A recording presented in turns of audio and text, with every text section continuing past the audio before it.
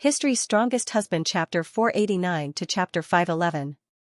Thank you to 111 and Lanshan Daoha for your tips. Was the Xunlang fleet equipped with grenades?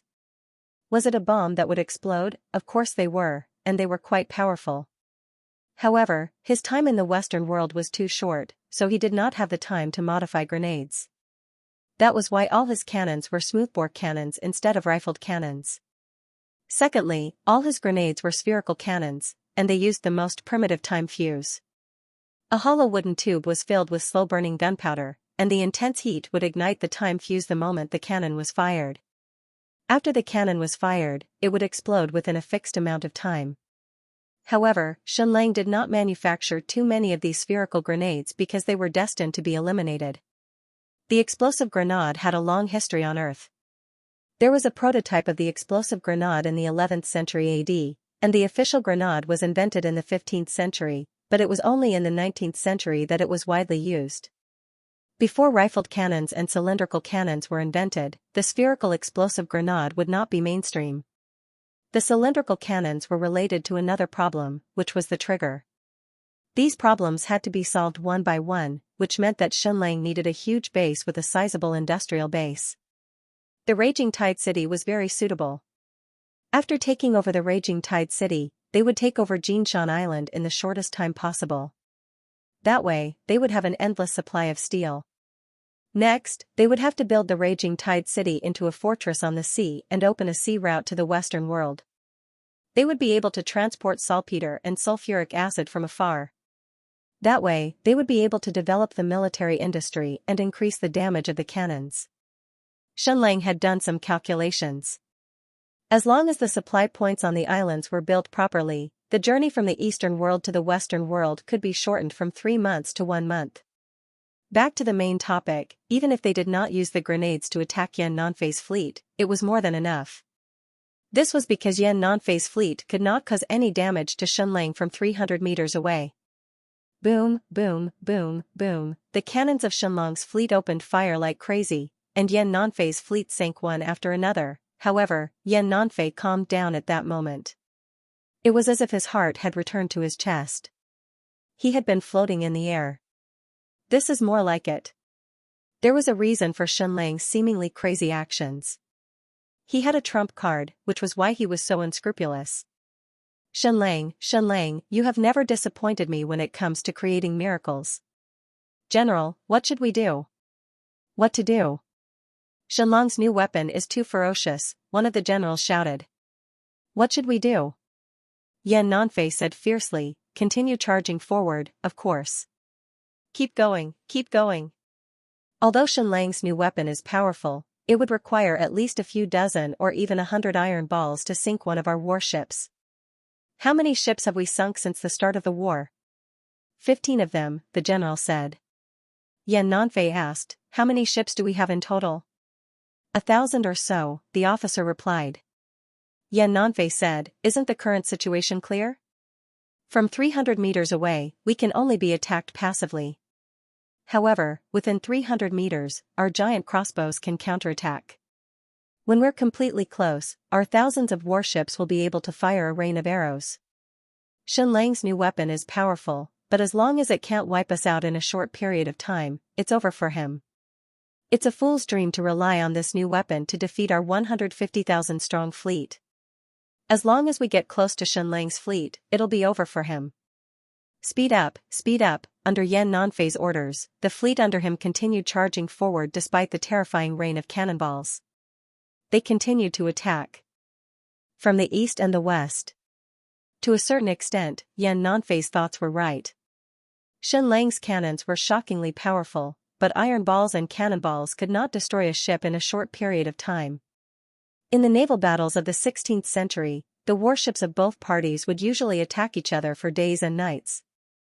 They would still be relatively intact after being hit by thousands of cannonballs. Not only did they not die, but they could also return to port. Of course, Yan Nanfei's fleet was not that powerful. His warships would be destroyed after being hit by tens or hundreds of cannonballs. According to his calculations, his fleet would be able to get close to Xunlang's fleet in 15 minutes at most. By then, he would be able to destroy Shenlang's fleet with the wolf pack tactic. Hurry, hurry, on the sea that stretched for tens of miles, Yan Nanfei's fleet's east and west fleets were closing in with all their might. They continued charging despite the shocking cannonballs and casualties. 500 meters, 400 meters, 300 meters, Yan Nanfei was elated. He had finally gotten close to that distance. He was no longer unable to fight back after being hit. Fire, fire, fire, following Yan Nanfei's orders, thousands of giant crossbows and catapults started firing. Hundreds of giant rocks whizzed out, and the sound was even more shocking than solid cannonballs. Giant arrows that were 2 to 3 meters long shot out. The scene was quite shocking. However, the results were almost zero. The accuracy of the giant catapults on land was already a mystery, let alone on the sea. None of the hundreds of giant catapults hit their target. However, that was the truth. The accuracy of the giant crossbows was much better than that of the catapults. Thousands of giant crossbows had a hit rate of about 5%. More than 50 giant arrows hit Shenlang's fleet. However, an arrow at the end of its flight could not penetrate a cape, let alone Shenlang's fleet. They were reinforced by metal armor. At this distance, even if the giant crossbows hit them, it would only tickle them. Yan Nanfei understood this completely. He knew that it was impossible to rely on the giant crossbows and catapults to destroy Shenlang's fleet. However, what he wanted was morale. Previously, they had been passively attacked without being able to fight back. It was too hurtful. Now that they could fight back, even if there were no results, it was enough to create an impact. As long as they continued to close in on Shenlang's fleet and fire arrows, Shenlang's fleet would be finished. Continue, close in, boom, boom, boom, boom. The cannons of the Shenlang's fleet opened fire again. At this distance, the power of the iron ball cannons was quite shocking. They could penetrate several floors of the deck. If they hit the cabins above, they could even penetrate them directly. Bang, bang, bang, bang, another amazing scene happened again. Dozens of amazing artillery shells directly penetrated a ship, really penetrating from one side to the other. Seawater surged in, and the entire ship was spinning with all its might. Soon, it would sink completely. However, Yan Nanfei ignored it at all. Instead, he fell into ecstasy. Soon. It seemed like his fleet was being slaughtered, but less than 30 ships had sunk so far. More than 95% of his ships could still fight. As long as I get close to Shenlang's fleet, I will win this battle. I can still make this great contribution. However, this was destined to be a dream, and dreams were usually impossible to achieve. That was because the Shenlang's fleet was waving strange flags again. Change the cannons. Open fire, as the order was given. The Shenlang's fleet opened fire again. However, the sound this time was too terrifying. It was like the wailing of ghosts and the howling of wolves. Yan Nanfei looked up and could not help but be completely shocked. What is this? The two iron balls were connected to an iron chain, and they spun rapidly as they shot over. Swoosh, swoosh, swoosh, the sound was so ear-piercing that it made one's hair stand on end. That was, of course, a chain bullet. It was an absolute killing weapon in close-range naval battles. The hit rate of solid cannons was not high, and their lethality was not high either. However, the lethality of the chain bullet against the sails and masts was extremely shocking. Swoosh, swoosh, swoosh, Yan Nanfei saw it clearly. A chain bullet flew toward the deck of a ship. Then, it instantly killed dozens of people on the deck. Their upper bodies were cut off, and they died a horrible death. Bang, bang, bang, the chain bullets roared and danced, cutting everything in their path. The huge sails were directly torn apart, and the thick masts were directly cut off. Bang, bang, after a series of ear-piercing sounds, the masts of Yan Nanfei's fleet fell one after another. Open fire, then, the second round of cannons came. The third round of cannons swept over crazily. All of them were chain bullets. The entire sea was filled with the wailing of ghosts and the howling of wolves. The most terrifying scene appeared. Yan Nanfei's thinking in naval battles was the same as that of the Navy generals in the old era. They would either jump off the ship and fight when they got close or fire arrows. Therefore, the distance between the ships was shockingly close, and they were densely packed together. His fleet was too huge, and it provided the best slaughterhouse for the chain bullets. The result was too horrible to look at. Previously, when they used solid cannons, it took them almost half an hour to fire tens of thousands of cannons, but they only managed to sink less than 30 ships. Now, the chain bullets at close range had crippled dozens of Yan Nanfei's warships in the first round. However, that was only the beginning. An even more fatal consequence happened. After the masts of the ships were broken and their sails were destroyed, they immediately lost their power and started spinning on the surface of the sea. The warships behind them could not slow down at all, let alone stop. Therefore, they crashed into them. Bang, bang, bang, after a series of loud sounds, many of Yan Nanfei's ships crashed into each other. His fleet was too densely packed in the sea. Open fire, the chain bullets from Xianxia's fleet fired like crazy. They were like the emissaries of hell, cutting masts one after another and tearing sails one after another. Yan Nanfei's fleet was crippled in large numbers. Naval battles before the 18th century were usually very rare. Both fleets would fight for a few days and nights, then return with injuries. They would repair their respective warships and come back to fight for a few days and nights again. This was because both parties had similar weapons and tactics. However, the naval battle between Xianxia and Yan Nanfei was revolutionary. Therefore, the rhythm of the battle was extremely satisfying. In less than half an hour, more than 200 to 300 warships from Yan Nanfei's fleet were destroyed, and more than 400 to 500 ships were completely crippled. Swoosh! This was a naval battle. Even at this moment, the area of the battle was more than 20 to 30 kilometers.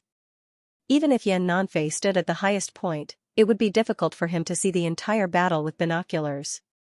Commanding a naval battle was difficult to begin with. It was completely dependent on the performance of each warship. Now that these warships were crippled on the sea, there was nothing they could do. His fleet was like a giant beast, paralyzed in one place, and paralyzed everywhere.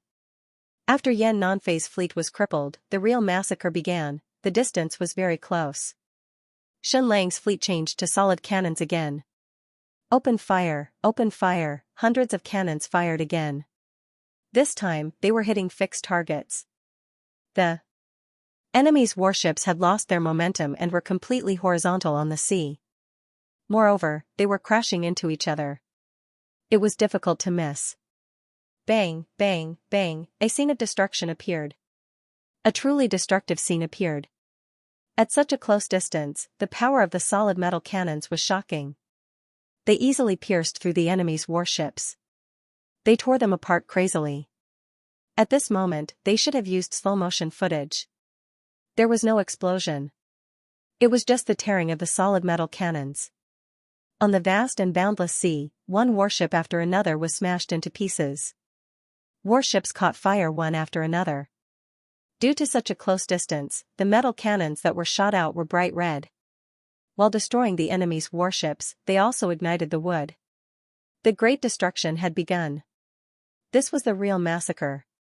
Warships were sinking every minute. As for the people on the warships, they were easily overlooked because this was the sea, and there was no way to escape. Fight them to the death.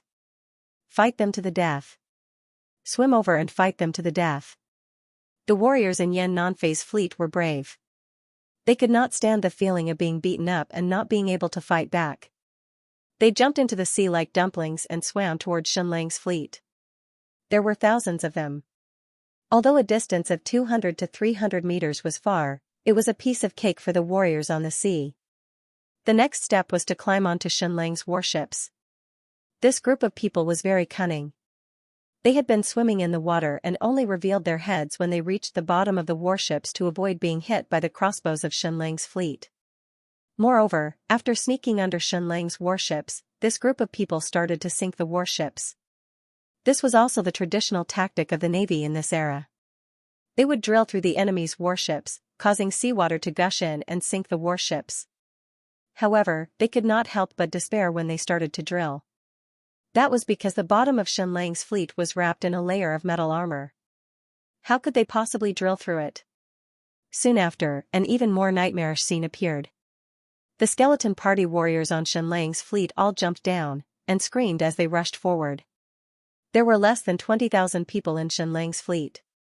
6,000 to 7,000 people were enough to operate 1,000 cannons. The remaining 10,000 people could only watch their comrades being slaughtered. They felt terrible. Now, it was finally their turn to feast. "Dear, we're here." Then, the warriors of the two fleets engaged in an intense battle in the sea. It was the most primitive and violent battle. The warriors in Yan Nanfei's fleet were initially full of confidence. They could finally fight in close combat and return to fighting with cold weapons. However, they did not expect it to be a nightmare. The warriors in Xianlang's fleet might be old, some of them even lost a few of their teeth. Furthermore, they looked wretched and skinny. But in the sea, there was only one word to describe them: white in the waves. Their swimming ability was too shocking. Not only could they swim with their legs, they gave people the feeling that they could swim with their third leg. They were completely agile. Furthermore, every single one of their scimitars were extremely cunning. They used the smallest amount of energy to kill. It was still a one-sided massacre. The skeleton warriors only had one thought in their minds. Easy, too easy. Previously, the Bloody Baron's fleet was so weak, but now, why were the warriors in the Eastern Fleet so weak as well? Killing them was as easy as blowing off dust. However, it was still the same sentence. It was not that the warriors in Yan Nanfei's fleet were too weak, but the skeleton's fleet was too strong. They were an army that had fought against the sea monsters for 10 years. The massacre of the cannons on the sea was shocking, but the massacre of the skeleton in the sea was even more shocking. In less than an hour, the skeleton warriors realized that they could not find any opponents. Yan Nanfei had jumped into the sea and swam over with less than 10,000 warriors. How could they withstand the massacre, and were all killed? The entire sea was filled with floating corpses, and the sea was dyed red once again. "Come up, come up!" The commander of the skeleton shouted, and the group of skeleton warriors reluctantly returned to the warships, and continued to watch the performance of the cannons. However, they realized that the performance of the cannons had ended. The entire sea had turned into hell. There were flames everywhere, and the destruction of warships could be seen everywhere. It stretched for hundreds of miles, and there were warships that were on the verge of being destroyed. Yan Nanfei's 150,000-strong navy, more than 1,000 warships, was originally majestic and covered the sky. After fighting for a few hours, more than 500 warships in Yan Nanfei's fleet had sunk, and the remaining 100 warships were spinning on the sea, and were about to sink as well. The East and West fleets that he had sent out to attack were all annihilated. The North and South fleets that did not participate in the battle survived. Yan Nanfei stood at the highest point of the flagship and scanned the entire sea with his binoculars. His entire body felt cold. The collapse of an army should only be suitable for land battles, but now that they were on the sea, the same scene actually happened. A total of more than 600 warships and more than 70,000 people were all dead. This was not a battle, but a massacre. Especially in the last 4 hours, especially after Xianlang's fleet used chain bullets, it was simply a magnificent show of destruction. The fleet that Yin Yuan Association had spent a huge amount of money to build was half destroyed in just a few hours. "Marshal, what should we do?" the general asked. Yan Nanfei closed his eyes in pain. Half of his fleet was actually left, and there were still 600 to 700 warships of various types, and more than 80,000 people. However, this naval battle was already lost, and there was no point in continuing the battle. "Retreat, retreat," Yan Nanfei gave the order in pain. Immediately, the retreat horn sounded, and the flag-bearers started waving their flags. Then, Yan Nanfei's North and South fleets started to retreat. It was impossible to win this naval battle, so it was better to return to land and rely on the raging Tidewater Castle to defend. At least until now, the raging Tidewater Castle had never been truly destroyed, nor had it ever fallen. "Retreat, retreat," Yan Nanfei's remaining fleet fled. Meanwhile, Xianlang's fleet split into two and began a chase on the sea. This chase was very much like a scene from the animal world. A male lion ferociously pounced on a herd of wildebeests, and it chased and killed hundreds of them. Most of Shenlang's 100 warships were modified from the Skeleton Party's warships, and these pirates were best at building the fastest warships. They were all Flying Scissors warships, and their speed was about 15% faster than Yan Nanfei's fleet. The speed was not huge, but it was enough on the vast sea. Yan Nanfei used his binoculars to observe Shenlang's fleet. What is he doing? The general under him said in a trembling voice, He's trying to surround us. Actually, Yan Nanfei knew the answer, but he still could not believe it. Was Shenlang crazy? He had a total of 100 warships, and they were split into two groups, north and south. How could 50 warships surround 400 warships? 10,000 warships surrounding 40,000 warships? That was a complete lunatic. That was right, Shenlang was indeed planning to surround and annihilate them. If it was just a normal pursuit, a large portion of Yan Nanfei's fleet would still escape. Only by rushing to the front of Yan Nanfei's fleet to block their path and form a thin and sparse encirclement would they be able to wipe them out. Subsequently, Shenlang's Skeleton Party's fleet relied on their speed to overtake Yan Nanfei's fleet from both sides. Then, the long encirclement began. However, Yan Nanfei's fleet did not care and continued to flee. After 3 days and 3 nights, Shenlang's encirclement on the sea was formed. Looking down from the sky, the encirclement was pitifully thin. There were only 50 warships surrounding Yan Nanfei's 400 warships in the sea that spanned over 20 miles. After the encirclement was formed, it began to shrink and close in. How similar was this scene, however, previously, it was Yan Nanfei's fleet surrounding Shenlang. Now, it was Shenlang's turn to surround Yan Nanfei. Fire, fire, when they were 800 meters away, Shenlang's fleet officially opened fire. However, the cannons were very sparse at this moment. The damage was average, and it could only be used to scare them. Continue to close in, Shenlang's fleet was really crazy. One warship charged at 10 warships and claimed that they were surrounded. Yan Nanfei was trembling in anger. Shenlang, you're too arrogant. Then, he gave the order for the fleet to disperse. 8 warships formed a group and surrounded one of Shenlang's warships. Then, they closed in. Previously, 600 warships could not defeat 100 of Shenlang's warships. This was due to the group effect. When 100 warships' cannons were added together, the damage was too shocking. Now, 8 warships against 1 warship. They did not believe that they could not defeat it. After Yan Nanfei gave the order, the entire fleet's flag signals were transmitted. Then, his fleet began to fight on their own. 8 warships surrounded 1 warship that was charging at Shenlang's warship. Hila was commanding a warship alone. She stood at the top of the mast and personally acted as the chess player. She was really not a qualified captain. Steady, steady, don't panic. The 8 warships of Yan Nanfei continued to close in on Hila's fleet. Actually, she could have opened fire from 800 meters away, but she did not. 500 meters, 400 meters, the skeleton pirates almost held their breath because this distance was already very dangerous. The enemy's catapults and giant crossbows could already hit their warships. Although their accuracy was not high, if a giant rock hit them, it would cause great damage. 350 meters, Hila suddenly gave the order, fire. Immediately, the 30 cannons on her warship opened fire at the same time, firing in all 4 directions. Swoosh swoosh swoosh swoosh, the terrifying chain bullets shot out again.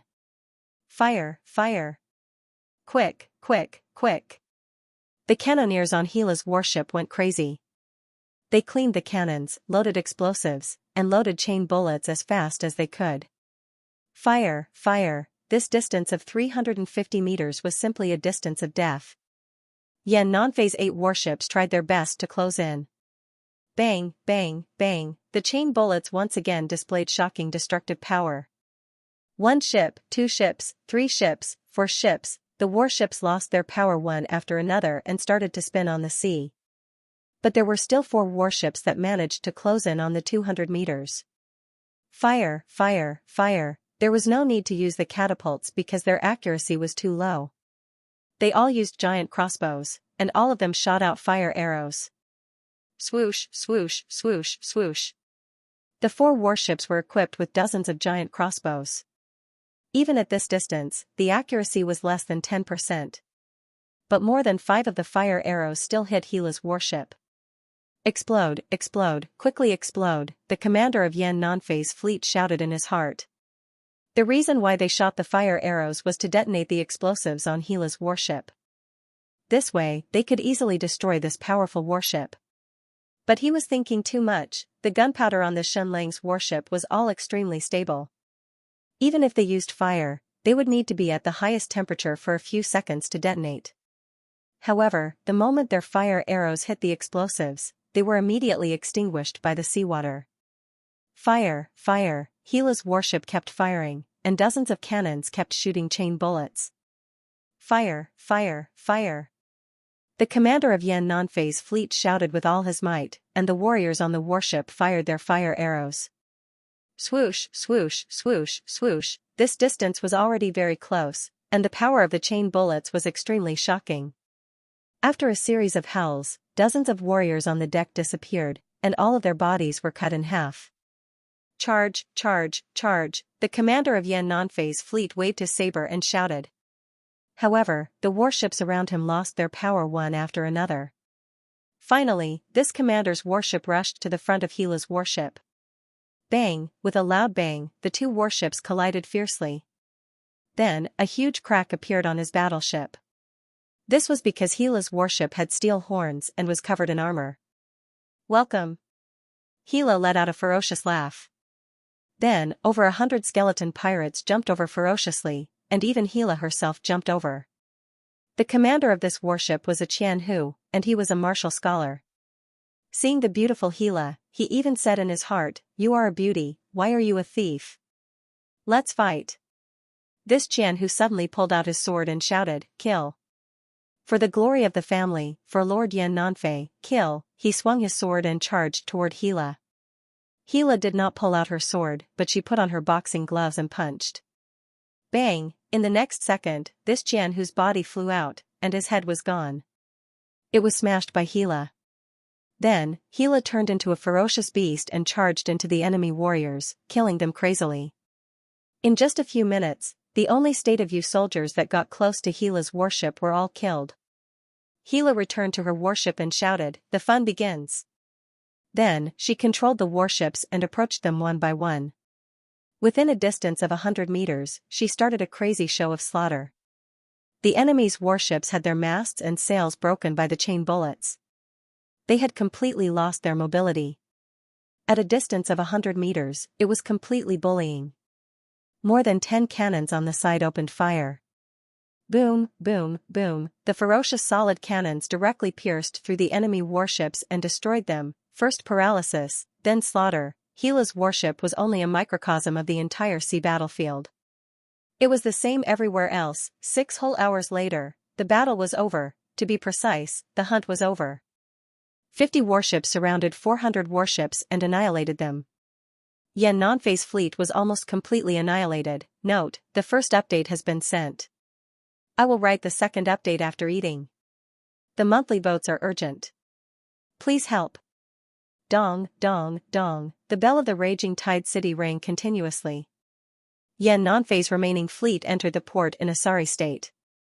The defeat was too tragic. Of the 150,000 navy and 1,100 warships, less than 10% had returned. The rest had all been annihilated by Shenlang. Yan Nanfei did not even feel sad anymore. There was only one thought in his mind. How to protect the raging tide city. However, he saw a few people when he reached the port of the raging tide city. Xu Tingyu of the State of Yu's Inyuan Association. His father, Xu Bodeo, was still the leader of the Inyuan Association of the State of Yu. However, he was no longer in charge of the affairs and stayed in Yan capital. Xu Tingyu had become the person in charge of the Inyuan Association of the State of Yu. The State of Yu's Privy Council Deputy Commissioner and Governor of Tiannan Province, Zhu Yong. It was a little strange. Zhu Yong's son, Zhu Hongxue, was a genius. He led the Blood Soul Army and destroyed Bianzhao's 100,000-strong army in a few days. He also defeated Prince Jin's 100,000-strong army. Even Ming Yi could not fawn over Zhu Hongxue. The Sky Sea Pavilion was now above the royal family of the State of Yu. Zhu Yong, as Zhu Hongshua's father, was still the governor of Tiannan province. Everyone else was promoted, but he did not. This was the Zhu family's way of doing things. As the prime minister of the state of Yu's cabinet, Zhu Hongshu's influence in the imperial court was overwhelming. He represented the will of the great Yan Empire. However, Zhu Yong's position was a little awkward. He had to succeed Zhu Hongshu's position and become the prime minister of the state of Yu's cabinet. However, if he entered the cabinet now, it would be too embarrassing. People would say that the Zhu family was too greedy. There were 4 positions in the state of Yu's cabinet. You and your son will occupy 2 of them. Moreover, there was no suitable position for him in the imperial court, so he continued to hold his previous position, the governor of Tiannan province. This position could be used for both civil and military affairs, so he occupied a position in the Bureau of Military Affairs. However, the Privy Council probably wouldn't be around for much longer and would soon be abolished. Previously, the Secretariat and the Privy Council were equal, but after the reform, the cabinet was the largest, and one of the generals would enter the cabinet. After the Privy Council was abolished, the Ministry of War might become the highest military office. However, the Minister of War could not enter the cabinet. The cabinet would have a deputy minister in charge of the Ministry of War. By going to the Bureau of Military Affairs now, Zhu Yong could be considered as indirectly occupying the position of the future vice minister. After Zhu Hongshu abdicated, he would naturally take over the position. Therefore, the Privy Council of the State of Yu had become a place where Zhu Yong cultivated his qualifications. After he entered the cabinet, the Privy Council would naturally be eliminated. Accompanying Zhu Yong were the governor of Nujiang Prefecture, Tang Yun, and the representative of the Wuan Count House, Shui Zhaoyan. There was also another important person, Wu Ju, the son of the Stupa Mountain elder. It was Wu Ju, the one who called Xianxia his brother but stabbed him in the back time and again. The 5 of them came together to welcome Yan Nanfei. Lost? Zhu Yong asked. Yan Nanfei bowed and said, I lost, I'm guilty. The 150,000 naval troops were almost wiped out. Not even a tenth of them survived. Zhu Yong said in shock, is Xianxia's fleet that powerful? The few of them were shocked, but not as shocked as they imagined. Perhaps it was because Xianxia's miracles had left too deep an impression on them, so they instinctively felt that it was normal for Xianxia to be so powerful after his return. Come, let's talk inside. Yan Nanfei nodded. Then, he realized that the entire Fury Tide city was filled with soldiers. They were probably brought here by Zhu Yong. Yan Nanfei used 2 hours to describe the battle, especially the detailed description of Xianxia's cannons. This weapon is made for naval battles. It can shoot for more than a mile, Yan Nanfei said. Although I have a large fleet, it's behind the times. However, Zhu Yong did not appear to be very surprised. Instead, he asked, can Xianxia's weapon be used to attack cities? Please think carefully before you answer. Yan Nanfei thought for a while and shook his head. This weapon is extremely powerful in naval battles, and it's even very powerful in open battles. It's killed countless people, but it's not very useful in attacking cities. His judgment was correct. Before the large-caliber howitzer was invented, it was very difficult for cannons to directly break through a city's defenses. During World War II, cannons were already very powerful. When the Japanese attacked Jinling City, they used a regiment of artillery, more than 10 tanks, and countless engineers, but they still couldn't blow up the city walls.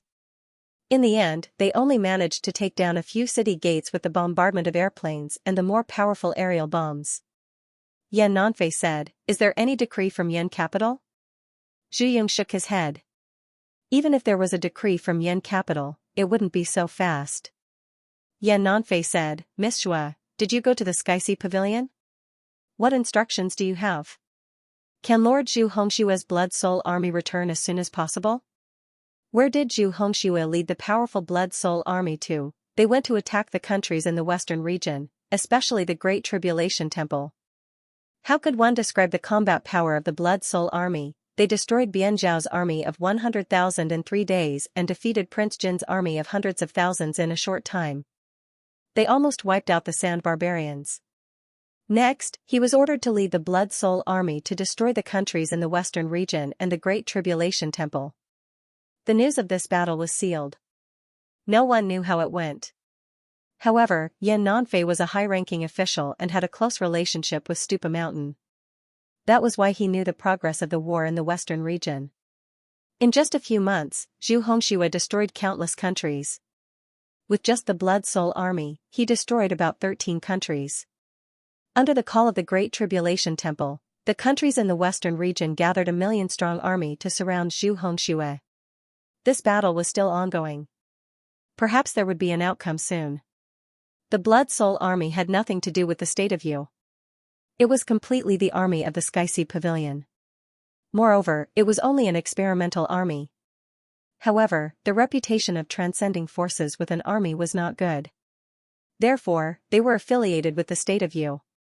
On the surface, it was the state of Yu that was attacking the countries in the western region. Why did the Sky Sea Pavilion attack the countries in the western region?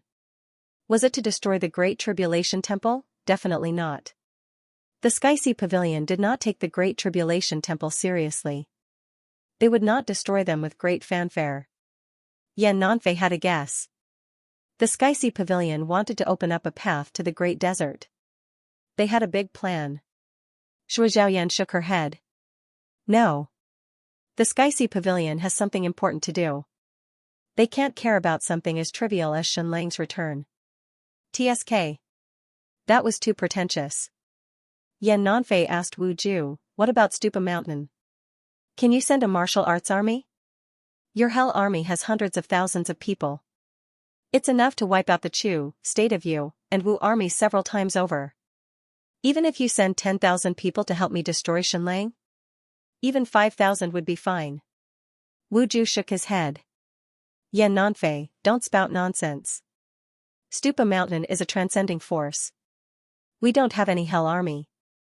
This is a complete rumor. Yan Nanfei sneered. Why are you still being secretive at a time like this?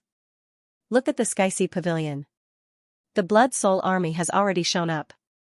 With just 10,000 people, they've destroyed Bianshao, Junjin, and more than 10 countries in the western region. Moreover, the Hell Army of Stupa Mountain could be affiliated with the Chu Kingdom. Yan Nanfei's feelings towards Stupa Mountain were very complicated. On one hand, he could not leave Stupa Mountain's support. On the other hand, he hated Stupa Mountain for occupying the South Continent Islands and the South Sea Sword sect. In order to dominate the South Sea, they did not hesitate to create a few large earthquakes and tsunamis. What was the meaning of this? It was obvious that they wanted to turn the entire South Sea into a forbidden zone. No ships dared to enter. Therefore, to a certain extent, the Shui clan was not destroyed by Shenlang, but by Stupa Mountain. Although Shui Zhaoyan's words sounded pretentious, they were indeed true. The ancient relic that Stupa Mountain found on Black Rock Island was huge. It was so huge that it was unimaginable. The ruins of the ancient civilization spanned thousands of miles, and they were still being explored. What did this remind people of? The Devil's Triangle, right? After the ancient civilization was destroyed, countless countries and cities sank into the sea or underground. The so-called ancient ruins might just be a building, or it might be a complete city, or it might even be the entire ancient empire. However, the bigger the ancient relic, the greater the reward. This time, Stupa Mountain was willing to pay the price of wiping out the Shui clan to dominate the South Sea and islands. It was obvious how huge the ancient relic was. The Sky Sea Pavilion and Stupa Mountain were competing transcending forces. Now that Stupa Mountain had such a huge reward, how could the Sky Sea Pavilion sit back and watch? Snatch Stupa Mountain's ancient relic? That was impossible. Now that the Sky Sea Pavilion had sent the Blood Soul Army to conquer the West region, it was very likely that they had found some traces of the ancient relic in the Great Desert. In the eyes of the Sky Sea Pavilion and Stupa Mountain, they were each other's biggest competitors. As for the return of Shenlang, it was not a big deal for the time being. Yan Nanfei trembled. Aren't you afraid that Shenlang will become powerful? While he is still weak, it's not too late to use absolute force to destroy him. Wu Ju was silent for a moment. Unless His Majesty gives the order, Stupa Mountain will not cross the border. Our sphere of influence is the Kingdom of Deqian and the Kingdom of Liang. The state of Yu belongs to the Sky Sea Pavilion. Shui Zhaoyan said, the Sky Sea Pavilion's left pavilion master is not here. Princess Ninghan is not here, and neither is Lord Zhu Hongxue. Tiannam Province's Governor Zhu Yung said, I brought 70,000 troops and they are already stationed in Fury Tide City. How many men do you have left? Yan Nanfei said, 20,000. Only 20,000 of the 150,000 men were left. It could be considered a complete annihilation. Xu Tingyu said, I brought 10,000 men, the new army of the Yinyuan Association. Although they are not comparable to the secret armies of Stupa Mountain and the Sky Sea Pavilion, their combat power is not inferior to Shenlang's first and second Nirvana armies. They might even be stronger than Shenlang's first and second Nirvana armies because they were also modified from blank bloodline users. That's because they were also modified from people with a blank zero bloodline. Moreover, our modification medicine is even more powerful than Shenlang's. The new army of the Yinyuan Association was internally known as the Iron Blood Army of the Yinyuan Association. The establishment of this army was filled with blood and tears. According to His Majesty's decree, the Yinyuan Association was not allowed to have a large-scale private army. However, Shenlang used the Black Plague to kill tens of thousands of people in the Yinyuan Association. The elders of the Yinyuan Association used the lives of these tens of thousands of people to beg His Majesty. Only then did they have the new army of the Yinyuan Association. The Emperor ordered Stupa Mountain and the Sky Sea Pavilion to help perfect the formula of the Yinyuan Association's bloodline modification medicine. With a little help from these two organizations, there was indeed a different reaction. Shenlang's bloodline modification medicine was refined from the Golden Bloodline and Stupa Mountain's goo worms. It would only stimulate the power of blank bloodline users and make them stronger. However, it would not change their personalities. Therefore, the Nirvana army was still focused and sensitive. However, after being modified by Stupa Mountain and the Sky Sea Pavilion, the Nirvana medicine became even more ferocious and domineering. After being injected with the medicine, the strength and agility of the blank bloodline users increased by a shocking amount. It was indeed greater than the improvement of Shenlang's Nirvana army. However, the price was that these people with zero bloodline basically could not live past 40 years old after being modified. Under Shenlang's command, these Nirvana army with zero bloodline were completely normal soldiers. However, in the Yinyuan Association, this Iron Blood army became a killing machine that was extremely violent and ferocious. Xu Tingyu waved her hand. The 10,000 new soldiers of the Yinyuan Association appeared neatly on the street. In an instant, an amazing bloodthirsty murderous aura enveloped all the places within a radius of a few miles. Wherever they passed, people's hair stood on end and felt very uncomfortable. The 10,000 people moved in unison, which was exactly the same as Shenlang's Nirvana army. However, the aura they exuded was like that of a wild beast, which made people shudder. This is the Yinyuan Association's new army, the upgraded version of Shenlang's Nirvana army. Xu Tingyu ordered, Iron Blood First Army, move out. Suddenly, the 5,000 Iron Blood army pulled out their super sabers that weighed more than 50 kilograms and slashed down. One slash, the 5,000 people were like a torrent of steel, crushing everything along the way. No matter what they encountered along the way, they were all smashed into pieces. Whether it was a house or a wall, everything collapsed under the slash of the 200-kilogram sabers. Second Iron Blood Army, move out. The other 5,000 people suddenly drew their bows and nocked arrows. Every one of their bows was the same as the second Nirvana army of Shenlang. They were all strong bows of 2 stone. In order to show that they were stronger, they even used super strong bows of 2.5 stone. Shoot! Xu Tingyu gave the order. The 5,000 arrows of the second Iron Blood army shot out in a frenzy. It was a shocking chain of arrows, each of which weighed 8 taels. Suddenly, the arrows shot out were like a storm, destroying everything. Their target was a house, a sturdy house. Although it was made of wood, it was as thick as a person's thigh. In the end, the house of the second Iron Blood army was shot into ruins. It was riddled with holes and collapsed directly. Shoot away. Xu Tingyu gave another order. The second Iron Blood army of the Yinyuan Association aimed at the dummies 300 meters away and shot. Whoosh, whoosh, whoosh, whoosh. Once again, like a storm, thousands of dummies 300 meters away were shot into pieces. These dummies were completely carved out of wood and were extremely sturdy. But they were torn apart by the rain of arrows 300 meters away. The lethality was too shocking. Xu Tingyu said, "My 10,000 Iron Blood army was completely built according to the ideas of Shenlang's Nirvana army. I have to thank the Emperor for his kindness, the Sky Sea Pavilion, and Stupa Mountain for their help. Although their combat power is not as strong as the two secret armies of the Transcendental Forces, they are far stronger than Shenlang's Nirvana army. Sir Yan Nanfei, with the 10,000 Iron Blood army of the Yinyuan Association, are you confident in defending the Fury Tide City?" Xu Tingyu closed his eyes and imagined the combat power of Shenlang's skeleton army. They were very strong, especially when they fought in the sea. It was simply hopeless. But could the navy use them to attack the city?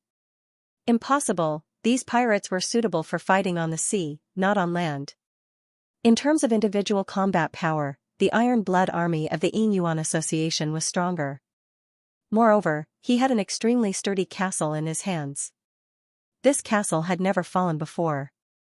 Zhu Yong's 70,000 troops, Yan Nanfei's 20,000 troops, and the 10,000 Iron Blood army of the Yinyuan Association. 100,000 troops defending the Fury Tide City. With the sturdy castle in his hands, how could they not defend it? Yan Nanfei definitely did not believe it. At that moment, Wu Ju from Stupa Mountain appeared. He took out an arrow, a special arrow. "Bring them here." Following his order, more than 10 captives appeared 300 meters away. Wu Ju knocked the arrow and shot it. Swoosh, this arrow drew an arc and exploded in the air 300 meters away. A thick green fog suddenly splashed and covered an area of more than 10 square meters. Over 10 million goo worms fiercely rushed out and pounced on these dozen or so captives. Ah! Ah! Ah! After a series of shrill screams, the captives turned into pus and blood and died without a complete corpse. All the flesh and blood on their bodies were gone, leaving only white bones that had turned a terrifying green color. The power was too shocking. In just a few seconds, the captives turned into pus and blood. Wu Ju said, "Previously, we gave the Shuek clan the level 2 carrion venomous insect. However, because of Wu Tuzi's betrayal, Shenlang found out about the defensive formula and created the defensive potion. Therefore, during the battle with the Shuek clan, your level 2 carrion venomous insect didn't play a role even though it was your trump card. It couldn't kill Shenlang's Nirvana army. However, our arrow contains a level 3 carrion venomous insect. Wu Tuzi doesn't have the defensive formula, so naturally, Shenlang doesn't have it either. The second Iron Blood army of the Yinyuan Association has amazing archery skills. They can hit a target from 300 meters away. Meanwhile, this level 3 carrion venomous insect can completely ignore any defense or armor. After an arrow explodes, the venomous insect can cover an area of more than 10 square meters. It can kill any powerful army, including Shenlang's army." Yan Nanfei was elated. "Sir Wu Ju, how many of these venomous insect arrows can you provide? Is 30,000 enough?" Wu Ju asked. Enough. It's completely enough," Yan Nanfei said. After an arrow exploded, it could kill more than 10 square meters. According to the second Iron Blood army of the Yinyuan Association's amazing archery skills, 30,000 arrows were enough to kill 200,000 people. How many troops did Shenlang send to attack the Rage Tidewater City? At most, it would not be more than 20,000 to 30,000 people. He, Yan Nanfei, had an army of 100,000, 30,000 goo insect arrows, 10,000 powerful iron-blooded soldiers, and a sturdy castle. If he still could not defeat Shenlang, he would be too ashamed to continue living in this world. Zhu Yong asked, "Sir Yan Nanfei, can you win now?" "Yes." Yan Nanfei said, "I'm willing to make a military pledge. If I can't defeat Shenlang in the Battle of Rage Tidewater City, if I can't destroy Shenlang's army, I'm willing to commit suicide." In reality, there was no need for a military pledge. If Yan Nanfei lost the Rage Tidewater City, he would not be able to survive. Zhu Yong said, "All right, it's good that Sir Yan has this intention. However, please remember one thing. There's no such thing as Shenlang's return. What you destroyed was merely a Western pirate who used Shenlang's name. Shenlang is already dead, understand?" Instantly, Yan Nanfei understood. There seemed to be no reaction from the higher-ups when he reported Shenlang's return. Not to mention Flame Capital, even King Ningxiao didn't give any orders. So that was why, that was because Shenlang's return was already a slap in the face. 2 years ago, the emperor ordered half the world's army to surround and destroy Shenlang. It was said that they were going to destroy all of Jiang Li's remaining forces. Now that Shenlang had returned, what would the world think? What was going on? Even such a huge force couldn't destroy Shenlang, therefore, even though Shenlang had returned, they still acted as if nothing had happened. They even publicly announced that it wasn't Shenlang, but a daring imposter. They wanted Yan Nanfei to destroy Shenlang silently and then act as if nothing had happened. Immediately, Yan Nanfei knew that there would be no more orders. Be it from the I or the king of you, there would be no more orders. Zhu Yong said, Sir Yan Nanfei, although the Sky Sea Pavilion didn't send troops this time, we did our best to support you. The power you have now is unprecedented, tens of times that of Shenlang. No matter how strong his fleet is, they can't go on land. No matter how strong his pirates are, they can't take down the castle. Therefore, the Fury Tide City must not fall into Shenlang's hands, understand? Understood, Yan Nanfei said. Zhu Yong said, but in order to completely destroy Shenlang, it's worth it no matter what price we have to pay, understand? Understood. Yan Nanfei said. Zhu Yong clapped his hands, and 30 people appeared in front of Yan Nanfei. These are all top-notch martial arts powerhouses. None of them are weaker than a grandmaster. Zhu Yong said, I'll let you command these 30 top-notch martial arts powerhouses. There's only one goal, to destroy Shenlang's army and kill Shenlang. If you successfully destroy Shenlang, you'll be promoted to a marquis. But if you fail, then... Zhu Yong didn't finish his sentence, and there was no need for him to finish either. Yan Nanfei said, I've already made a military pledge.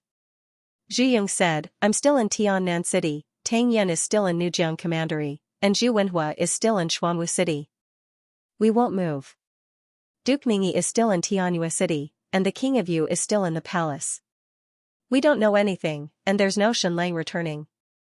Everything ends here, at the Fury Tide City? Understand? I understand. Zhu Yong said, you should know that once the Fury Tide City falls, Shenlang's next step will be to attack the Marquis Xuanwu residence. By then, Miss Xue Zhaoyan will lose the castle she just obtained. Most importantly, the news of Shenlang's return will no longer be suppressed. You should know how many lowly people in the world are thinking of Jiangli. How much turmoil will this cause? How bad will the impact be? Yan Nanfei said, Lord Zhu Yong, I really understand. Zhu Yong said, so, don't let Shenlang step onto land. Don't let the entire eastern world know of his return. Understand? Don't force Sky Sea Pavilion and Stupa Mountain to act, and even more so, don't let Flame Capital attack. After all, Jiangli made Flame Capital attack and annihilate them in one fell swoop.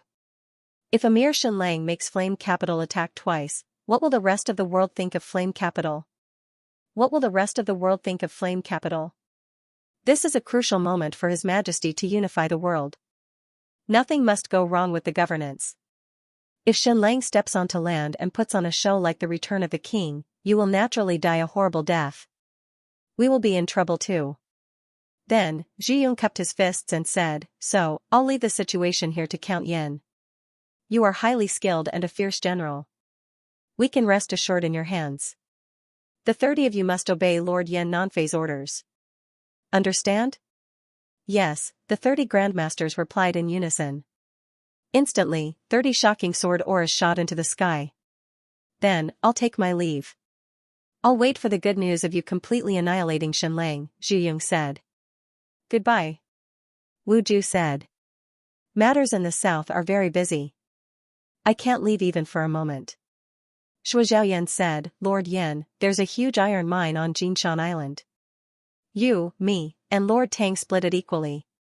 The Xuanwu Marquis residence is currently occupied by my family.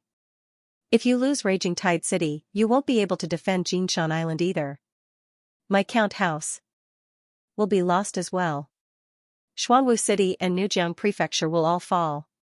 Whether or not we can rest easy at home depends entirely on Lord Yan. Yan Nanfei laughed coldly. Don't worry. I'm betting my life on this. Goodbye. Shu Xiaoyan said, then I'll return to the Xuanwu Marquis residence, no, the Wuan Count House, to wait for news of Lord Yan's victory. If you manage to behead Shenlang, please let me see it and let me spit on his face. Yan Nanfei said, Miss Xue, are you that busy too?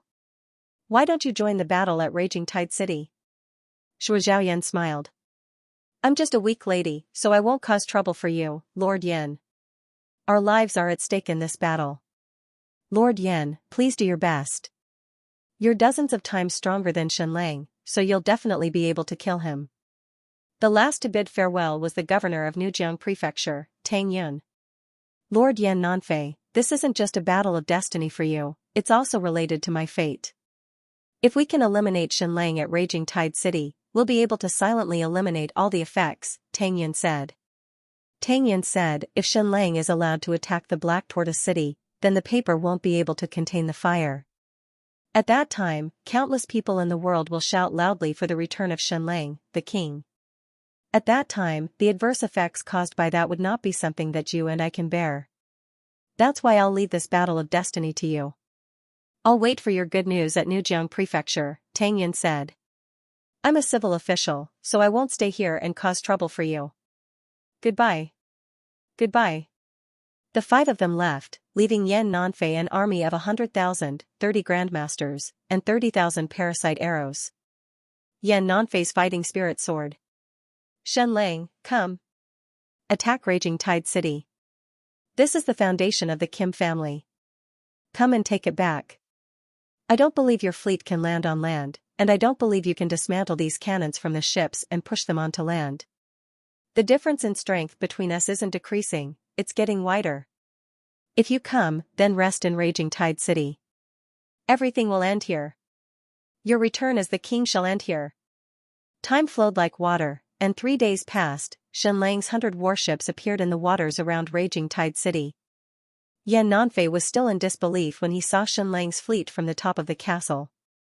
That lunatic Shenlang, did he really only bring 20,000 soldiers to attack Raging Tide City? Shenlang stood at the bow of the ship and looked at the familiar city. Raging Tide City was not only the foundation of the Kim family, but it was also Shenlang's painstaking effort. It was also the starting point for him to conquer the entire Eastern dynasty. It was his foundation. If he could not take down Raging Tide City, there would be no point in talking about his great cause of peace. How many soldiers did Shenlang send to attack Raging Tide City? 10,000, at most 10,000. However, Yan Nanfei had 100,000 soldiers, 30 grandmasters, 10,000 iron blood soldiers from the Yinyuan Association, and 30,000 parasite arrows from Stupa Mountain. However, not only did he want to take down Raging Tide City, but he also wanted to minimize the casualties. Shenlang looked at the huge and sturdy castle and sighed deeply. Raging Tide City, I'm coming. Note, today's update is 15,000 words. I'll try my best to update early tomorrow. Have a good sleep tonight. Monthly votes are the best sleep-inducing medicine. Please, my benefactors. Brother, this city won't be easy, Hila said. Shenlang nodded. Of course, Fury Tide City wouldn't be easy. It had been a long time since his return. Even if the Great Yan Empire hadn't reacted, and the state of Yu's troops wouldn't be able to arrive in time. However, there were two places where troops could definitely enter Fury Tide City in advance. One was the garrison of Tiannam Province, and the other was the Yinyuan Association's army. Shenlang didn't know that the Yinyuan Association had an iron-blooded army, but he could deduce it. This was because when he had destroyed the Yinyuan Association's headquarters in the Yu country, the Yinyuan Association had already made a move to snatch a few thousand people with zero bloodlines. Of course, this was just Shenlang's plan. They had snatched a few thousand people who were truly retarded. However, the Yinyuan Association's will to build a super army could be seen from this. After that, Shenlang used the Black Plague to massacre one of the Yinyuan Association's cities. As a consolation, the Great Yan Empire's emperor would agree to the Yinyuan Association's request. Shenlang had already clearly given the idea of building a super army, which was to modify the people with zero bloodlines. The formula Shenlang gave was obviously fake, but Stupa Mountain and Sky Sea Pavilion's research on bloodlines was hundreds of years earlier than Shenlang's. Moreover, when Jiangli was destroyed, Stupa Mountain had obtained the most research results. It was enough for them to leak a little to the Yinyuan Association. Therefore, Shenlang deduced that there was a high probability that the Yinyuan Association would have a super army. Not only the Yinyuan Association, but Stupa Mountain would also not sit idly by. After all, Yan Nanfei South Sea Sword Sect used to be Stupa Mountain's alternate account. Of course, Stupa Mountain had cancelled this alternate account in order to completely occupy the underwater ancient ruins. However, Yan Nanfei was still one of them, so there was a high probability that they would provide him with gu weapons. Therefore, Shenlang deduced that he would be facing the Yinyuan Association's new army and Stupa Mountain's gu weapons. It had to be said that the enemy would know you best. Even if Shenlang didn't know anything, he could guess most of it. Shenlang would only use the Amazon army and the Nirvana army to attack Fury Tide City, a total of about 10,000 people. The skeleton army was a navy, so it was best not to use them to attack a city. Therefore, this battle was naturally difficult to fight. Suddenly, Hila said, "Brother, don't you have the Black Death virus? Can we use this to attack the city?" Shenlang thought for a moment and shook his head. No. It seemed like using the black virus was a good choice. It could easily paralyze the entire Raging Tide City, and as long as the entire ocean was sealed, there was no need to worry about the virus spreading to the land. However, the Angry Tide City was not just the Angry Tide City. There was also Liuzhou Island. The whole of Liuzhou Island was more than 5,000 square kilometers. The Kim family and the Heavenly Dao Society had invested several million gold coins here, moving close to 100,000 citizens to live on this island, and opening up millions of acres of fertile farmland and pastures. All of these were the foundation of the Kim clan, and they were also Shenlang's foundation.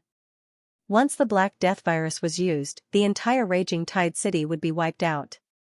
The entire population of Liuzhou Island would be wiped out as well. These 100,000 people were all citizens of the Kim family. In the future, Shenlang would need a large amount of food and meat to develop the Fury Tide City base, and they would need to rely on the production of 100,000 people. Therefore, the Black Death virus could not be considered. Hila said, "It's impossible to attack. Although the Amazon army is strong, they only have 8,000 people. They can't afford to lose too many people." Shenlang nodded. Every lady in the Amazon army was precious and could not be lost. Moreover, Shenlang was planning to let the Nirvana army and the Amazon army marry each other to produce a powerful next generation. Hila said, "Are there any innocent people in this Raging Tide City?" Shenlang thought for a moment and shook his head. There were no innocent people in the Raging Tide City.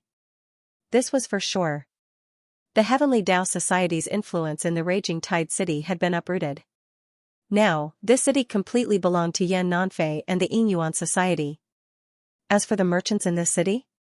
The merchants who were originally slightly loyal to the Kim family and Shenlang were now out of luck.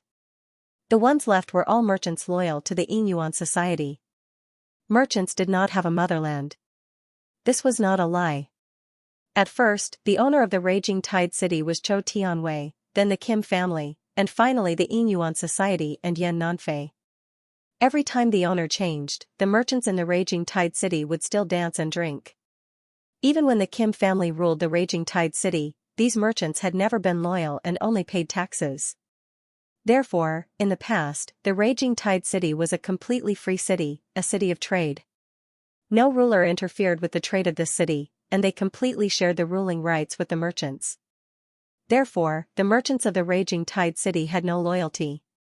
When the original owner of the city was about to die, they could not wait to abandon and betray it. This time, after Shenlang took down the Raging Tide City, he would carry out a thorough purge. From now on, the Raging Tide City would need workers and farmers, but not merchants. He wanted to build the Raging Tide City into a sea fortress and an industrial base. All the raw materials did not need to be traded with the Eastern world, just with the Shiluan dynasty. His sister Helen and wife Deborah would definitely spare no effort in providing material support. Lock down all the routes to Raging Tide. Surround them, but don't attack, Shenlang ordered. His powerful fleet immediately spread out and locked down the entire Raging Tide City. However, they didn't land at all and didn't engage in battle. Yan Nanfei heaved a sigh of relief when he saw this. Everything was as he had imagined. The Xunlang fleet was invincible, but they did not have the ability to attack cities, nor could they move the cannons onto land. Trying to use a blockade to force raging Tide to compromise, daydreaming?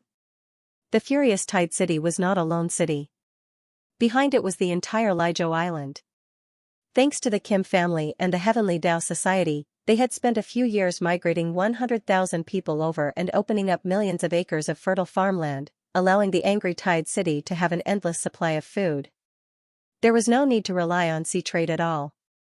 Even if it was sealed for 3 to 5 years, raging Tide City wouldn't run out of supplies. A few days passed, and the Xunlang fleet was still locked down. They had no intention of landing at all. Yan Nanfei was entertaining the merchants of raging Tide City in the huge castle. "Gentlemen, have you seen it clearly? The Xunlang can't do anything to raging Tide City." Yan Nanfei smiled and said, "I have 100,000 soldiers guarding the city." "How many people can the Xunlang have to attack the city? 10,000? 20,000? How powerful is the Iron Blood Army of the Hidden Origin Association? Everyone has seen how powerful the secret weapon of the Stupa Mountain is. Everyone has seen it with their own eyes. That's why those cowardly merchants ran away. How ridiculous is that now? Just stay in Raging Tide City and wait for Xunlang's fleet to be wiped out. After that, business will return to normal. I have to make one thing clear here.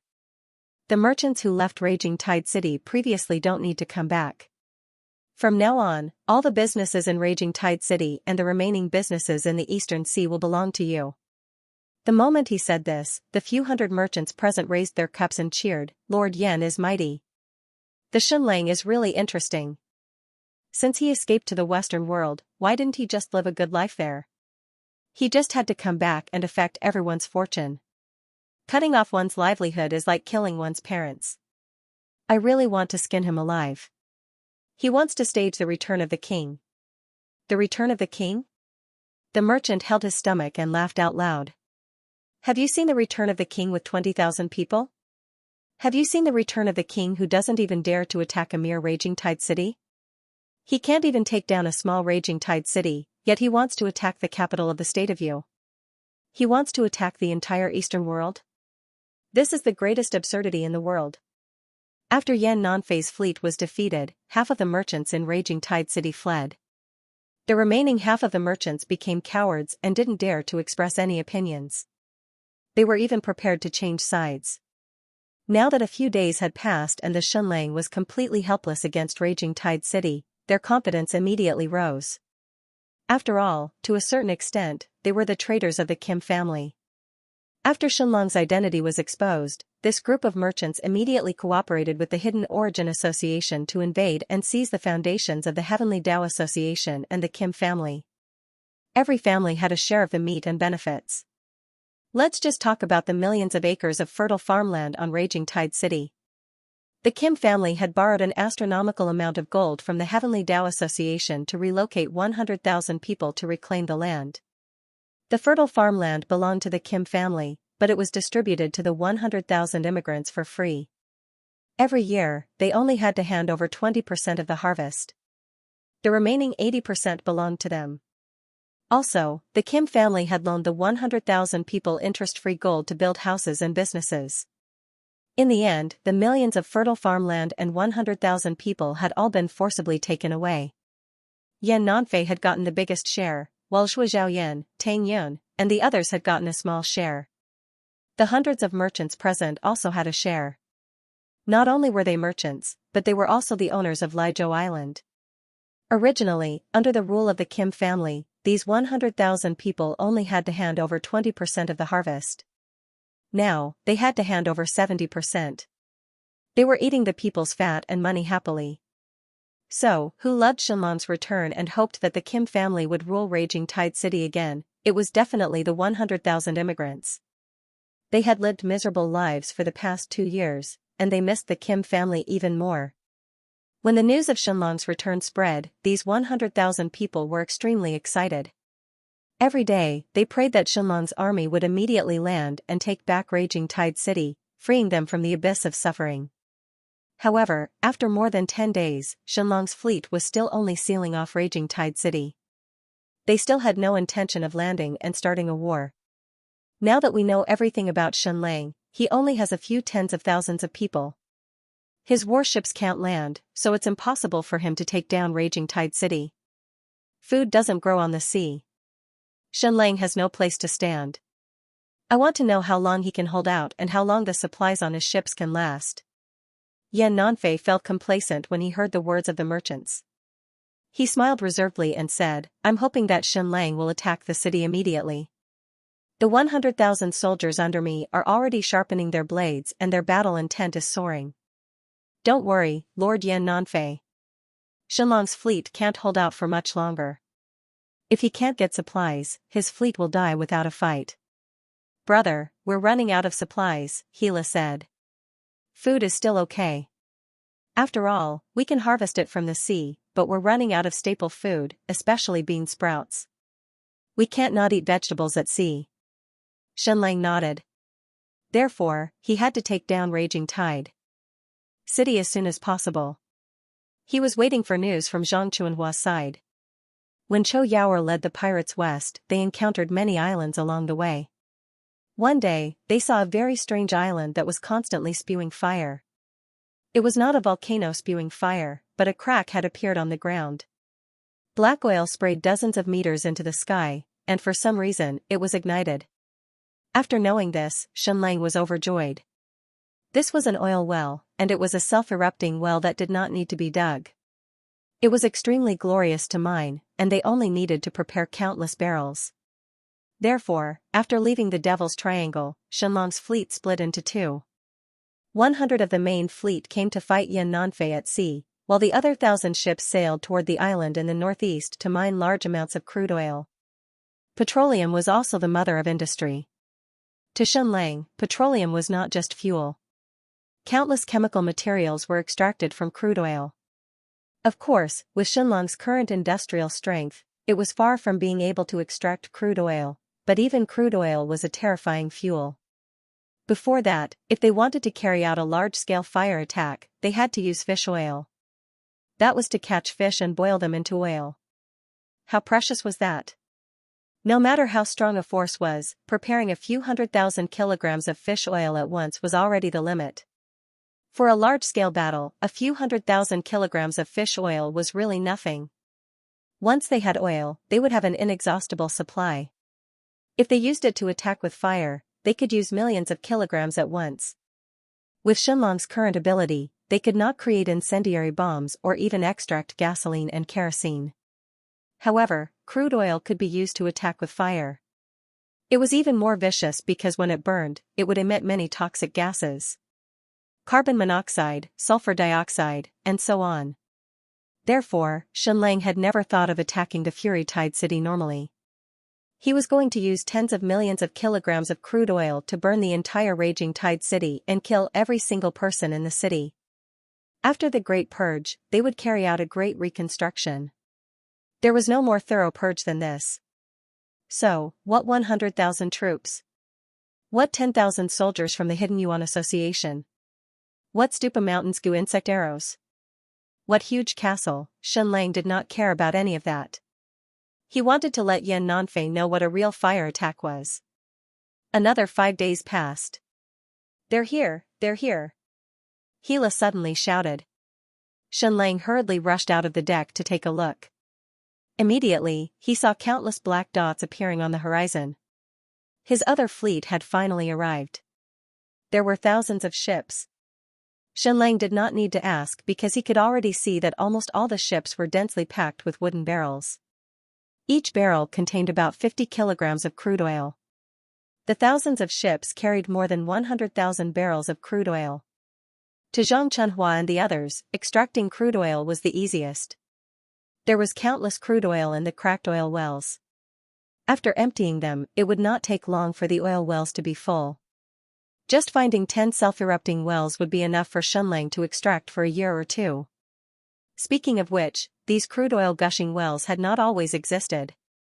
They had only appeared a few years ago. To be precise, they had only appeared 7 or 8 years ago. Due to a major earthquake, the earth had been torn apart. An astronomical amount of crude oil had originally been suppressed by the earth.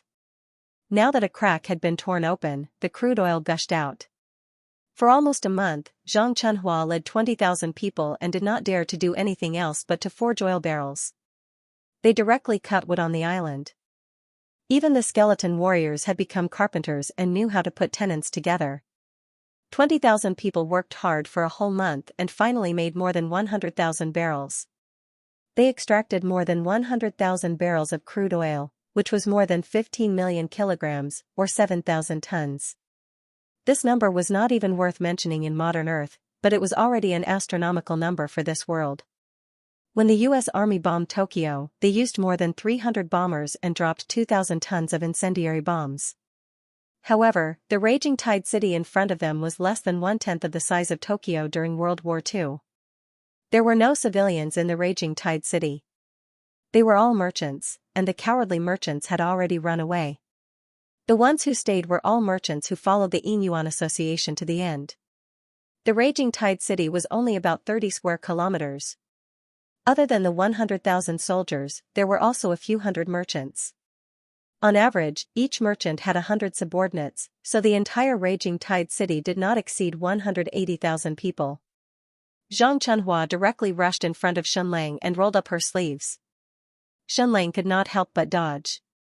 He thought that Zhang Chunhua was going to hit him. Look at this, look at this. Zhang Chunhua said angrily, my skin is soft and tender. When I was running around the sea with Queen Medusa, I did not even get tanned. Look at how tanned I am now. Shunlang, I'm here to be your concubine, I'm not here to be your slave. I am a woman, are you treating me like an animal? Shunlang held her hand and clicked his tongue, your skin is tanned to the color of wheat. It's so beautiful and sexy. Then, Shunlang pinched her small waist and legs and said, yo, your figure has also become healthy and beautiful. It's even hotter and sexier. I don't believe you. Zhang Chunhua smacked his face and said, at that time, you said that you would marry me in Milan City.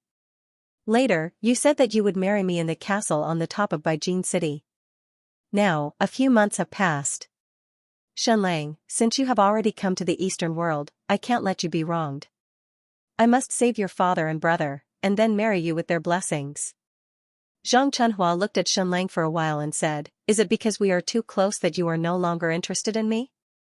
Yes, if you don't believe me, look, Shunlang said. Zhang Chunhua gently moved her hand and then felt relieved. She rolled her eyes at Shunlang and said, at least it has a conscience. Then, she tore off her clothes and moved in front of Shunlang, smell it, is there still the smell of kerosene on me? I have already bathed 3 times. Shunlang's heart was beating wildly. You vixen, you want me to smell if there is any smell of kerosene? Why are you pulling your clothes so open? You have seen everything. No, there is only the natural fragrance, it makes me salivate, Shunlang said. Tui. Zhang Chunhua smacked Shunlang's face again. Shunlang, how much kerosene has been extracted? Zhang Chunhua said, countless of them. All the boats were filled to the brim, and they couldn't fit any more. There were more than 15 million jin of them. If I didn't see it with my own eyes, I wouldn't dare to believe it. It is like a well that has been emptied, but in less than a night, the whole well is full again. This is simply a gift from the heavens. If I were a merchant, I would be rich just by selling this thing, right? Not only would it be rich, but it could also support dozens of countries and even a superpower empire. Shunlang came in front of the map of the Furious Tide City. The Furious Tide City was 30 square kilometers, 15 million kilograms of kerosene, which meant that on average, 500,000 kilograms of kerosene had to be thrown in every square kilometer. This kind of fire attack was simply an astronomical figure. It was insane.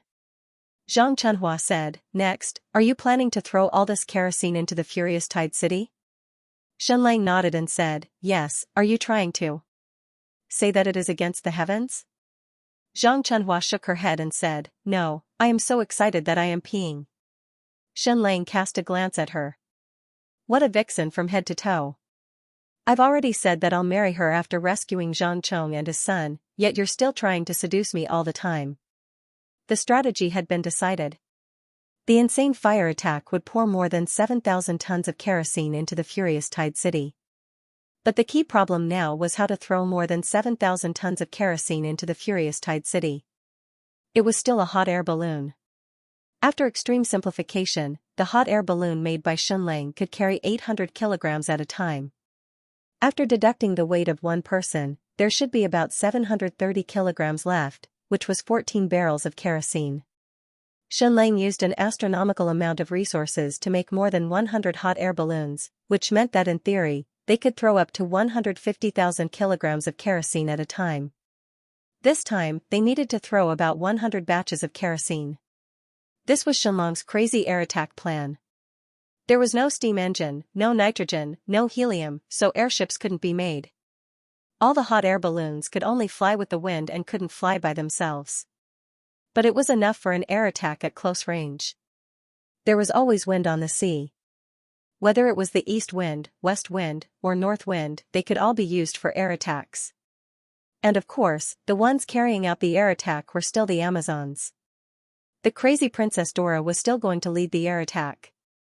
It was a sunny day. The sea breeze flew from the east to the west. It was simply the perfect time for an air attack. Princess Dora was ready with more than 100 female Amazons. Xianxia stepped forward and hugged Princess Dora. "Be careful, I wish you success." "I will, Your Highness." Princess Dora said, "But Your Highness, the hugging etiquette in the Western world doesn't require you to hug so tightly, especially below the waist.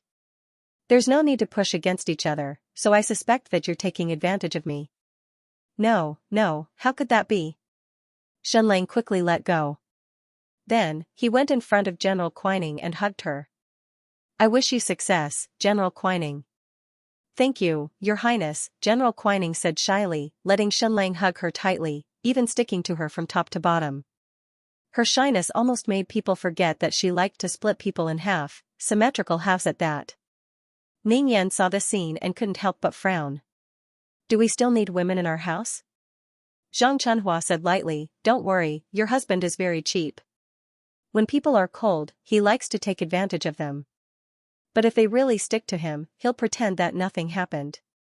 Taking advantage of them without sleeping, irresponsible. This is your husband's style." Princess Ning Yan was stunned. "How do you know?" Zhang Chunhua Yu said, "Don't ask this question." At this time, more than 100 ships had been emptied, each with a huge hot air balloon. "Ignite, heat up."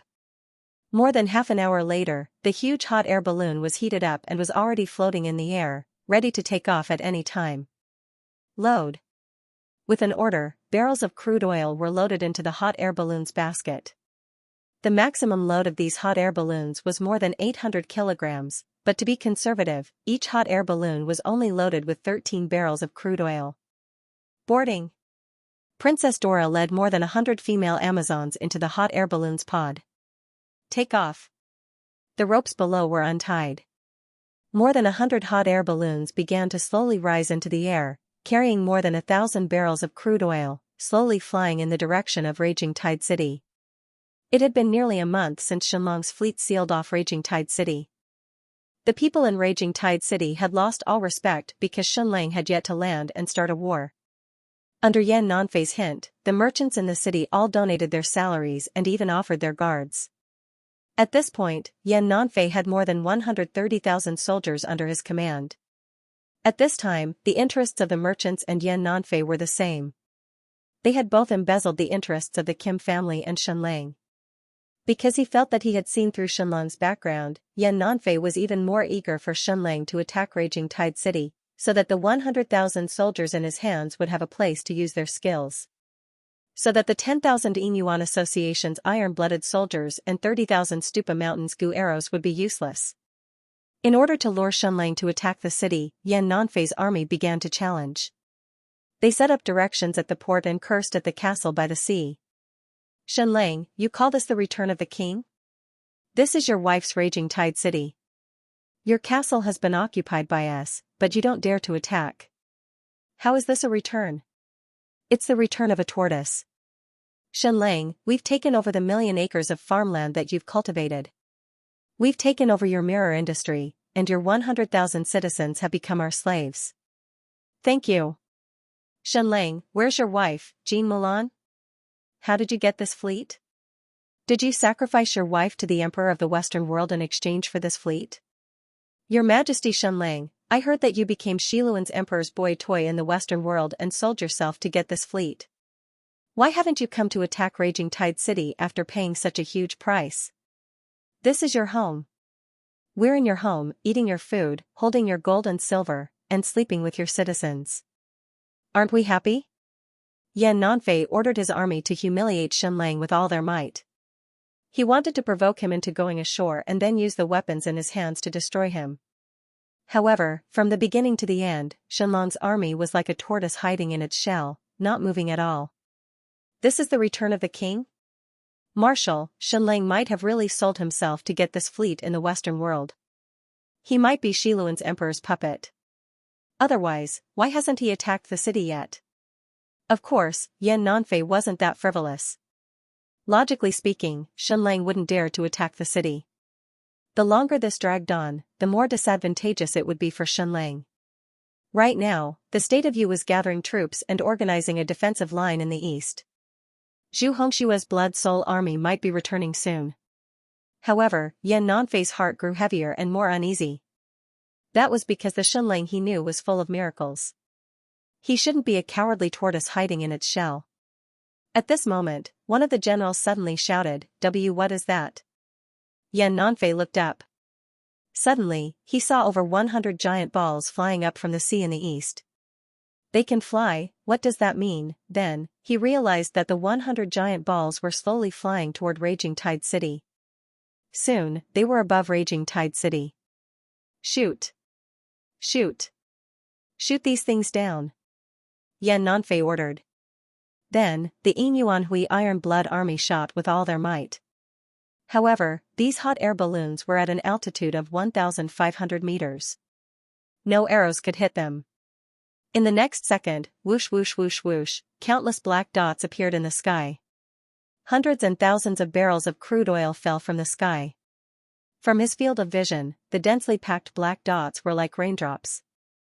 What was that? After a few seconds of freefall, the ground began to spin.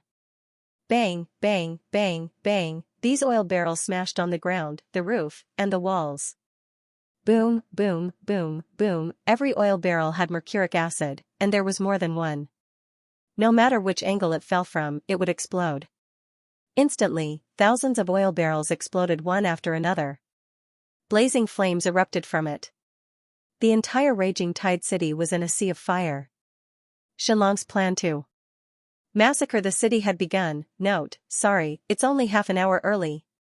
I'm going to eat. I'll try to finish the next chapter an hour earlier. Brothers, give me your monthly votes. They're going to explode. I'm burning with anxiety. Congratulations to AI for becoming the new leader of this book. Thank you. Looking down from the sky, the entire Raging Tide City seemed to be blooming with countless flowers of fire.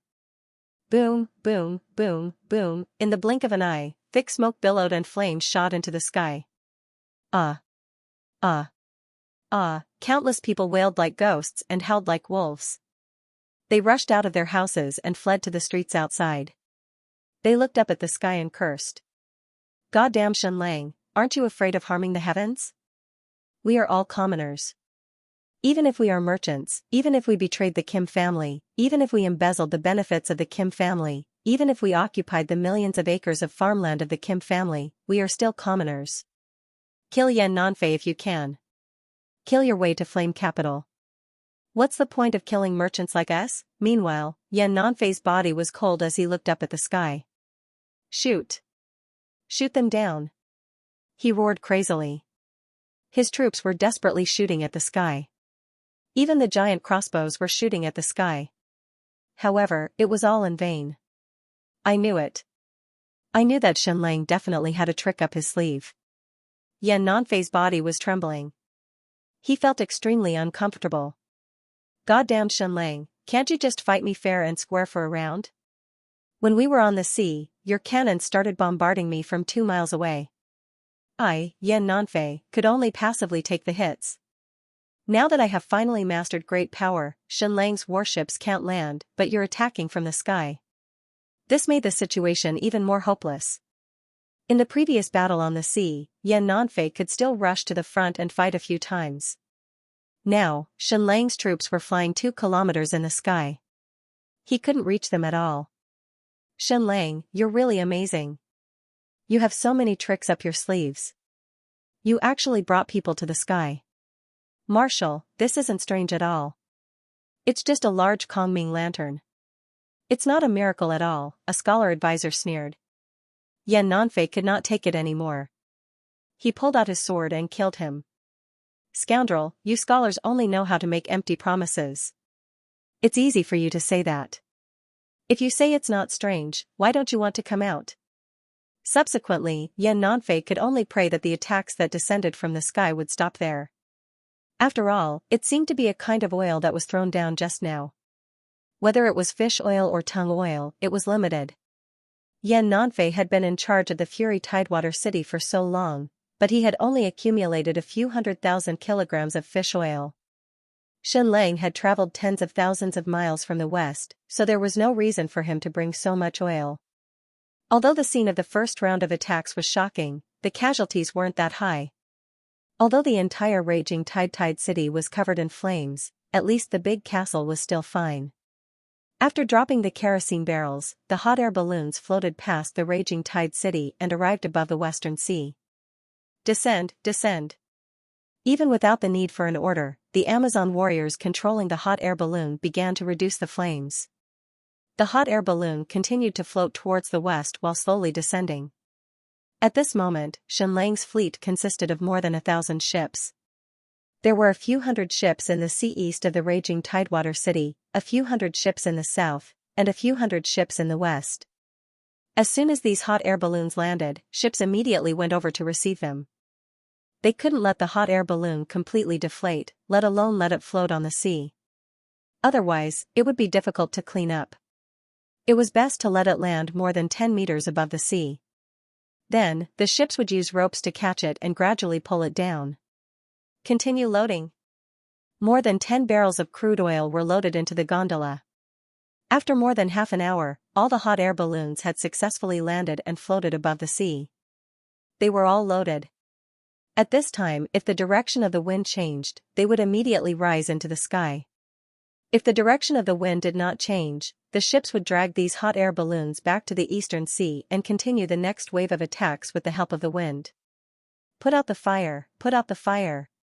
Following Yan Nanfei's order, more than 100,000 people in the city rushed to put out the fire. With great difficulty, they finally extinguished the flames in the city. There was no time to calculate the casualties and damage to the houses. There should be about 1,000 casualties. There should be a few hundred houses completely burned down, and more than 1,000 damaged. The advisor reported with a trembling voice. Yan Nanfei heaved a long sigh of relief. Although this number was shocking, it was still acceptable, especially since there weren't many casualties in his Fury Tide City governor's mansion. However, in the next second, he heard a voice filled with fear and trembling. Marshal, Marshal, those giant hot air balloons are flying over again. Yan Nanfei ran to the window and looked out. Immediately, he saw a scene that made him despair. Only more than 2 hours after the fire, those huge hot air balloons rose into the sky again and continued to float toward the sky of Fury Tide City. What the F***ck? Yan Nanfei seemed like he was about to explode. He wished he could grow a pair of wings and fly into the sky to tear all these hot air balloons apart. However, this was just a daydream. He watched helplessly as more than 100 hot air balloons flew above the Fury Tide City again. Whoosh whoosh whoosh whoosh whoosh, then, countless black dots smashed down. Bang, bang, bang, bang, another series of explosions rang out. Ball after ball of astonishing flames burst out once again. The entire Fury Tide City was once again plunged into a sea of fire. The heavens had pity on them. It had only been less than an hour since they put out the fire in the city. Goddamn Shenlang. The entire Fury Tide City was once again filled with ghostly wails and wolf howls. The following days were destined to be a hellish nightmare for Yan Nanfei and the entire Fury Tide City. Shenlang's air and fire attacks were endless. They would come once every 3 hours. Sometimes, when they were lucky and the direction of the wind changed, there would be an explosion in less than 2 hours. On the first day, Xianlang carried out 9 air and fire attacks on the Fury-Tide city, throwing more than 1,000,000 kilograms of crude oil. At first, under Yan Nanfei's call, countless people went to put out the fire.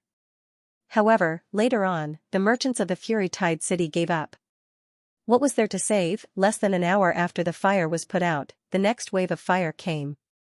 This city of about 30 square kilometers suffered a crazy baptism of flames. Yan Nanfei's castle was very sturdy. The city walls were tall and thick, but they could not stop the attacks from the sky. Of the more than 10,000 barrels of crude oil that were thrown down today, a few hundred barrels were burning in the castle. At first, Yan Nanfei was still thinking of ways to count the casualties and losses. Later on, he decided not to count anymore. That was because the casualties were getting more and more shocking. The people of Fury-Tide city needed rest. However, Xianlang's air attacks did not stop at all. They were endless from day to night. Boom, boom, boom, every 2 hours, the hellfire would burn crazily. The merchants in the city completely gave up resisting and hid in the basement. That way, the flames would not burn anymore. Even if the city above ground was burned to the ground, there was enough water and food in the basement, and they would be able to survive. However, this was destined to be a fantasy. When the crude oil burned, it released dozens of poisonous gases. In the end, it completely enveloped the entire Fury-Tide city and entered the basement through the holes. The smell of sulfur dioxide made people despair. It almost burned people's eyes, and it made people's noses and throats feel like they were about to be burnt. As for the carbon monoxide, it was even more of a nightmare, causing people to die silently. If they rushed out of the basement at this time, there would be flames everywhere outside. They would be courting death. On the other hand, if they continued to hide in the basement, it would be filled with poisonous gas. They would be waiting for death. Boom, boom, boom, boom, Xianlang's air attacks and fire attacks continued crazily as if they didn't know fatigue. The entire Fury-Tide city could no longer be seen clearly. Flames soared into the sky everywhere. Almost all the houses were burning, and even the streets and ground were burning. Thick smoke enveloped the entire city. Xianlang stood at the bow of the ship and looked at the hellish scene. It was already daytime, but the fire in Fury-Tide city illuminated it as if it was daytime. The entire sky was completely dyed red. Zhang Chunhua asked, Xianlang, will you carry out such fire attacks in other cities? Xianlang shook his head and said, no. Zhang Chunhua remained silent. Xianlang's air attacks and fire attacks lasted for 3 days and 3 nights. Less than half of the 7,000 tons of crude oil had been used, and Xianlang's air attacks and fire attacks were suspended. It wasn't that Xianlang was merciful, but the entire Fury-Tide city had been burned down, and there was nothing left to burn. 30 square kilometers of land had almost been burned into a white land. There were ruins everywhere, and broken walls were everywhere. Only 3 castles stood alone in the midst of the ruins, forming a triangle. These 3 castles originally belonged to Chou Hao, Chou Tianwei, and Chou Yaoer. They were really sturdy. Even under such a huge fire, they still stood tall. Especially the big castle in the middle, it was like a turtle shell, almost undamaged. Yan Nanfei went from shock to despair, and finally to determination. In these 3 days, he had almost suffered a fatal blow. He could only watch helplessly as the entire Fury-Tide city turned into a pile of ruins. His aides had advised him countless times to lead the army out of the Fury-Tide city and retreat to the villages on Lijiu Island. Xianlang couldn't burn the entire Lijiu Island. Those were the people of his Kim family. Yan Nanfei was very tempted by this suggestion, but he gave up in the end. Because he knew that once the army left the Fury-Tide city, Xianlang would immediately garrison this big castle. When that time came, he would never be able to return. Although the fire that filled the sky was terrifying, it couldn't burn the big castle of the Fury-Tide city that was like a turtle shell. Thus, he gritted his teeth and persevered. The fire couldn't burn this big castle, but the poisonous gas could kill people. Yan Nanfei received shocking reports of casualties almost all the time. Finally, this nightmarish fire attack ended. And as if the heavens were protecting Yan Nanfei, it actually started to rain heavily. A downpour, countless soldiers in the big castle rushed out of the tunnels and houses, howling at the sky. This hellish torture was finally over. Ah. Ah. Ah. Yan Nanfei held at the sky. Even the heavens are helping me, Yan Nanfei. Shenlang, do you think this fire can defeat me? Dream on, dream on. Shenlang stood at the bow of the ship and looked at this shocking rainstorm. The remaining flames in the fury-tide city were all extinguished. Even the thick smoke was quickly suppressed by the heavy rain. The entire fury-tide city seemed to have been washed. Shenlang stuck out his tongue to feel the raindrops. It was indeed sour, a typical acid rain. After a shocking fire, there would usually be heavy rain. This rain was good. Otherwise, even his army wouldn't be able to land in the fury-tide city. The place was shrouded in poisonous smoke. All the hot air balloons were put away, even though these cloths were specially made and weren't afraid of fire or water. This heavy rain is a heaven-sent time for us to rest. After the rain ends, we will attack the city. Shenlang ordered, Amazon army, Nirvana army, prepare to attack the city. This heavy rain lasted for 12 hours, from dusk till dawn. The next day, the sun rose as usual. The sky was cloudless again. Looking at the fury-tide city, there was no longer any smoke. It was as if it had been washed. At this moment, Shenlang and Yan Nanfei saw it clearly. The fury-tide city no longer existed. Almost all the houses were burned. Marshal, all the merchants and their guards in the fury-tide city, other than a small number of people who escaped, the rest are basically dead, the advisor reported. Yan Nanfei turned a deaf ear and only nodded. The lives of these merchants were no longer important. How many people are left in our army? Yan Nanfei asked. 60,000, the advisor reported. How many? Yan Nanfei was shocked. There are 60,000 left, the advisor said. Yan Nanfei couldn't help but be overjoyed. There were still so many people left? He originally had 100,000 troops. Including the contributions from the merchants, he had a total of 120,000 troops. After 3 days and 3 nights of fire, there were still half of them left? What a pleasant surprise. The advisor said, the 3 castles are large and sturdy enough. Moreover, they are all made of stone, so the fire can't spread. All the people who died were suffocated to death by the smoke. Yan Nanfei said, what about the Hidden Origin Association's 10,000 Iron Blood army? The advisor said, they're almost intact. Yan Nanfei said, then this battle isn't over yet. Shenlang, your fire attack is shocking, but so what? It still can't burn my army or my castle. You can't avoid this siege battle no matter what. You can't avoid the real battle. We still have hope in this battle. We still have hope of winning. Our trump card army is still here. Our parasite arrows are still here. Pass down the order. Abandon the other 2 castles and gather all the troops in the big castle.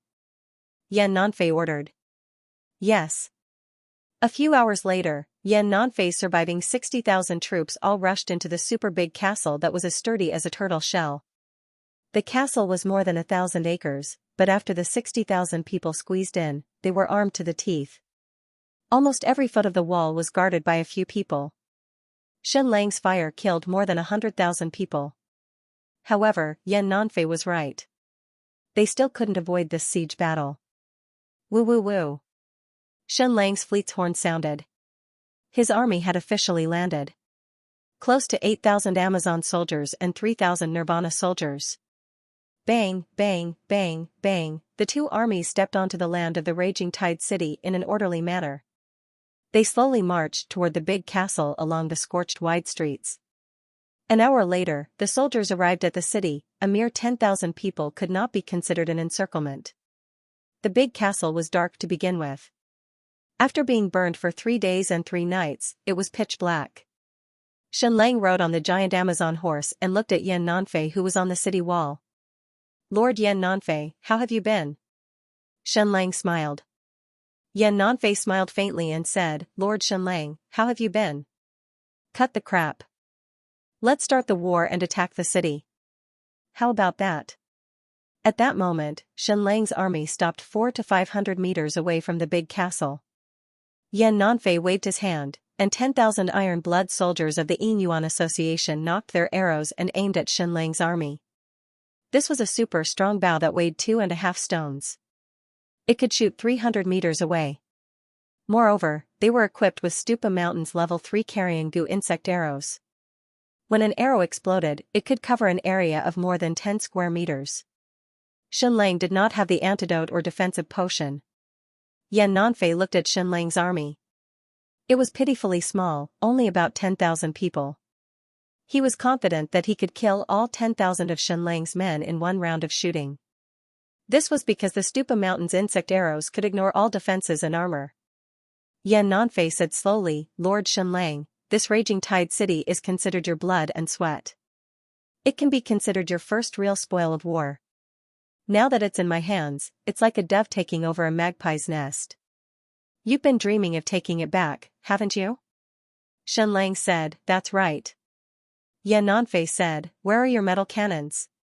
Why don't you use them to attack the city?" Shenlang said, "I can't take them down."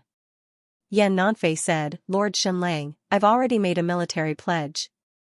If the Raging Tide City is lost, I'll kill myself. I believe it's the same for you. If you can't take back the Raging Tide City, you'll definitely die. Let's not waste any more time. Let's end this, shall we?" Shenlang said, "Sure." Yan Nanfei stretched out his hand and said, "Please." He invited Shenlang to attack the city again.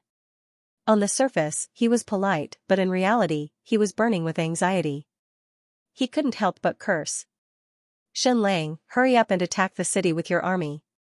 As long as you get within 300 meters of my city walls, I guarantee that your entire army will be wiped out." The eyes of the 10,000 Hidden Yuan Association's iron-blooded soldiers became more and more bloodthirsty. Their hands that were knocking arrows didn't tremble at all. Their hearts were filled with the desire to kill. Shenlang raised his right hand and said, "Ready." Yan Nanfei was overjoyed. Is Shenlang finally going to attack the city? Come on, come on. My parasite arrows can't wait to kill anymore. Advance. Shenlang ordered. Immediately, his army of more than 10,000 moved forward slowly, almost at the speed of a turtle. After advancing less than 10 meters, they suddenly retreated rapidly. This completely stunned Yan Nanfei. What does this mean? Is this some kind of trick? Shenlang's army of more than 10,000 retreated quickly. In the blink of an eye, they retreated 600 to 700 meters away. Then, Yan Nanfei realized that more than 100 huge hot air balloons were floating above his head. Again, is there no end to this? At this moment, Yan Nanfei was faced with a difficult choice. Should he order all the troops to retreat into the tunnels and secret rooms, or should he continue to defend the city walls? Without a doubt, once he retreated, Shenlang's army would rush up the city walls in the shortest time possible. Yan Nanfei clenched his teeth. He was determined not to retreat. He had seen the power of the kerosene barrels, but this castle was made of stone. Even a fire that lasted for 3 days and 3 nights would not be able to burn it. Therefore, what could an air attack and fire attack do? Moreover, if a kerosene barrel was smashed down, the flames would only spread 2 to 3 square meters at most. Cover your faces. Yan Nanfei ordered.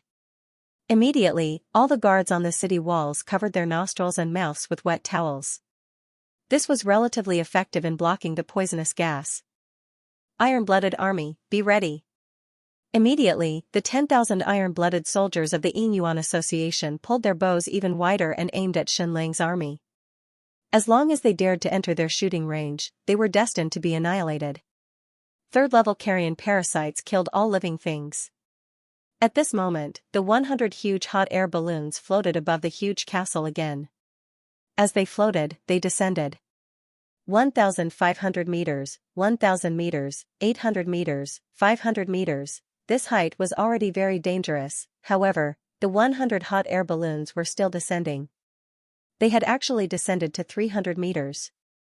If they descended any further, they would enter the shooting range of the iron-blooded army. Their arrows could be shot more than 300 meters on flat ground, but due to the effect of gravity in the air, they could only reach less than 200 meters at most. The Amazon warriors on the hot air balloons took a deep breath. This distance was almost there. It was almost there. Throw. Whoosh, whoosh, whoosh, whoosh, countless black dots fell from the sky again. However, this time it was not kerosene barrels. Instead, it was shockingly powerful explosive packs. Each explosive pack weighed about 15 kilograms, and half of them were metal shrapnel. In an instant, countless explosive packs fell like raindrops. There were hundreds and thousands of them. They threw tens of thousands of kilograms of explosives at once.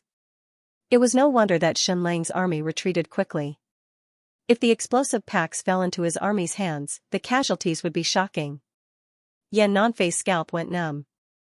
What is this? In the next second, boom, boom, boom, boom, boom, there was an earth-shattering explosion. Dozens, hundreds, thousands of explosive packs exploded one after another. The deafening sound was like thunder. The power of the explosion was like a hurricane, sweeping across the entire castle. More than millions of shrapnel flew like a storm.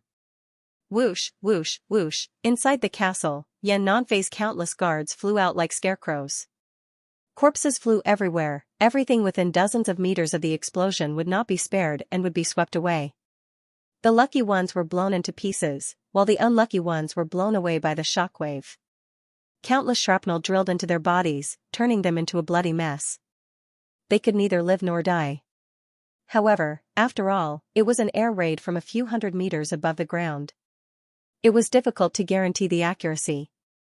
Even if there were thousands of explosive packs, it was too difficult to throw them on the 6 to 7 meter wide wall. The hit rate was less than 5%, and the remaining 90% would either land outside or inside the castle. It was a massacre, but the number of people who were killed in the explosion was only 2,000 to 3,000, which was less than 1/20th of Yan Nanfei's defending army. However, it had directly used up tens of thousands of kilograms of explosives from Xianxia. This was an air attack that was not cost-effective. However, Xianxia's goal was not to kill Yan Nanfei's army, but to detonate the parasite arrows on Stupa Mountain. These parasite arrows were relatively weak. They would explode after being shot for a few hundred meters, and countless parasites would spread out crazily. Did Xianxia want to kill all 10,000 Iron Blood army of the Yinyuan Association with the explosive packs? It was difficult. However, the powerful shockwave was very easy to detonate the parasite arrows.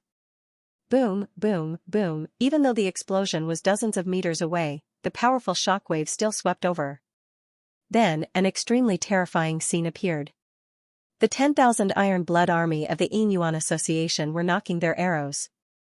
They watched as the fragile crystal at the arrowhead suddenly exploded. Then, a strange green color suddenly spread, instantly covering an area of more than 10 square meters. This strange green color was a level 3 carrion parasite. It could ignore any defense and did not distinguish between friend and foe. In order to completely prevent Xianxia from obtaining the defensive potion, Wu Ju did not prepare this time. The countless parasites pounced on the Iron Blood army of the Yinyuan Association. Then, the real hell descended. The extremely powerful Iron Blood army, the upgraded version of the Nirvana army, melted one by one. Countless strange bubbles appeared, almost exploding from the inside out. Pft, pft, pft. Balls of strange green pus gushed out. In just a short moment, they completely turned into pus and blood. Yan Nanfei's guards on the city wall were so densely packed. After every parasite arrow exploded, everyone within a dozen square meters died. Therefore, the guards on the city wall were shrouded by the thick green fog. Then, they disappeared and turned into pus and blood. Yan Nanfei retreated crazily almost before the big explosion, completely distancing himself from it. Then, he watched helplessly as the strange massacre took place. Once again, he was completely powerless. The 10,000 Iron Blood army of the Yinyuan Association were gone just like that? The parasite arrow, their trump card, was gone just like that. It was supposed to be their secret weapon to kill Xianxia, but it turned into killing their own people? Yan Nanfei roared, Xianxia, Xianxia, fight me head-on if you have the guts. What's the use of scheming? What's the use of that? Attack the city head-on if you have the guts. I'll kill all of you, I'll kill all of you. Seeing the hot air balloon floating over his head, Yan Nanfei broke off a rock and threw it at it. Bang! With a loud bang, a huge hole was punched through the hot air balloon's basket and it floated away. Shen Lang, attack the city. Fight me head-on. Yan Nanfei roared crazily. At that moment, Shen Lang said calmly, sure. Then, he waved his hand. 20 Amazon warriors appeared carrying a huge object. Even though they were extremely strong, they were still panting. It was a huge cannon, a super cannon with an astonishing caliber that weighed about 5,000 kilograms. Shen Lang had only made one of it. It took a lot of effort to transport it from the ship to the Raging Tide City. The super cannon stopped 500 meters away from the Raging Tide City's city gate. Then, the most elite artillerymen stepped out and began to assemble the super cannon. They began to adjust the angle and aim at the city gate. Aiming complete. Request to fire. Fire. Shen Lang ordered. Yes. Boom! With a loud bang, the entire ground trembled slightly. The super cannon fired. The incomparably huge cannonball shot out like a bolt of lightning. In the blink of an eye, it had shot 500 meters away. Bang! With a loud bang, the cannonball hit the city wall and created a huge crater. Countless pieces flew everywhere. Fire! Following that was the second shot. This shot was even more shocking as it sliced off a corner of the city wall. However, the target was the city gate. The first 2 shots missed. Fire! Boom! The third shot hit the city gate of the castle. This super-solid cannonball that weighed more than 50 kilograms smashed into the city gate ferociously. With a loud bang, the entire city gate caved in and distorted, but it still did not break. This was not an armor-piercing cannonball, and the city gate was too sturdy. Change the cannonball. Fire! The fourth cannon shot out fiercely, hitting the city gate once again. This time, it exploded violently, bursting with an incomparably shocking light. This was an explosive cannonball, and it was filled with explosives and thermite. In an instant, a huge hole appeared in the city gate. Fire!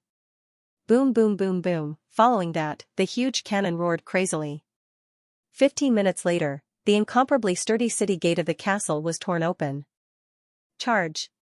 Charge! Chou Yao and Princess Duo La, these 2 super powerful people, charged out like lightning. Countless Amazon and Nirvana soldiers charged towards the castle like a tidal wave. Kill, kill, kill, Chou Yao once again unleashed her invincible miracle. She crazily crushed and slaughtered, sweeping through everything. Not a single one of them was a match for her. She still only had one move, the super electric fan. 2 ghost head blades that weighed a few hundred kilograms spun crazily. Everywhere they passed, everything would be smashed into pieces. She killed from head to toe, piercing through any army. After the female warriors of the Amazon army swarmed in, they slaughtered everything along the way. Yan Nanfei's strongest Iron Blood army, the Hidden Yuan Association, had almost all died in the explosion of the parasite arrows. The remaining tens of thousands of people were normal soldiers. In front of the Amazon army, they were like sheep. They charged and killed all the way. In just half an hour, Yan Nanfei's tens of thousands of troops were all killed. This huge castle once again fell into Shen Lang's hands. Shen Lang finally took back the Fury Tide City once again. Note, today's update is close to 16,000. Tomorrow's update will continue earlier. Benefactor, can you help me with your monthly votes? The outcome of a battle was never decided by the number of people. This was especially true for this battle. When the 10,000-strong Iron Blood army of the Yin Yuan Association was destroyed and all the Gu arrows were mysteriously detonated, Yan Nanfei knew that the situation was hopeless. He had said before that he would commit suicide if Raging Tide City fell. Furthermore, when Shen Lang had launched an air raid on the Fury Tide City, countless people had advised him to escape to Liuzhou Island. However, Yan Nanfei firmly disagreed and insisted on defending the castle. Therefore, the moment the gate of the great castle was broken, Yan Nanfei had escaped through the back door, bringing along 30 master-level experts and a few hundred direct line of experts. Suicide? How could this be? If a person died, they would have nothing. Only when they were alive would they have unlimited possibilities. He clearly knew that if he used these 30 master-level strongmen well, they would definitely be an amazing dagger that would never fail him. However, they must not fall into the encirclement of the Xunlang army, or they might be exhausted to death. As long as he could escape from the Raging Tide City and sneak into Liuzhou Island, or even Heavenly Wind Island, there would be no Chou House fleet. That's right, Chou Ho was simply an undying cockroach. He was still alive when Xunlang and Zhang Chong fought and occupied Skywind Island. Even now, he was still occupying Skywind Island. He had once been an official of the state of Yu, then an official of the Wu Kingdom. Now, he was a commander of the state of Yu's navy. He controlled 10,000 sailors under his command and cooperated with Yan Nanfei. However, his 10,000 navy did not have any combat missions. Their only role was to protect Heavenly Wind Island because there were several large shipyards on the island. As previously mentioned, the first large island of the Liuzhou archipelago was Liuzhou Island, and the second large island was Heavenly Wind Island. Skywind Island was once the shipbuilding base of pirate King Chou Tianwei. After the Kim family ruled Raging Tide City, they also built a shipyard. Moreover, the Heavenly Dao Society allowed Xunlang to see an unprecedentedly huge ship. But now, the shipyard had also been burned. It could be said that it had been burned by Xunlang. It couldn't be helped. It was right next to Raging Tide City and couldn't be controlled when the flames spread, so the shipyard was gone. However, even if Rage Tide City's shipyard still existed, its scale was far inferior to Skywind Island's shipyard. After Xunlang disappeared in the Devil Triangle, in order to monitor and defend the entire Eastern Sea region, a large number of fleets and ships were needed. Therefore, the King of Yu stepped forward and the Ying Yuan Association funded the expansion of Heavenly Wind Island's shipyard. It was more than 3 times the size of a few years ago. Of course, even after Yan Nanfei escaped to Skywind Island, he had no intention of continuing to fight with Xunlang. Instead, he used Chou Ho's fleet to escape. As for where to escape to? What should he do in the future? He didn't have a plan for the time being. He would just take it one step at a time. However, neither Skysea Pavilion nor Stupa Mountain would let Xunlang off. He, Yan Nanfei, still had a chance to rise. He ran all the way, displaying his lightness skill crazily. In a short while, he had escaped from the Fury Tide City and entered the forest of Liuzhou Island. He was several dozen li away from the Fury Tide City. After passing through the forest, there were large tracts of farmland. In the Raging Tidewater City, forests were an incomparably precious resource because large trees were needed to build ships. The large tracts of farmland stretched as far as the eye could see. Houses were built on small hillsides. These were all brand new villages and towns that the Kim family had moved from land after exhausting all their resources. These people were all tenant farmers with nothing. They had come to Liuzhou Island for a better life. The state of Yu had a relatively high proportion of owner farmers, but it did not exceed half. The remaining half were tenant farmers who worked for the landlords. Land annexation existed in every world. Even owner farmers did not have a good life. On the surface, the taxes paid to the government were not considered high. It was only about 20%. However, there were still other exorbitant taxes. It would be impressive if they could keep half of the annual harvest. After moving to Liuzhou Island, the Kim family only had to hand over farming tools, houses, cattle, and so on. They only had to hand over 20% of the annual harvest. They had no other burdens. Their lives were much better than before. However, after the Kim family was chased away, they lost everything. All their farmland was snatched away. Also, the houses they lived in became the property of the Fury Tide City Lord. These immigrants had to buy them. No money? Then they had to go into debt. Every year, they had to work hard to pay off the debt. However, this kind of debt usually increased. Of course, Yan Nanfei was not the only one who exploited them. After the Kim family escaped, countless nobles came to occupy everything on Liuzhou Island. Yan Nanfei wanted to take everything for himself, but he could not do it. Looking at the large tracts of farmland, Yan Nanfei slowed down. He really could not accept this. Was this boundless farmland going to belong to Xunlang again? At this time, the rice was not ripe yet. However, it was already hanging down, and the end could not be seen at a glance. Yan Nanfei really had an urge to burn the entire farmland and not leave a single grain of rice for Shenlang. He looked up and realized that everyone in the village was standing on the hillside. They were staring at him quietly, their eyes filled with hatred. What are you looking at? Do you think you will be saved after Shenlang returns? How long do you think he can occupy Fury Tide City? Will the state of you, the great Yan Empire, the Sky Sea Pavilion, and Stupa Mountain sit back and do nothing? Yan Nanfei gripped his sword tightly.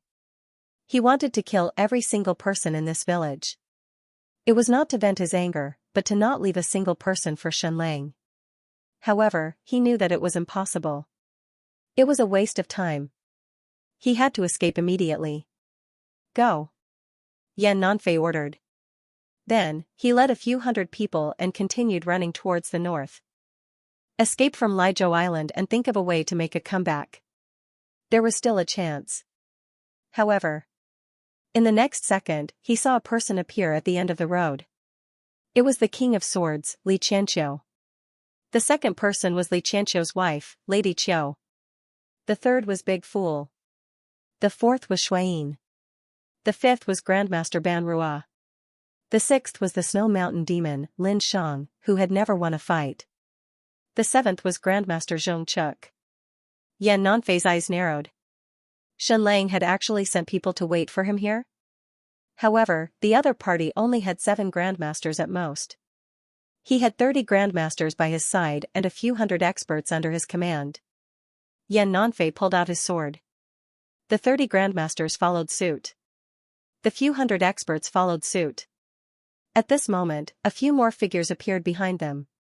Qiu Yaoer, Princess Dola, Hila, General Lan Feng, and so on. Were they all here? This was probably the strongest martial artist formation under Shenlang's command. However, there were only a dozen or so grandmasters. How could they be a match for Yan Nanfei? As long as they were not surrounded by thousands of soldiers, Yan Nanfei had nothing to fear. Martial arts were absolute. A few hundred against a dozen could definitely win. Kill them before you leave, Yan Nanfei ordered. Yes, the 30 grandmasters shouted. Kill! Yan Nanfei roared and charged towards Li Qianxiu and the others. The battle would be over in a minute. However, in the next second, Yan Nanfei instinctively felt a great sense of unease. He felt as if an earthquake was approaching and his hair stood on end.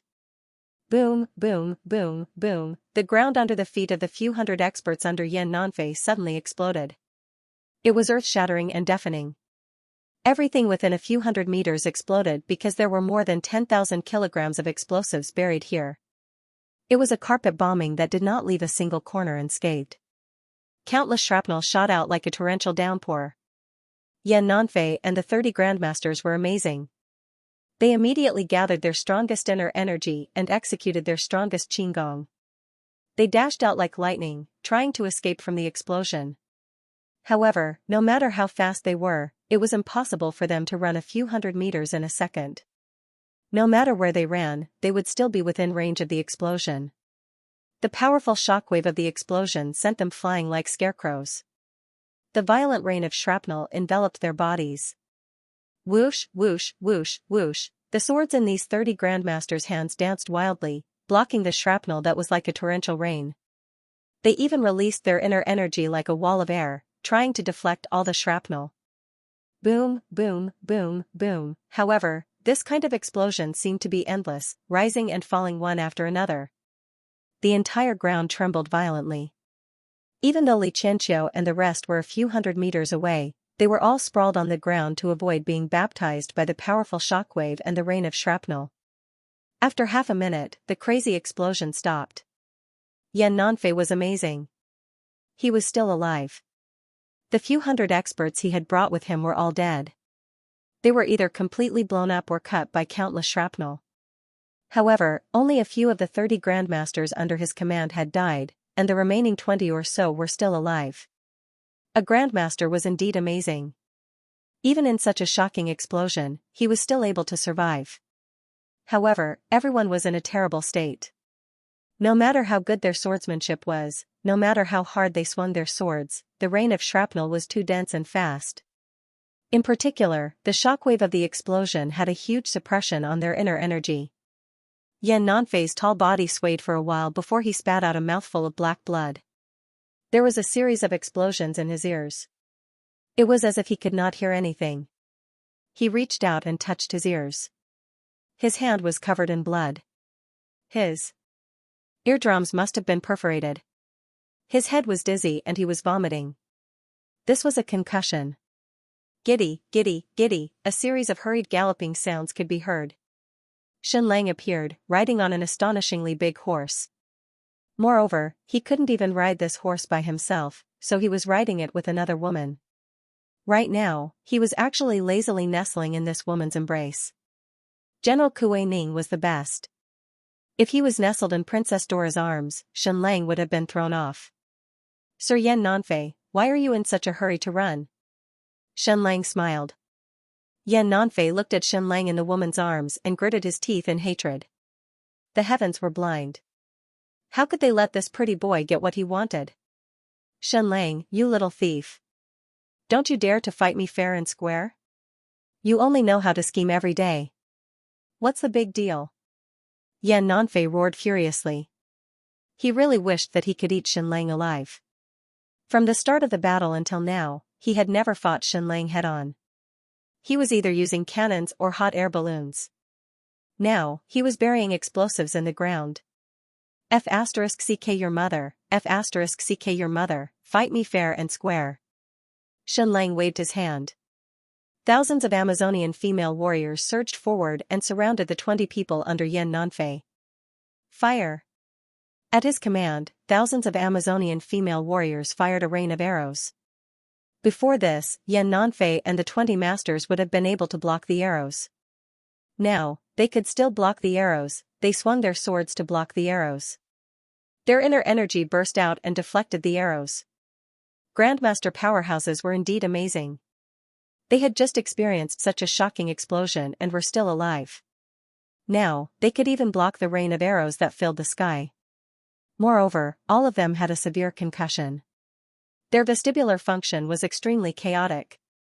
They could not even stand properly. Xianlang stared at them coldly with a sarcastic smile on his face. You're amazing. You're amazing. Continue blocking the arrows. But no matter how amazing you are, your inner energy will be depleted eventually. The thousands of Amazonian female warriors continued to shoot arrows. Xianxia and the other masters stood there motionlessly. Yan Nanfei was about to explode from anger. Xianlang was simply too despicable. Xianxia and the rest were clearly on the verge of victory, but Xianlang still didn't allow them to make a move. He wanted to use a rain of arrows to kill them. Finally, one of the masters under Yan Nanfei ran out of inner energy. He could no longer block the arrows. Pfft! His body was pierced through and nailed to the ground. Following that, the second, third, fourth, 10 minutes later, Yan Nanfei and more than 20 grandmasters all fell to the ground. They were like porcupines after being shot. Masters were amazing, but once their inner energy was depleted, it would be a tragedy. Xianlang covered his nose and walked over slowly. The entire ground was covered in arrows. In just a short while, more than 200,000 arrows had been shot. General Lan Feng twitched. His Highness was too wasteful. Although these arrows could be retrieved, it was a beautiful scene. However, the scene was magnificent. Dozens of Grandmaster experts were buried in the rain of arrows. Suddenly, a figure leaped up from the ground. He was covered in blood and pounced at Xianlang. Yan Nanfei had dozens of arrows stuck in his body, but he was still alive. Xianlang, I'll kill you, I'll kill you. His body was a mess of blood and flesh. He really looked like a ferocious ghost that wanted to perish together with Xianlang. Amazing, amazing, Xianlang took out 2 hand pistols and aimed with the AI. Fire, bang, bang, bang, Yan Nanfei fell to the ground. His knee had been pierced through. Xianlang, you bastard, I'll kill you, I'll kill you. Yan Nanfei howled in pain. His eyes were filled with hatred as he crawled towards Xianlang with both hands. Zhou Yaoer went forward and patted the back of Yan Nanfei's head lightly. He fainted immediately. When Yan Nanfei woke up again, the world was upside down. His legs were tied and he was hanging upside down. Not only him, but there were also more than 20 masters hanging upside down. Their bodies had been stripped clean. There were a total of 30 masters. Half of them were dead, and the other half were still alive. Masters were masters after all. Their vitality was too strong. Even if they were shot into a hedgehog, they still wouldn't die. However, the scene in front of him really looked like a slaughterhouse.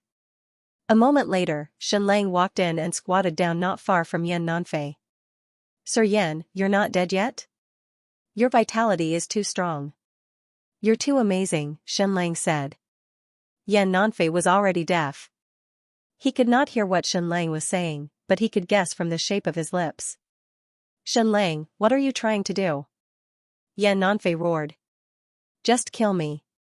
What else do you want?" Shenlang said, "Sir Yan, do you know my nickname? The Eastern Castrator. In other words, every enemy that falls into my hands will be castrated."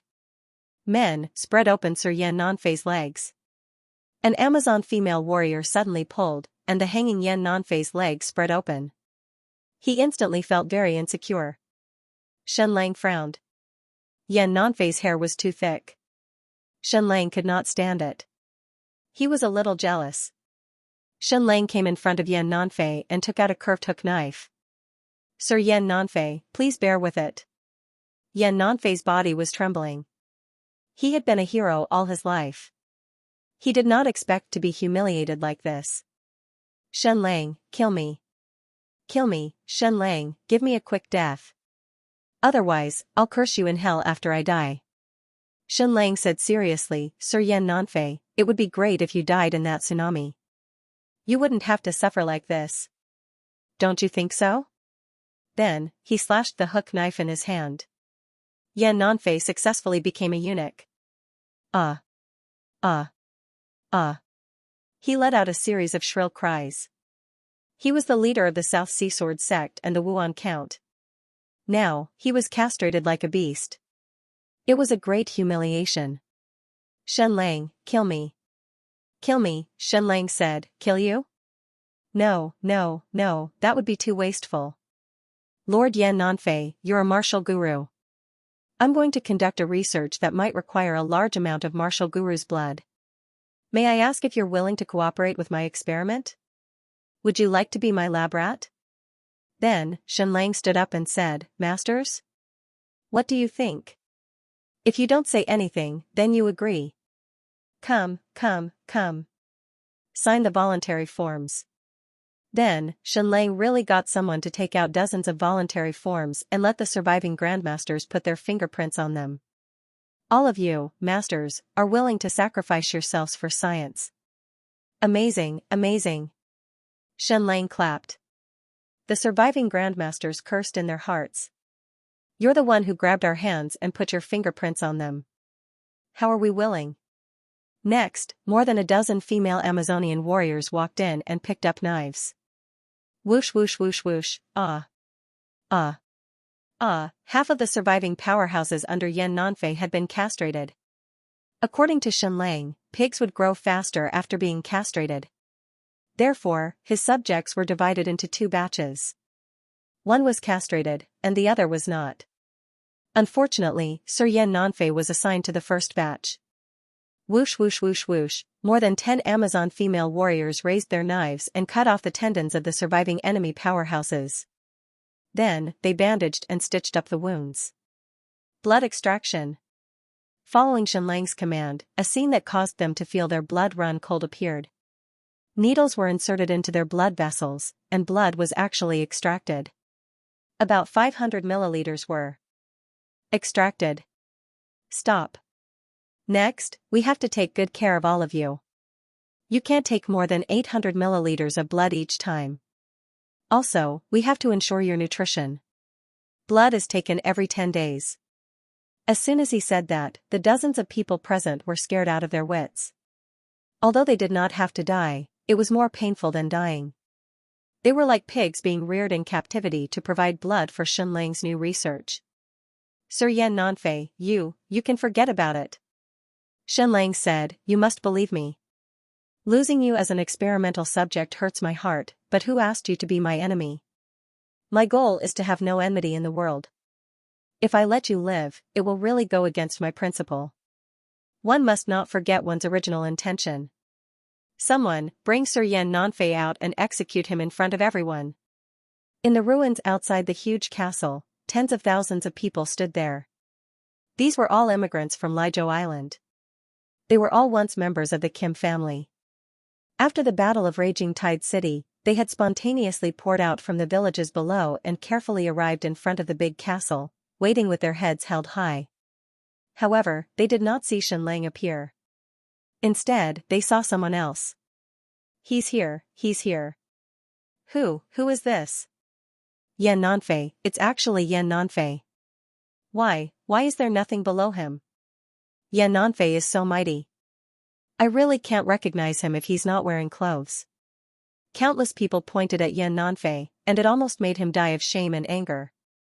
These people used to be existences like ants. He could crush countless of them with a finger, and a casual word from him could decide their fate. But now?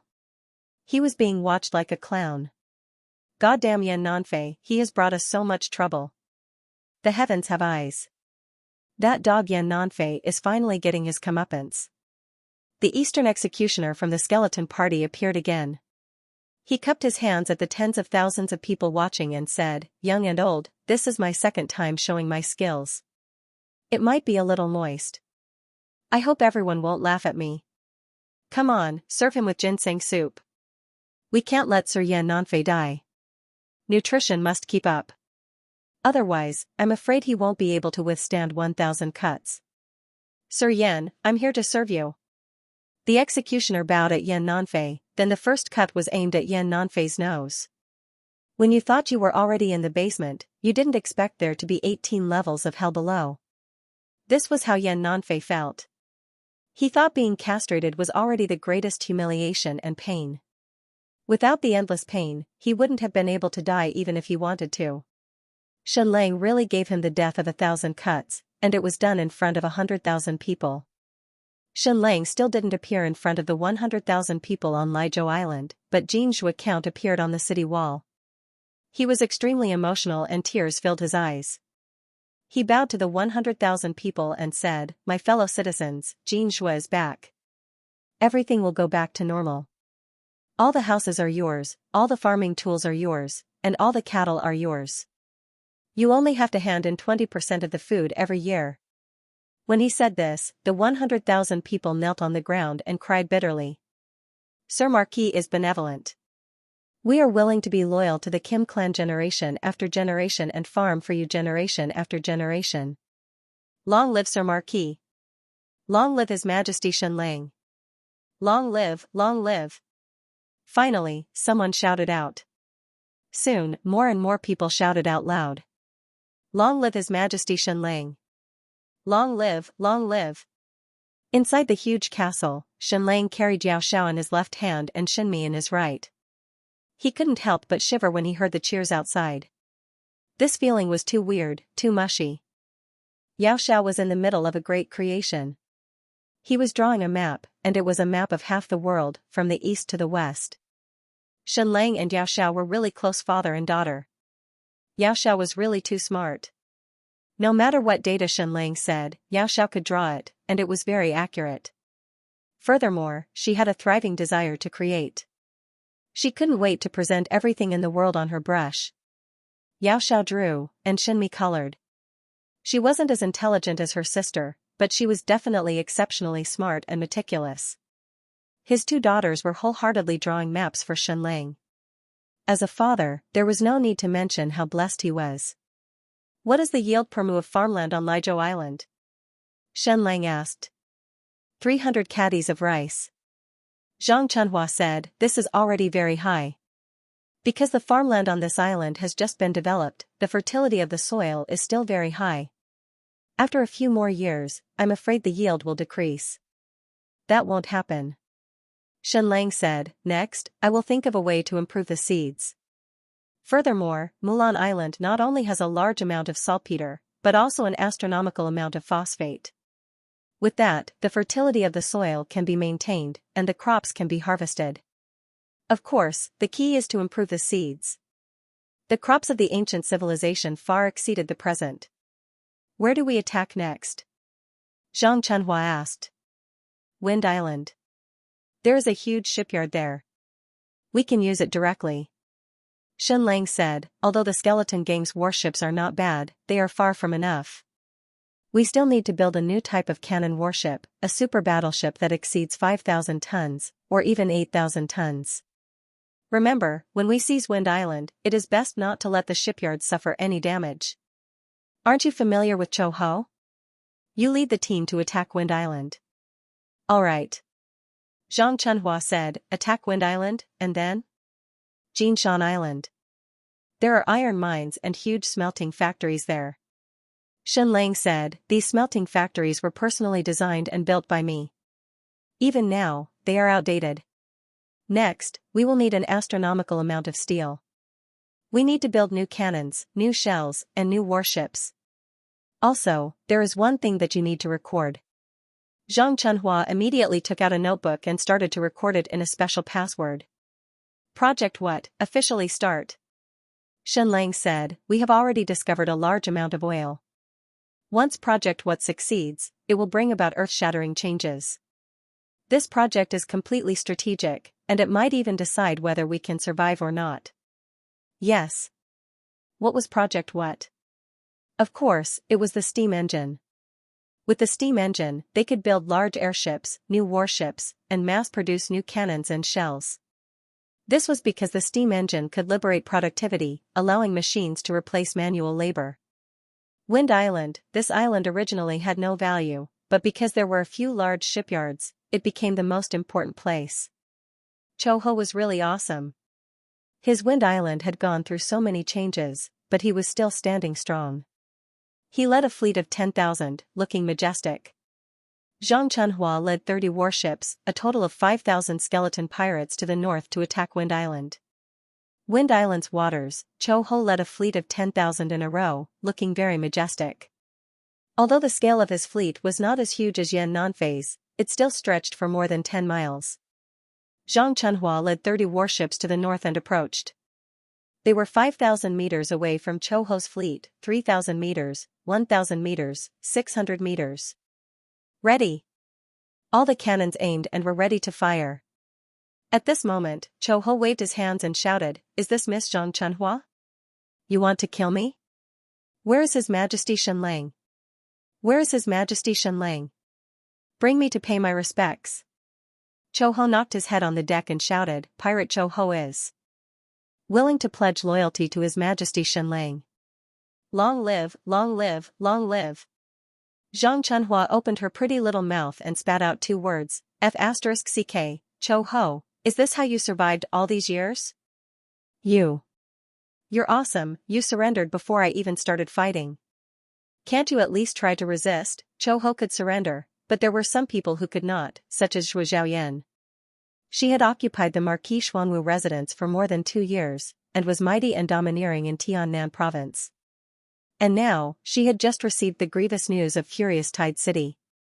Her doomsday was about to come. Note, the first night watch is up. I went to eat and wrote the second night watch without stopping. Brothers, give me your monthly votes. Don't let me get killed, it's too tragic. Because the sea was under Shen Lang's complete control, it was very difficult to find out how the battle in Raging Tide City was going.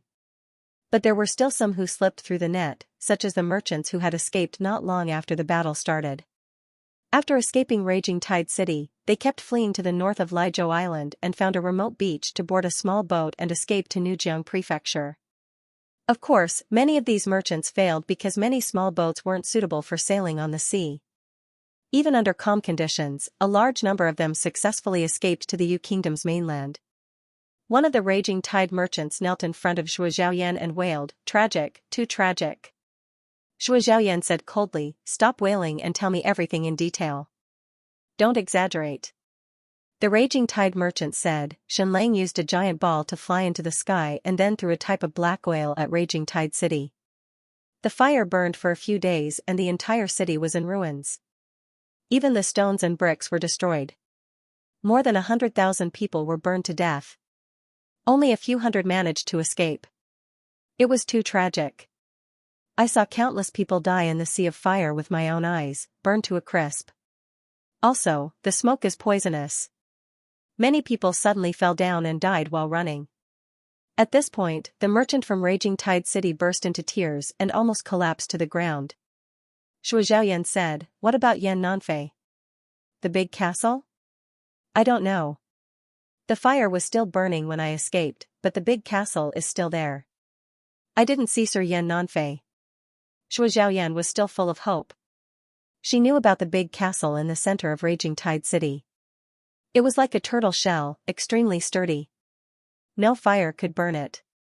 Moreover, Yan Nanfei had 100,000 soldiers, 10,000 Iron Blood Army of the Yinyuan Association, and 30,000 Gu arrows from Stupa Mountain. Even if Raging Tide City was burned to ruins, Yan Nanfei should still be able to win this battle. Shui Zhaoyan paced around the hall, constantly consoling herself. Yan Nanfei will definitely win. Don't worry, don't worry.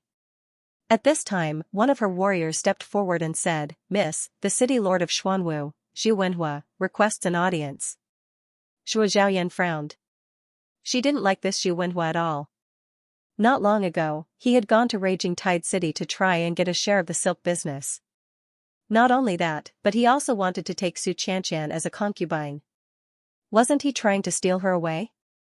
But now that Shenlang was here, everyone had a common enemy, so they needed to unite. I let him in. A moment later, Zhu Wenhua walked in, his face pale. "I heard that there might be changes in Raging Tide City?" Zhu Wenhua said, "Some merchants of Raging Tide City fled to my city lord's mansion, saying that Shenlang attacked Raging Tide City from the sky and burned the entire city to ruins." Shui Zhaoyan sneered. "Zhu Wenhua, what are you trying to say?" Zhu Wenhua was silent for a moment. "Miss Xue, I know you're prejudiced against me. But right now, we're in the same boat, so we need to be honest with each other." Shui Zhaoyan said, "Aren't you asking if we should escape? Am I right?" Zhu Wenhua nodded. Yes. That was exactly what he meant. Once Shenlang took Raging Tide City, he would attack Skywind Island and Jinshan Island. Soon, he would land in Xuanwu City and take back the Xuanwu Marquis estate. If they waited for Shenlang's army to land, it would be too late. Once Raging Tide City was lost, everyone would run. Shui Zhaoyan said, "If we run, where do you think we should run to?" "Sky Sea Pavilion, or the capital, Skywu City," Zhu Wenhua said. Shui Zhaoyan said, "I already know all the information you know." Shenlang used a giant ball to launch an airstrike and threw millions of kilograms of black oil at Raging Tide City, burning the entire city into ruins. But the castle is still there, and so is Yan Nanfei's army. You've been to Raging Tide City, so let me ask you, can that castle be burned down? Zhu Wenhua thought for a moment and shook his head. It can't be burned down. Shui Zhaoyan asked again, then let me ask you, how does Raging Tide City's castle compare to mine? Zhu Wenhua said, much, much sturdier. Shui Zhaoyan said, that's why Shenlang has to return to attacking the city. Even if Lord Yan Nanfei has 60 to 70,000 men left, Shenlang is still far from being a match for them. How many men did he bring back this time? How many can he use to attack the city? 10 to 20,000 at most. 10 to 20,000 against 60 to 70,000. Lord Yan Nanfei has such a sturdy castle, do you think he's that useless? I've seen the Iron Blood Army of the Yinyuan Association with my own eyes. They're far stronger than Shenlang's Nirvana army. There's also Stupa Mountain's parasite arrows. I'm sure that if Shenlang's army dares to approach the castle, they're destined to be wiped out. Zhu Wenhua couldn't help but nod after hearing this. Shui Zhaoyan said, you're running away now? That would be the end of your career. My Zhou family has lost everything. Now that we've finally obtained this castle and this land, do you want me to give up everything and run away now? Absolutely not. If you want to run, run, but don't bring me along. Once you run, I'll send people to the capital to impeach you. Zhu Wenhua quickly shook his head. How can I run away? I have no such intentions, no such intentions.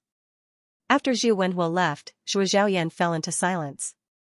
She climbed to the highest point of the castle and looked down anxiously. She wanted to see the situation at Raging Tide City, but it was 1,000 miles away.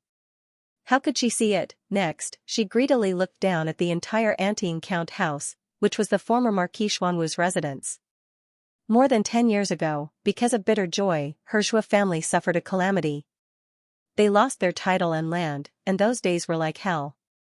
Even when the Xue family was at its peak, it didn't have such a large land and castle. She'd been the owner of this castle for the past 2 years. Was she going to lose it? No, absolutely not. This was once the century-old foundation of the Kim family, and now it belonged to her, Xue Zhaoyan. No one could take it away. But what if Raging Tide City was defeated? Shenlang's army was determined to take back this castle. Could her Xue family resist Shenlang? That would be a pipe dream. This castle is mine. I can't let it fall into that bitch Jean Milan's hands again. It wasn't easy for her to fall, so she can't rise again.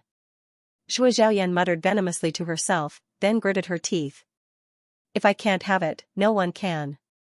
She returned to the castle and shouted, "Tell Mr. Su to see me."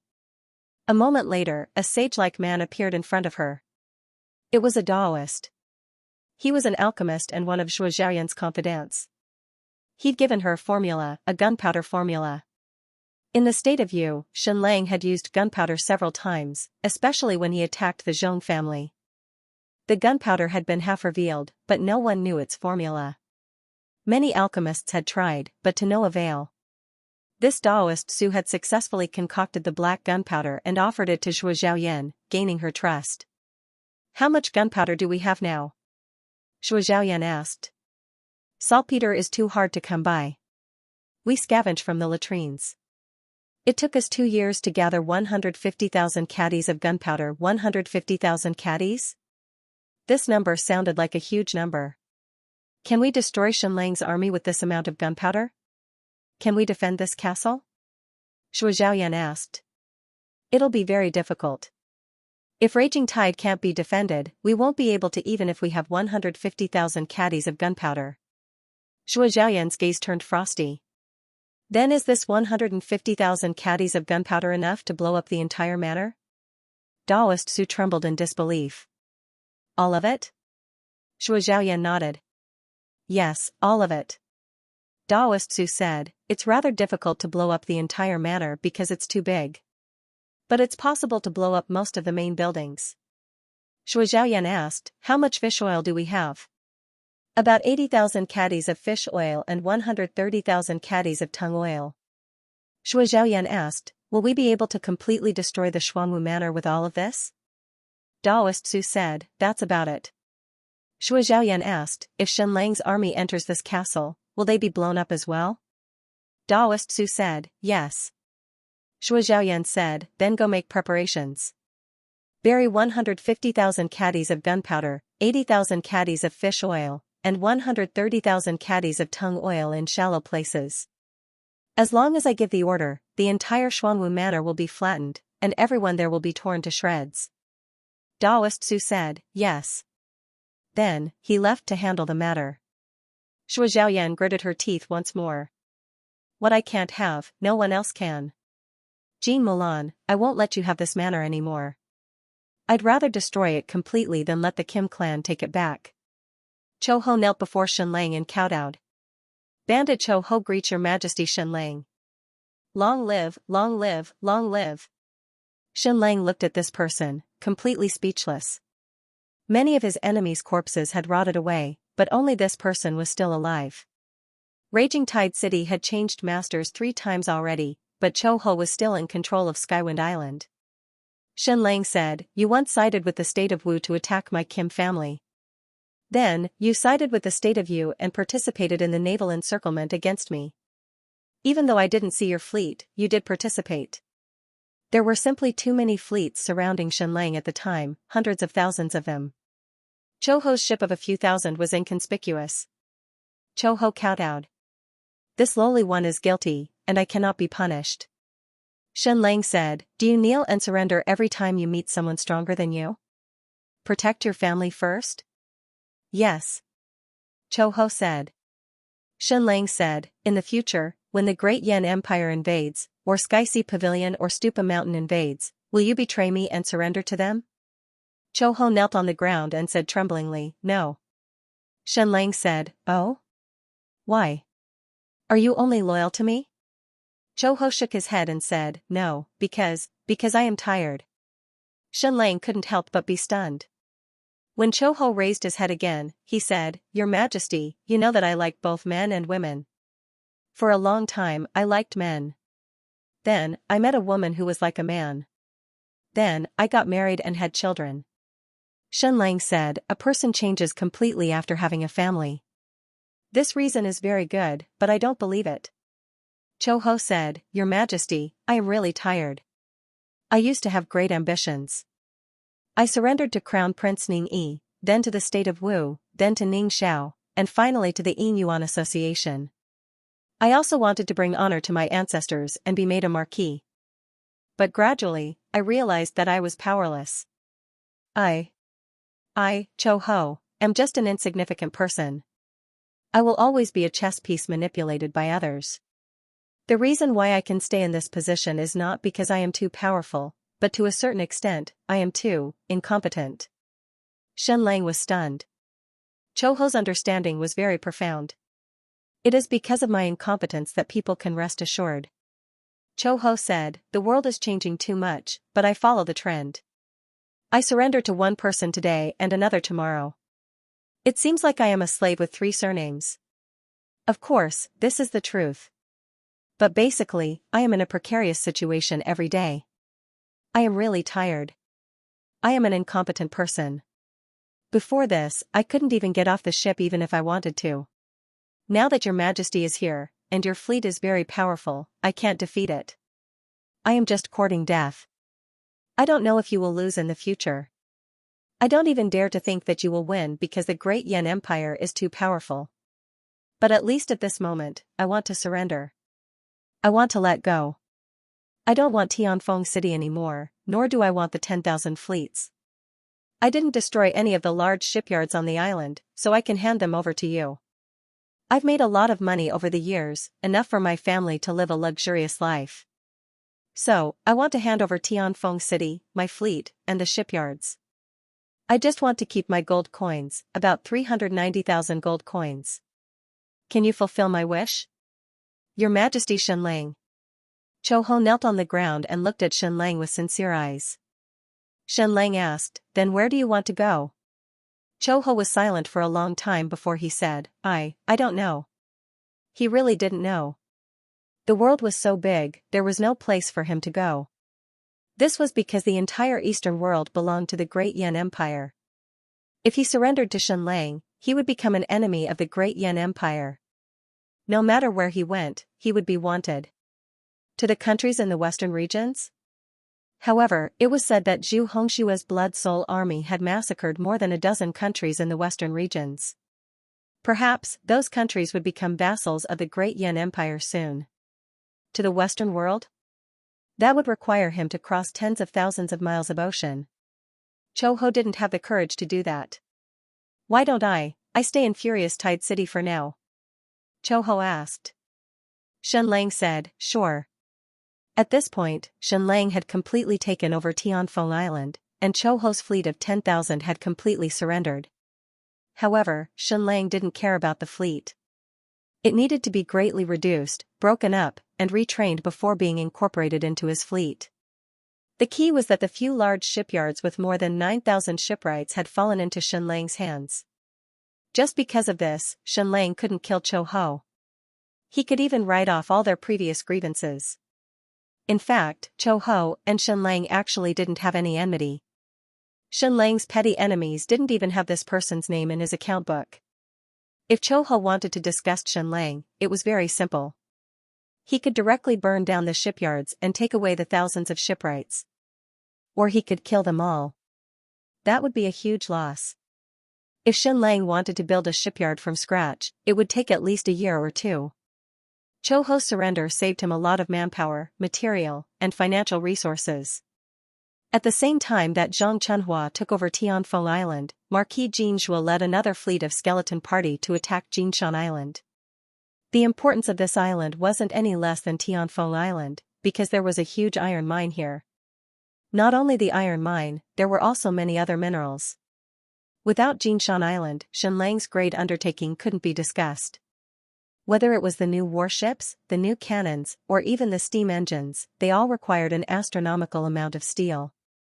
This time, the most people that Shenlang brought from the Western world were blacksmiths. There were more than 4,000 to 5,000 of them.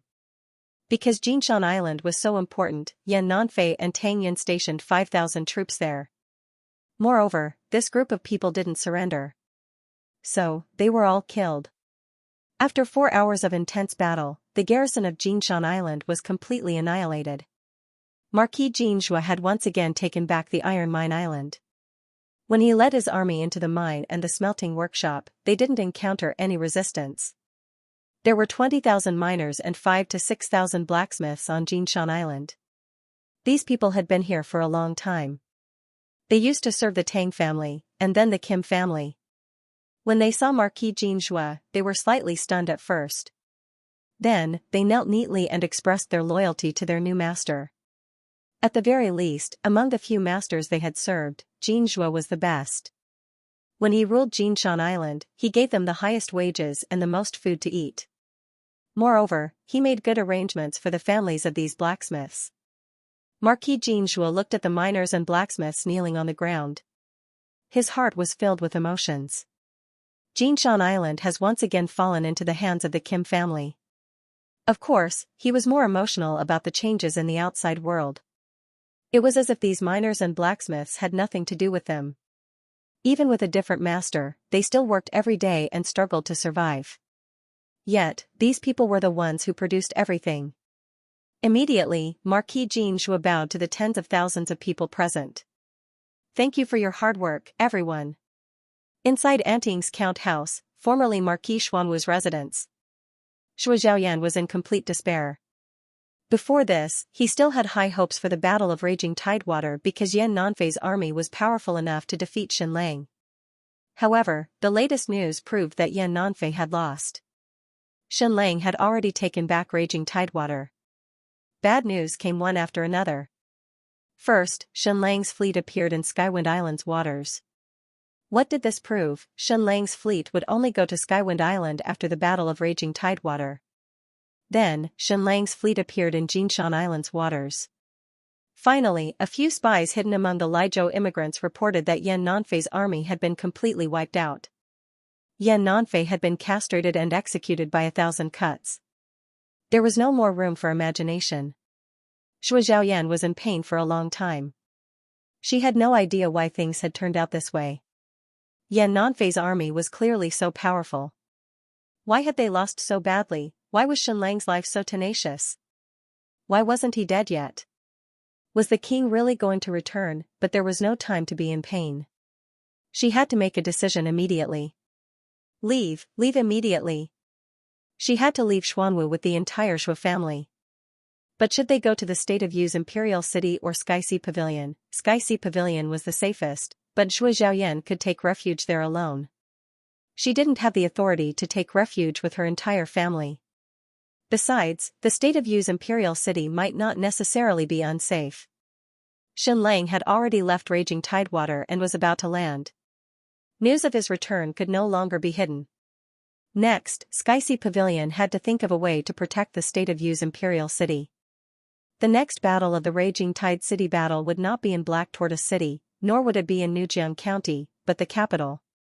Shenlang valued relationships. He would definitely save Ning Yuanxian, Ning Jing, Bian Xiao, Zhang Chong, Ning Gang, and the others. To Shenlang, as long as he conquered Tianyue City, he could help Ning Jing regain his position and take over the State of Yu. However, the Empire of Yan, Sky Sea Pavilion, and even Stupa Mountain would never let Shenlang have his way. Shenlang's army would not exceed 40,000 to 50,000 men. It was basically impossible for them to take over Tianyue City. The Sky Sea Pavilion was too powerful. Zhu Hongshua's 10,000 to 20,000 Blood Soul army had already swept through the millions of allied forces of the western regions. Therefore, Tianyue City was safe. Shui Zhaoyan immediately decided to escape to Tianyue City with her people. At worst, she would become Ning Yi's concubine. She found her younger brother Zhui Yisan, also known as Anting Bo, get ready. We'll leave immediately for Tianyue City. Shuisin was stunned. Why? It wasn't easy for us to get such a big castle and a whole fief. Are we just going to give it up and go back to the capital to live under someone else's fence? Shui Zhaoyan said coldly, because Shenlang will be here soon. Any later and we won't even be able to escape. Remember not to alarm too many people. Just take the Zhou family's 100 men and leave. Shui Yisan trembled. Furious Tide City lost? Shui Zhaoyan said, Yan Nanfei was killed by 1,000 cuts. Do you think Shenlang will let you go? Anting Bo and Shui Yisan immediately dashed out, ready to escape. They were about to escape. The big castle they had lived in for 2 years was going to be gone. 2 years of peaceful and rich life was coming to an end. Goddamned Shenlang. Shui Zhaoyan walked reluctantly in Xuanwu's marquee residence, as if she wanted to see every corner and remember every corner. This place used to belong to her. Soon, the Zhou family's 100 men were ready to escape. Moreover, it was the middle of the night. It was the best time to escape without a sound. She once again found Daoist Su and asked, Is everything ready? Daoist Su said, Everything is ready. 150,000 caddies of gunpowder, 80,000 caddies of fish oil, and 130,000 caddies of tung oil have been buried underground. As long as they are detonated, the entire Black Tortoise Marquee Manor will be razed to the ground. If Shenlang's troops enter, I guarantee they'll all die. Shui Zhaoyan said, Have you found the people who ignited the gunpowder? Are they reliable? Daoist Su said, There are a dozen of them, all very reliable. Their parents and families are in our hands. If they don't obey, their entire family will die. As long as the order is given, they will ignite the gunpowder. Moreover, the gunpowder is connected. As long as one person ignites it, it'll explode. Shui Zhaoyan nodded. All right, you've done well. Stay here for a while. Once it's detonated, run as fast as you can to meet up with me at Skyleap City. You'll be rewarded with riches and splendor. Daoist Su bowed. Thank you, mistress. Actually, I don't want riches and splendor. He then looked at Shui Zhaoyan with a fiery gaze. Shui Zhaoyan said, I know what you're thinking. As long as you do this well, I'll make sure you get what you want. Shui Yisan's voice came from outside. Sister, we're ready. Shui Zhaoyan walked out and saw that over 100 people were already mounted on their horses. Each person had 2 horses, some even 3. It was impossible not to startle people at this point, but the 2,000 to 3,000 people in the count house still didn't react. Everyone's been drugged and unconscious, Shui Yisan said. He was also a vicious and merciless person. Shui Zhaoyan said, Let's go. Following her order, more than 100 people of the Zhou clan silently left the Black Tortoise Marquee mansion and escaped without a trace. This woman was truly decisive. She'd fled as soon as she heard the news of the raging Tidewater's defeat. But at this time a few warriors rushed in, trembling. Miss, great news, great news. Shui Zhaoyan froze. What good news could there be at this time? The warrior said, We found that old woman, we found her. Do you know where she is? For the past 2 years, she's been hiding in a secret basement. There's no food or water there, and she's never left. That's the Kim family's secret lair. Shui Zhaoyan was shocked, then overjoyed. Shenlang's mother had been found? She'd actually been found. It was true that Shenlang's adoptive mother did not follow Jean Mulan out to sea at that time. According to Shui Yin's plan, she wanted the substitute mirror to die a violent death in front of everyone. In order to ensure that it was realistic, she wanted the entire Jean family to be buried with it. Shenlang had been hiding in a secret basement, waiting for the storm to pass. Shenlang's adoptive mother was responsible for injecting him with drugs every day and taking care of him. Of course, no one could be sure if Shenlang's adoptive mother had gone out with him. But when Jean Mulan's ship was about to enter the Devil's Triangle, all his relatives had bid farewell to him, but Shenlang's adoptive mother was nowhere to be seen. Princess Ninghan discovered this and casually issued an order to search for traces of Shenlang's adoptive mother throughout Nujiang Commandery. Ninghan's order was even more important than an imperial edict to countless people. Governor Tang Yin of Nujiang Commandery, City Lord of Xuanwu, Zhu Wenhua, and the Zhou family were all doing their best to search for Shenlang's adoptive mother. After 2 whole years, they hadn't found anything. Who would have thought they'd find her today? However, perhaps this was also very normal, because the news of Xianlang's return had already spread like wildfire. Perhaps she had overheard it when someone walked on the surface and mentioned it. Thus, she finally could not help but come out of the secret underground room. "Are you sure it's her?" Shui Xiaoyan trembled in ecstasy. "It's definitely her," the warrior said. "She used to be a farmer's wife in Maple Leaf Village. Many people have seen her, so I'm sure it's not fake. And you don't know that there's everything in that secret basement, even a large mirror.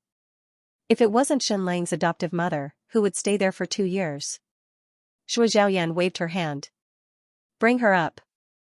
A moment later, an old woman with half her hair was brought up, along with 2 villagers from Maple Leaf Village. "Are you sure this is Xianlang's adoptive mother?" Shui Xiaoyan asked. "Yes, it's her," the villager said. "But she looks a lot older." Shui Xiaoyan nodded. It was normal to be old. Who wouldn't grow old when they were mentally and physically exhausted? "Take your reward," Shui Xiaoyan said. The 2 villagers knelt down joyfully and kowtowed. "Thank you, miss, thank you." Shui Xiaoyan nodded, and the 2 warriors slashed down to silence the 2 villagers. "Old madam, please come with us." Shui Xiaoyan sneered. "The heavens are still looking out for me. Before I left, they actually let me capture Xianlang's adoptive mother. You'll be my hostage from now on. What a great contribution I've made. You can only hope that your son is filial, or you'll be tortured to the point where you'll beg for death. Every time Xianlang succeeds, he'll inflict more torture on you. I hope your body can take it. Men, tie her up and gag her mouth. Don't let her commit suicide. She's a priceless hostage." Several warriors immediately tied up Xianlang's adoptive mother and stuffed a piece of numbness into her mouth. "Let's go." At Shui Xiaoyan's command, the Zhou family continued on their way to Skymoon City. Daybreak, Shui Xiaoyan had already led her clan several dozen kilometers away. In the end, she couldn't resist ascending the highest peak. From there, she could see the Xuanwu Manor. This was a show she'd personally directed. How could she not watch it? The entire Xuanwu Manor had been completely destroyed and flattened. She'd probably be shocked to the core. At the top of the mountain, Shui Xiaoyan gazed at the Xuanwu Manor. Xianlang's movements were really fast. She could already see the densely packed army entering the Black Tortoise Marquis mansion. Shui Xiaoyan couldn't help but feel a lingering fear. Fortunately, she'd escaped quickly, or she'd already be a prisoner. "Bring her here," Shui Xiaoyan ordered. Xianlang's adoptive mother was immediately brought over. Shui Xiaoyan grabbed her by the hair and said coldly, "Old bitch, take a good look. That's your son's army. That's your in-law's Marquis Xuanwu Manor. It'll be completely destroyed soon. Open your eyes wide and watch as the Black Tortoise Marquis Manor is razed to the ground, watch as your son's army is crushed to pieces. Old bitch, the Great Yan Empire and Sky-Sea Pavilion won't let your son off. He's destined to die a horrible death. If I can't have it, no one else can. I'd rather destroy it." Shui Xiaoyan held her breath and waited for the moment of the explosion. Soon, very soon. Because Xianlang's army had already entered the Black Tortoise Marquis Manor. Whoosh, not far from the Marquis Xuanwu Manor, a firework suddenly flew into the sky. This was the signal to detonate hundreds of thousands of kilograms of gunpowder, fish oil, and tung oil under the Marquis Xuanwu Manor. It's coming, Shui Xiaoyan trembled with excitement. The show she directed was about to begin. Destroy the Marquis Xuanwu Manor. Be crushed, bitch's army.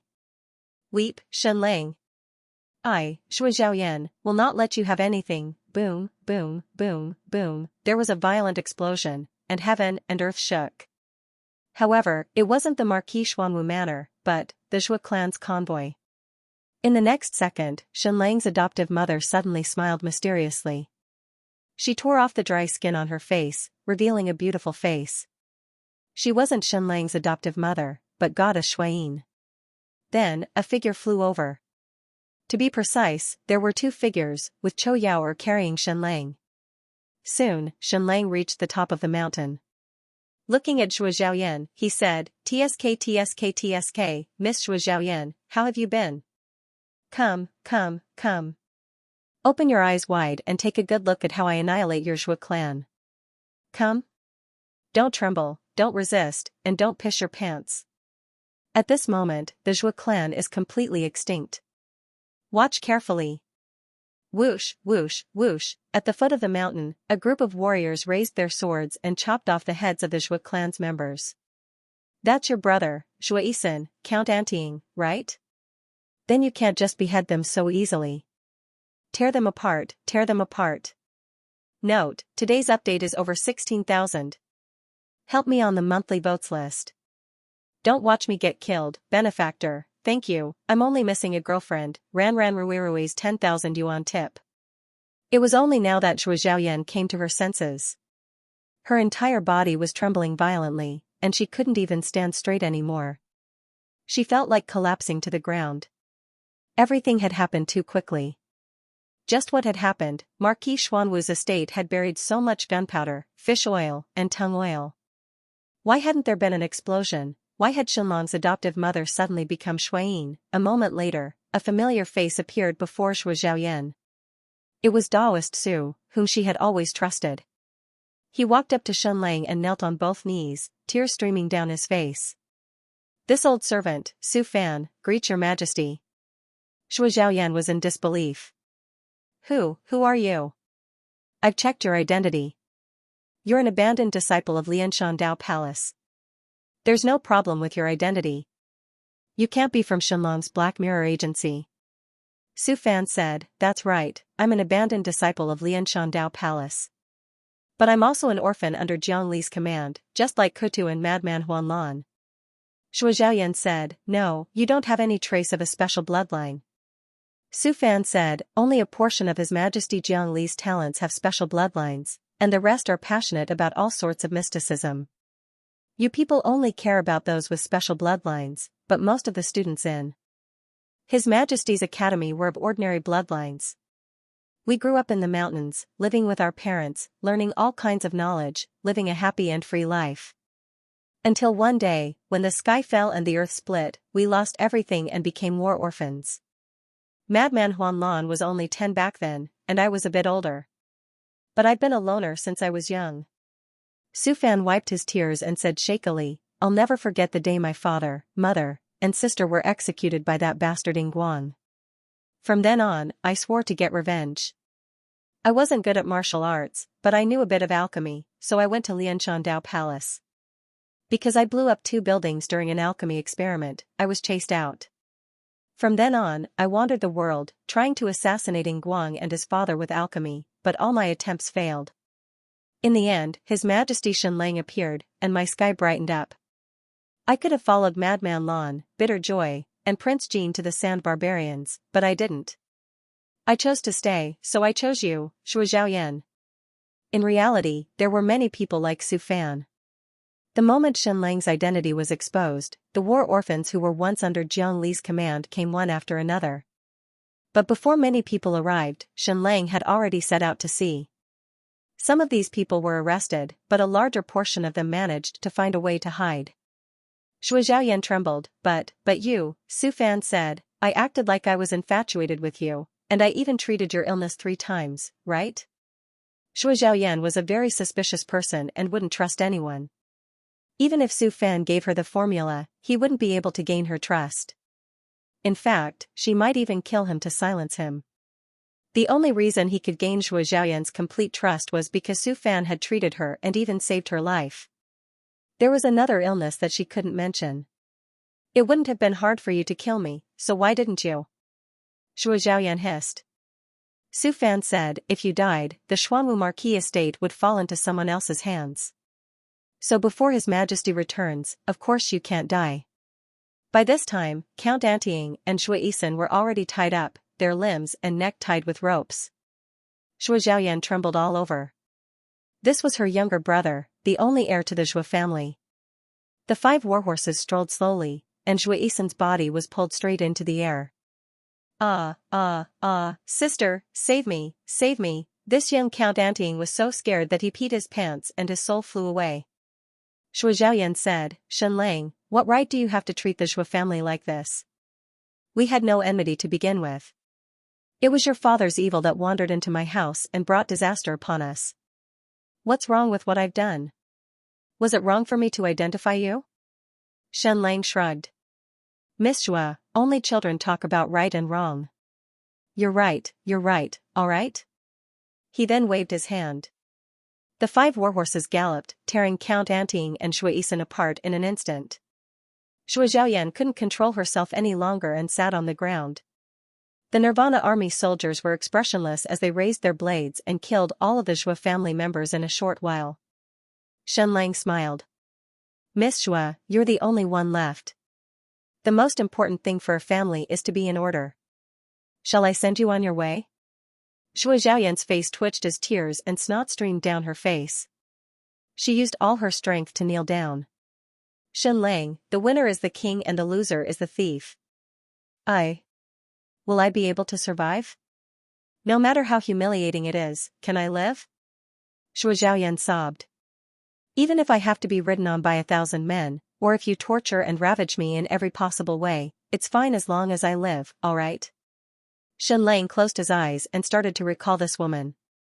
She was a naturally evil woman, and she was even different from Zhong Shishir. Zhong Shishir was arrogant and domineering, but she wasn't a natural venomous snake.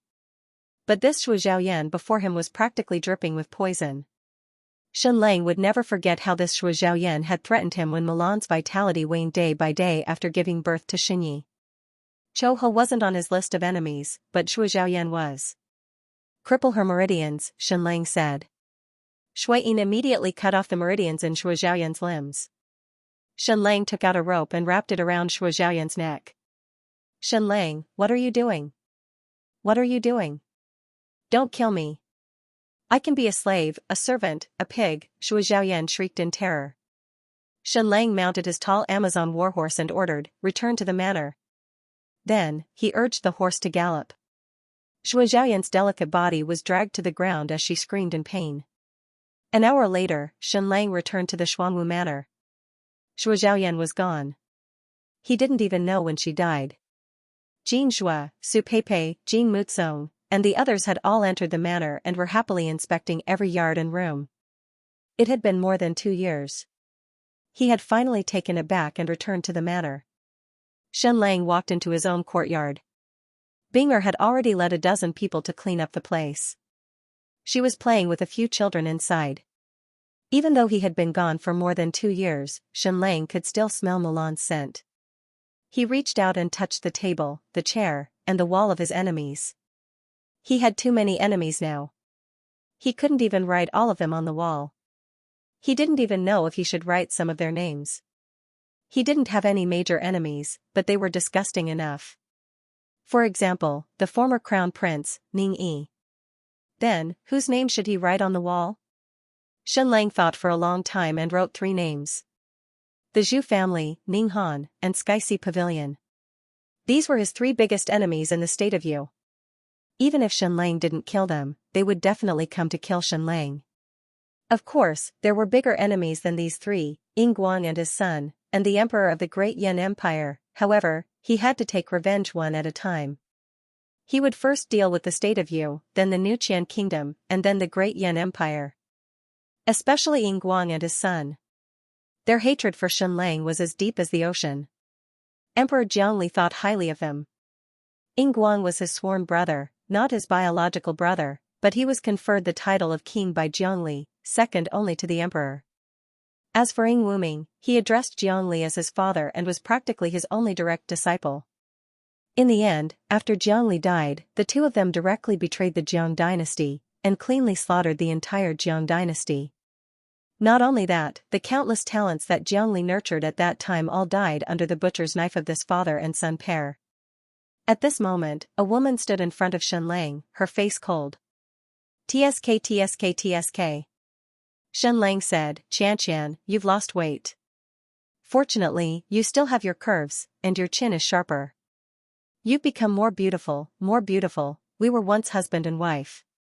There's no need to be so cold to me. Shen Lang moved closer to her and saw a faint wound on her face. He asked, did Zhu Wenhua do this? No, I did it myself, Su Qianqian said. It's okay, it's okay. The wound is shallow and won't leave a scar, Xianlang said. What do you plan to do next? Xianxia said, Xianlang, you're really my bane. Xianlang said, who asked us to be fated? An ill-fated relationship is also fate. Do you still want to make a comeback and revive the Su embroidery industry? Xianxia said, I've already made a comeback twice, but I ended up with nothing. Xianlang said, I can return your industry, workshop, and mulberry fields to you. Xianxia said, what if the Great Yan Empire invades again? Xianlang said, then I have no choice. Xianxia said, I finally understand. Before the chaos ends, developing a family business is the stupidest thing to do. I already have no other choice. In everyone's eyes, I'm a remnant of Xianlang. Since that's the case, I might as well not struggle anymore. Your Majesty Xianlang, from today onwards, I belong to you. Really? Xianlang said, will you sleep with me? No. Xianxia said, I'll work for you. I won't sleep with you or sell my body. That's good, that's good. Xianlang said, then I'm much more at ease. Xianxia couldn't take it anymore. She stepped on his foot. You're the most professional in silk. Next, you'll be the female official in charge of silk trade. Xianlang said, you'll be in charge of the spinning, weaving, and trade of silkworms. What official position? Xianxia asked. Xianlang said, high official in the weaving bureau. Xianxia said, there's still someone who can trade with you at a time like this? Xianlang said, the quality of their silk is far inferior to ours. Their production is low, and their price is 5 times higher than ours. The profits are huge. How have you been, brother Zhu Wenhua? Xianlang smiled. Why didn't you run? You knew I'd come back, so why didn't you run? Zhu Wenhua smiled bitterly. I wanted to run, but Zhuo Zhaoyan said Yan Nanfei could win, so I didn't run for now. By the time I found out raging tidewater had fallen, it was already too late. Xianlang said, why didn't you beg for mercy? Zhu Wenhua said, what's the point of begging? You won't let me go no matter what. Xianlang said, if you didn't beg for mercy, then why didn't you curse at me? Zhu Wenhua said, I don't dare, and I don't have the confidence. I'm just an ant now, not worthy of being your enemy. I don't even have the right to curse at you. Xianlang said, Zhu Wenhua, I don't hate you at all. You're not even on my list of enemies. The only thing you did to anger me was when you forced me to marry Xianxia and almost disfigured her. She can't be considered my woman, but she's mine now. Zhu Wenhua said bleakly, if you want to kill me, do as you please. Xianlang, I don't care if you believe me or not. These past 2 years, when I was the Black Tortoise City Lord, I've always thought in the depths of my heart that you would return one day. Even though I kept saying that you were already dead, deep down I felt that you would definitely come back to kill me. This damned intuition. The person who understands you the most is definitely your enemy. I should be considered your earliest enemy. Xianlang said, Tianheng came earlier than you, but he's dead. And Mayor Lu Wuyan, where has he been recently? Zhu Wenhua said, unlucky, his whole family was imprisoned. Xianlang was stunned as he said, why is that? He and I are clearly enemies. He nearly made it onto my list of enemies. Zhu Wenhua said, when your identity was exposed, he was very negative. When you went overseas, he directly resigned. People thought that he sympathized with the rebel Xianlang, so his whole family was imprisoned. Xianlang said, what an unexpected disaster. Zhu Wenhua said, yes, there's really not much reason in this world. Xianlang said, Zhu Wenhua, do you hate me? Zhu Wenhua said, do I still have the right to hate you? You're no longer the Xianlang who wrote Boundless Romance and competed with me for sales. You're already. Forget it. No, Zhu Wenhua, you're wrong. I'm still the Xianlang from back then. Xianlang said, what Eastern Emperor? I don't care about it at all. My life's goal has never changed, and that is to have no enmity with the world. I'm no different from the person who wrote Boundless Romance. Zhu Wenhua said, then I don't think highly of you. You're too weak.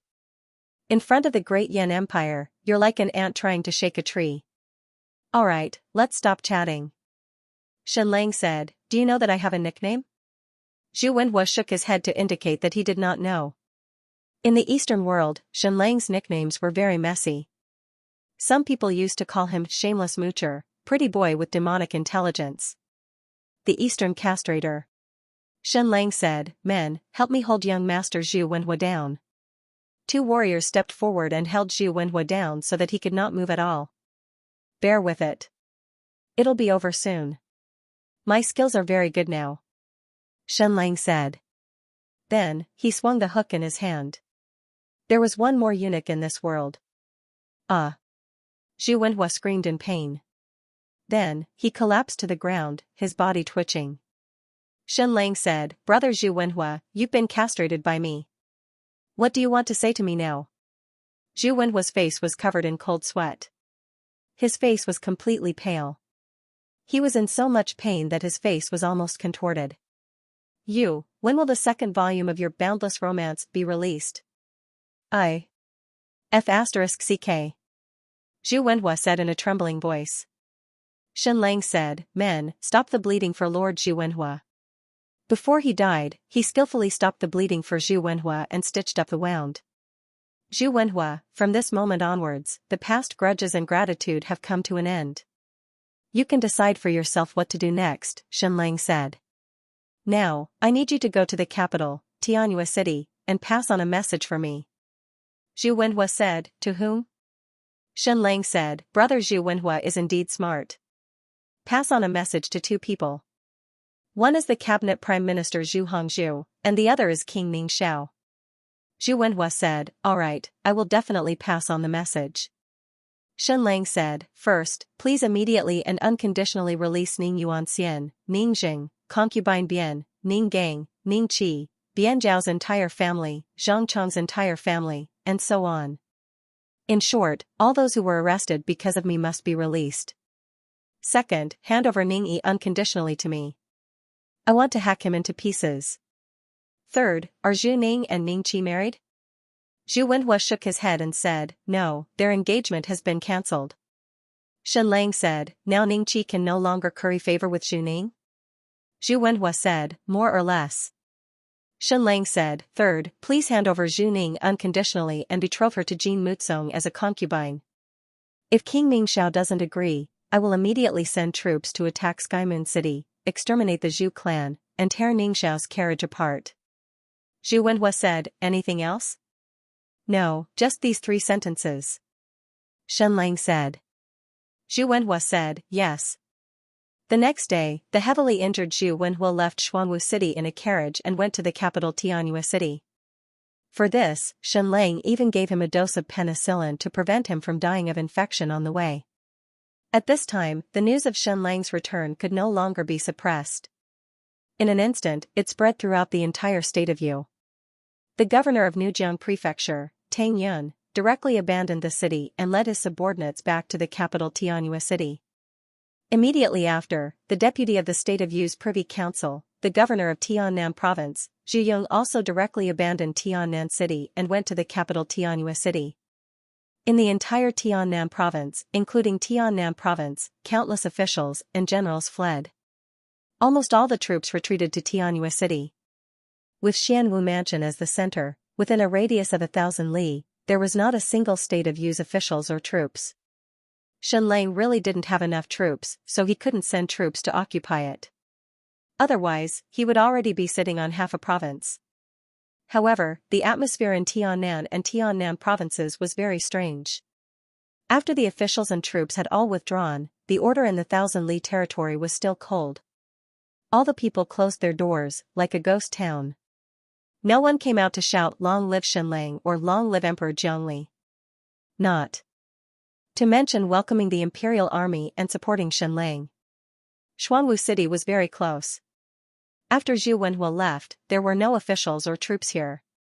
Shenlang also didn't send any troops to guard the city. None of the nobles in Xuanwu City came to Marquis Xuanwu Mansion to pay their respects to Shenlang. Not only did they not come, but even the commoners didn't come. Everyone was shocked like never before, but they pretended as if nothing had happened. They buried their heads in the ground and trembled like ostriches. Shenlang understood that it was because the Great Yan Empire was too powerful. Everyone did not think that Shenlang would win. They felt that he had no chance of winning. If they came out to support Shenlang now, they would die a tragic death in the future. Actually, countless people supported Zhongli in their hearts, and even supported Shenlang. That was because 2 years ago, when he went overseas, he protected everyone and created a miracle where no one died. However, after that, the Great Yan Empire and King Ningxiao's revenge was too terrifying. All those who supported Shenlang, regardless of their status, were arrested. More than 100,000 people were arrested in the state of Yu, and more than 10,000 people were killed. It could be said that those who publicly supported Shenlang were either brought to the Sand barbaric tribe by Prince Jin or killed by Ningxiao. The remaining people didn't dare to say anything. Shenlang didn't blame them. He even ordered the army not to harass the commoners, buy food, or recruit soldiers. The people were afraid of them, so they didn't have to be cold to them. There were only a few people in the study of the state of Yu's palace. King Ningxiao, Prime Minister Zhu Hongzhu, Deputy Privy Council Zhu Yong, former Crown Prince Ning Yi, Princess Royal Ning Luo, Empress Dowager Zhu, Duke Ning Qi, and others. The castrated Zhu Wenhua knelt on the ground, motionless. "Are you sure Raging Tide City has fallen?" Ning Yi asked. Zhu Wenhua said, "Yes, Yan Nanfei was executed by 1,000 cuts, the Zhou clan was exterminated, and Raging Tide City was occupied." Ning Yi asked, "How many troops does Shenlang have?" Zhu Wenhua said, "Not more than 50,000. The ground troops alone should be about 10,000. Everyone's eyes twitched. As expected, such a small army actually staged the return of the king. Shenlang must have gone mad. Ning Yi said, "Shenlang let you go. What message did he ask you to pass on to us?" Zhu Wenhua said, "He asked me to pass on 3 messages. First, he asked Your Majesty to unconditionally release Grand Supreme Prince Ning Yuanxian, Ning Jing, Concubine Bian, Ning Gang, Ning Qi, Bian Xiao, Zhang Chong, and so on. In short, all those who were arrested because of Shenlang must be unconditionally released. Second, he asked Your Majesty to unconditionally hand over Ning Yi. Shenlang will be hacked into 1,000 pieces. Third, he asked Prime Minister Zhu Hongzhu to unconditionally hand over Zhu Ning and marry Jin Muzong as a concubine. If you don't agree, Shenlang will immediately send troops to attack Xianxia City, exterminate the Zhu clan, and destroy His Majesty." Zhu Wenhua repeated Shenlang's words. Instantly, Ning Yi was about to explode. He suddenly pulled out his knife and was about to behead Zhu Wenhua because he wanted to vent his anger. These words came out of Zhu Wenhua's mouth. "Stop." Zhu Hongzhu shouted coldly, "He is only a messenger." Ning Yi angrily withdrew his knife and said coldly, "Your Majesty, Shenlang is too arrogant. We must give him the harshest reply and let him see our will. This is a complete provocation to the state of Yu and the entire Great Yan Empire." King Ningxiao was completely expressionless and said plainly, "All right, if Shenlang wants to attack Xianxia City, I will welcome him. But he has successfully angered me. I must respond." "Because of Shenlang's case, how many people have been arrested?" King Ningxiao asked. 150,000, Zhu Yong said. King Ningxiao said, "Execute them publicly. Behead 10,000 people and send their heads to Shenlang." Ning Yi was so excited that he trembled. "Yes, Your Majesty." King Ningxiao said, "That is not enough. Cut off one of Ning Zheng's arms and send it to Shenlang. Also, prepare for the decisive battle in Xianxia City. Tell Xianxia Pavilion not to stand by and watch. It is time to act." Note, this chapter took a long time to think about. I will go eat and write the second chapter. I will try to finish it at 1 o'clock. Brothers, don't be greedy for my monthly votes. Give them to me. I am really going to cry. Thank you, Xieching/66 650,000 coins. Thank you. A few days ago, in Fury Tide City. Your skills are pretty good. You actually managed to cut Yan Nanfei more than 1,000 times before he died, Shenlang said with a smile. The executioner cupped his hands and said, "I'm ashamed. I'm not at everyone's level. Yan Nanfei died more than 100 cuts in advance. Please forgive me, Your Majesty." Shenlang stared at the executioner. It was almost impossible to tell his age from his innocent face. In fact, he couldn't even make out his face because he had been completely disfigured. Not only was his face disfigured, half of his body was also destroyed. What happened to your body and face? Xianxia asked. The executioner said, do you still remember Fire Island? There was a huge volcano on it and many sulfuric acid pools. I accidentally fell in. Xianxia grinned because he could feel the pain. After being exposed to the sun and wind, some of the sulfuric acid pools at the mouth of the volcano had a high concentration. At that time, my boat was destroyed by a storm, so I swam to the nearest island. I didn't expect it to be a volcanic island, and it even erupted. Countless volcanic ash suffocated me. I fell into the sulfuric acid pool and was unconscious for a period of time. The executioner said, I was saved by Master Jack Tang. Because my knife skills are pretty good, I joined the skeleton party. Xianxia said, your knife skills must be pretty good. Otherwise, you wouldn't have been able to complete the death of 1,000 cuts. The hardest part of the death of 1,000 cuts isn't how to cut, but the understanding of the body. You have to know where to cut first, then where to cut last. You can't make a mistake. If you make a mistake, the target of the death of 1,000 cuts will die early. The executioner said, Your Majesty, you must be joking. I still didn't complete it. Yan Nanfei still died early. Xianxia said, you did it on purpose. You deliberately made Yan Nanfei die more than 100 cuts in advance. The executioner's expression changed when he heard that, and he knelt on the ground. Xianxia said, your knife skills are definitely top-notch, and the death of 1,000 cuts technique is not wrong at all. This is your second death of 1,000 cuts. You were afraid that it was too perfect, so you used a little more force in the last 100 cuts, causing Yan Nanfei to die prematurely. The executioner's forehead was pressed against the ground, and he remained motionless. This lowly one is guilty, this lowly one is guilty. Xianxia shook his head and said, no, you're not guilty. Oh right, when did you join the skull party? The executioner trembled and said, 26 years ago. Xianxia, oh, this is a very magical year. Is there anything you want to tell me? Tears streamed down the executioner's face as he kowtowed and said, I am guilty, I am guilty. Xianxia said, although you used sulfuric acid to destroy your appearance and even destroyed your body, that aura of a grandmaster is still there. Especially when you use a saber, you can no longer conceal that aura of a grandmaster. Grandmaster Hong Yin, you are a grandmaster.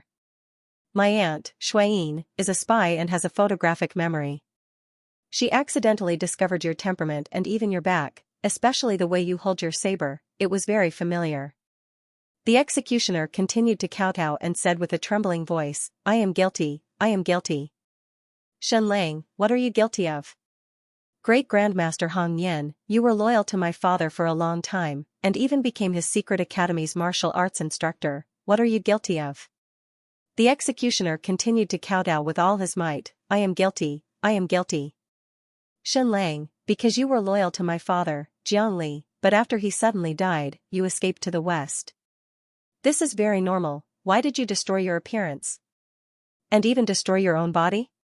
I am guilty, I am guilty.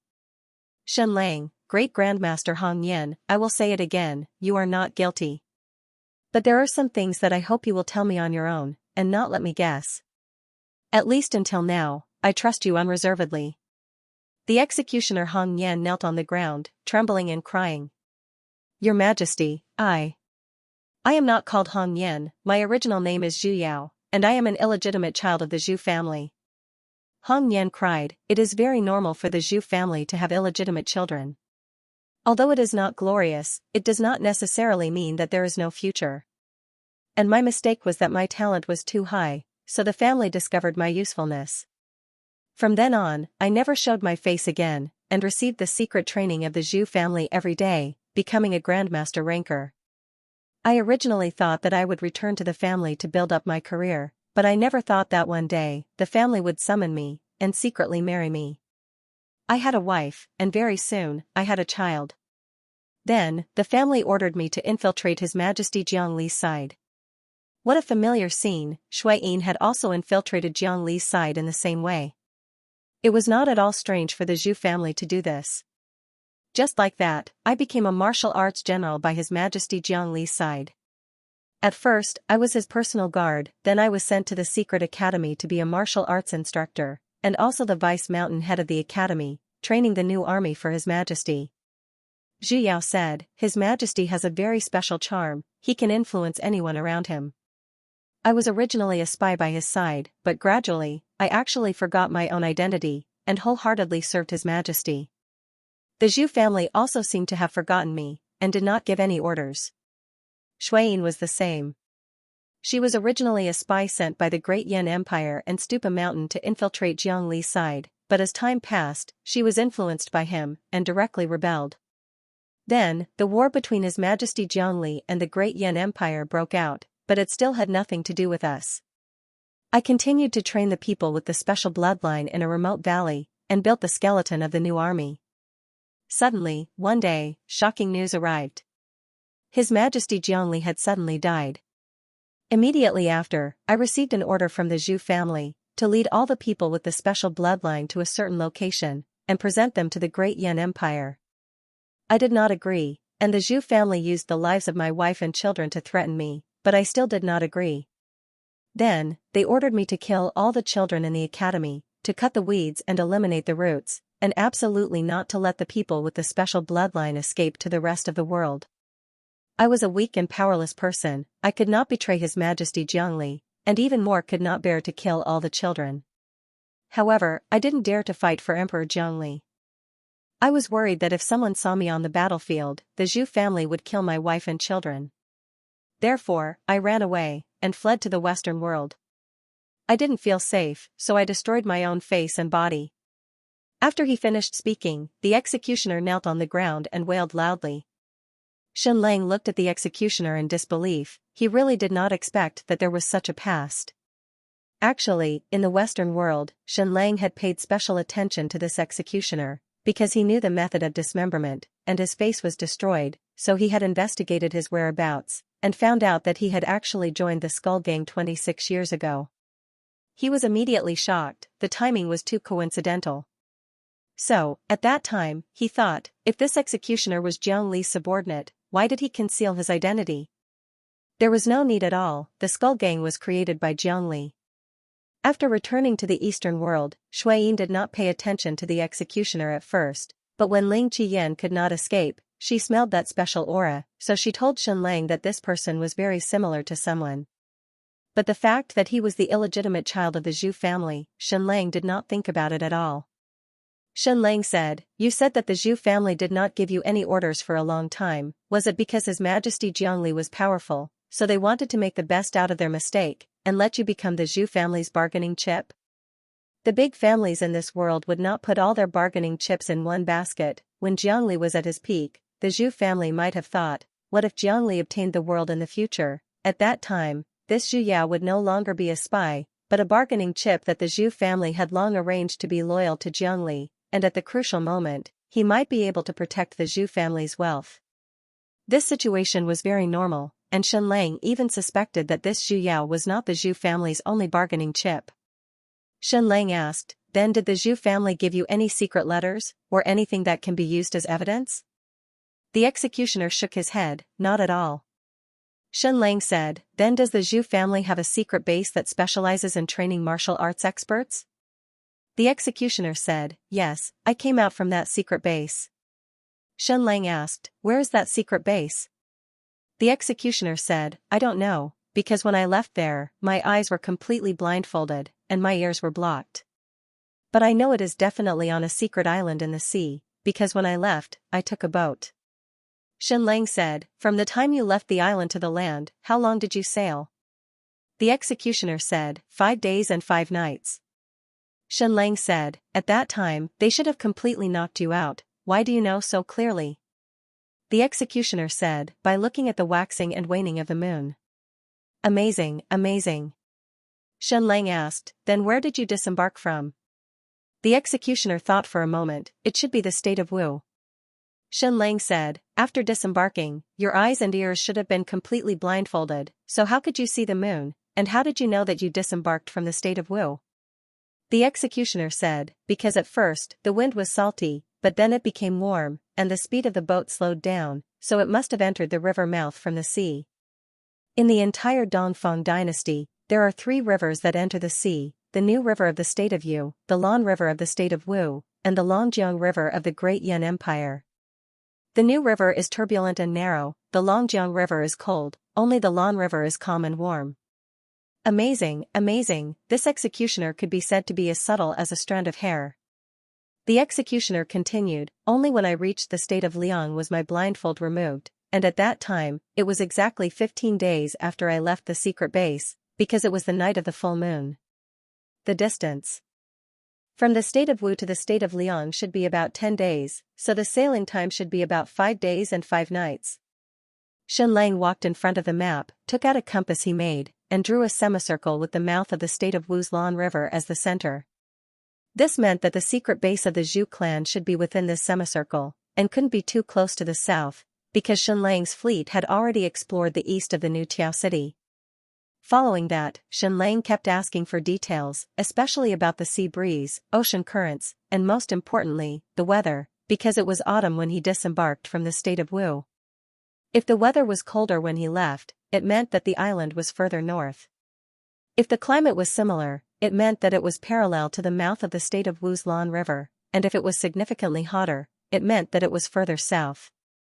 The temperature was about the same, and it was all autumn. I remember this very clearly.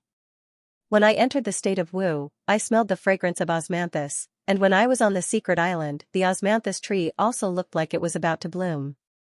The executioner said. This time, Xianxia was even more precise, and drew a circle on the map. Within this region, the radius would not be more than 2,000 miles, and the distance from the new Tiao city would not be more than 4,000 miles. Immediately, Xianxia ordered a portion of the skeleton party's fleet to head north, to search for the secret base of the Zhu clan in this region.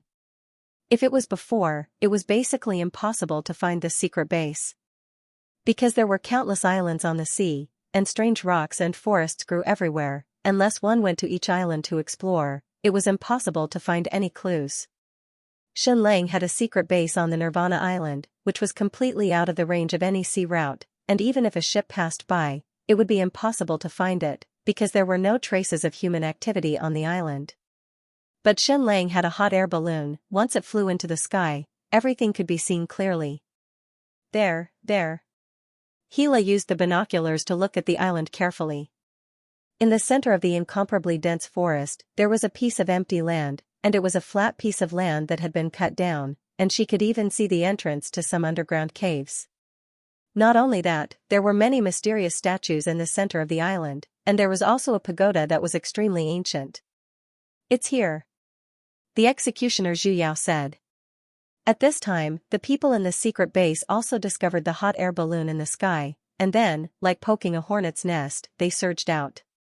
Dozens, hundreds of people. Whoosh whoosh whoosh whoosh, this group of people madly shot arrows at the hot air balloon in the sky, and what was even more shocking was that these arrows actually had glowing tails, and they could shoot up to 1,000 meters in the sky. This was an ancient energy arrow, and it actually appeared in the secret base of the Zhu clan? This is an ancient ruin, Hila judged. Whoosh whoosh whoosh whoosh, on the secret base, a few more super-giant crossbows were pushed out, and they madly shot into the sky.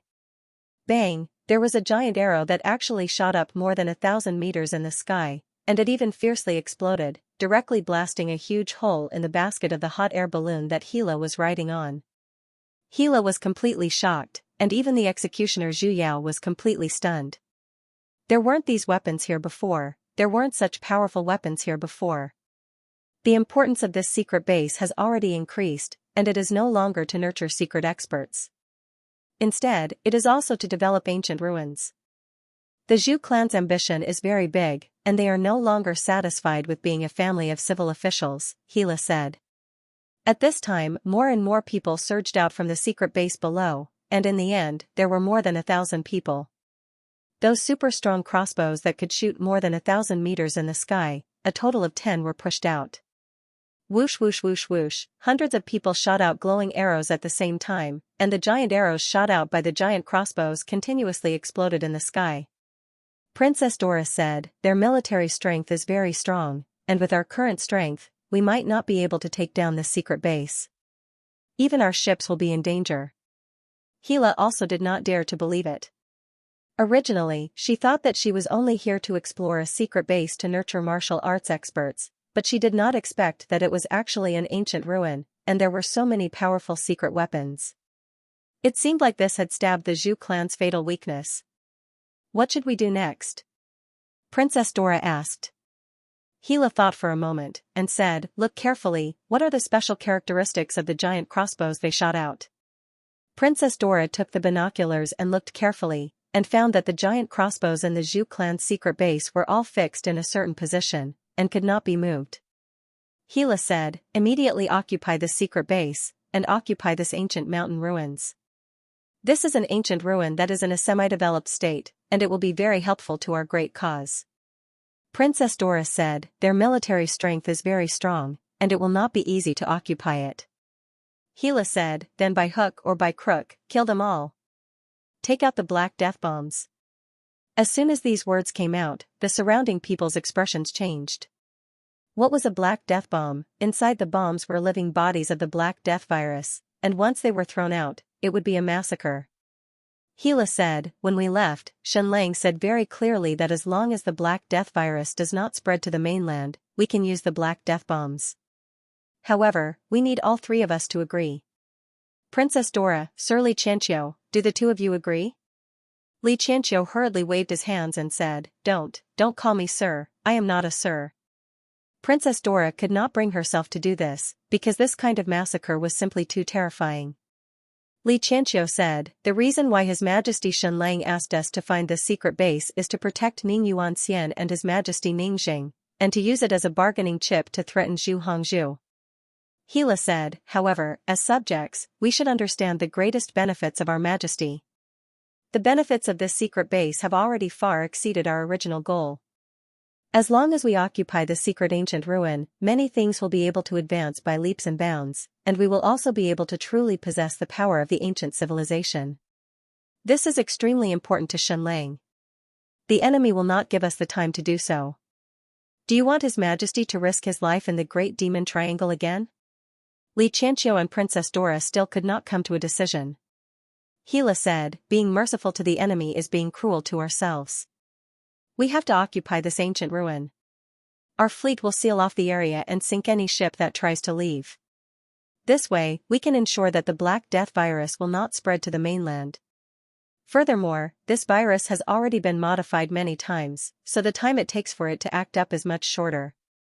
Even if they escape with their ships, they will not be able to escape to the mainland." Li Qianqiu and Princess Dora were still in deep thought. "I agree, vote." Li Qianqiu's wife, Madame Qiu, immediately said. General Kuei Ning said, "I agree, vote." Li Qianqiu still could not make a decision. This was his personality, and he was naturally hard to make decisions. Madame Qiu directly grabbed Li Qianqiu's hand and pressed it on the order book, saying, "Li Ergu, look at how useless you are. You really haven't changed at all." Li Qianqiu was grabbed by his wife and pressed his hand on the order book. Princess Dora was silent for a long time before pressing her hand as well. "If the virus spreads to the mainland, the three of us will share responsibility," Princess Dora said. Gila said, "All three of us agree to use the extinction bomb." Then, she carefully opened a box, and each of them pressed 2 codes. There was a total of 6 codes. After opening the box, the Black Death living bomb was revealed. "Throw it," Princess Gila said with a trembling voice. Then, she threw the extinction bomb toward the Zhou clan's secret base.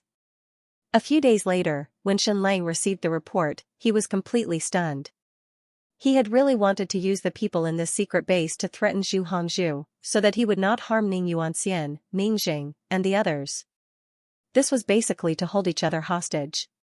However, he did not expect that this secret base had already been upgraded to a half-developed ancient ruin, and its strategic level had suddenly increased. Furthermore, Gila had made a prompt decision to launch an annihilation attack on this secret base. "Our fleet has already carried out a complete lockdown on that area, and the moment any ships appear, we will immediately sink them," Gila said. Up until now, we have already sunk 8 of their ships. In another half a month's time, the virus on the island will be neutralized, and our people will be able to land there and start to develop the ancient ruins. Xianlang did not say anything. Hila said, "We have destroyed the secret base of the Zhu clan. Until now, it is still a top secret, and no one knows about it. I strongly suggest that this matter should not be leaked out, and even more so, do not use this matter to threaten Zhu Hongzhu. After we occupy the half-developed ancient ruins, we will be able to surprise them in the next battle." However, if that was the case, how would they protect Ning Yuanxian and Ming Jing from any harm, as well as the hundreds of thousands of people who had been arrested because of Xianlang, as well as Zhang Chong, Bian Xiao, and the others? Hila knelt on one knee and said, "You are not only my younger brother, but also my master. If I am wrong, I am willing to accept any punishment." Princess Dola said, "This matter is not just Hila's decision alone. It is a joint decision between me, Hila, and surly Xianxia." Xianlang looked at the executioner, Zhu Yao, who immediately knelt down and said, "Your Majesty, I swear that when I was there, I did not discover any ancient ruins. It was just a very ordinary secret base." Xianlang asked, "Zhu Yao, how is your martial arts now?" Zhu Yao said bitterly, "Not only did the acid corrode my body, it also corroded my veins. It is very difficult for me to straighten my arms now, and I do not have much martial arts left." Xianlang asked, "Roughly when did you become a grandmaster?" Zhu Yao replied, "It should be when I was 34 years old." Genius, he was definitely a genius. It was a pity that he had not been able to display his talent in this lifetime. Then how should he protect Ming Jing, and how should he protect Zhang Chong and the others from harm? Xianlang closed his eyes and racked his brains. One plan after another appeared in his mind, but they were all quickly abandoned. It was not that he did not have enough time, but that he did not have enough lethality. Suddenly, a thought emerged in Xianlang's mind, and he had an extremely bold guess. Bold guess, but careful verification. Inside the palace of the state of Yu, Su Fei was still cleaning Ming Yuanxian's body and carefully helping him put on his clothes. "Your Majesty, Your Majesty." After calling out a few times, Ming Yuanxian still did not respond. Su Fei could not help but cry. Ming Yuanxian loved concubine Bian the most, but how could Ming Xiao allow him to be together with concubine Bian? Concubine Bian was already in prison. Other than concubine Bian, Ming Yuanxian loved concubine Zhong the most. However, concubine Zhong had a violent personality and had cursed him many times. She had also been imprisoned. To some extent, Su Fei had fallen out with Ming Yuanxian. Back when Su Nan rebelled, Su Fei was so afraid that she almost committed suicide. But she did not expect that the person who had been taking care of Ming Yuanxian for the past 2 years was this woman. This was also because of the good karma that Ming Yuanxian had planted before, so it had borne good karma. After Su Nan's rebellion was destroyed, many people thought that Su Fei would definitely be sentenced to death, or at least be abolished. However, she was not. She was not even banished to the cold palace. Ming Yuanxian did not come to her palace often, but the treatment she deserved was not changed. He did not completely fall out with his woman. After Su Fei experienced the coldness of the human world in the past few years, her temperament changed greatly. Now, she and Ming Yuanxian depended on each other for survival. Bang! The palace door was suddenly kicked open, and the one-armed Ming Yi walked in. Su Fei immediately retreated to the side timidly. She had taken care of Ming Yuanxian meticulously, but she could not fight against Ming Yi to protect Ming Yuanxian. She was afraid of death, and she was not as brave as concubine Bian and concubine Zhong. "Congratulations, royal father. Congratulations, royal father. Did you know? Xianlang is back. He actually killed his way back. He has already recaptured the new Tiao city and the Marquis Xuanwu's mansion. Now, the entire Tiannam province, and half of the Tiannam province's officials and troops have all escaped. Father, aren't you happy to hear of such an earth-shattering event?"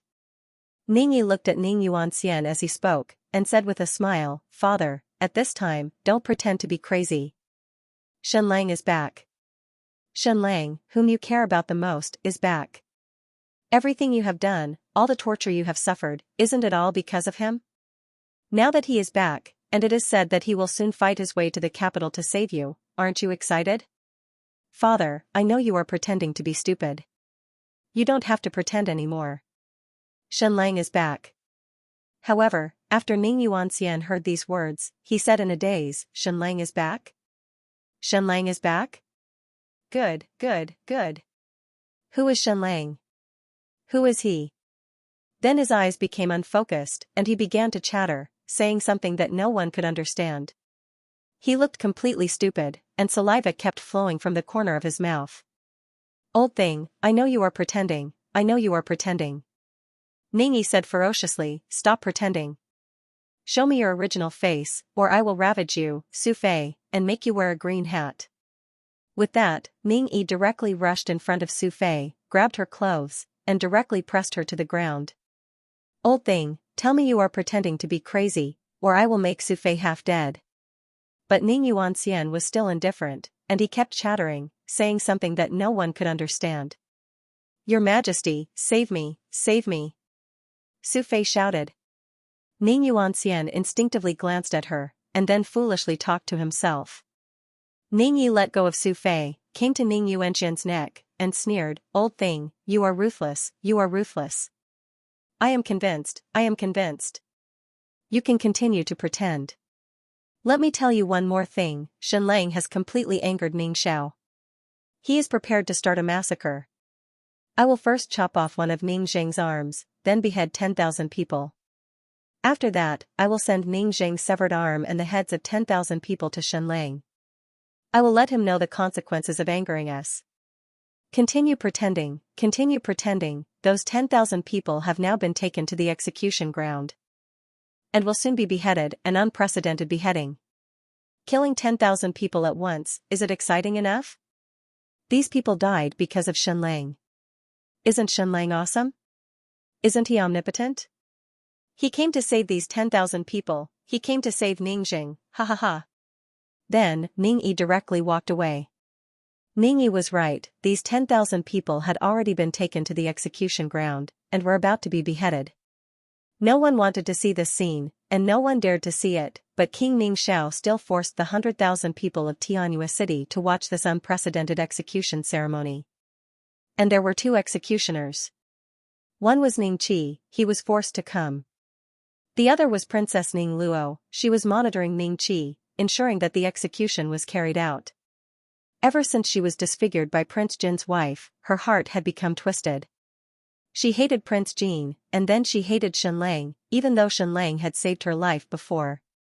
The hourglass passed slowly, and everyone was silent, waiting for the noon to arrive. Once the time was up, the execution would begin, and the 10,000 people would be beheaded. Even though the killing had not begun, the entire square was filled with a hellish murderous aura. Ever since Ning Xiao took over, everything changed. There was no longer order, and the entire state of Yu became dark and cold, bloody and cruel. At this time, a person appeared in front of Zhu Hongzhu. I am His Majesty Shenlang's man, a spy from the Black Mirror Division. Zhu Hongzhu said through the screen, you are exposing yourself. You are seeking your own death.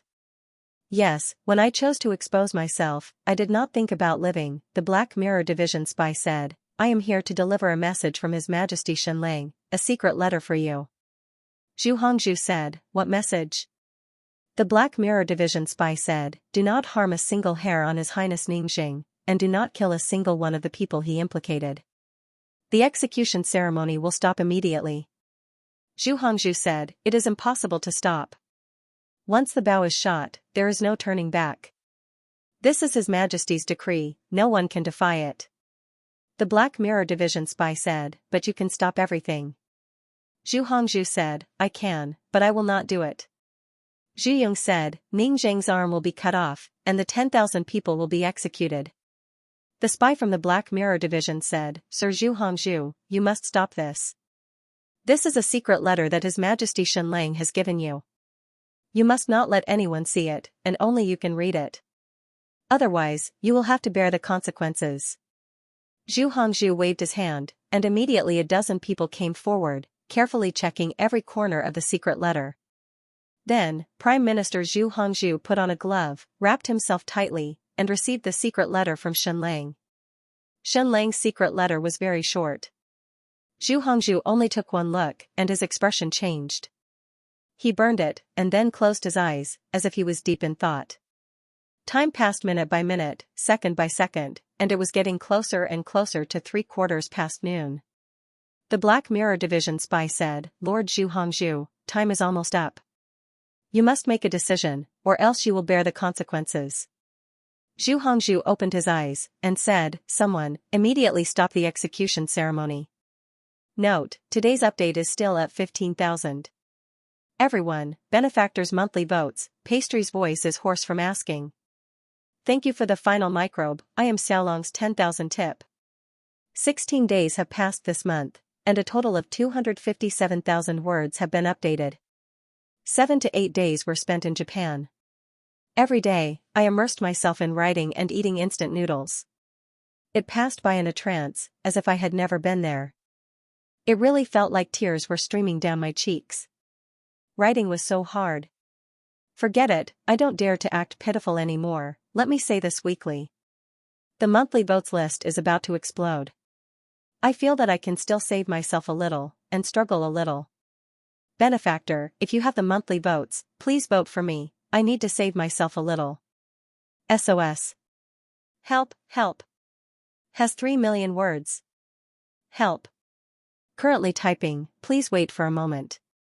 After the content has been updated, please refresh the page to receive the latest update. When he said this, everyone's expression changed. Why, Shen Lang was still a few thousand miles away. How could he stop Zhu Hongzhu? In this world, many people could compromise with Shen Lang, but not the Zhu clan. Most importantly, the beheading of more than 10,000 people and Ning Zheng's arm was Ning Xiao's strong stance. It was not only for Shen Lang to see, but more importantly, for the great Yan Empire to see. Now that Zhu Hongzhu had stopped him, what would Ning Xiao think? Hero, please stay in my residence for now. Zhu Hongzhu said to the Black Mirror Division spy. Of course. Zhu Hongzhu turned and walked outside. I will go and pay my respects to His Majesty. He put on his hat and walked outside. Zhu Yong quickly caught up and whispered, Father, what was written in Shen Lang's letter? Is it so important? Zhu Hongzhu lowered his head. Do you still remember Zhu Yao? Zhu Yong trembled. What happened to him? Of course, Zhu Yong knew this person. When Jiangli was powerful, Zhu Yao was another egg placed in the Zhu clan's basket. If Jiangli won in the future and obtained the world, then Zhu Yao would be the Zhu clan's lifeline. But to the great Yan Empire, this was a betrayal. So, after Jiangli died, the Zhu clan ordered Zhu Yao to kill all the geniuses in Jiangli's secret academy. The other party did not do anything, so the Zhu clan sent experts to kill Zhu Yao, intending to silence him. But Zhu Yao disappeared. That day, Yingguang led his army into the valley where the secret academy was located and burned everyone inside to death. There were originally more than 1,000 geniuses nurtured by Jiangli, but only a small portion escaped. The rest were burned alive in the valley. Not only that, but almost all the teachers were also burned to death. So, Yingguang and his son committed many crimes against Jiangli. The Zhu clan searched for a long time, but could not find Zhu Yao. They could not help but feel relieved, thinking that he was already dead. Zhu Yong whispered, Father, even if Shen Lang found Zhu Yao, what can he do? The Zhu clan did not leave any letters, and there is no evidence to prove that our Zhu clan ever wanted to have a foot in both boats. Besides, didn't the royal family also send Shuiyin to Jiangli's side? Zhu Hongzhu said, How can that be the same? That is the royal family, that is the monarch, and we are the subjects. Let me ask you, what right does our Zhu clan have to send someone to Jiangli's side? Have we reported this to His Majesty? We are civil officials. Do we have any intelligence network in Great Yan Empire? This was the key point. The Zhu clan didn't have the qualifications to send a spy, but they sent an illegitimate child to Jiangli's side. This meant that they wanted to have a foot in both boats. This was an opportunistic move. Zhu Yong thought for a moment and said, Shen Lang threatened us that if we don't stop the execution, he will reveal Zhu Yao's identity? If Shen Lang were to openly announce Zhu Yao's identity at this time, it would not cause any harm to the Zhu clan on the surface. But the emperor would definitely hold a grudge, especially at this time. It was a crucial time for the Zhu clan to fight for the position of prime minister. 2 years ago, the Great Yan Empire's new policy was successful. The Minister of State was reorganized into a cabinet. To be conservative, they chose an old subject of virtue and prestige to be the prime minister. The Zhou clan's head would be the prime minister in 2 or 3 years. Master, these few months are crucial. Although the position of prime minister is already in the bag, if any scandal were to be exposed at this time, it would immediately be magnified. Our opponents in Yan capital would not let go of such an opportunity. At that time, the position of prime minister would be hard to say. Zhu Hongzhu said, compared to that, what do Ning Zheng's arm and the lives of 10,000 people count for? Zhu Yong frowned. He naturally knew the severity of this matter, but was this small matter enough to make the Zhou clan compromise? Wasn't it a little cowardly? Zhu Hongzhu said, don't just think about prestige. Our Zhou clan is already prestigious enough. His prestige was fake. The power in his hands was real. Moreover, Shen Lang is not only threatening us with Zhu Yao. There is something even more fatal. What is it? Zhu Yong asked.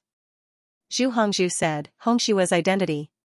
As soon as this was said, Zhu Yong's expression changed completely. He stood still on the spot. Zhu Hongshua's status in the Zhou clan was unparalleled.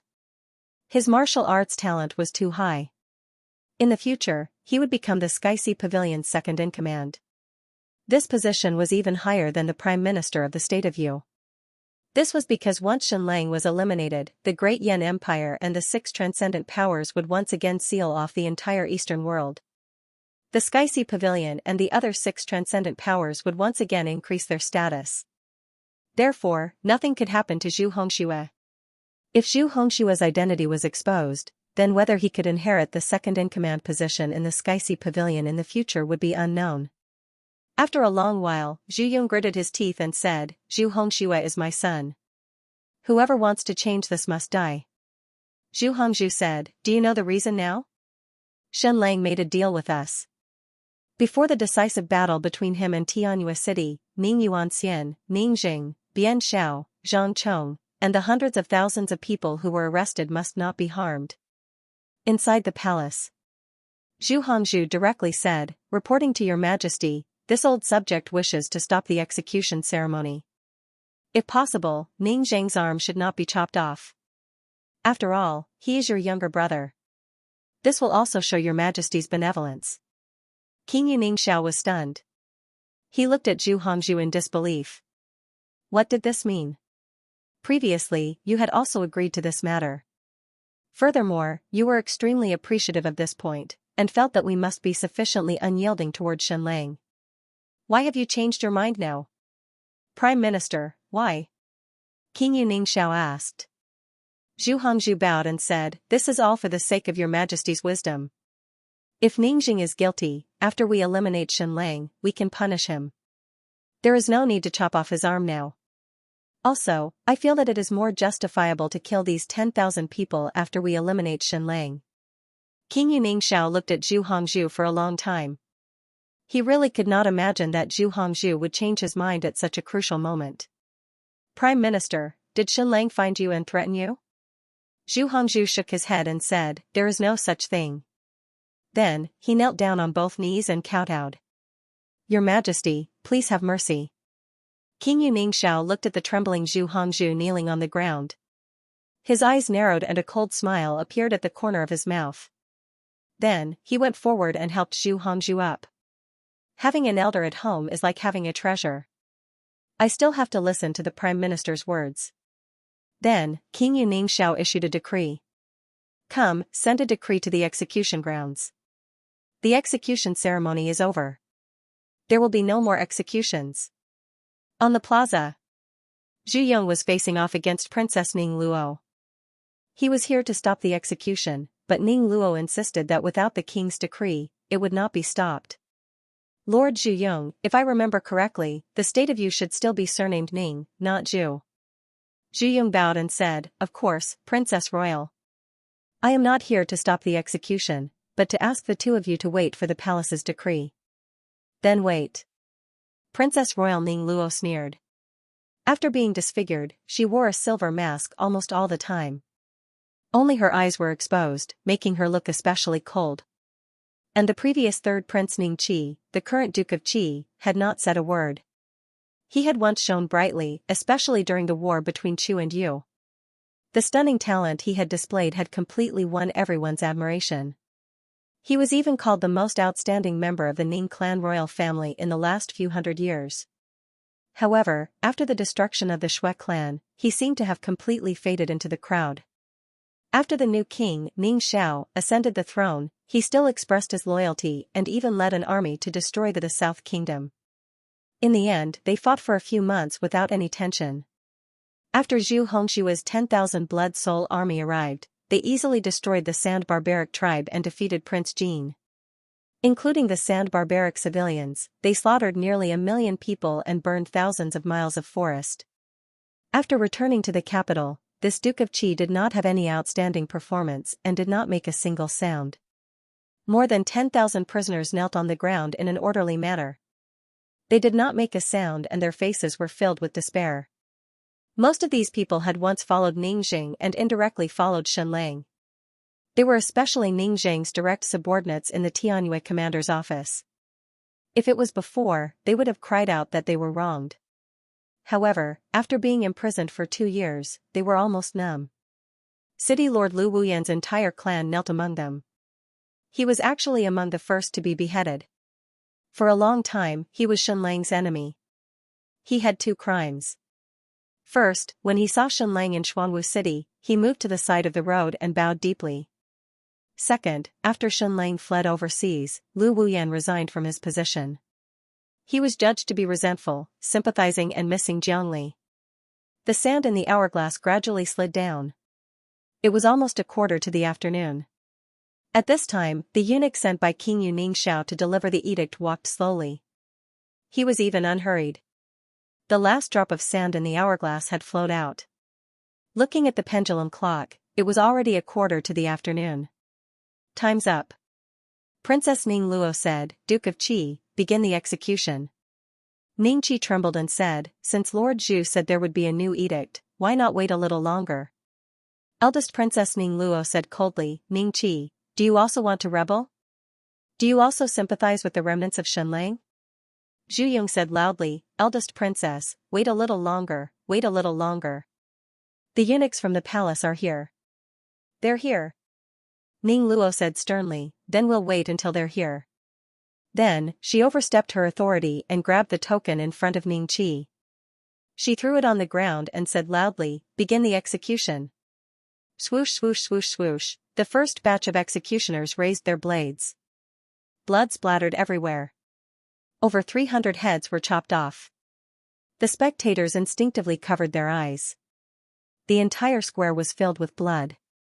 Ningqi's face twitched as he looked at the blood on the ground in a daze. At this time, eldest Princess Ning Luo's gaze was especially fanatical and excited. This kind of slaughter brought her intense stimulation. Only this kind of slaughter could let him pour out the hatred and anger in his heart. After the South Kingdom was defeated, she became Prince Jin's captive. At that time, she didn't really hate him because the transformed Prince Jin had a very strong and special charm. Although she didn't say it, she had some kind of fantasy in her heart. Moreover, the relationship between Prince Jin and the state of Yu changed very quickly. They went from enemies to allies. Therefore, it wasn't impossible for the husband and wife to get back together. However, Prince Jin's queen disfigured her in order to monopolize Prince Jin. Moreover, she didn't receive any punishment from Prince Jin. After that, Ning Luo lived in the South Kingdom like an ugly ghost. No one sought justice for her. Prince Jin didn't, Shenlang didn't, and even her father, Ning Yuanxian didn't. She started to hate everyone. She hated Prince Jin, she hated Shenlang, she hated Ning Yuanxian. Now, her heart was dark and cold. Only the blood of slaughter could slightly arouse her excitement. Continue killing, continue killing. Eldest Princess Ning Luo shouted loudly. Then, the second batch of executioners swung their blades. At this time, King Yu's eunuch arrived with a new imperial edict in his hand. It was the imperial edict to stop the execution ceremony. At this time, he should be shouting for mercy. However, he didn't. Zhu Yong glared at the eunuch and hissed, Eunuch Nian. The eunuch appeared on the execution ground. The second batch of executioners stopped their blades in mid-air, waiting for the arrival of the new imperial edict. They didn't want to kill. These people were innocent. The executioners wouldn't be guilty if they killed evil people. However, if they killed innocent people, they would accumulate bad karma. However, the eunuch of Ningxiao coughed and didn't speak. It was as if his throat was uncomfortable. Eldest Princess Ning Luo said coldly, "What are you waiting for? Continue killing." The executioners said softly in their hearts, "Sorry." Then, they swung their blades down. Another 200 heads fell to the ground. At this time, Eunuch Nian finally cleared his throat and said, "His Majesty has decreed to stop the execution ceremony." All the executioners let out long sighs of relief. Ning Luo's cold gaze twitched. She wouldn't be satisfied if she couldn't kill 10,000 people. However, she had at least killed 500. That was enough to slightly satisfy her cold and dark heart. Zhu Yong looked at the ground covered in blood and hundreds of heads. Then he looked at eldest Princess Ning Luo and Eunuch Nian. King Yu Ningxiao was using this opportunity to show off his power. This eunuch could have reached the execution ground before noon and didn't kill a single person. However, he walked over slowly and announced the edict after killing 500 people. Other than Ning Yi, no one in the Ning clan royal family was easy to deal with. Eunuch Nian, take care. Zhu Yong kept his hands towards eldest Princess Ning Luo and then left. Ning Ji looked at the heads on the ground. This King Yu Ningxiao had finally bared his fangs. However, how innocent were these 500 people? What did they have to do with Shenlang? The only people who were related to them were those who had worked in the Golden Mountain Pavilion, and those who had cheered Emperor Jiangli in Skyu City. However, no matter what, they had died for Shenlang. Ning Qi had a rather good understanding of Shenlang. This person was someone who would seek revenge for the smallest grievance. Now that Ningxiao had killed 500 people, even though they were unrelated to Shenlang, it would still infuriate him. Hence, Shenlang would definitely take revenge. In Zhu Hongzhu's Grand Chancellor residence, Zhu Yong was furious. What is Ningxiao trying to do? He's not just showing off to Shenlang, he's showing off to us. Zhu Yong said coldly, the entire royal court belongs to the Zhu clan. We represent the will of the great Yan Empire. What is he trying to do? Zhu Hongzhu said, did Ningyi stop him? Did he chop off Ning Zheng's arm? Zhu Yong said, he did. He was very dissatisfied, but he was still stopped. Zhu Hongzhu said, that's good. As long as Ning Jing and Zhang Chong are fine, Shenlang will not take revenge on the Zhu clan. The Zhu clan has tried our best. The massacre was caused by Ningxiao. Next, let Ningxiao experience Shenlang's crazy revenge. It will be engraved in his heart. Zhu Rong said, Father, in today's matter, Ningxiao went against us, what right does he have? Zhu Hongzhu said, the Tongtian Temple. Zhu Yong said, it's true that Ningxiao became a monk in the Tongtian Temple, but the Tongtian Temple used to be very close to Jiangli. What right does it have to invade the state of Yu? The state of Yu belongs to the Zhu clan and Sky Sea Pavilion. The Tongtian Temple was indebted to Emperor Jiangli. The Great Tribulation Temple was very powerful in the east. It was Emperor Jiangli who led a huge martial arts army to destroy the Great Tribulation Temple. During the battle at the Great Tribulation Palace, Emperor Jiangli killed thousands of the Great Tribulation Temple's top experts. All the Great Tribulation Temple's assets in the east, be it ancient books or other more important assets, fell into the hands of the Tongtian Temple and the Xiankong Temple. Because of this, Ning Yuanxian sent Ningxiao to the Tongtian Temple to become a monk. It was a transcendent force that was close to Emperor Jiangli. However, after Emperor Jiangli's sudden death, the Tongtian Temple immediately changed their stance. They sent out monk soldiers to help the Great Yan Empire destroy the Great Qian Empire. In a sense, the Tongtian Temple betrayed Jiangli. The Xiankong Temple kept a low profile. When the Great Yan Empire destroyed the Great Qian Empire, they did not send out any troops. 2 years ago, when the Great Yan Empire destroyed the Shenlang Empire, the Tongtian Temple sent out countless experts and an entire fleet. However, the Xiankong Temple only sent a small boat, and no monks showed up. Zhu Hongzhu said plainly, the empire's Empress Dowager went to the Tongtian Temple 3 times in 2 years. The emperor also summoned the Tongtian Temple's monks to the palace to preach. Zhu Yong understood. The emperor did not want the Skysi Pavilion to be the sole power in the state of Yu. He wanted the Tongtian Temple to balance things out. The king of Yu, Ningxiao, also saw this. That was why he fought with Zhu Hongzhu at the crucial moment. He killed the so-called remnants of the Xunlang Empire and beheaded 500 people. Zhu Hongzhu secretly summoned the Black Mirror Division spy again. Warrior, we are very sorry. Even though we tried our best to stop them, 500 people were still killed. Zhu Hongzhu said, please make it clear to the Xunlang Empire. My son, Zhu Yong, went to the execution ground in advance, but still failed to stop eldest Princess Ning Luo. The eunuch sent by the king was late by 15 minutes. That's why 500 people were beheaded. The Black Mirror Division spy said, Ningxiao's eunuch was sure to arrive at the execution ground 15 minutes late? Zhu Yong said, yes. And he walked at a leisurely pace. The Black Mirror Division spy's eyes narrowed. I understand. This is a provocation to the emperor. Zhu Hongzhu said, we have shown our full sincerity in this transaction. We will continue with this sincerity. Please pass this message to His Excellency Xunlang. The Black Mirror Division spy said slowly, Lord Zhu Hongzhu, is there nothing you want to pass to me? Zhu Hongzhu and Zhu Yong's eyes lit up. They were stunned. This was just a spy planted by the Xunlang in Tianyu City. How could he have such foresight and talent? Zhu Hongzhu fell into silence and hesitation. The Black Mirror Division spy said, I have followed the emperor for a few years. I know his personality very well. Even though these 500 people have nothing to do with his Majesty Xunlang, this is Ningxiao's provocation. The emperor must take revenge. 10 times, 100 times. I feel that Lord Zhu Hongzhu can make things easier for the emperor. Otherwise, the emperor will take his anger out on the Zhu family. Zhu Hongzhu thought for a moment. Then, he brought over a map and a pen. He drew a circle on a certain point on the map. Then, he immediately burned the map. The Black Mirror Division spy immediately memorized the place Zhu Hongzhu circled on the map. He bowed and said, I will remember it. I will report to the emperor now. The emperor will soon launch an attack on Tianyu City.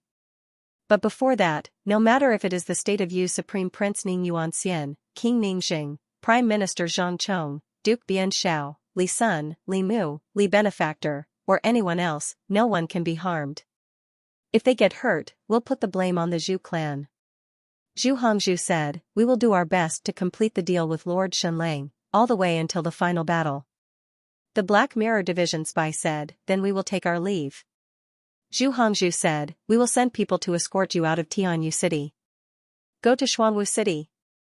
3 days later, the Black Mirror Division spy knelt in front of Xunlang and reported everything that happened in Tianyu City.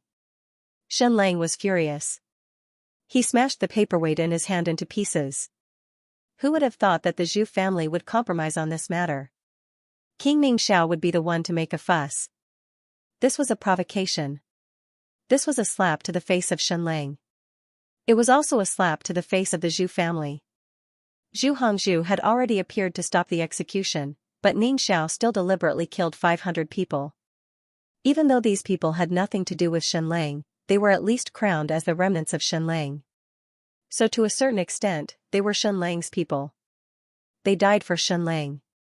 Ningxiao executing these people was a show of force to Xunlang. The Black Mirror Division spy took out a map and drew a circle at a certain point. Where is this? Xunlang asked. This is the west side of Yan province. It is a snowy mountain at the border of Chu. The Black Mirror Division spy said, this place is called the Bird Desolation Mountain. There is a bird desolation city on it. The birds on the mountain were gone. This meant that there were no signs of human habitation in this snowy mountain. Shuayin said, I know this place. The Bird Desolation City used to be a stronghold of the Great Tribulation Temple. After it was captured by His Majesty, it was completely abandoned. Even though it can't compare to the Great Tribulation Temple, it is still a castle on a mountain. Xunlang said, Zhu Hongzhu circled this place. Does this mean that this place is related to the Tongtian Temple and Ningxiao? Focus on investigating. Did Ningxiao have a woman when he became a monk? Did he have a son? Investigate thoroughly. If it is confirmed that this is a secret stronghold of the Tongtian Temple and is related to Ningxiao, then annihilate this city. Ningxiao dared to kill 500 of my people. Then I will return it tenfold, 100-fold. I will let him know that I, Xianlang, cannot be provoked. Note, my sleep yesterday was extremely bad. Today's chapter is late. I will adjust to it tomorrow. I will go to eat and write the second chapter without stopping. Brothers, please give me your monthly votes. Pastries are really fragile. Baby Yao Yao was the kind of little girl who was full of happiness no matter where she was. She felt very happy when she came to the sea from the western world to the eastern world. Even in the Devil's Triangle, she was very happy. Now that she was back at Marquis Xuanwu's residence, she still felt very happy. At this time, the three children were meticulously sitting on a small bench and writing. Baby Shenli was less than 3 years old, but he also sat upright and very serious. It was said that nephews were like uncles. Shenli's character was really very similar to Ning Zheng's. His talent was not very high, but no matter what he did, he would do his best. Xianlang walked behind him and looked at his writing. It was really very neat. It was really amazing to be able to write like this at such a young age. Old Master Lin was full of praise for Shenli, saying that he would become a great person. Even Marquis Jinzhua praised Shenli, saying that he had a calm personality and perseverance. Baby Xingyi was Marquis Jinzhua's grandson, but Jinzhua had never praised Xingyi like this. In the eyes of people like them, intelligence was not the most important, but character was. Xinchen was old Master Lin's grandson, but he always said that this little rascal must be watched from a young age, otherwise it would be very easy for him to grow up crooked. Feeling his father behind him, baby Shenli immediately sat up straight and acted more seriously. His little face was even tense, as if he wanted to show his most perfect state. After getting along for this period of time, Xianlang understood this son a lot more, and he also felt a lot more pain for him. He was actually a very sensitive child. It was just that he was not good at expressing himself. He would never make a scene to attract the attention of adults. He was not like Xingyi, who would lie on the ground and roll around at the slightest provocation or hug his thigh pitifully. Baby Shenli belonged to the kind of very serious performance, eager to get praise and care, but never took the initiative to say it. Very good. Xianlang rubbed his little head. Immediately, baby Shenli gritted his teeth, wishing that he could show 120% of his ability. Baby Shenmi was born a little princess. She strived for perfection, but she also liked to fall into narcissism. Compared to good writing, she cared more about whether her posture was perfect or not. Xianlang lowered his head and kissed the top of Shenmi's head. The little girl's face was brimming with happiness, but she forced herself not to smile. In short, before her teeth were replaced, this little princess would never smile. As for Yao Yao, she was perfect. She was an elf. "Dewu, what are you doing?" Xianlang asked. "If you dare to teach me that again, I'll sit you to death." Ning Yan threatened fiercely. She was weighing herself. Ever since Xianlang returned, she had quickly become plump.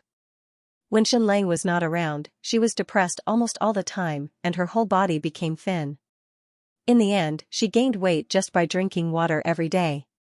She was worried sick. "It's very meaty." Xianlang stepped forward and pinched her cheeks. "You're much more beautiful than before. Are you pregnant?" "No." Ning Yan shook her head. "Xianlang, how did you know?" Ning Yan said, "Coming soon." Xianlang, "Coming soon. That means it's not here yet. Hurry up, hurry up. Hurry up." Then, Xianlang peeled Ning Yan out like peeling a lychee. "It's daytime now. Don't you have anything to do?" Ning Yan trembled. "Who said I have nothing to do? Isn't this what I do?" Xianlang said. Half an hour later. "Yan how much do you know about Ningxiao?" Xianlang asked. Why was he sent to become a monk that year? Ning Yan lay with her back facing Xianlang and said, "I don't know the specific reason, but his mother was a palace maid." When Ning Xiao was 5 years old, she suddenly died, and then Ning Xiao was sent to Tongtian Temple to become a monk. Ning Xiao's mother was a palace maid, and she died early. Xianlang knew about this. What did this have to do with Ning Xiao becoming a monk? In fact, in the later years, Ning Yuanxian almost had no secrets from Xianlang. No matter what he wanted to know, Ning Yuanxian would tell him frankly. However, regarding Ning Xiao and his birth mother, Xianlang really didn't ask more. Xianlang said, "We have a rather good understanding of your father. Even though he's extremely narcissistic, he's still quite disciplined when it comes to his private life. During the few decades that he's been in power, he hasn't randomly doted on any palace maids. So why did he make an exception for Ning Xiao's mother? And after being pampered, she should have been promoted to a concubine. Why didn't she?" Princess Ning Yan said, "I only heard that it was this palace maid who seduced my father. This palace maid was very enchanting. My grandmother didn't like her, and my father didn't like her either. He only touched her once." Xianlang, since it's just a hearsay, there must be more ridiculous rumors. Tell me about it. Princess Ning Yan thought for a moment and said, "Some people said that she was sent to my father by the Great Tribulation Temple. They usually practice evil skills and are very attractive to men. That's why my father pampered her once. But after that, he felt that this woman was very dangerous, so he imprisoned her. But why she suddenly died later, I don't know. I don't think my father would kill her." Xianlang nodded his head in agreement. Ning Yuanxian was very good to his woman. Sufei was already like that, but Ning Yuanxian not only didn't kill her, he didn't even cripple her. In this way, the rumor might not be a rumor. At that time, the Great Tribulation Temple was almost finished in the Eastern world. But what they were best at was putting women into the rich and noble families. Moreover, they were women with very high ability. In this way, it made sense that Ning Xiao was sent to the Tongtian Temple. Because his mother might have been a female disciple of the Great Tribulation Temple. After the Great Tribulation Temple was destroyed, the Tongtian Temple replaced it. Ning Yuanxian sent Ning Xiao to the Tongtian Temple to discipline him, so that he wouldn't be harmed because of his mother's identity. Of course, the situation at that time might have been even more complicated. At this time, Xianlang had already secretly sent many people to investigate Ning Xiao, investigate the Tongtian Temple, and especially investigate the bird extinction city that Zhu Hongzhu circled on the map. It was the former stronghold of the Great Tribulation Temple. "When are we attacking Skyleap City?" Princess Dora asked. Xianlang, "Soon." Before attacking Skyleap City, Xianlang had to make the following preparations. First, he had to ensure the absolute safety of the Raging Tide City and the absolute control of the Eastern Sea. Second, he had to have a trump card that could defeat Zhu Hongshua's Blood Soul army. Third, he had to have the confidence to win the next battle. Before these 3 points were completed, rashly attacking Skyleap City would only bring about his own destruction. Skyleap City was very, very important to Xianlang. It was his war horn in the Eastern world, a horn that would signal his declaration of war against the Great Yan Empire. The new king of Chu was filled with hatred towards the Great Yan Empire because the old king of Chu had died at the hands of Stupa Mountain and the Great Yan Empire. King Wu was also angry with the Great Yan Empire, but he didn't dare to say anything. If the Great Yan Empire wanted to unify the world, the Wu Kingdom would be the first to bear the brunt. However, at this time, not a single country dared to resist the Great Yan Empire. In fact, they didn't even dare to defy the Great Yan Empire. At this time, they needed a hero who would publicly oppose the Great Yan Empire and become a banner. Without a doubt, Xianlang was that hero. Regardless of whether he was willing or not, he had to inherit Emperor Jiangli's dying wish. Skyleap City was the capital of the state of Yu. If Xianlang conquered it, the entire world would be shaken. At that time, even if the new king of Chu and King Wu didn't immediately rise to power, they would at least become courageous and secretly resist the Great Yan Empire. It could be said that everyone's eyes were on Xianlang. They were filled with boundless anticipation, but at the same time, they were filled with absolute pessimism. Countless people hoped that Xianlang could win and create a miracle. However, no one thought highly of him. They felt that he was just an ant trying to shake a tree. In fact, Shenlang was sure that the new king of Chu and King Wu prayed every day for him to win and help Ningjing restore the state of Yu. They also hoped that they could raise the banner of the great Yan Empire. Skyleap City wasn't just a city. It was also a symbol. Conquering Skyleap City was important, but defending it and the state of Yu was even more important. Shenlang had to be prepared to win the next battle before he could attack Skymoon City. Otherwise, he would be like a monkey trying to separate corn from a tree. So what was the next battle? Sky Sea Pavilion, Stupa Mountain, New Qian Kingdom. The Sky Sea Pavilion, in particular, would never turn a blind eye to Tianyu City because the Yu Kingdom was considered to be within their sphere of influence. At that time, the investigation of Shenlang's identity was also led by the Sky Sea Pavilion. Think 3 steps before you take 1 step. Shenlang had to return to this state again. More fundamentally, he had to be confident that he could defeat Sky Sea Pavilion. It was almost impossible to defeat Sky Sea Pavilion with normal martial strength. Sky Sea Pavilion was still a mystery to Shenlang. However, he knew that they had a super powerful special army and countless top-notch martial arts armies. They also had mysterious and powerful ancient energy weapons. So if he wanted to defeat Sky Sea Pavilion, he had to do more. In this battle of Skyleap City, we're not just facing a few 100,000 soldiers. Shenlang said, more importantly, Sky Sea Pavilion's Blood Soul Army is our main enemy. Not only that, Tongtian Temple and Stupa Mountain will also support Skyleap City to a certain extent. This battle is extremely crucial. The entire world is watching us. We must be certain of victory before we can start the Battle of Skyleap City. Suddenly, Princess Ningyan said, then why don't we attack first? If we wait for all the powerful enemies to gather in Skyleap City before attacking, isn't that asking for trouble? Shenlang said, go and take it down now. Next, we need to defend it.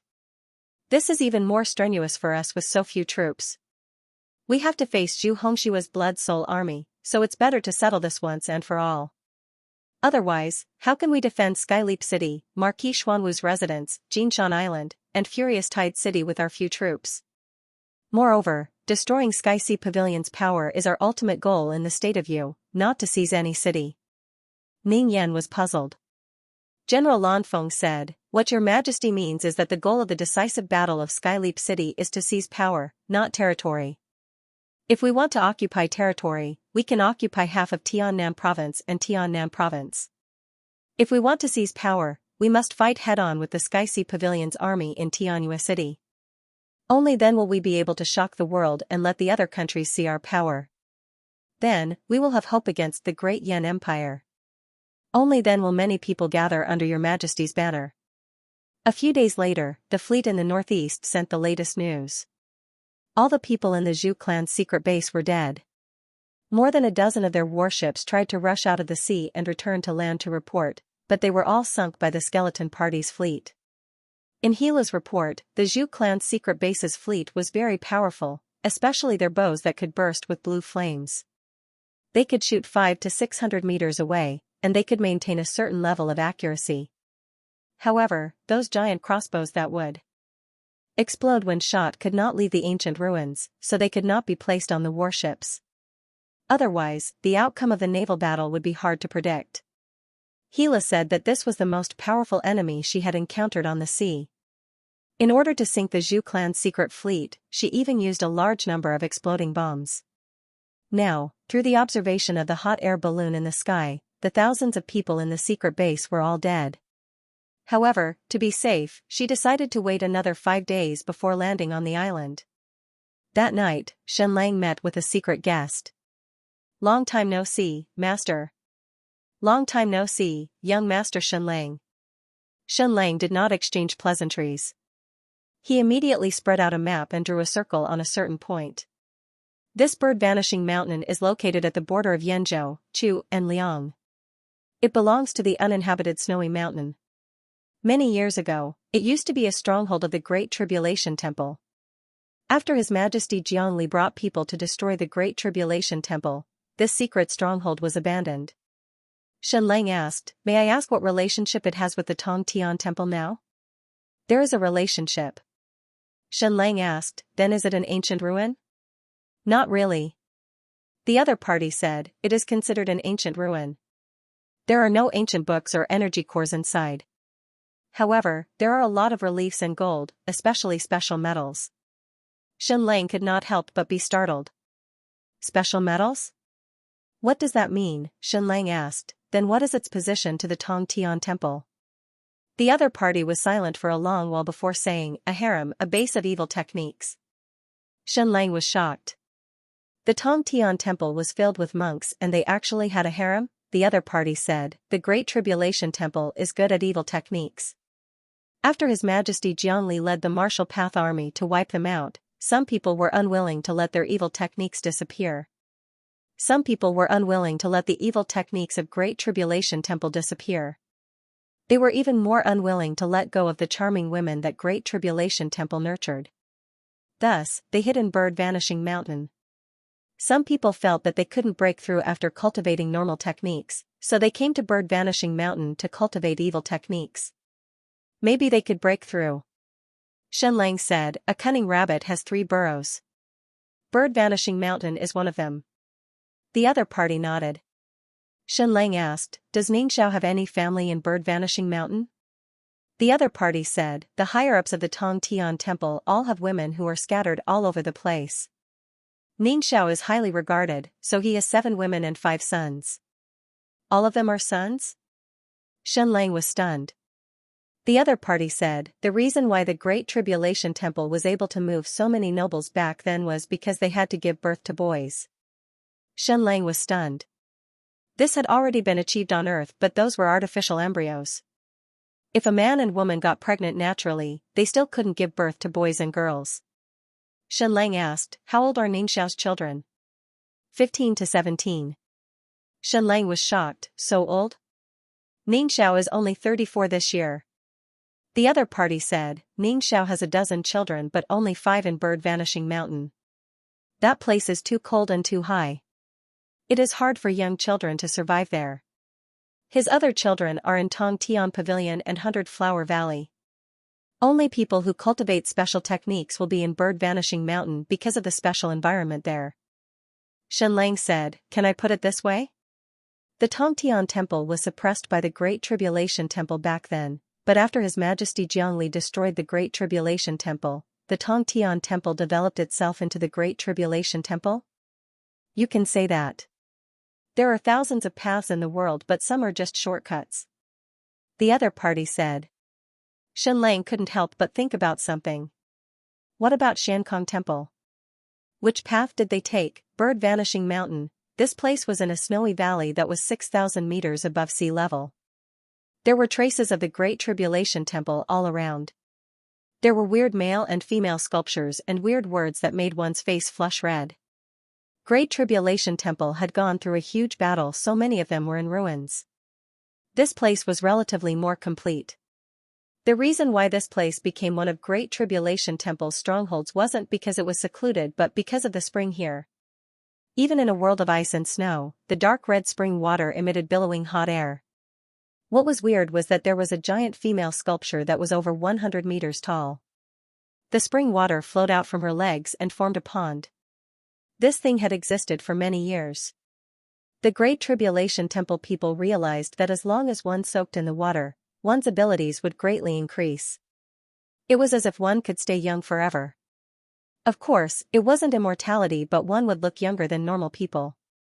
Instantly, the Great Tribulation Temple treated it like a treasure and took it for themselves. They even built a castle. But then, they realized that one couldn't soak in the water often. Many people who soaked in for a long time would die from avalanches. Thus, the Great Tribulation Temple kept thinking of ways to change their cultivation techniques. As time passed, they formed a series of evil techniques. Within Bird Vanishing Mountain City, a teen's loud roar spread out from a room. Pung pung pung pung, then, a series of exploding sounds came from his body, like many firecrackers. A moment later, he walked out of the room. It was at least -20 degrees Celsius but his body was still red and he wasn't wearing anything. In his room, a girl bled from her 7 orifices. Her body was green and purple.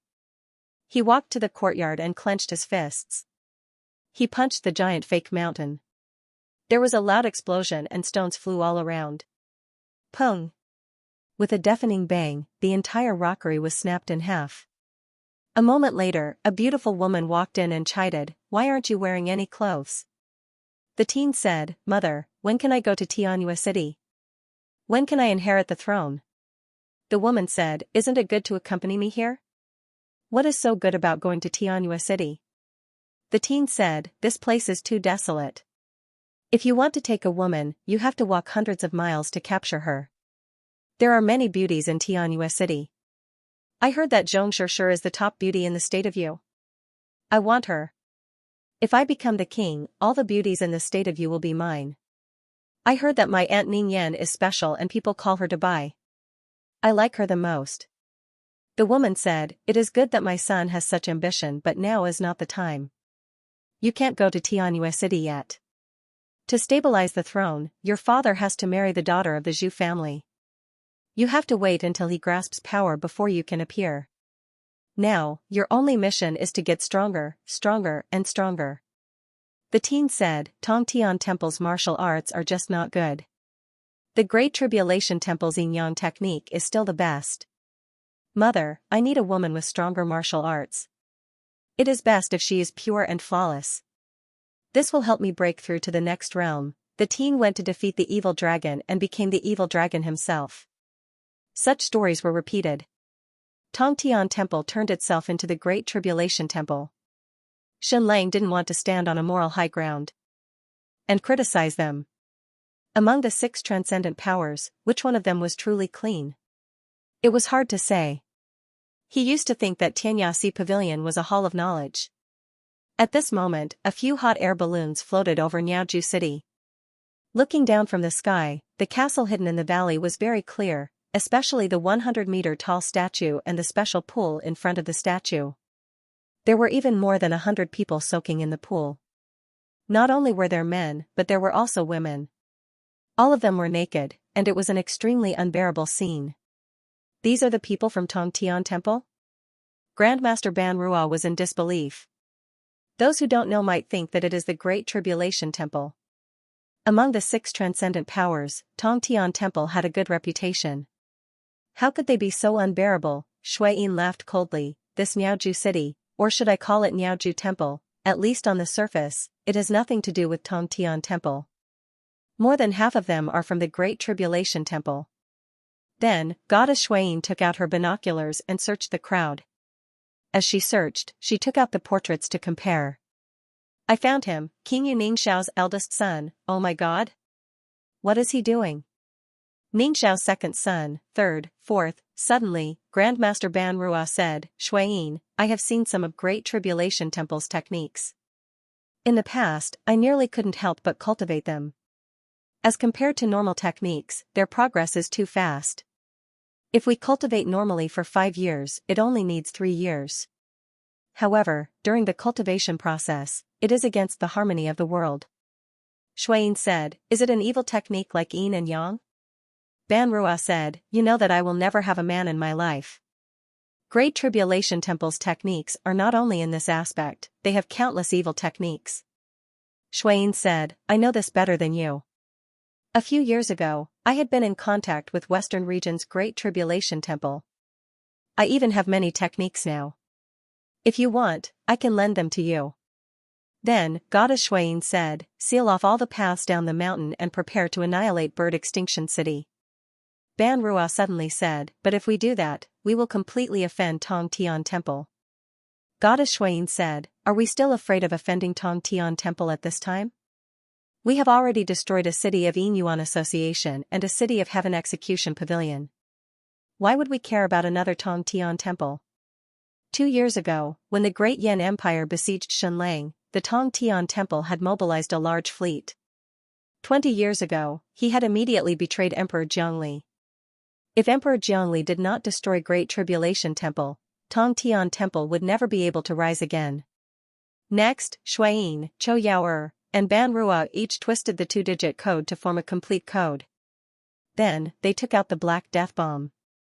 Animal experiments have shown that this extinction bomb is extremely lethal in extremely cold and hot regions. This is because lung diseases are even more fatal in cold regions like this. Before dropping the bomb, we estimated that this place is more than 700 li away from the nearest human gathering point. After sealing off all the paths, it will not spread. I agreed to carry out an annihilation attack on Bird Extinction City. Prepare to throw the extinction bomb. 3, 2, 1. Throw. Throw is successful. Seal off all the entrances and exits. We will enter Bird Extinction City in 8 days and carry out the final massacre. 8 days later, Goddess Shuayin, Chou Yao and Grandmaster Ban Rua led hundreds of martial experts into Bird Extinction City. This place had become hell. Facts proved that the extinction bomb was even more lethal in cold regions at high altitudes. Almost all the infected people would die in less than 3 days. Most of the dead died of emphysema and pulmonary hemorrhage. After they entered Niaoju City, they completely killed off the few people who were lucky enough to survive. Then, they beheaded Ningxiao's women and 5 sons and placed them in boxes. Then, they beheaded the thousands of men and women in Bird Extinction City and placed them in a few huge boxes. Shuayin began to extract the tissue fluid from the corpses and carefully observed them. Confirmed that the virus has all died and is not contagious. To be on the safe side, seal it for another 3 days and then secretly transport it to the capital of the state of Yu to King Ningxiao, inside the palace of the state of Yu. No one was allowed around Ningxiao's palace. The eunuchs he brought were all from the Tongtian temple. They were originally not eunuchs but became eunuchs after being castrated. Ningxiao walked out of the room. His strong body was filled with a powerful feeling of power. His entire body was abnormally red. He came in front of a huge tree and said slowly, "I still remember this tree clearly. When I left, it was already this thick. It was almost as thick as a table." Then, he stretched out his palm and lightly patted the tree that had a diameter of 1 meter. Bang, bang, bang, the sound was not loud and the tree did not shake at all. Even the bark was not damaged. But looking up, the tree that was originally full of vitality had completely withered. And within the invisible trunk, many places had already been smashed to pieces. "Bring him in," Ningxiao ordered. Very quickly, a strong warrior was brought in. This person was originally a Qianhu of the Tianyue City Guard. He had fought with Shenlang and was loyal to Ningxing. Ningxiao let out a light breath and then patted the chest of this Qianhu general as if patting cotton. After a while, the bones of this Qianhu general were completely crushed.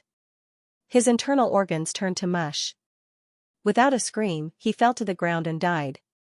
After a long time, black blood flowed out of his mouth along with countless pieces of internal organs. At the same time, a few eunuchs carried out the corpse of a woman from the palace. She had died with blood flowing out of her orifices. Eunuch Nian could not help but worry. The entire garden was filled with corpses. Where should this corpse be buried?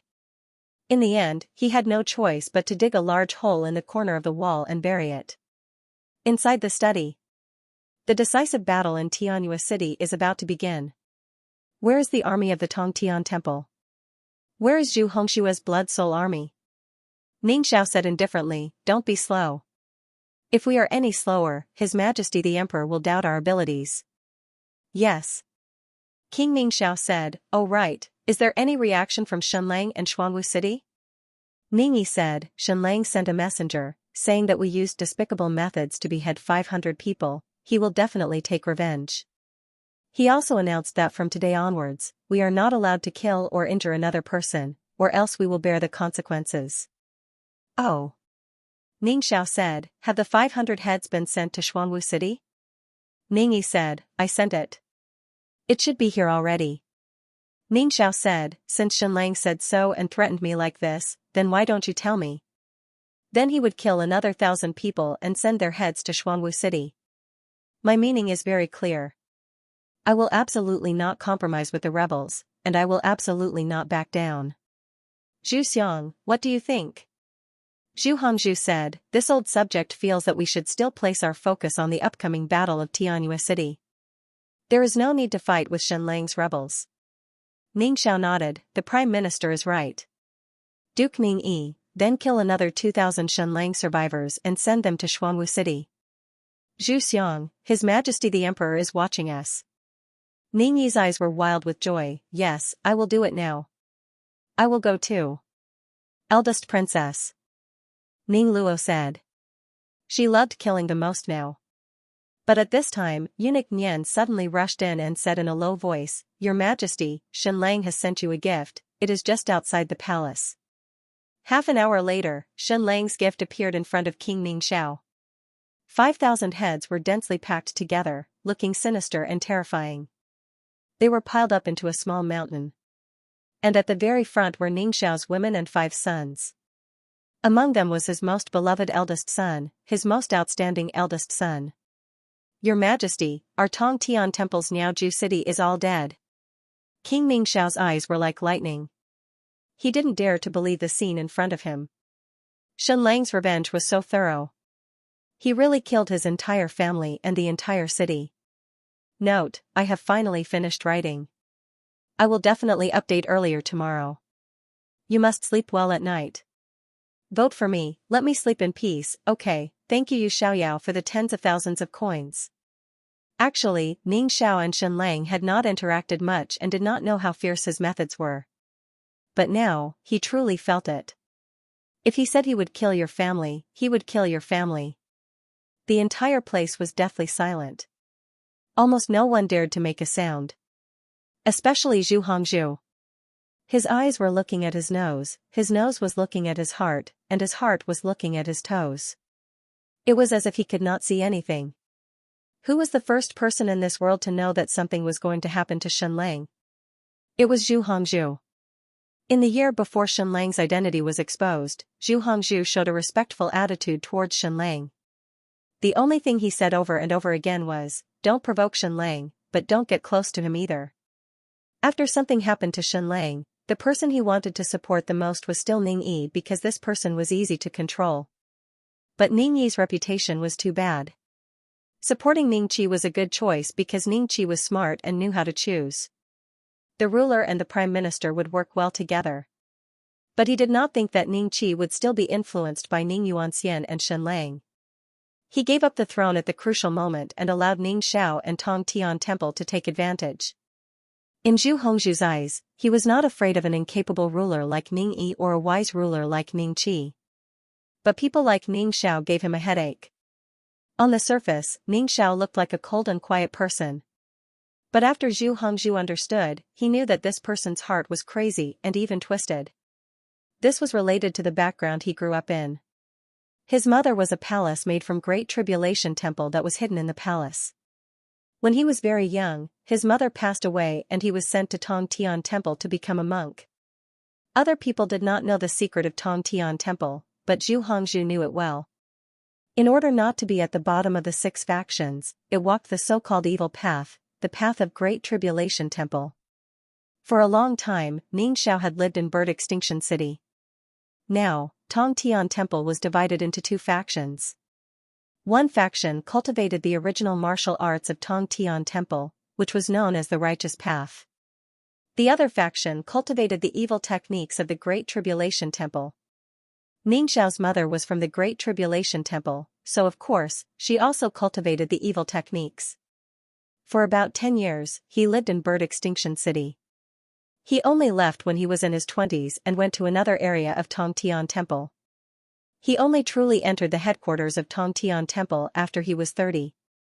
The chaos in Miaojuiqing was simply unbearable to look at and hear. What kind of character did Ning Xiao, who had grown up in such an environment, have? It was obvious. Hence, Zhu Hongzhu really had a headache with Ning Xiao. He was too dark and crazy. He had even thought of getting rid of Ning Xiao, but Ning Xiao had not really offended his authority.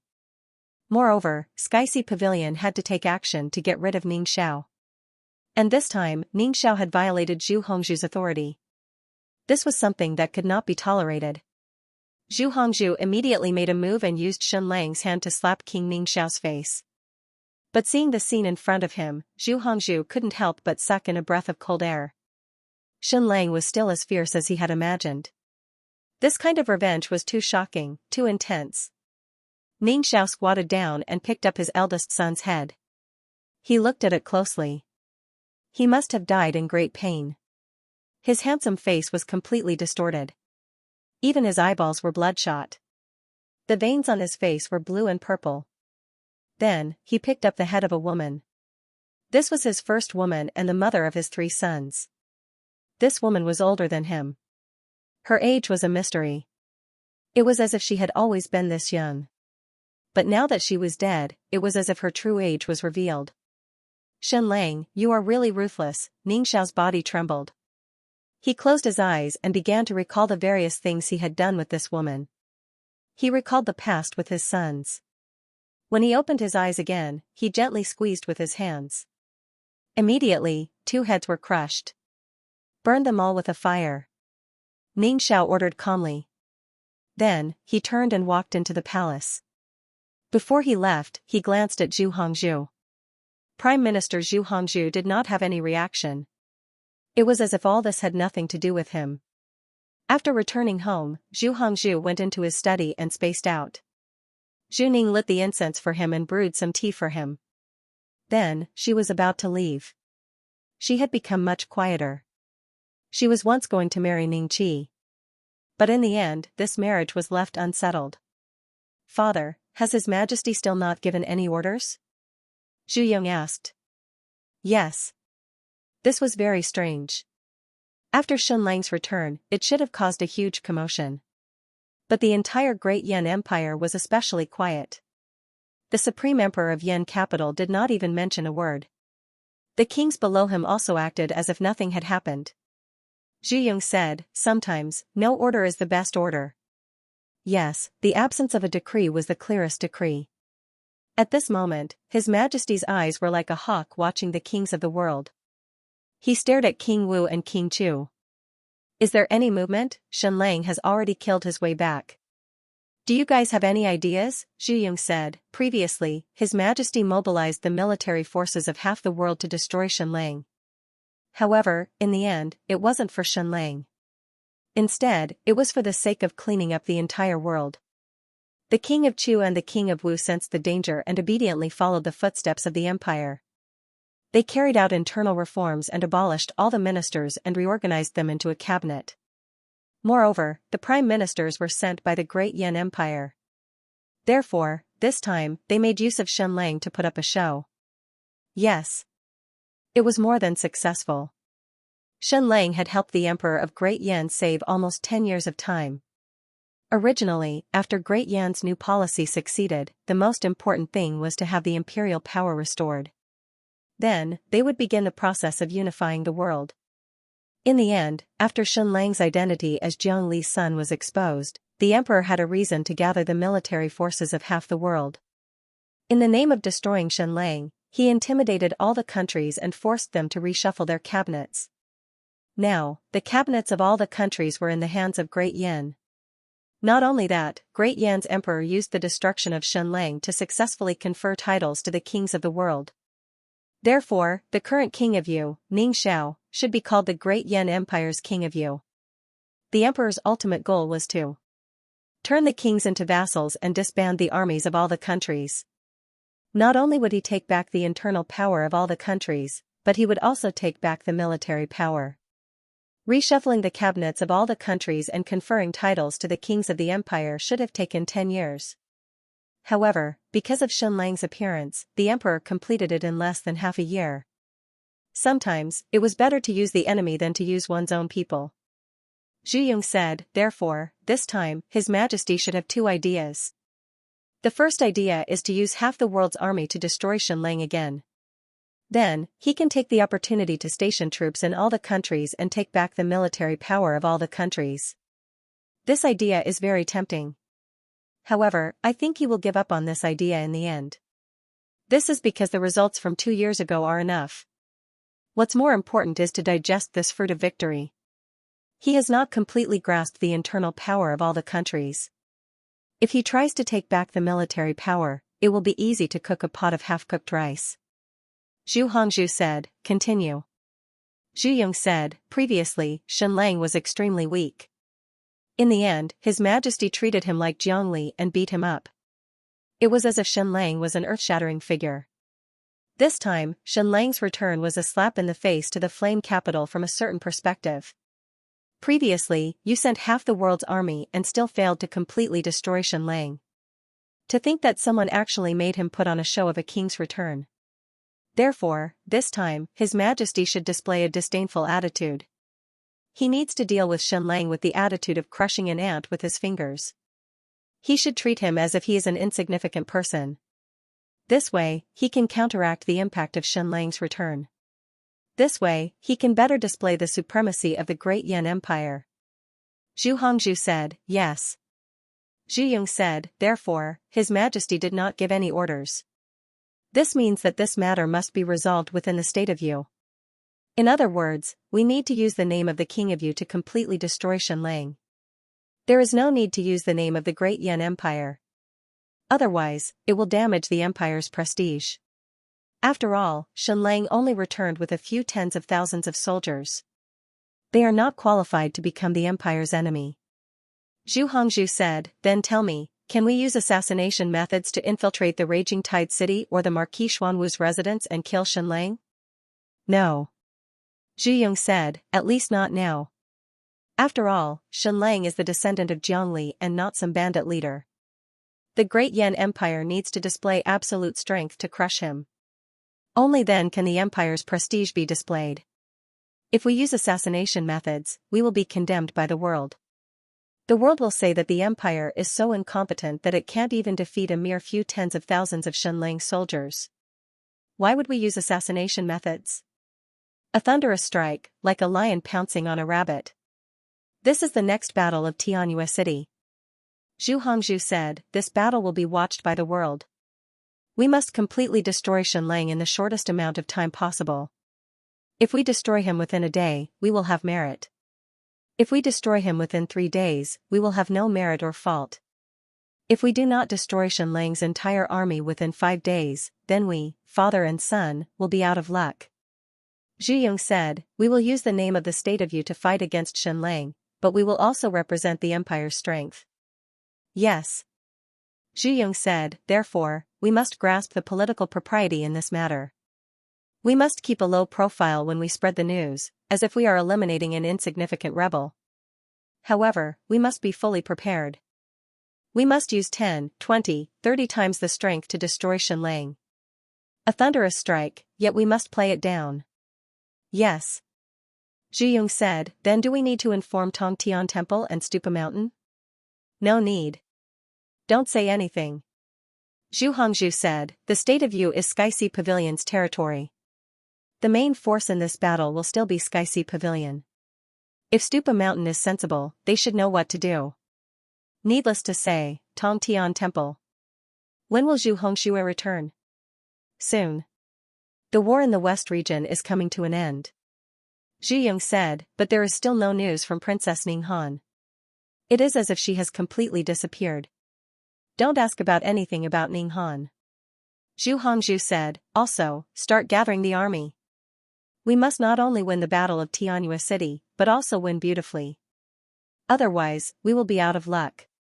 In the palace, Ning Xiao's entire body emitted a terrifying aura. He was like a poison bomb that could explode at any moment. Ning Yi and Ning Luo stood at the side, motionless. Your Majesty, are we just going to let this go? Ning Yi said, how can we save face if we do that? Ning Luo said coldly, stop killing with killing. Shenlang killed 5,000 people. We can kill 50,000. We will not compromise. Ning Xiao said indifferently, he killed 5 of my sons. I still have 11. He is threatening me. If I dare to continue killing his men, he will destroy 100 Flowers Valley next. That will be my other sons. Ning Yi said, are we just going to let this go? Just let this go? Ning Xiao slowly shook his head and said, I don't have any sons, but I can have more. But I will not compromise. I will not. Ning Yi and Ning Luo became excited when they heard this. King Yu Ning Xiao said, I have many women. I am only in my 30s and can have a dozen more sons. But you want me to compromise with Shenlang? You must be dreaming. Ning Luo and Ning Yi immediately stood up and waited for Ning Xiao's orders. Ning Xiao said, since Shenlang killed 5,000 of my men, then I will kill 10,000.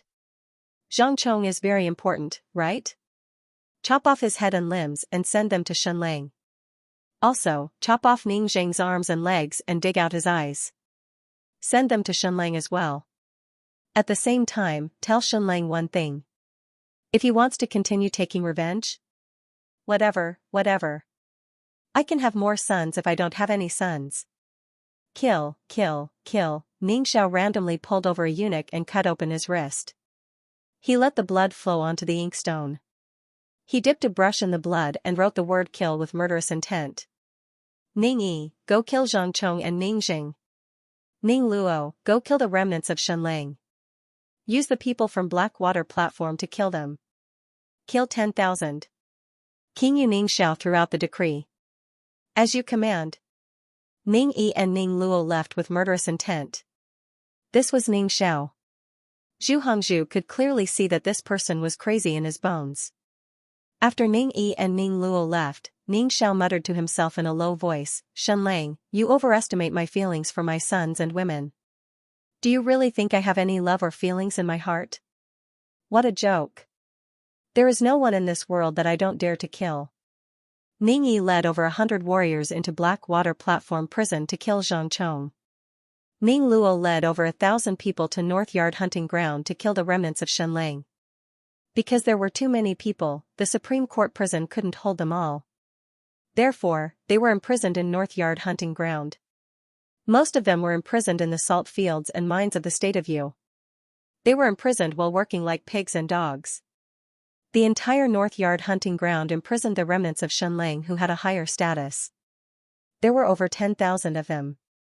However, when Ning Luo brought people to North Yard hunting ground, she discovered that it was already surrounded by a large army. Leading them was Tianyu's military governor, Zhang Zhao. This person had followed General Zhu Lin on the battlefield of the South Kingdom and had always been loyal to the Zhu family. Now, he had finally become a big shot in the state of Yu. Military Governor Zhang Zhao, please step aside.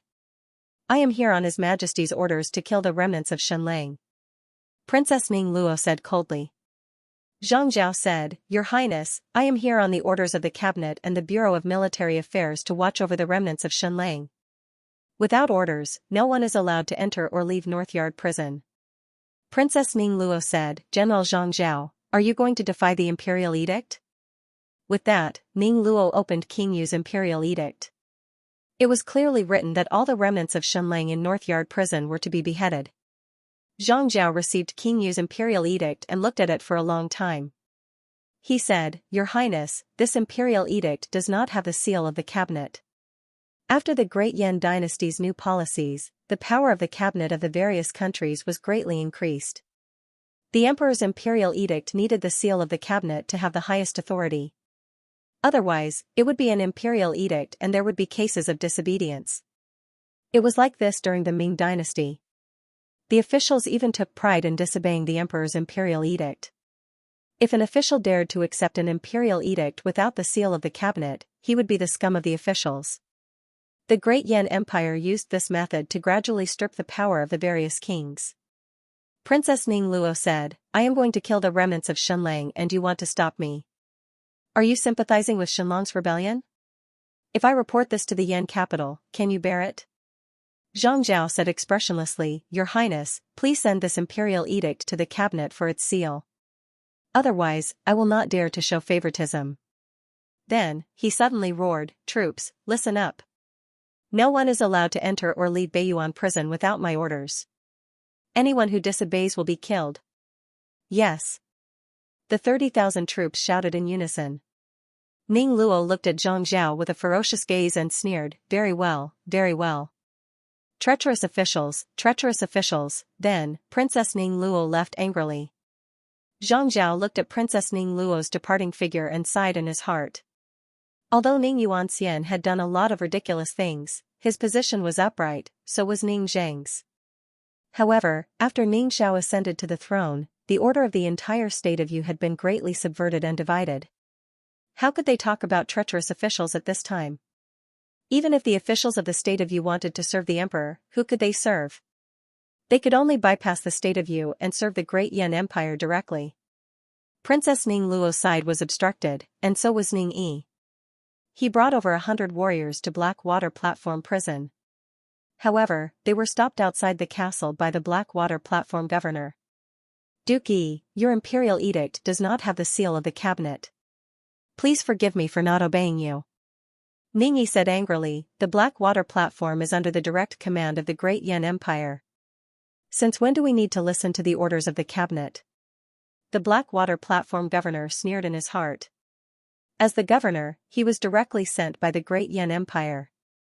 Why are you talking about serving the Great Yan Empire? Ning Yi said sternly. Governor Lin, remember this. I will definitely report this to His Majesty. How dare you sympathize with the remnants of the Xunlang Empire? This matter will not end like this. Let's go. The Blackwater Platform governor looked at him silently as if saying that he would do as he pleased. Then, Ning Yi left with his men in anger. Ning Yi and Ning Luo returned empty-handed and reported everything to Ning Xiao. At this time, he could clearly feel that the power of the entire state of Yu was actually in the hands of the Zhu clan, not Ning Xiao. However, Zhu Hongzhu was not willing to oppose the emperor and his officials before any conflict occurred. Now that Ning Xiao resisted a little, Zhu Hongzhu immediately revealed his fierce fangs. Ha ha ha ha. Ning Xiao was so angry that he laughed instead. Interesting, interesting. Why is our prime minister not acting anymore? Ning Yi said, Xunlang actually colluded with Zhu Hongzhu. These two must have some unspeakable deal. Ning Xiao said, it's very simple. Xunlang has something on the Zhu clan. Ning Yi said, are we just going to let it go like this? Ning Xiao smiled. No rush, no rush. This is instead a rare opportunity. The Tongtian Temple's army has never had a reason to station in Tianyue City. Now, our army can legitimately station in the Imperial Palace. As long as the army is in our hands, I will be useful as the king. Ning Yi said, what about taking revenge on the Xunlang Empire? Ning Xiao said, we can't enter Beiyuan Prison, Blackwater Platform Prison, and even the Ancestral Temple Prison. But the Imperial Palace is still in our hands. That Royal Father is still in our hands. Xunlang's feelings for Royal Father are very deep, even surpassing that of Ningjing and Zhang Chong. They aren't father and son, but more like father and son. Ning Yi and Ning Luo's expressions changed when they heard this. King Yu Ning Xiao smiled. Royal Father is old and has no use for his lifeblood. Didn't Xunlang have a nickname, the Eunuch of the East? Then go and castrate Royal Father and deliver the things to Xunlang. Ning Yi and Ning Luo's faces instantly paled. They were almost unable to respond. Ning Luo's heart was twisted and she hated Royal Father Ning Yuanxian. But she had never thought of killing her own father with her own hands. Ning Yi was selfish, greedy, and afraid of death. He hated Ning Yuanxian even more. He had personally tortured Ning Yuanxian several times to vent his anger. But he really hadn't thought of killing Royal Father. After a long while, Ning Yi said, Ning Han said that Royal Father cannot be killed. Ning Xiao said, I didn't kill him. I just castrated him.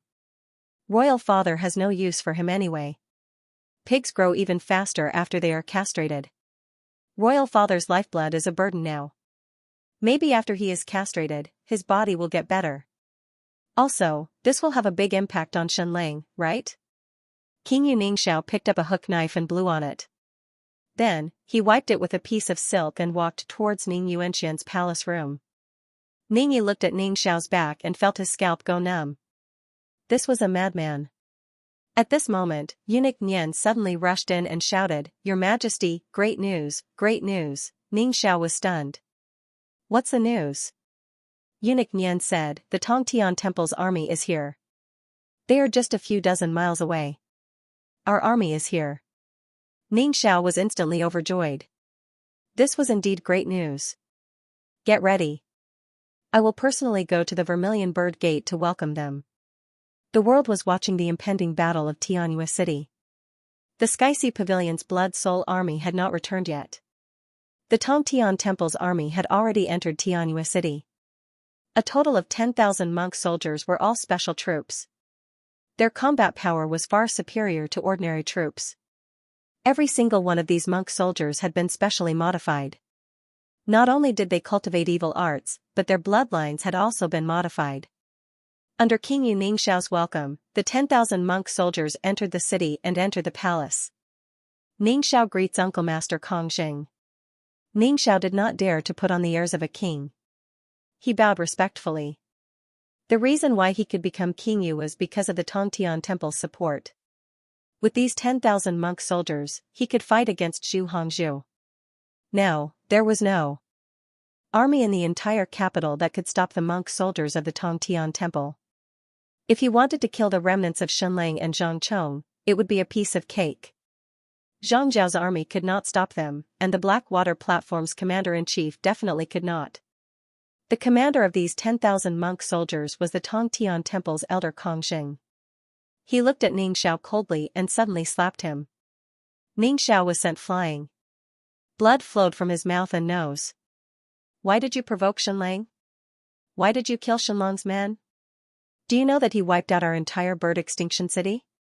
And he even threatened that if anyone dared to touch him before the Battle of Tianyue City, he would wipe out 100 Flowers Valley. You're a madman. He's even more of a madman. Why did you provoke him?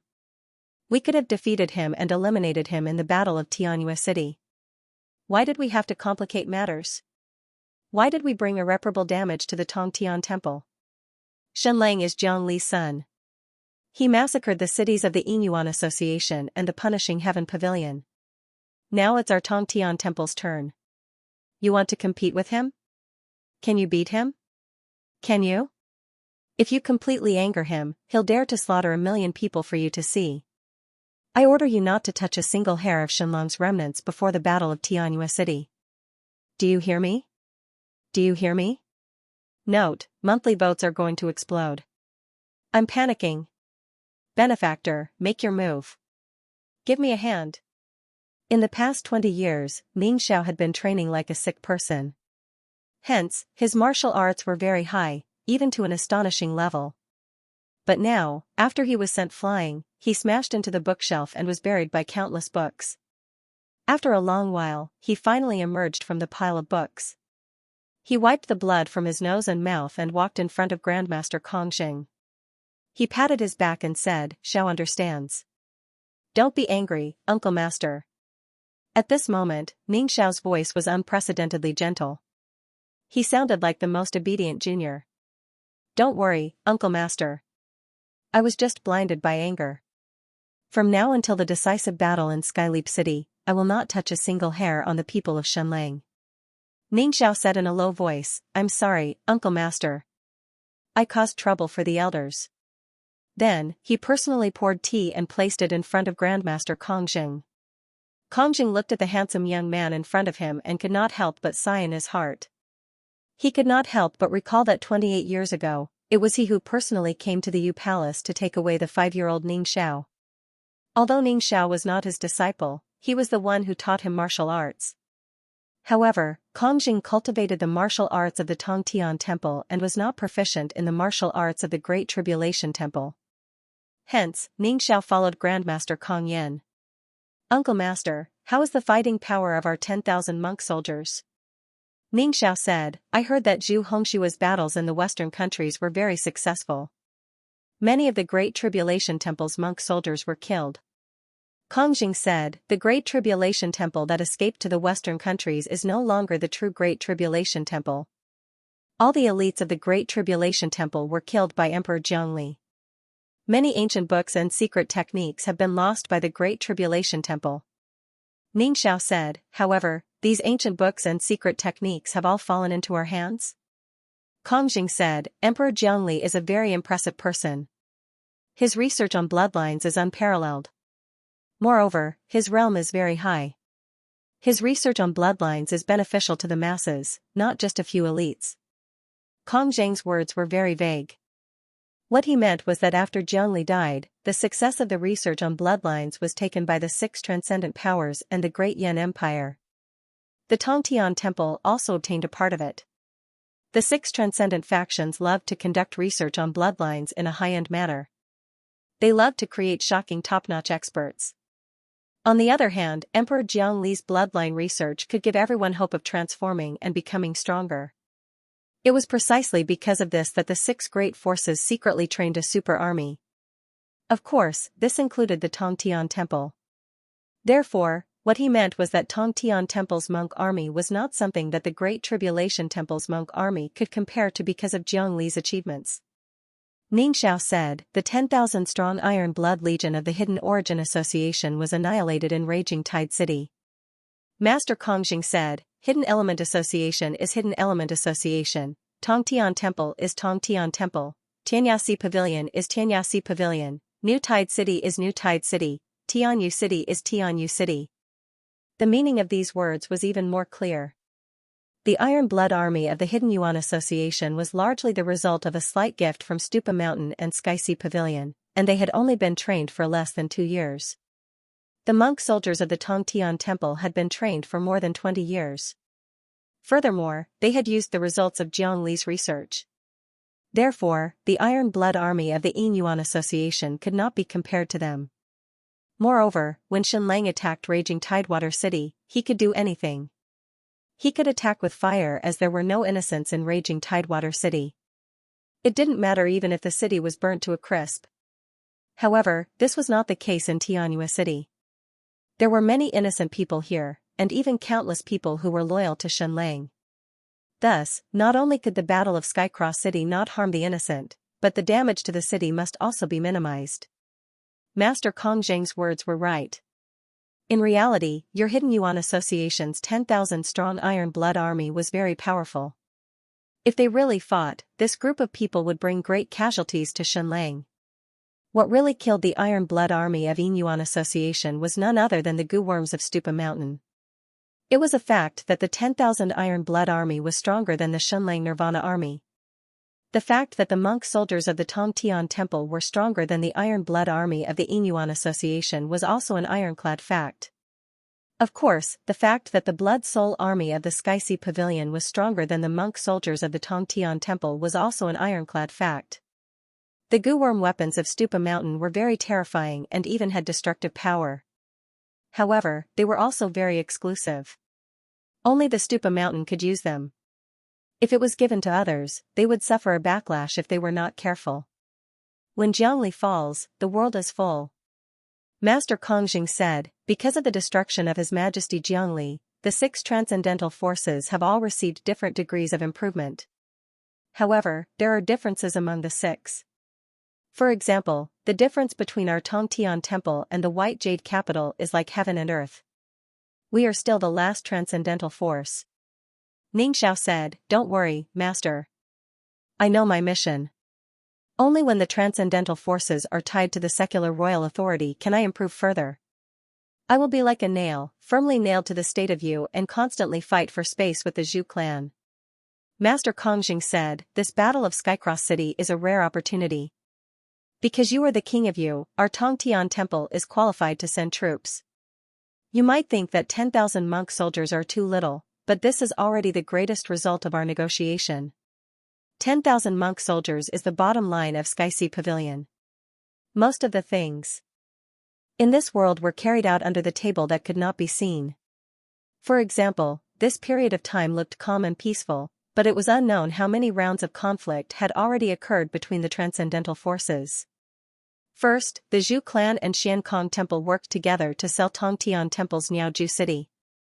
Next, Tongtian Temple and Xianxia Pavilion engaged in a difficult negotiation and finally had a hand deep into the state of Yu. When Jiangli falls, the world is full. Master Kongjing said, previously, it was Jiangli, now it is his son Xianlang's turn. This is a rare opportunity. From what he said, there was really nothing new in this world. Back then, using the excuse of fighting Saddam Hussein, the American army entered the Middle East on a large scale and firmly controlled the ruling rights of this world island. Now, using the excuse of fighting Xianlang, Tongtian Temple wanted to infiltrate their forces into the state of Yu. This Xianlang did not look like an enemy, but more like the flesh of Tripitaka. I am going to see my old friend Ning Yuanxian. Master Kongjing fed Ning Yuanxian porridge. Old friend, how did you become like this? Master Kongjing sighed and said, "A few years ago, when we met, you were much younger than me. Now, it seems like you are 10 years older than me." Ning Yuanxian's gaze was unfocused, and he instinctively opened his mouth to eat the porridge. When he heard the word 10, he kept on muttering, 10, 11, 12, 13. Master Kongjing said, "I still remember when we went to see His Majesty Jiangli together, he even gave me pointers on martial arts and helped me break through the most crucial bottleneck. At that time I was really shocked. The bottleneck that was incomparably difficult in our eyes was easily broken by him with a single finger." What kind of martial arts wisdom was that? It was simply turning something rotten into something magical. 20, 21, 22. Ning Yuanxian was still counting. Master Kongjing said, "But even a celestial like this died, and they all lost. So in this world, there is no longer any faith. I have no faith, and the sky-reaching temple also has no faith. It actually became like the Great Tribulation Temple. I didn't cultivate evil techniques, but I didn't stop the others from cultivating evil techniques either. Most importantly, no one came to accuse us of being evil. We cultivate evil techniques, but we still represent the righteous path of the world. Interesting, right? Old friend Ning Yuanxian, after His Majesty Jiangli died, you directly knelt, and I also knelt. But you actually stood up. Impressive, impressive." Master Kongjing said, "But looking at you now, is it worth it for you to stand up? Is it worth it?" 29, 29, 29. When Ning Yuanxian counted to 29, he could no longer continue. It was as if with his intelligence, he could only maintain this. Then, his gaze became even more unfocused, and he became even more dumbfounded. Master Kongjing said, "Old friend, I can't stand up anyway. After His Majesty Jiangli died, you merely knelt to him. However, for the sake of protecting ourselves, we went to bite back at His Majesty Jiangli. We all have the blood of the Jiang imperial clan in our hands. And now, our heavenly reached temple will eat Xianlang's flesh and blood to grow." Ha ha ha ha. Master Kongjing let out a mournful laugh. Old friend, back then, the 5-year-old Ning Xiao was already twisted. Not only did he cruelly kill many small animals, he even killed 3 palace maids. So, you sent him to the sky-reaching temple because you wanted to use Buddhist teachings to reform him. Back then, you thought that the sky-reaching temple was righteous, but you were wrong. We were even darker than the Great Tribulation Temple. There was nothing we could do. The sky-reaching temple is not the white jade capital. We are not so high and mighty. Back then, we were almost destroyed. It was His Majesty Jiangli who destroyed the Great Tribulation Temple and supported us. That allowed the sky-reaching temple and the sky-reaching temple to rise again. Because of that, after His Majesty Jiangli died, we had to bite back at him even more crazily. Only then would we be able to survive. We are not the Execution of Heaven Pavilion, nor are we the Horizon Sea Pavilion, nor are we the Stupa Mountain. The sky-reaching temple is too weak. Old friend, I don't know if you're truly crazy, or if you're pretending to be crazy. But if you're truly crazy, that's fine too. The sun has already set in this world. The world is already dark. When the sky-reaching temple's 10,000 monk soldiers entered Tianyua City, it was as if a signal was activated. Following that, more and more troops entered the city. More and more troops arrived in the capital of the state of Yu. In the end, the city couldn't hold all of them. All the military camps outside the city were filled, but that wasn't enough. They started to set up camps in the wilderness. Almost all of the state of Yu's troops abandoned their original encampments and rushed to Tianyua City to fight Xianlang. How many troops were there in Tianyua City? 200,000, 300,000, 400,000, it seemed like there were more troops than civilians. This was because the people in the capital all stayed in their homes. Even if they did, they wouldn't talk. Previously, when Ning Yuanxian was in power, the people in the capital would scold him whenever they wanted. After scolding Xianlang, they would scold Ning Jing, and after scolding Ning Jing, they would scold Ning Yuanxian. They would say things like incapable ruler and shameless pretty boy without the slightest scruple. Every time they were slapped in the face by Xianlang, they would stay quiet for a few months before scolding him again. But now, no one dared to speak up. The entire state of Yu had arrested more than 100,000 survivors of Xianlang. 1/3 of them were caught in the capital. Therefore, those who dared to speak up were all sent to mine and cook salt. Their entire families were captured. In the past 2 years, it was as if a white terror had enveloped the sky above the capital. Countless people lived in fear. No one knew when the Zhou clan's troops or the new king of Yu's troops would rush into their homes and capture them. Compared to 2 years ago, the capital's population had dropped by 30%. All of them had fled to remote areas. On this day, another troop entered Xianxia city. Familiar people and familiar troops. Xu Tingyu of the Hidden Origin Association had once again led 10,000 Iron Blood soldiers here. Zhu Yong personally welcomed him into the city. Lord Zhu Yong, the Battle of New Tiao City was a tragedy that could not be any worse. Xu Tingyu said, actually, our Iron Blood soldiers were very strong, at least stronger than the Shenlang Nirvana army. But in the end, they all died under the goo worms of Stupa Mountain. They didn't even have the chance to fight before they turned into a pool of blood. Zhu Yong said, it won't happen this time. We don't need any of Stupa Mountain's goo worms in this battle. They must use other methods to support the Battle of Tianjua City. Also, we will think of ways to compensate the Hidden Origin Association for their losses in the Battle of New Tiao City. Xu Tingyu asked, is Lord Zhu Hongshua's battle in the western regions about to end? Zhu Yong said, soon. Xu Tingyu smiled and said, don't look at the Battle of Tianjua City where we have hundreds of thousands of troops. Actually, the key is still the Blood Soul Army of Sky Sea Pavilion. It's hard to tell where this group of State of Yu's troops are. Dukji residence. Former Blackwater Platform Governor Yan Yi, former Marquis Zhenxi Zhongyao, former Privy Council Deputy Zhong Yi, and Duke Qi Ningqi were sitting together. For the past 2 years, Yan Yi had been living near Ningqi. Meanwhile, Zhongyao and Zhong Yi had been living in seclusion and rarely opened their doors. Zhong Shishir, who used to be arrogant and domineering, seemed to have become a rich young miss who never left her house. She was now 28 years old and still unmarried. After Zhongshi clan lost to Shenlang, Zhong Shishir and Zhu Hongping's marriage agreement was also left unsettled. The decisive battle of Tianjua City is about to begin. Yan Yi said, Ning Xiao wants you to lead one of the State of Yu's armies, and Marshal Zhongyao will also lead one of them. Ningqi nodded and said, yes. Yan Yi said, then what do you plan to do? Ningqi said, let's fight then. I don't owe Shenlang anything. I don't feel any pressure fighting him. Moreover, we don't have to fight the crucial battles. The Tongtian Temple's monk soldiers, the Yinyuan Association's Iron Blood Army, and especially the Sky Sea Pavilion's Blood Soul Army are the main forces to destroy Shenlang. Yan Yi said, but the thoughts of the army are chaotic. The thoughts of the State of Yu's hundreds of thousands of troops were indeed chaotic. Every one of them had a scale in their hearts, a scale that worshipped Emperor Zhongli. Especially in the past 2 years, the entire State of Yu was in chaos. The empire completely dominated the imperial court of the State of Yu.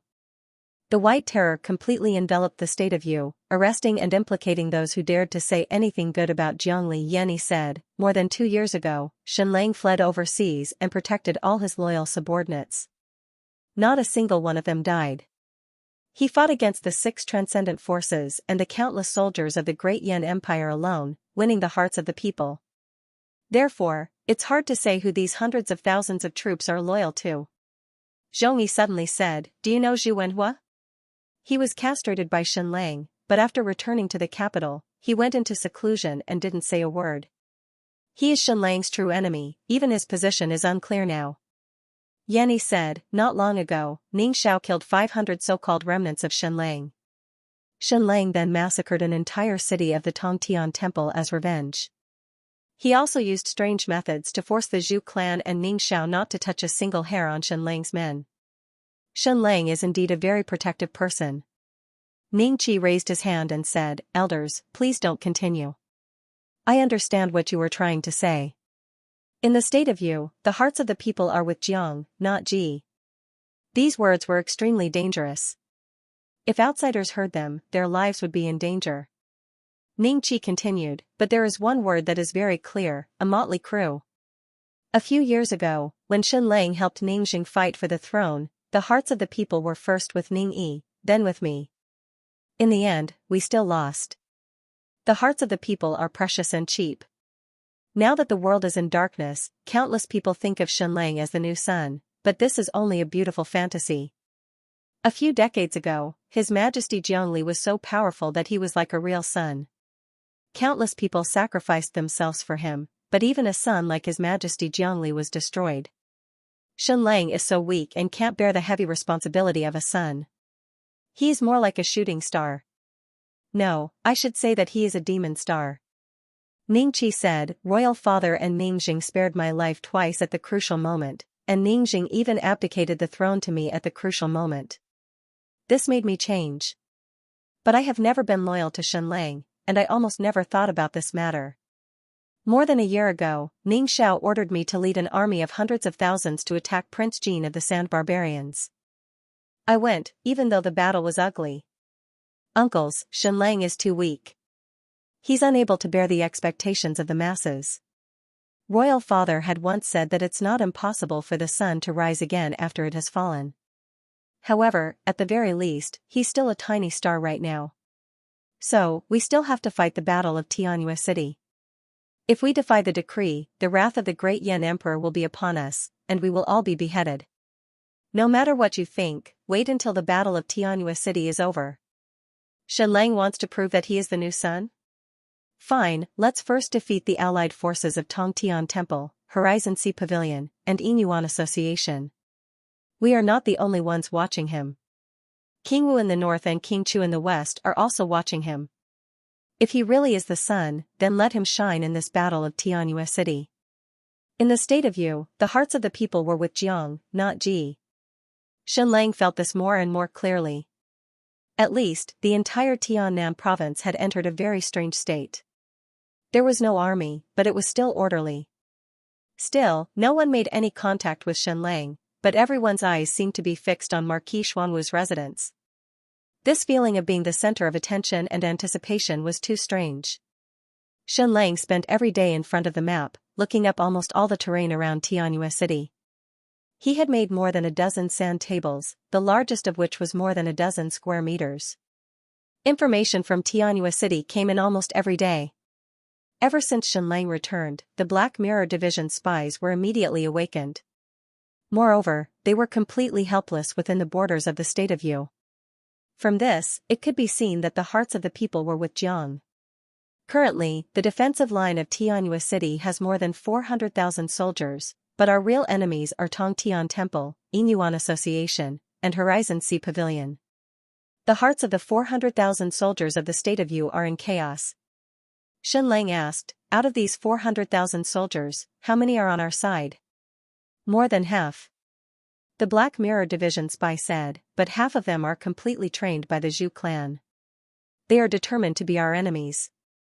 As for the other half, as long as we defeat the allied forces of Tongtian Temple, Yinyuan Association, and Horizon Sea Pavilion, they will immediately stop fighting, or even, change sides. Xianxia asked, has anyone secretly contacted you? The Black Mirror Division spy said, no, but our movements are very convenient. Even if some of our brothers are exposed, there is still no danger because no one reports us. When they see us, it is as if we are invisible. The entire state of Yu is eager for your victory, hoping that you can become the new sun. Xianxia asked, how many troops are there in Xianxia City now? The Black Mirror Division spy said, Tongtian Temple has 10,000 monk soldiers, and Yinyuan Association only had 10,000 Iron Blood Army at the beginning. But not long after, Yinyuan Association's army was stationed in Xianxia City. Now everyone is waiting for the return of Zhu Hongshua's Blood Soul Army. This is the main force that supposedly wants to destroy His Majesty. Xianxia asked, has Zhu Hongshua's war in the western region ended? The Black Mirror Division spy said, soon.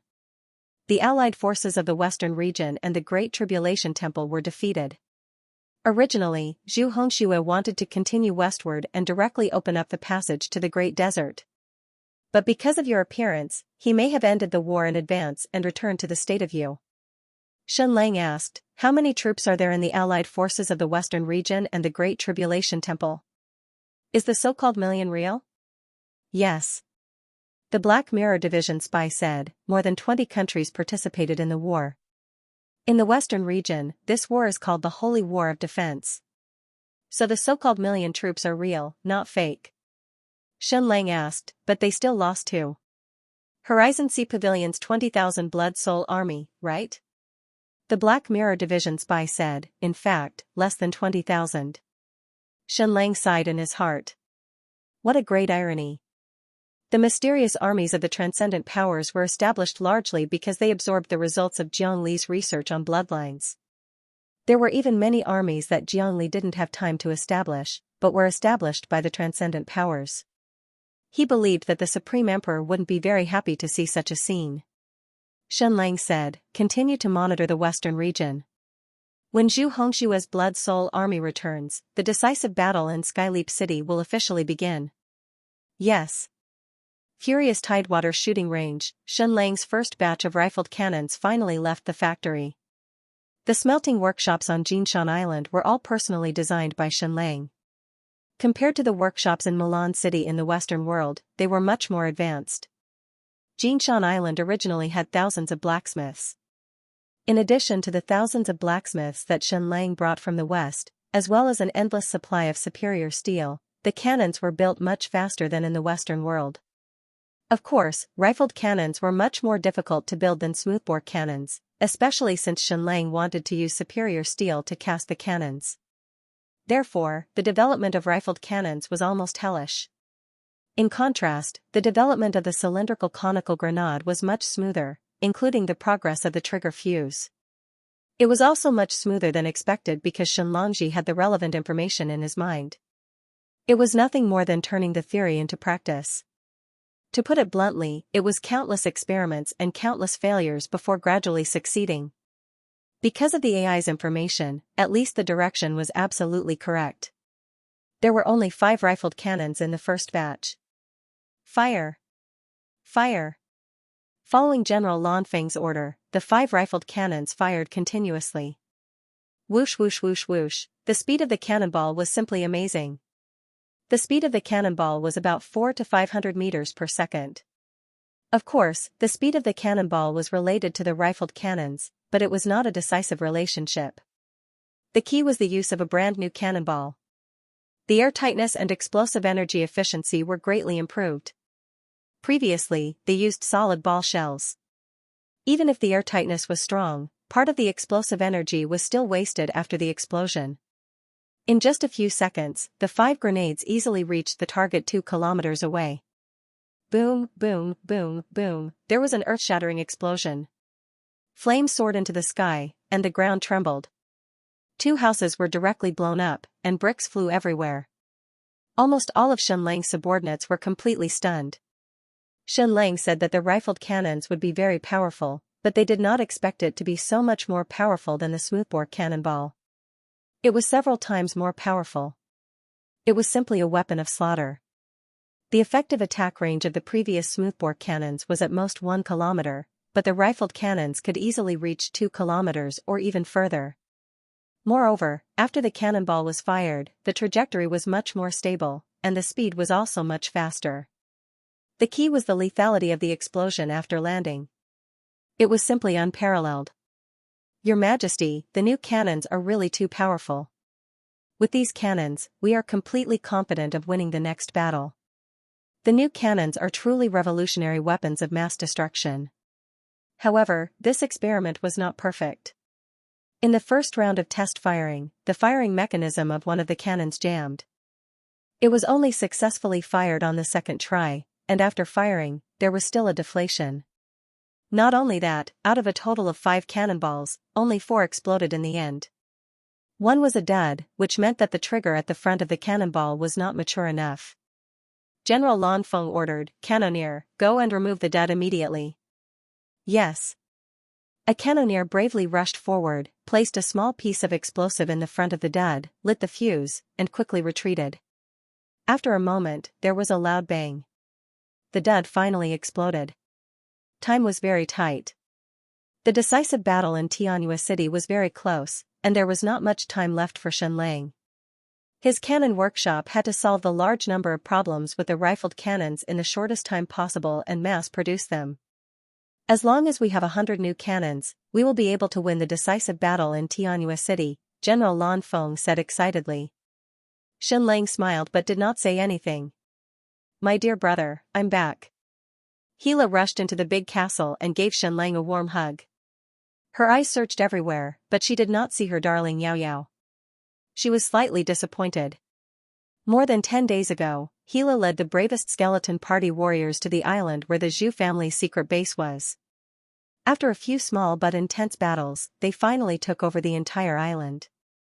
The Black Death virus still did not kill everyone on the island, and there was still a small number of survivors.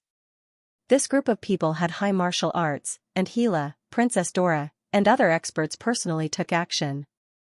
In the end, more than a few hundred people entered the island and killed all the survivors. What was very strange was that they were not completely quarantined, and they actually did not get infected by the Black Death virus. Thus, Hila captured a few people and brought them to Raging Tide City to wait for Shenlang to investigate why this group of people did not get infected by the virus. Did you gain a lot? Shenlang asked. A lot, but also nothing, Hila said. Before this group of people died, they sealed all their secret weapons in a certain secret room in the ancient ruins. We used all methods, but we were unable to open this secret room. Regardless of whether we used explosives or thermite, the door of this secret room was not damaged at all. But I dare to confirm that this secret room in the ancient ruins definitely stored a very shocking ancient secret weapon. At that time, we clearly saw from the hot air balloon that everyone on the island was equipped with bows and arrows that could shoot thousands of meters away. Especially the giant crossbows, they could shoot up to 1,500 meters in the sky, and they could even explode. Not only that, there was an extremely small number of people on the island who even wore a type of boots that allowed them to have astonishing speed and could even jump more than 10 meters high. These ancient weapons, Shenlang had seen them 2 years ago. The thousands of experts from the 6 transcendent forces were all wearing buoyant boots, and they could all walk on the waves. But these are not the most important, Hila said. We suspect that in this ancient ruins, they are still developing some kind of even more terrifying weapon. Because when we rushed in, one of the survivors said that it was a pity that they did not succeed, or else they would have been able to kill all of us in an instant, or even destroy the entire fleet. But at that time our fleet was scattered around the island, and we were a few thousand meters away from each other. How could they destroy our fleet in an instant? How many captives did you catch? Shenlang asked. 3, Hila said. Bring me to them, prepare for interrogation. Shenlang said. These 3 captives were not powerful martial artists, but scholars with astonishing willpower. The skeleton party had already tortured them crazily, but they still did not say a word. The skeleton party was practically an expert in torture, and their interrogation methods were very advanced, but they did not get anything out of it. After Shenlang made his move, everything changed. This was because he had the most powerful truth-telling serum. This was a drug that Shenlang had used back in the Xianwu mansion, and it worked every single time. The CIA had used this to interrogate people, and they had all succeeded almost without exception. This was because it worked directly on the brain, and no matter how strong one's willpower was, it was useless. After giving this scholar in the Zhu family's secret base a shot, he immediately opened the door to a new world. Did you guys seal all the secret weapons in the ancient ruins? Shenlang asked. Yes, they were all sealed. The scholar floated in the air, as if he had entered a completely dreamy state. Then how do we open the secret room? Shenlang asked. We can't open it, it's impossible to open it. The scholar laughed. Without the highest authority, it's impossible to open the secret room. Who has the highest authority? Shenlang asked. Scholar Zhu said, Master, young master. What secret weapons are in the secret room? Shenlang asked. Secret weapons? Scholar Zhu said, the most important thing inside is not the secret weapon, but the great killing weapon, a super great killing weapon, a great killing weapon that can destroy the world. As long as it is detonated, with a boom, there will be nothing in front of you. No matter what army, no matter what castle, they will all turn to ashes. Does the Skysea Pavilion know about the existence of this secret weapon? Shenlang asked. No, they don't, the scholar said in a daze. Our Zhu family can't rely on the Sky Sea Pavilion forever. If we want to be strong, we must have real power. Did you guys succeed in creating this super weapon? Shenlang asked. No, the scholar said. Scholar Zhu said, the things in the ancient world are too complicated. We have spent a dozen years and only made a little progress. Originally, this secret base was used to train the family's secret masters, but since we found this super weapon in the ancient ruins, our family has used countless resources to focus on researching this weapon. More than 10 years, a whole 10 years, and we still haven't made the final breakthrough. We still can't control its power. Where is the super weapon? Shenlang asked. Is it also in the secret room of the ancient ruins? Yes, yes. The scholar said, if we succeed, we will have the power to destroy heaven and earth. At that time, our Zhu family will really be strong, and we will have made a great contribution. Ha ha ha ha, get ready, we will go to the secret base of the Zhu family immediately, Shenlang said. Shenlang could feel that the super weapon in the secret room of the ancient ruins would be of great use to him. It could even change the course of the battle. Otherwise, the Zhu family wouldn't have invested thousands of people and spent more than 10 years researching it. An hour later, Shenlang boarded the fastest ship and sailed towards the secret island. A few days later, Shenlang boarded the secret island that the Zhu family had been operating for decades. He hoped that this trip would be a great harvest. Note, today's update is 16,500. Benefactors, your monthly tickets are helping me, but they are about to explode. Can I still salvage this? Thank you for 111, Yu Xiaoyao's 20,000 coins. Congratulations, book friend 20170429160217484 for becoming the new leader of this book. After arriving at this island, Shenlang did not rush to go underground but observed from above. It had been more than a month and a half since the Black Death Bomb was thrown, so all the viruses on the island had died out. To a certain extent, this island was very similar to the Nirvana Island that Shenlang had been on before. It was surrounded by dense forests, and there were no docks at all. Just by looking at the surface, it was impossible to see any secret base inside. Furthermore, the island was surrounded by submerged reefs, and ships that had a slightly deeper draft could not even get close. If not for the hot air balloon, it would be impossible to discover the secret base on this island. Even if they accidentally discovered it, they would not be able to attack it and would definitely die before even getting close. There are no longer any living creatures on this island. They were already gone before we carried out the extermination attack, Hila said. I don't know the reason. Shenlang went deep into the middle of the island and saw the secret base. It was surrounded by a wall with a circumference of less than 1,500 meters and a height of about 8 meters. However, it was shockingly thick, and it was all made of huge rocks. The thinnest part was more than 5 meters, and the thickest part was more than 11 meters.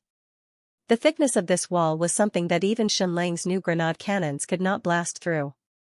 Previously, the Zhu family had used more than 1,000 people to defend this secret base, and it could be said to be impregnable. Originally, there were dozens of giant crossbows on these walls, the kind that can shoot 2,000 to 3,000 meters and explode. However, they were all destroyed by them and did not leave any for us, Hila said.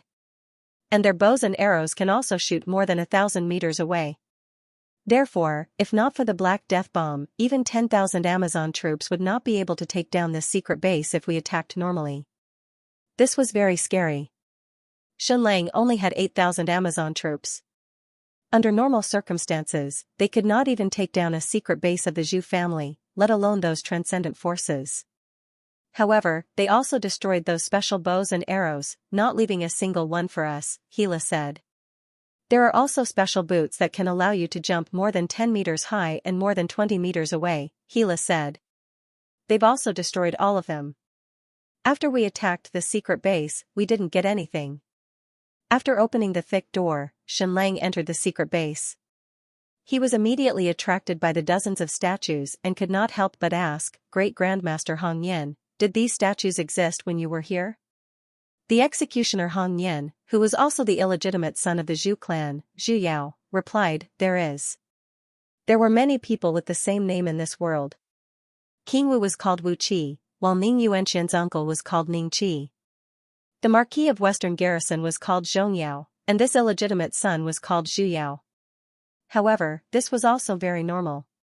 In ancient China, the rate of people sharing the same name was also very high, especially during a certain period of time when people liked to name themselves with the same character, such as Huangzhong, Zhaozhong, Hanzhong, etc. The emperor of the Ming dynasty couldn't stand having the same name, so he tried his best to use rare words. He even created words that didn't exist. For example, Zhu Zi, Zhu and Long. If you can have the same name as me, then you're really something. Xianxia looked at the statues carefully. The reason why he felt strange was because the statues were not tall at all. They were only about 2 meters tall. Generally speaking, all statues like to be tall, and these dozens of statues were almost the same size as a real person. Not only that, the key point was that they were too realistic. It was as if a living person had instantly turned into a fossil. This could not help but remind Xianxia of the legend of Queen Medusa. Anyone who saw her would have their eyes turned into stone. Xianxia scanned the entire bodies of these statues with his X-ray eyes and was shocked by what he saw. Although the inside of these statues was also made of stone, the internal structure was very complete. There was a skeleton, internal organs, and even a brain. This really wasn't a statue but a fossil of an ancient person. As everyone knew, only bones could become fossils. The flesh and internal organs would rot. And these dozens of statues were actually complete fossils. Could it be that they really turned into stone in an instant? This was simply too inconceivable. In this secret base, there was also a pagoda. However, after some observation, Xianxia determined that the history of this pagoda was only a few thousand years. It was not an ancient building. Someone must have discovered the statues on this secret island and built this pagoda here. The secret base is underground. Enter from here, Hila said. This entrance door should have been built by the Zhu family. We blew it open. Walking along the deep stairs, Xianxia entered the interior of the secret base. There were dozens of caves on both sides of the passage, and there were beds and all kinds of resources in them. It was obvious that the scholars of the Zhu family had conducted research in these underground caves, and these caves were dug out from the back. In just a few minutes, they reached the end of the passage. There was a large hall that was not more than 100 square meters in size. The floor was covered with snow-white marble, and even the surrounding walls were made of white marble. The interior was as bright as day. It was not luminous pearls, nor was it candles. Instead, it was countless mirrors that reflected the sunlight from outside. Therefore, not only was the hall bright, but it was also very clear and beautiful. Xianxia observed for a long time and came to a conclusion. This was not an ancient ruin. He had seen some ancient ruins before, and the smallest one was the one belonging to the Sand Barbarian tribe. It was about a few dozen square kilometers. The ancient ruin that Stupa Mountain found in the southern sea was incomparably huge.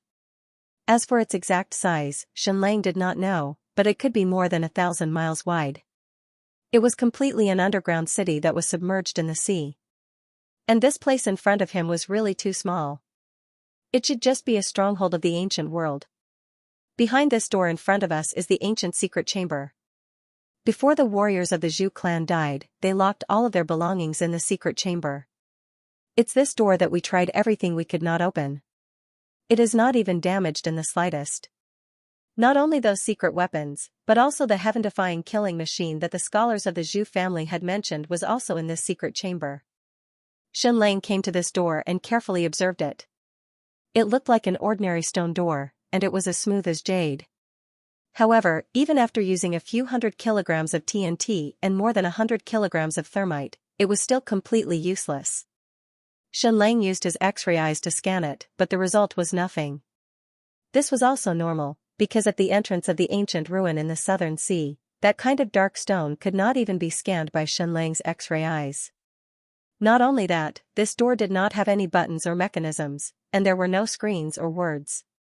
If he wanted to open it, he did not even have the slightest clue. The only clue was the statue that was kneeling in front of the door. This was another statue of an ancient warrior.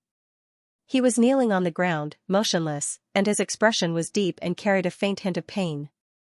Xianxia used the X-ray to scan his body, and just like the people outside, he was also a human fossil, with bones and petrified internal organs.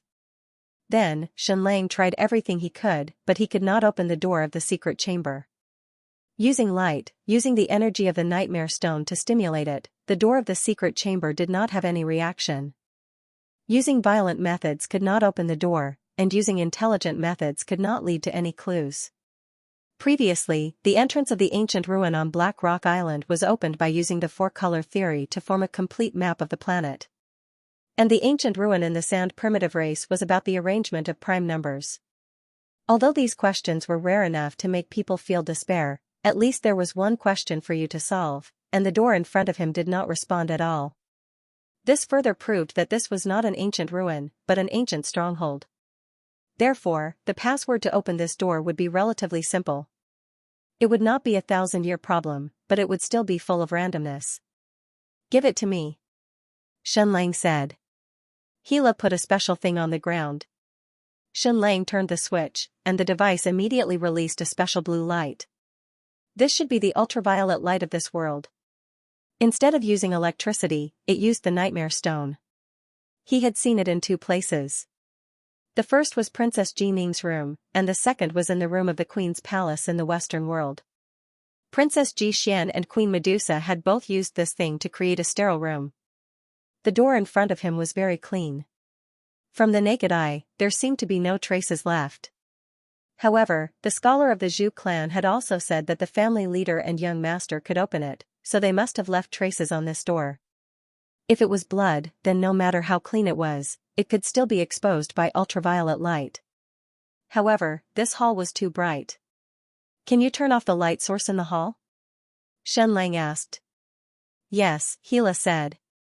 Then, she walked to the next room and turned a dozen or so mechanisms. Immediately, all the mirrors were turned off, and the entire hall fell into darkness. This time, the ultraviolet light shone clearly. There were indeed traces of blood on the door of the secret room, but they were very, very faint and messy. It was impossible to see what exactly was drawn. Now, Xianlang could conclude that in order to open the door of the secret room, he had to draw some pattern or write some word on it. "Turn on the light source," Xianlang said. A moment later, the entire hall was as bright as day again. Xianlang walked in front of the ancient human statue in front of the door and carefully observed his face. Unfortunately, his eyes were closed at this time, or else more details would have been revealed. Was he meditating in this posture? No. Looking at the shape of his mouth, he seemed to be silently chanting something. The moment before he turned into a fossil, he was still silently chanting, but what was he chanting now? Xianlang recorded his face and put it into the artificial intelligence system for analysis. Very soon, the artificial intelligence system gave a few answers. The words this ancient human said before he died might be, "You, right, you." Some of the highest probability was about 60%. If there was a word, then this word was not the key, but the word after it was the key. However, he was already dead and did not say the word after it. What was the word after it? Regret. If this person was silently chanting the Book of Changes, then the probability of it being regret was super high.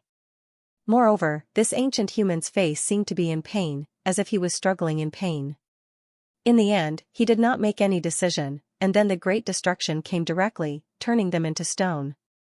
Of course, this was just Xianlang's imagination based on the scene in front of him. Xianlang slightly cut his finger and then wrote the word regret on the door. In the end, there was still no reaction from the door. It did not open at all. Could he have guessed wrongly? Xianlang looked at the statue again and found that there was a cut on its wrist. When he looked at its fingers, there were also traces of cuts. But the two cuts were different.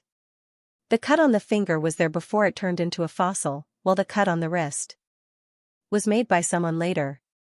This further confirmed Xianlang's conjecture that this ancient human had indeed used blood to write on this door. The people of the Zhu family also found these traces and also used their own blood to write on the door, but found that it was useless. So they cut the wrist of the ancient human statue and tried to use his blood. However, this ancient human had already turned into stone, so his blood was no exception. Xianlang used a sharp knife to cut a hole on the wrist of the ancient human statue, found the position of the blood vessels, and dug out some of the fossilized blood powder. Then, he gritted his teeth and poured 10 milliliters of blood for himself, mixing it with the fossilized blood powder of the ancient human. Suddenly, a strange scene appeared. Xianlang's blood turned from red to gold. It was not gold, but pure gold, the same color as gold. Upon closer inspection, it was not gold, but the color of sunlight, reflecting different light from different angles. F***ck, what's going on? Did I have a chemical reaction with this ancient human? I don't want to, however, Xianlang did not care about this. He directly used his finger to stand on the blood that was emitting sunlight and wrote a big regret on the door of the secret room. Then, the moment to witness a miracle had arrived. The countless mirrors in the hall all changed directions, and countless rays of sunlight shone on the center of the lost door. Hundreds of rays of light condensed into one, and this pillar of light was so bright that people could not open their eyes. Rumble. The door of the secret room began to spin, and then it opened directly. Success, she went forward and hugged Xianlang's neck. My dear brother, the power of wisdom is indeed invincible. Xianlang smiled. Actually, it was not difficult to open the door of this secret room at all. After all, this was only an ancient foothold, so the password to open the door was not as difficult as it was to open an ancient ruin. All of them were puzzles that had existed for thousands of years. Of course, it was also because of this that this door had been opened before. Previously, Xianlang had wondered if the so-called secret weapon of the Zhu family was the metal hydrogen that he had seen in the Western world. This thing was not only a superconductor, but also a top-level energy storage. Once it exploded, the power would be more than 40 times that of TNT. Although it was not comparable to a nuclear bomb, it was still extremely shocking. After opening the door of the secret room, the first thing Xianlang saw was the so-called secret weapon. It was hard not to see it. Because it was too huge, more than 30 meters long and about a foot in diameter. This? What the F***ck is this thing? Are you kidding me? This was clearly a gigantic arrow. However, Xianlang could not imagine just what sort of bow would be required to shoot this arrow out. Ancient humans, your thinking is too retro. Must you make this shape? It looks too backward. However, Xianlang quickly withdrew this thought because he found an incomparably complicated nightmare stone device at the end of the arrow. It was more than a meter in diameter and had a total of dozens of layers. The entire tail of the giant arrow was more than 5 meters long, and it was a pentagonal nightmare stone device. Xianlang tried to use X-rays to scan the inside of the arrow, but it was still to no avail. X-rays could not penetrate the surface at all. What material was on the surface of this giant arrow? Metal? Stone? Or was it something else? He did not know. It was a material that Xianlang had never seen before. Next, Xianlang carefully began to destroy the arrow, and the result was completely undamaged. Using the best steel sword, the sword broke, and not a single mark was left on the surface of the giant arrow. Using a tungsten steel knife, it still broke. Using a diamond knife, there was still no mark on the surface of the giant arrow. Then, Xianlang found 3 words on the body of the arrow: Dragon's Regret. Is this the ultimate weapon of mass destruction? Princess Hila asked. Yes, this is the ultimate weapon of mass destruction, Xianlang said with a nod. What about its power? Princess Hila asked. Xianlang said, do you still remember when we were in the Cursed Sea in the ruins of the Lost Nation, the underwater pyramid explosion? Of course, Hila remembered that it was that explosion that caused the lost demon mother to explode into pieces. Not only that, the energy core under the Amazon pyramid was an incomparably large metallic hydrogen. Once it exploded, the entire Amazon tribe would be destroyed. The size of this giant arrow of mass destruction was far smaller than the energy core of the Amazon pyramid. It was even smaller than the energy core of the small pyramid, but Xianlang was sure that its power was far greater. If Xianlang's guess was not wrong, the secret base on this island was in service of this giant arrow of mass destruction. This was a strategic weapon. Xianlang could even make more connections. This ancient civilization was already facing a huge crisis, so they planned to use the arrow of mass destruction. However, the leader of this base did not use this weapon in the end and directly turned into stone. Another bold guess was that 10,000 miles away from here was the Devil's Triangle, which was the territory of the lost ancient empire. The lost ancient empire was ruled by Queen Medusa. In the ancient legends, Queen Medusa could directly turn people into stone with just one look. Therefore, it could be guessed that this ancient civilization and the lost ancient empire had a war. And this island was actually the frontier base of some eastern ancient empire, used to launch strategic weapons. The leader of this base had made a painful decision before he died, but in the end, he still could not bear to use this ultimate weapon of mass destruction. Gila asked, I only have one question. Can it help us win the upcoming war? We won't need this weapon of mass destruction in the Battle of Xianxia City, Xianxia said. But it might be useful in the next battle with Xianxia Pavilion, provided that we can activate it. Plus, we don't even know how powerful it is. You're afraid that it's not powerful enough? Gila asked. No, I'm afraid it's too powerful, Xianxia said, shaking his head. The Zhu family had used thousands of people and more than 10 years, but they had not been able to control its power. And once they did, the consequences would be frightening. Of course, even if the Zhu family could not decipher this arrow of mass destruction, Xianxia might be able to, because he had the AI, and he had read many ancient books about the Nightmare Stone. Gila suddenly said, right, why didn't the Zhu family transport this arrow of mass destruction away? Move it to their base for research. The price of building a secret base here is too high. Someone, try to move this giant arrow, Xianxia said. Soon, hundreds of Amazonian female warriors rushed in, all of them using their strength. Up! More than 100 people shouted at the same time, using all their strength. However, this arrow of mass destruction did not move at all. This was too shocking.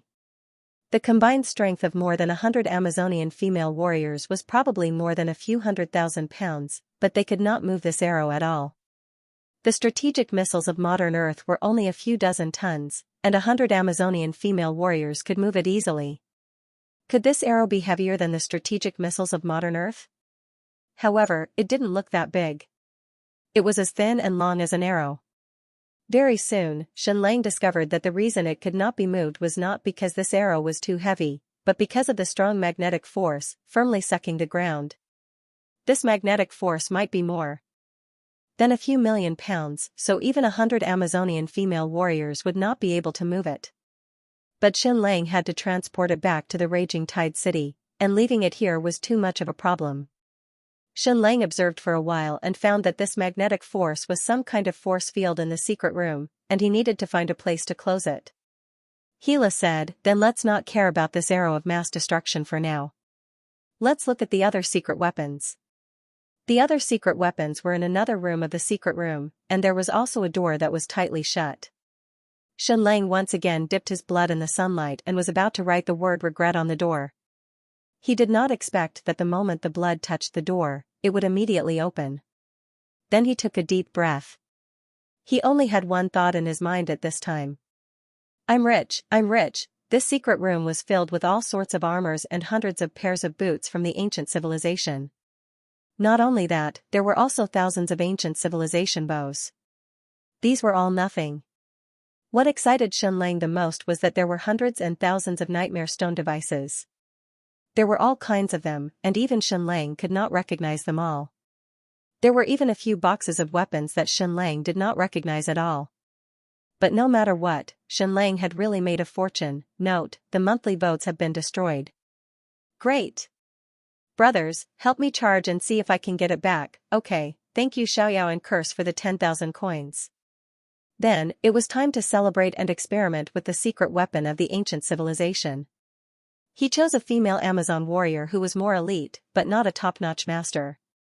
She put on the ancient energy boots, which made Xianxia a little excited. This was because the boots were very exquisite, and female Amazonian warriors usually had long legs bare. Once she put on the boots, her legs looked even longer and sexier. She squatted down a little, and then leaped. A huge elastic force was generated under her boots, and the Amazon female warrior jumped 15 meters high. This was amazing. This meant that as long as she wore the ancient energy elastic boots, she could easily jump any city wall. Whoosh! Then she started to jump forward, and her whole body shot 20 meters away. Xianxia could not imagine the effect of wearing the ancient elastic boots on the battlefield. Coupled with the powerful combat power of the female Amazon warrior, it was unimaginable. Moreover, everything was automatic, and there was no need to control it at all. The elastic boots seemed to be able to sense the will of the owner. The next step was to test the power of the ancient bow and arrow. Up. She suddenly pulled the bow and arrow. The female Amazon warrior found that the power of the bow was very strong, but after pulling it, there seemed to be a force of help. At most, it was equivalent to a stone and a half's pull, but the power was far more than that. Shoot! Whoosh, the arrow shot out like lightning, and its trajectory was almost straight. After shooting more than 100 meters, the tail of the arrow released a blue tail flame, so the arrow did not slow down, but became faster. In a short moment, the arrow hit the target 1,300 meters away. Bang! There was a loud noise, and the target was directly torn apart. Xianxia looked at the ancient bow and arrow in disbelief. Its power was comparable to, or even stronger than, a rifle. Soon, a female Amazon warrior picked up the arrow and handed it to Xianxia. The arrow was very heavy, about half a kilogram. It was forged with a kind of black metal and was extremely strong, so even after hitting the target, it was still intact. It was also extremely exquisite. From the arrow tip to the arrow shaft to the tail fins, it seemed to have been chiseled by a machine. There was not even a half-millimeter error. That was why its flight path was so stable, and it could be aimed even from thousands of meters away. Not only that, but this arrow could also be reused. Awesome, right? The second time, he placed an iron plate a kilometer away. It was 2 millimeters thick. Aim, fire. Whoosh, this ancient arrow once again whistled out, as fast as a meteor. After 100 meters, the tail emitted a blue light, and the arrow's speed became faster and faster. Bang, it directly hit the iron plate a kilometer away and pierced right through. The Amazonian female warrior brought the steel plate in front of Xianxia and pulled out the ancient arrow. It was almost intact. F***ck, this is too strong. It's not inferior to a rifle at all. This was a steel plate that was 2 millimeters thick. Even a slightly weaker rifle would not be able to penetrate it at a distance of 1 kilometer. Xianxia was both happy and worried. Of course, he was happy because he had obtained such a powerful weapon. However, he was worried that this would be a huge blow to his firearms. Xianxia had just created the howitzer, and the production of firearms had not started yet. It was still in the planning stage. But now, there was an ancient arrow that was comparable to a rifle. This made him feel complicated. This meant that Xianxia's first generation of firearms had not been created yet, and he was already far behind. Xianxia used an X-ray to scan the ancient arrow. As expected, he found a nightmare stone at the tail. The ancient civilization was built entirely on the nightmare stone. In the Western world, the energy core was controlled by the nightmare stone. It was also used to stimulate and awaken people in a vegetative state. The ancient equipment that Adolf used to teleport was also powered by the nightmare stone. The regret of the dragon strategic weapon was also controlled and launched by the nightmare stone. Now, the ancient arrow also relied on the nightmare stone. However, this was normal. It was just like how the modern electronic civilization was based on electronic chips. Even an electronic watch that cost more than $10 had a specialized chip inside. Now, Xianxia could somewhat understand why the strategic weapon of the regret of the dragon was still in the shape of a giant arrow. This was because the ancient civilization's weapon system was like this. It was not purposely made to look like an arrow. This ancient civilization was quite impressive. The arrow in his hand was at most half an inch in diameter, but it could be equipped with such a complicated nightmare stone device. Furthermore, it was activated automatically. Once the arrow speed exceeded a certain level, the energy device would automatically activate, and it would spit out flames like a rocket. More accurately, what it spat out was not flames but plasma. How many ancient elastic boots are there in total? How many ancient bows? Xianxia asked. 200 pairs of elastic boots, 1,000 ancient bows, and 15,000 ancient arrows, Gila said. Brother, I have a question. Why did the Zhu family leave these secret weapons on this island and not take them away? Xianxia asked. Gila nodded.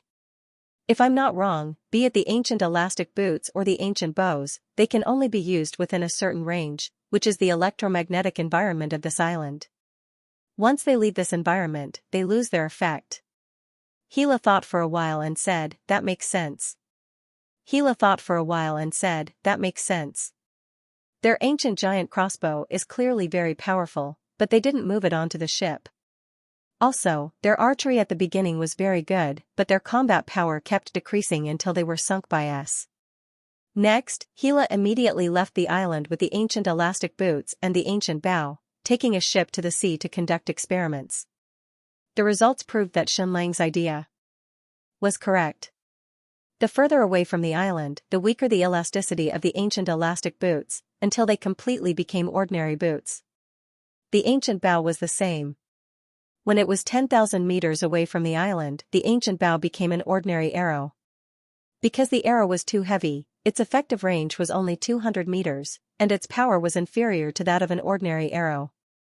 These ancient secret weapons could only be used in a special environment, so it was useless to bring them out. No wonder the Zhu family still kept them in the secret room. This is really a pity. I originally wanted to use these ancient bows to kill the Sky-Sea Pavilion, the Yinyuan Association, and the Tongtian Temple, Gila said.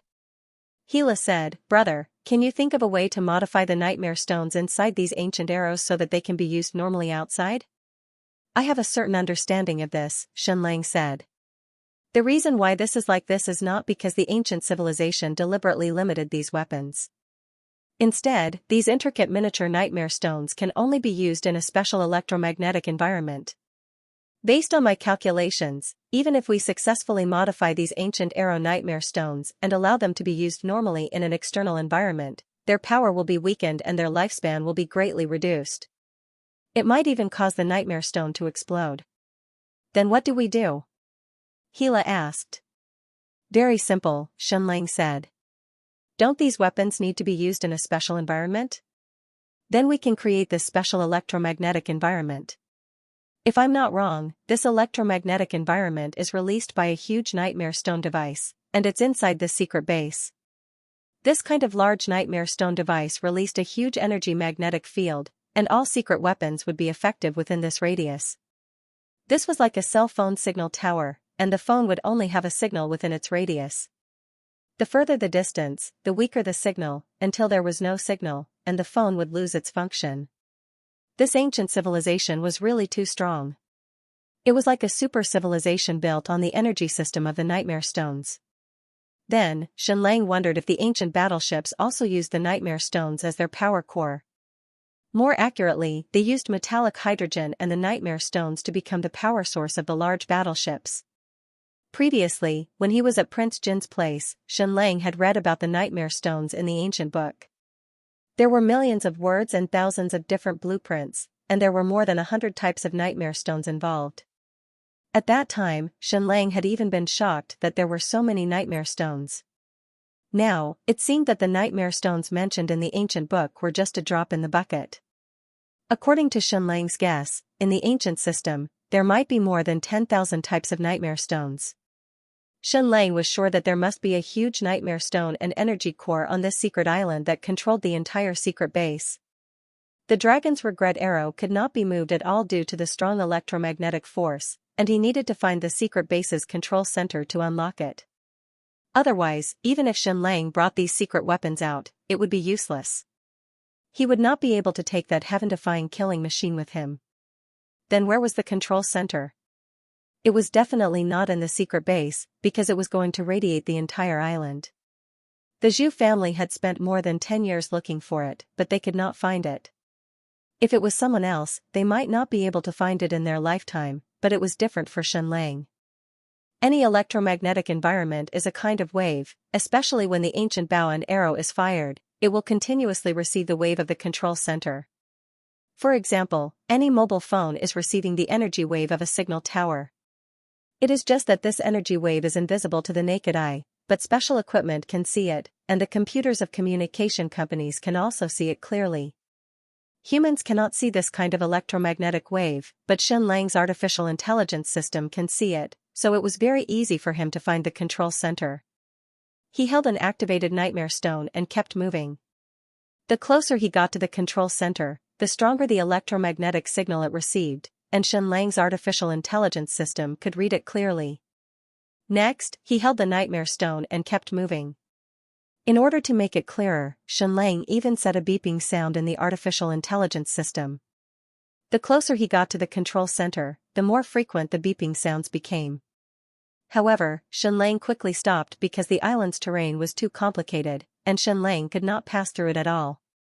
Without saying anything, she wanted to carry Xianlang, but he hesitated for a moment before lying on Princess Dora's back. At this time, Gila could not take it anymore and rolled her eyes at him. Is it so easy to take advantage of other women? I'm your sister, so I can't carry you. Beep, beep, beep. Princess Dora's movement speed was too fast, and she was wearing ancient elastic boots. It felt like she was flying on roofs and walls. As they got closer and closer to the control center, Princess Dora stopped. This was because there was a mountain in front of him. It was a mountain about 300 meters above sea level, and Xianlang was standing at the top of it. Just as Xianlang had guessed, any signal tower would be built at the highest point so that the range of the signal would be the largest. If Xianlang's guess was not wrong, this was the control center of the secret base disguised as the top of a cliff. However, it looked exactly like an ordinary rock mountain. After scanning it with his X-ray eyes, he realized that something was wrong.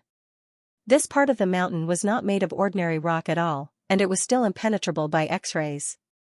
That's right, the control center of the secret base was right here. Xianlang could not help but think of the pyramid at the top of the snowy mountain in the Lost Kingdom ruins. If he did not guess wrong, that pyramid should also be a control center that could provide the entire Lost Kingdom ruins with a special electromagnetic environment. It was just that it had been occupied by a mysterious force in advance. After that, Xianlang began to observe the top of this disguised cliff. He found out that the Zhu family had also discovered this point. They had once tried to dig this place, but the result was not good, because there were traces of lightning striking here. This meant that anyone who tried to use brute force to open the control center would be struck to death by lightning. Xianlang could not help but try it out.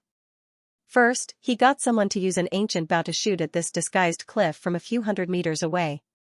In the end, there was no lightning, and the arrow directly hit the cliff and broke. So painful, so painful. Every ancient arrow was very precious, and it could not be repaired after being broken for so long. Next, he used explosives to blast it. Bang! With a loud bang, more than 2 kilograms of TNT exploded. Then, an incomparably beautiful scene appeared. Pa pa pa pa pa, this cliff suddenly burst out countless lightning bolts, crazily striking everything within 100 meters. If anyone was within this range, they would very likely be killed immediately. When the control center felt a strong destructive force, it would immediately launch a defensive counterattack. And this kind of terrifying lightning lasted for a whole few seconds. This was not killing people but directly turning them into charcoal. After a few minutes, Xianlang finally dared to return to this special cliff. He already knew that this was the control center, but how was he going to enter? This outer shell was just too hard. After a few kilograms of TNT exploded, not even a trace was left. Was there some kind of password? Or did he need to reverse engineer it through the nightmare stone? But this was not a computer. Next, Xianlang could not think of a way to open this control center no matter how hard he tried. Suddenly, Gila said, "Little brother, can you open it with the mixed blood of you and the ancient humans?" "No way, how can there be such a simple thing?" Xianlang said. He then took out a box, which contained the mixed blood of him and the ancient humans. Under the sunlight, it emitted an even more dazzling light. It was really similar to the spectrum of the sun. Xianlang used his finger to wipe some of the mixed blood and pressed his palm on the cliff. Then, a dreamy scene appeared. The outer shell of the cliff kept shrinking, retracting into the mountain layer by layer. Finally, the entire control center appeared in front of Xianlang. The scene in front of him became familiar again. It was a giant crystal clear sphere with a nightmare stone device on it. It was indeed a metal hydrogen ball. This was not right. This metal hydrogen ball was not big, only about 2 meters in diameter. It should not be able to release such a large amount of energy that could radiate the entire island for countless years. Very soon, Xianxia realized that he was wrong. This metal hydrogen ball was indeed an energy core, but it did not release energy itself. Instead, it was an energy storage device. There was a huge needle below the metal hydrogen ball that penetrated the entire mountain and reached the underground core. Once again, Xianxia gasped in amazement. If he was not wrong, this was a volcano. The volcano had not erupted for countless years because its powerful energy had been devoured by the metal hydrogen ball's energy core and then released through the Nightmare Stone device, forming a special electromagnetic environment that allowed all the ancient secret weapons within the radiation radius to be used. This was too awesome. The Nightmare Mountain in the Western world was an extremely huge volcano. The energy it released exceeded the limits of the ancient energy core, so it caused an unprecedented explosion and volcanic eruption. Adolf knew the ancient civilization very well, so he had successfully delayed the explosion of the Nightmare Mountain volcano by more than 3 hours. Everything made sense now, because according to modern scientific theories on Earth, metallic hydrogen was a superconductor at room temperature, a super energy store. It could explode with power when it exploded. According to this theory, if Xianxia moved the energy core and control center away, there would be nothing to suppress the volcano. Therefore, the volcano would soon erupt and destroy everything in this secret base. Another point was that once this energy core was moved away, it would no longer be able to devour the energy of the volcano and could only rely on energy storage. It was like a giant battery that would run out one day. Once it ran out, all the secret weapons that Xianxia had taken with him would lose their effectiveness. If Xianxia wanted to continue using it, he would have to find a way to recharge it. And if he wanted to move it away, he would have to shut it down first. Use your mixed blood with the ancient humans. Gila could not help but remind him. Xianxia dipped his hand in the mixed blood and pressed his palm on the energy core. Whoosh! As expected, the outer shell of the energy core opened up, revealing the complicated Nightmare Stone device inside. Fortunately, this Nightmare Stone device was very familiar to Xianxia. It was almost the same as the one in the Amazon pyramid. This was normal. The control center of all energy cores should be similar. Xianxia did not immediately stop the operation of the energy core. He was a little confused. Actually, he had already found it strange. The authority of this sunlight-colored blood was too high. There was almost no need to enter any password, not even the word regret. All he had to do was press his palm on it. It was the same for the second floor of the secret base, the outer shell of the control center, and the outer shell of the energy core. Was it because the ancient human's blood had high authority? Or was it because of Xianxia? Little brother, what's wrong? Gila asked. Nothing, Xianxia said. He just felt like he had opened the door to a new world. He knew that his bloodline was very special. For example, any goo in the Stupa mountain would be poisoned to death by his blood. Even the hellfire bugs of the Western Vulcan religion would be poisoned to death by his blood. Other than that, there did not seem to be anything special about it. Now, the magic had come. His blood mixed with the ancient humans, and it seemed to be able to open many ancient devices, giving him extremely high authority. Taking a deep breath, Xianxia began to operate the large Nightmare Stone device. 3, 2, 1. The entire energy core was shut down. Boom, boom, boom. The stone mountain under his feet trembled as if there was a small earthquake. All the special electromagnetic waves within a radius of 20,000 meters disappeared. Gila was wearing the ancient elastic boots. She jumped, and as expected, the special elasticity was lost. Using the ancient bow to shoot, it fell to the ground after shooting only 200 meters. It could no longer shoot plasma, and all the ancient secret weapons had lost their effectiveness. The next step was to find a way to move the entire energy core and control center. Xianxia had a headache because it might be very, very heavy. The volume of the energy core in front of him was about 2 cubic meters. The density of the metallic hydrogen was an astonishing 90 tons per cubic meter, which meant that the energy core was about 180 tons. Even the Amazons would not be able to move it. Then, the dozens of Amazons, including Gila and Princess Dora, used all their strength to lift the energy core. they actually lifted it? Were they that strong? However, Xianxia quickly understood. This energy core was far from being as heavy as 180 tons. It looked to be about 2 meters in diameter, but more than half of its volume was the outer shell.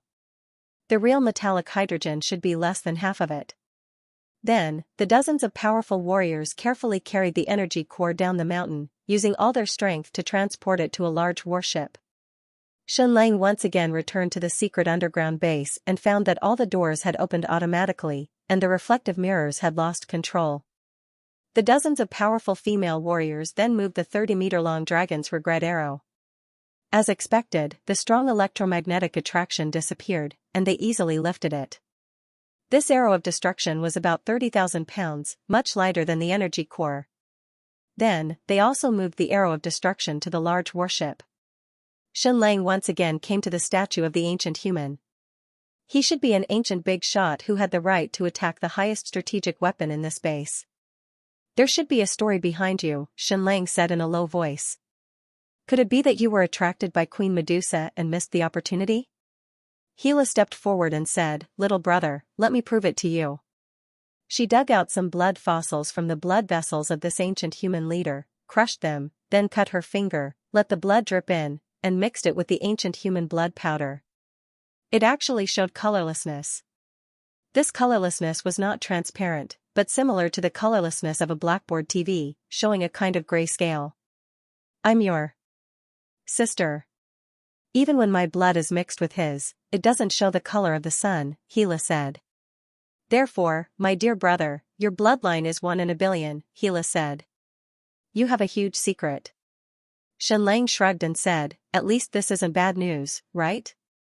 Gila said, "Your bloodline can open many ancient ruins in the Eastern world, and baby Yao Yao can open many ancient ruins in the Western world. You father and daughter are probably going to rule the world?" The more one knew about this world, the more terrifying it was.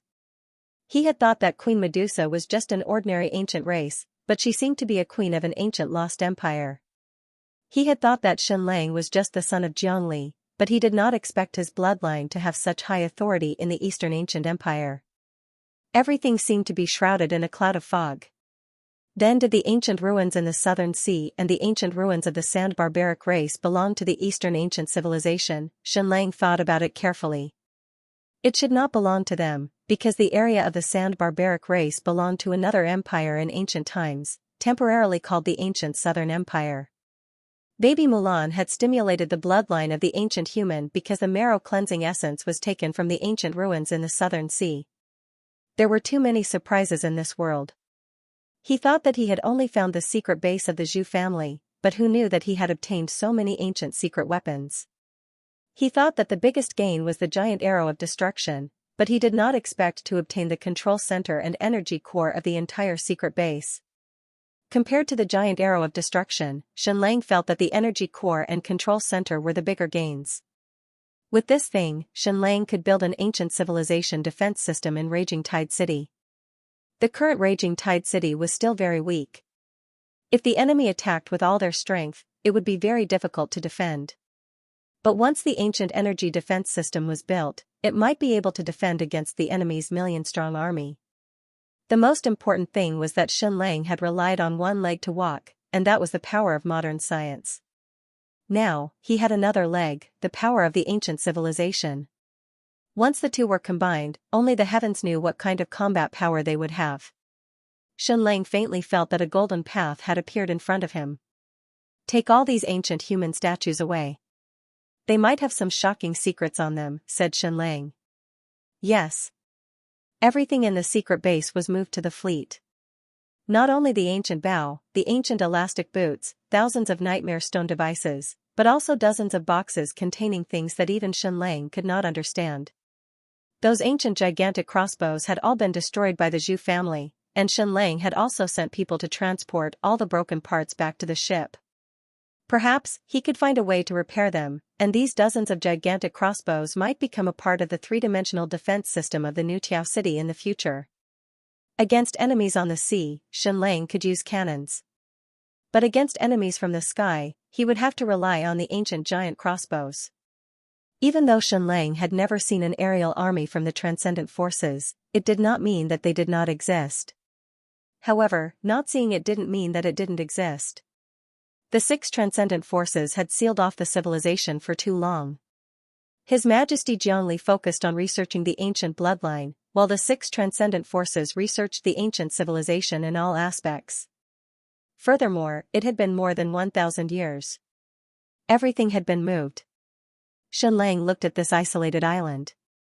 Without the suppression of the energy core, perhaps it wouldn't take long before the volcano on this island erupted, and all the traces of this island would be completely erased.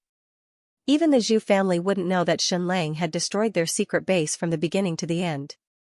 Set sail, return to Raging Tide City, ordered Shenlang. The huge fleet sailed towards the south in a grandiose manner. 3 hours later, the fleet had sailed for more than 100 miles. They could no longer see the island. But at this moment, boom boom boom boom, a series of loud sounds could be heard. Towering flames rushed into the sky. Even from more than 100 miles away, it could be seen clearly. The volcano on the secret island erupted, and it even caused a small earthquake. The sea suddenly became boiling. This was a volcano that had been suppressed for 10,000 years. Once it was released, the energy it contained was astonishing. Countless amounts of lava shot thousands of meters into the sky. Very quickly, the entire forest on the island began to burn. Boiling red lava flowed continuously. Perhaps it would not take long for the entire island to be completely submerged. Everything was simply perfect. The corpses had been completely destroyed, and everything that happened here had nothing to do with Shenlang. Gila looked at the soaring flames and slowly said, "Brother, all of this seems to be destined by the heavens. Some people worked hard for more than 10 years and paid the price of thousands of lives, but they did not obtain anything. But you, on the other hand, obtained everything with just a single trip." Gila then continued, "To be honest, even though I am not afraid of death, I was filled with pessimism when I followed you to the Eastern world. I felt that it was impossible for us to win. Even if we could rely on the cannons to barely win the battle at Xianxia City, we would not be able to win the battle at Xianxia Pavilion. We would not be able to defend against the attack from the entire Great Yan Empire. But now, I am filled with confidence because we have found a truly powerful path. Furthermore, this path seems to be specially pointed out to you by the heavens." At this moment, Sword Kingly Xianxia, who had been silent all this while, suddenly said, "Perhaps, this is the master of destiny." At the same time, another favored son of heaven had ended the war with the various countries of the western region and achieved an unprecedented, glorious victory in the eastern world. Zhu Hongxue relied on less than 20,000 blood soul soldiers to completely defeat the allied forces of the various countries of the western region and the Great Tribulation Temple. He stopped his westward journey and led the 20,000 blood soul soldiers away from the various countries of the western region, returning to the State of Yu to participate in the decisive battle with Shenlang in Tianyu City. Note, I still need more than 100 votes to regain the 4th place. My benefactors, please help me. No words could describe the strength of Zhu Hongshua's blood soul army. Moreover, the Xianxia Pavilion's army seemed to be ever-changing. When he attacked Bianzhao's Yanzhou, he had only brought 10,000 people with him, but they had completely defeated Bianzhao's army of 100,000. At that time, Zhu Hongshua's blood soul army had displayed pure combat power. It was speed and ferocity. There were almost no tactics or tricks. The 10,000 blood soul army had charged forward and broken through Yanzhou City. When he had led the 10,000 blood soul army to attack Prince Jin, they had faced an alliance of more than 200,000 soldiers and endless sneak attacks from the Sand Primitive tribe. At that time, the blood soul army had displayed amazing archery skills. Their arrows were far more powerful than the Sand Primitive tribe's archers. They could shoot farther and more accurately. The Sand Primitive tribe walked through the mountains and forests as if they were walking on flat ground. The blood soul army was even better. Whether it was strength, agility, perception, or archery, they were far superior to the Sand Primitive elites. When the 10,000 blood soul army started shooting, it was a nightmare. In just a few months, Zhu Hongshua's 10,000 blood soul army had chased Prince Jin for 4,000 or 5,000 miles. They had forced him into a corner and killed many Sand Primitive tribes. However, the real battle of despair was still in the Western countries. No words could describe how the Great Tribulation Temple and the Western countries felt. The Xianxia Pavilion's Blood Soul Army seemed to have evolved again. Every one of them wore special armor that covered from their eyes to the soles of their feet. It was completely invulnerable. Even the best arrows could not damage the armor at close range. That was not all. The Blood Soul Army was also equipped with a giant crossbow that could shoot more than 2,000 meters away. The tail of the giant arrow that was more than 4 or 5 meters long could emit a blue light. It was practically indestructible. No matter how sturdy the Western country's city gates were, they could be pierced by an arrow and exploded. Not only that, the Blood Soul Army also had a group of super elites that could easily jump more than 10 meters high. No city wall or house could stop them. They had powerful bows and arrows, indestructible armor, and amazing speed and strength. It was not that the Western country's armies were not brave, especially the monk soldiers of the Great Tribulation Temple. They were simply incomparably brave, but they were all like moths to a flame. Zhu Hongshua's war in the western regions was a one-sided massacre, sweeping away all obstacles in his path. As soon as he returned to the Raging Tide City, Xianxia saw an acquaintance, the suffering monk of the Great Tribulation Temple in the western region. At first, this man was an enemy of Xianxia. Later, he allied with Prince Jin, but when he didn't get anything from Prince Jin, he led his army back to the western region. At this moment, when Xianxia saw this ascetic Buddha again, he seemed to have aged 20 years. His beard and eyebrows were all white, and he was not bald either. Instead, he had short hair that looked like weeds. Times have changed. It's your father's fault. The suffering Buddha sided Xianxia and said, back then, your father's research on bloodlines was too deep. As a result, the super army that he didn't have time to build was built by others. When Jiangli falls, the world will be full. This saying is true. Millions of coalition troops were defeated by the Blood Soul Army of the Xianxia Pavilion. They were completely powerless to resist. Your Majesty Xianxia, the ancient relic that you helped stoop a mountain open is too big. It has already broken the balance of the 6 transcendent forces. The Xianxia Pavilion can't sit still anymore. They are going to open up a path in the Great Desert. Otherwise, they will fall behind Stupa Mountain in this competition. Do you have cigarettes? The suffering Buddha suddenly asked Xianxia. Yes. Xianxia passed a syringe over before passing a box over. The suffering Buddha took a deep puff and was even reluctant to spit it out. Instead, he held it in his lungs and only exhaled after a long time. Good stuff, good stuff.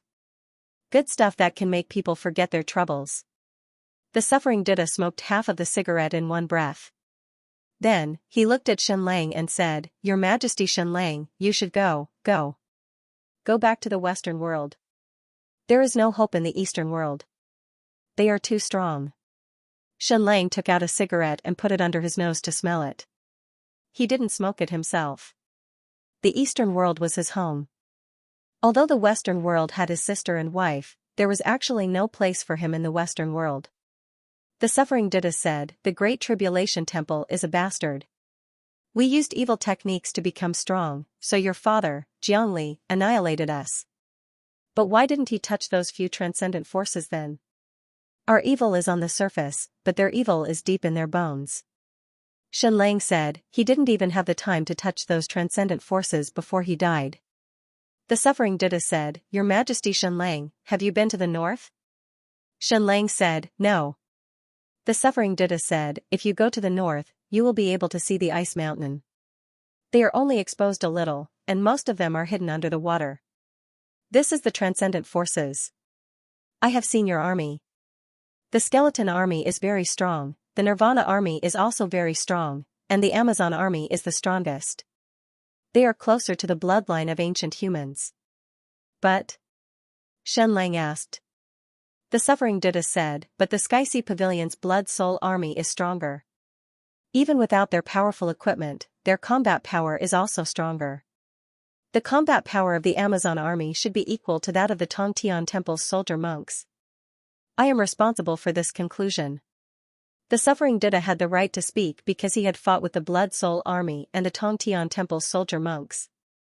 This time, he had specially fought with the Amazon army in the Fury Tide City, so he already knew their strength. Not only that, the equipment of the Sky Sea Pavilion's Blood Soul army is constantly changing. They can become stronger at any time. Can you guess how many Blood Soul armies there are in the Sky Sea Pavilion? The suffering Dida asked. This could be inferred. After all, Zhang Wenhua had stayed in the Sky Sea Pavilion's Life Research Department, which specialized in martial arts bloodline. In less than 2 years, Shenlang had created thousands of the first and second Nirvana armies. And the Sky Sea Pavilion had been building secret armies for more than countless years. The suffering Dida said, I know that the hearts of the entire state of you are on the side of His Majesty Shenlang. They all hope that you can create a miracle and win the final battle in Xianxia City. But as people who have suffered a crushing defeat in the Western region battlefield, we know very well how powerful the enemy is. If you don't perform another miracle, you will definitely lose this battle. Shenlang said, Master Suffering, thank you for telling me this. The suffering Dida said, even so, do you still want to fight in Xianxia City? Shenlang said, the arrow is already on the bow, it has to be released. The suffering Dida looked at Shenlang for a long time and said, a year ago, Prince Jin entered a desperate situation and there has been no news from him. And the Great Tribulation Temple has suffered an unprecedented defeat and disaster in the Western region. You have no allies in the Eastern world. Even so, do you still want to fight? Shenlang nodded. The suffering Dida said, well, please come here. He walked to the balcony and pointed to the yard below. This is the secret army that the Great Tribulation Temple has cultivated. You can call it the Heaven's Tribulation Army for now. Shenlang looked down and saw 3,000 soldier monks standing neatly in the same place, motionless like nails. We have cultivated this army since they were babies, but we haven't succeeded until now. The suffering Dida said, after the Great Tribulation Temple was destroyed decades ago, many ancient books were lost. It is too difficult to cultivate a basic bloodline army. Now that the Western region countries have been swept by the Sky Sea Pavilion, the Great Tribulation Temple is in danger. The enemy of my enemy is my friend. I will lead these 3,000 Heaven's Tribulation Army to you. Shenlang asked, are they very strong? I am ashamed. The suffering Dida said, in our plan, they should be very strong. But our bloodline experiment has never succeeded, so they are not even semi-finished products. At best, they are just a little stronger than your Nirvana army. This is because they have been training crazily since they were young, and because every one of them was carefully selected by us. We have searched dozens of countries in the Western region and only selected tens of thousands of people. Many died along the way. We have really reached a bottleneck. Your Majesty Shenlang is extremely wise, so we are wondering if there will be a breakthrough on your side. Shenlang asked, then are these 3,000 people lent to me or given to me? The suffering Dida said, they are given to you because they have almost no emotions and feel no pain. They are completely war machines and will only obey orders. I know that you love your army very much, so even if you want to do bloodline experiments, you can't bear to do it.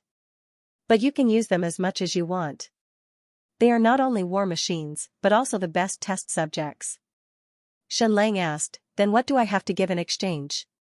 The suffering Dida smiled and said, the enemy of my enemy is my friend.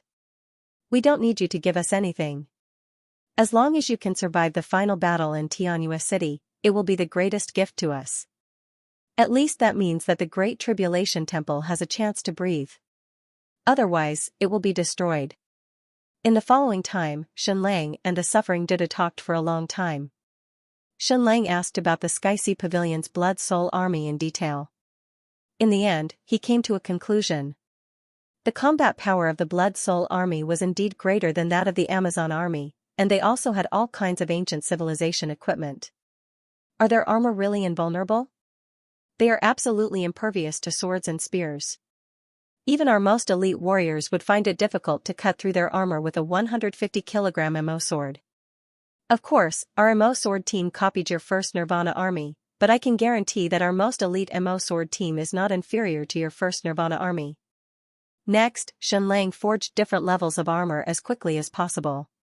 He then let the suffering Dida try to strengthen the city and find an armor as strong as the Sky Sea Pavilion's Blood Soul army. The armor of the Xianxia Pavilion's Blood Soul army is about the same as the one in front of us, the suffering Dita said. Xianlang, Hila, Princess Dola, and the rest were stunned. The armor in front of them weighed more than 270 kilograms. It was as if it was forged from steel. No wonder it was invulnerable. This armor could probably block bullets, not to mention arrows. Next, Xianlang used this armor as a sample for various experiments. Be it the First Nirvana army or the Amazon army, it was difficult for them to split the armor with their sabers, not to mention bows and arrows. Next, the monk soldiers of the Great Tribulation Temple put on the 270-kilogram armor and exploded it with howitzers. Boom, boom, boom, boom, the power of the howitzers was indeed amazing. Even the 270-kilogram armor was blown away. Opening the armor, the monk soldier inside vomited blood, but he did not die. The shrapnel from the explosion could not penetrate the armor at all. It was the powerful shockwave that made him vomit blood. In fact, if it were the Xianxia Pavilion's Blood Soul army, they wouldn't even vomit blood, the suffering Dita said. Ascetic monk suffering said, and they're very fast. According to your time scale, even if they're wearing this armor, their speed is still more than 7 or 8 meters per second. So fast? Unless it was a super carpet bombing, it would be difficult for even howitzers to hit them. Next, Xianlang secretly experimented with the ancient bow and arrow. This ancient bow and arrow was awesome. It could shoot through the armor at a distance of 500 meters. This meant that the ancient bow and arrow could kill the Xianxia Pavilion's Blood Soul army at this distance. Next, Xianlang experimented with the brand new thermite cannonball. Boom, boom, boom, boom, at the moment of the explosion, the white flames of the thermite burned like fireworks. The power was amazing, burning through the thick armor. The experiment proved that the thermite cannonball could bring great lethality to the Xianxia Pavilion's Blood Soul army. It was even better than the ancient bow and arrow. The only pity was that there was too little thermite. Even if Xianlang used a lot of manpower and material resources, he could only make a few hundred thermite cannonballs. Master suffering, is the armor of the Blood Soul army the same as the armor I forged, a full 270 kilograms? Xianlang asked. The weight of the armor was too abnormal. Almost any army wearing it would be unable to move quickly. Monk suffering said, it's not that heavy, and it's thinner than your armor. The Xianxia Pavilion should have used better metal. Your Majesty Xianlang, I think you should pay more attention to their invincible bow and arrow than their invulnerable armor. The Blood Soul army's bow and arrow are divided into two types. The first type is more ordinary and can shoot the enemy from more than 300 meters away. The other type is the ancient bow and arrow, which can shoot the enemy from 1,000 meters away. It can emit a flame tail and can easily shoot through any of our armor. Almost all of the most elite warriors of our Great Tribulation Temple died under this ancient bow and arrow. Xianlang was not surprised by this. Since the Zhu family's secret base had the ancient bow and arrow in stock, the Xianxia Pavilion would certainly have more. Xianlang asked, how many ancient bows and arrows does Zhu Hongshua's Blood Soul army have? Monk suffering said, about 3,000. Compared to the ancient bow and arrow, their giant ancient crossbows are even more amazing. They can shoot 2,000 to 3,000 meters away. All the city gates of the western regions were directly destroyed by this ancient giant crossbow. Xianlang had done a lot of research on the ancient crossbows. They were similar to Xianlang's cannons, each with their own strengths. In terms of pure armor-piercing power, the ancient crossbows were stronger. But in terms of large-scale destruction, Xianlang's howitzers were far superior. The ancient bow and arrow were the same. Its penetrating power was also stronger than that of a rifle, but it could not be fired continuously. Moreover, each arrow was very precious, unlike a rifle that could be fired continuously.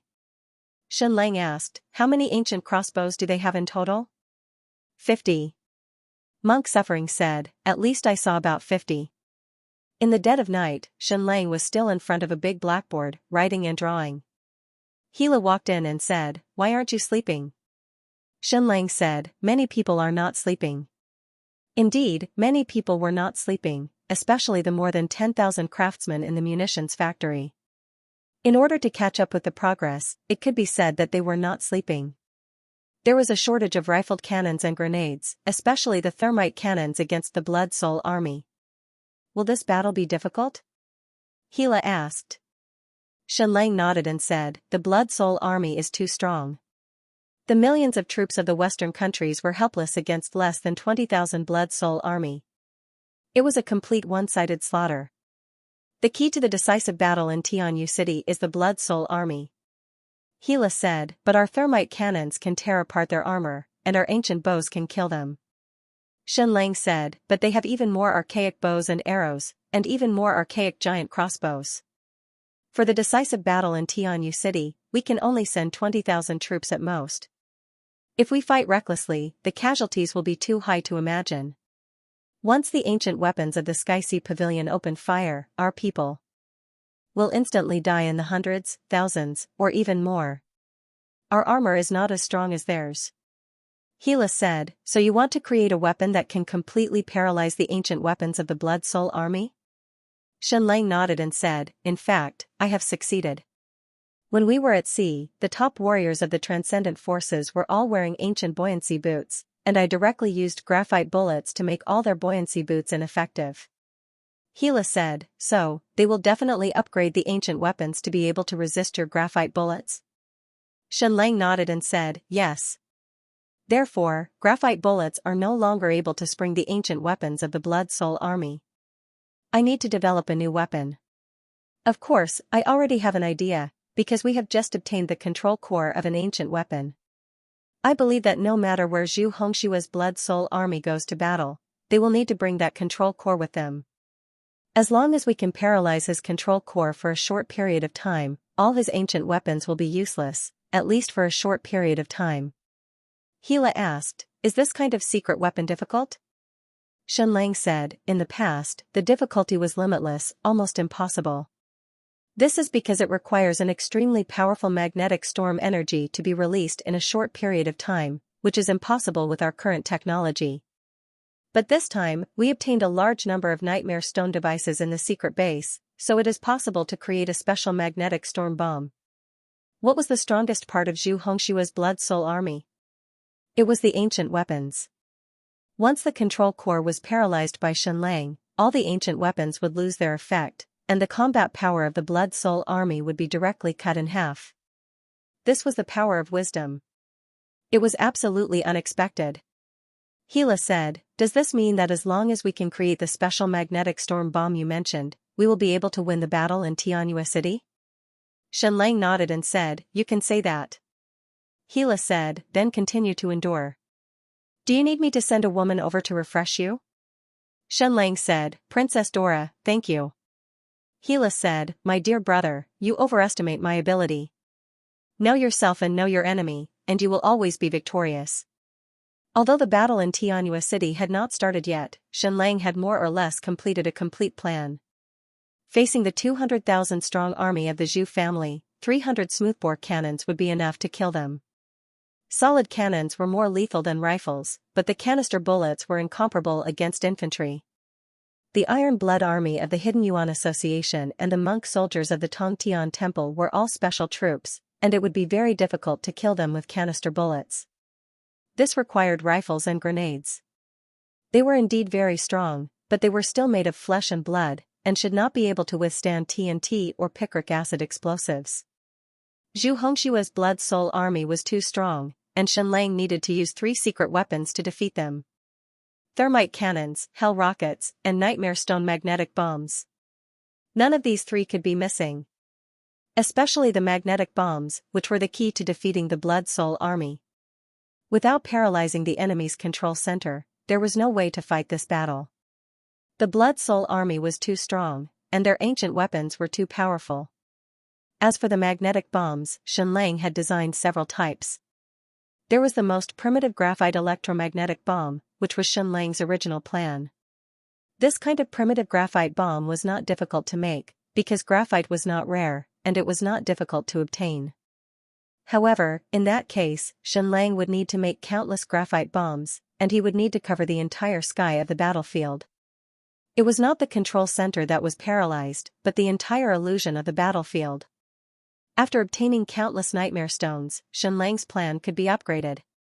In fact, only 1 nightmare stone magnetic bomb would be enough. This was a completely new way of thinking about war, and it was completely incomprehensible in this world, so it could not be defended against. This was also the strongest advantage that Xianlang had against the transcendental forces. In terms of the number of ancient weapons, Xianlang could not compare to Xianxia Pavilion. However, Xianlang walked on two legs, one from the ancient civilization, and the other from the modern technological civilization. When the two civilizations merged into one, they were absolutely invincible. And this nightmare stone magnetic bomb was the first weapon that Xianlang and Xianxia Pavilion had combined. This grand significance could not be overstated. To Xianlang, perhaps this was the true path of invincibility. Next, Xianlang racked his brains, furiously studying the knowledge of the nightmare stone in the ancient records. After a few sleepless nights, he studied the theoretical knowledge and began experimenting. This time, he had obtained thousands of nightmare stone devices of various sizes, which was enough for him to experiment with. The first experiment, failure. The second experiment, failure.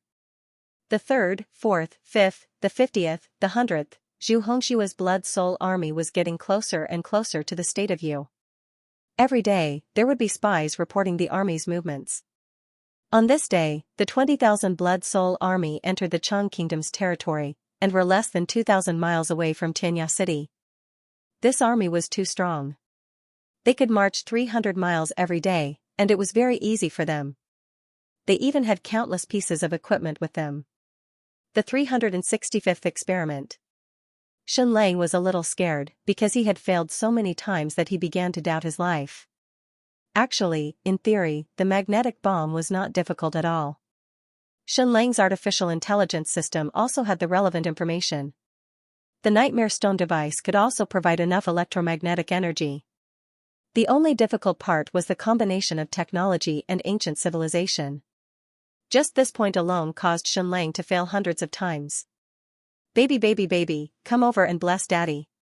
Kiss this thing, Xianlang said. Baby baby baby baby came over and kissed Xianlang's face, then kissed the nightmare stone magnetic bomb that Xianlang had created. Alright, carry baby baby away. The further the better. He hoped that it would succeed. This thing was not difficult at all. The difficult part was the brain hole at the beginning. As long as he came up with the theory of this weapon, as long as he had the nightmare stone, it would not be difficult to create it. This nightmare stone could release electromagnetic energy. Normally, it could release it thousands or even tens of thousands of times.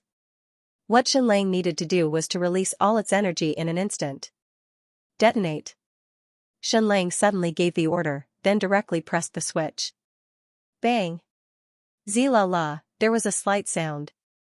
Then, countless rays of blue light suddenly exploded. In an instant, Xianlang's face seemed to have been scratched by something. Then, all the ancient equipment within Xianlang's range lost their effectiveness. Even Xianlang's ancient energy core and control center were temporarily paralyzed. Success, the nightmare stone magnetic bomb was a success. This battle in Xianxia City was definitely going to be won. Note, this chapter was written for a long time, so the update was late. I will immediately eat and write the second chapter. Can I still fight for the monthly votes? Previously, the nightmare stone magnetic bomb experiment had failed. Every time. Why did it succeed this time? Was it really because Yao Yao was born with the attribute of luck? Perhaps a little, but ultimately, it was because Xianlang was about to succeed. This was not Edison's experiment. Basically, it was trial and error all the time, looking for the right one out of thousands of times. However, Xianlang's nightmare stone magnetic bomb was different. Its theory was already very solid, and the direction was also correct. It just needed to constantly adjust the details and finally reach the point of success. Therefore, it was like there was a progress bar. Every experiment could increase a little bit of experience. When Xianlang felt that the progress bar had reached 99%, then any one of the next experiments could succeed. In order to cooperate with Xianlang's experiment, the female Amazons were currently testing the arrows with ancient bows and running with ancient elastic boots, in order to simulate the actual combat environment as much as possible. The moment the nightmare stone magnetic bomb exploded, all the ancient arrows lost their tail flames and fell directly from the sky. The female Amazons who were running at high speed were also sent flying because the ancient elastic boots lost their effect. However, after just 3 seconds, Xianxia, the ancient energy control center, was once again restored to normal. All the ancient weapons and equipment had also recovered their combat power. Because the yield of the nightmare stone magnetic bomb Xianxia experimented with was too small, the yield of the magnetic bomb used in actual combat would increase by more than 100 times. Next, Xianxia hurried to manually turn off the ancient energy control center. This thing was too precious, and it was all using energy now. If it was left open for a long time, it would consume too much energy.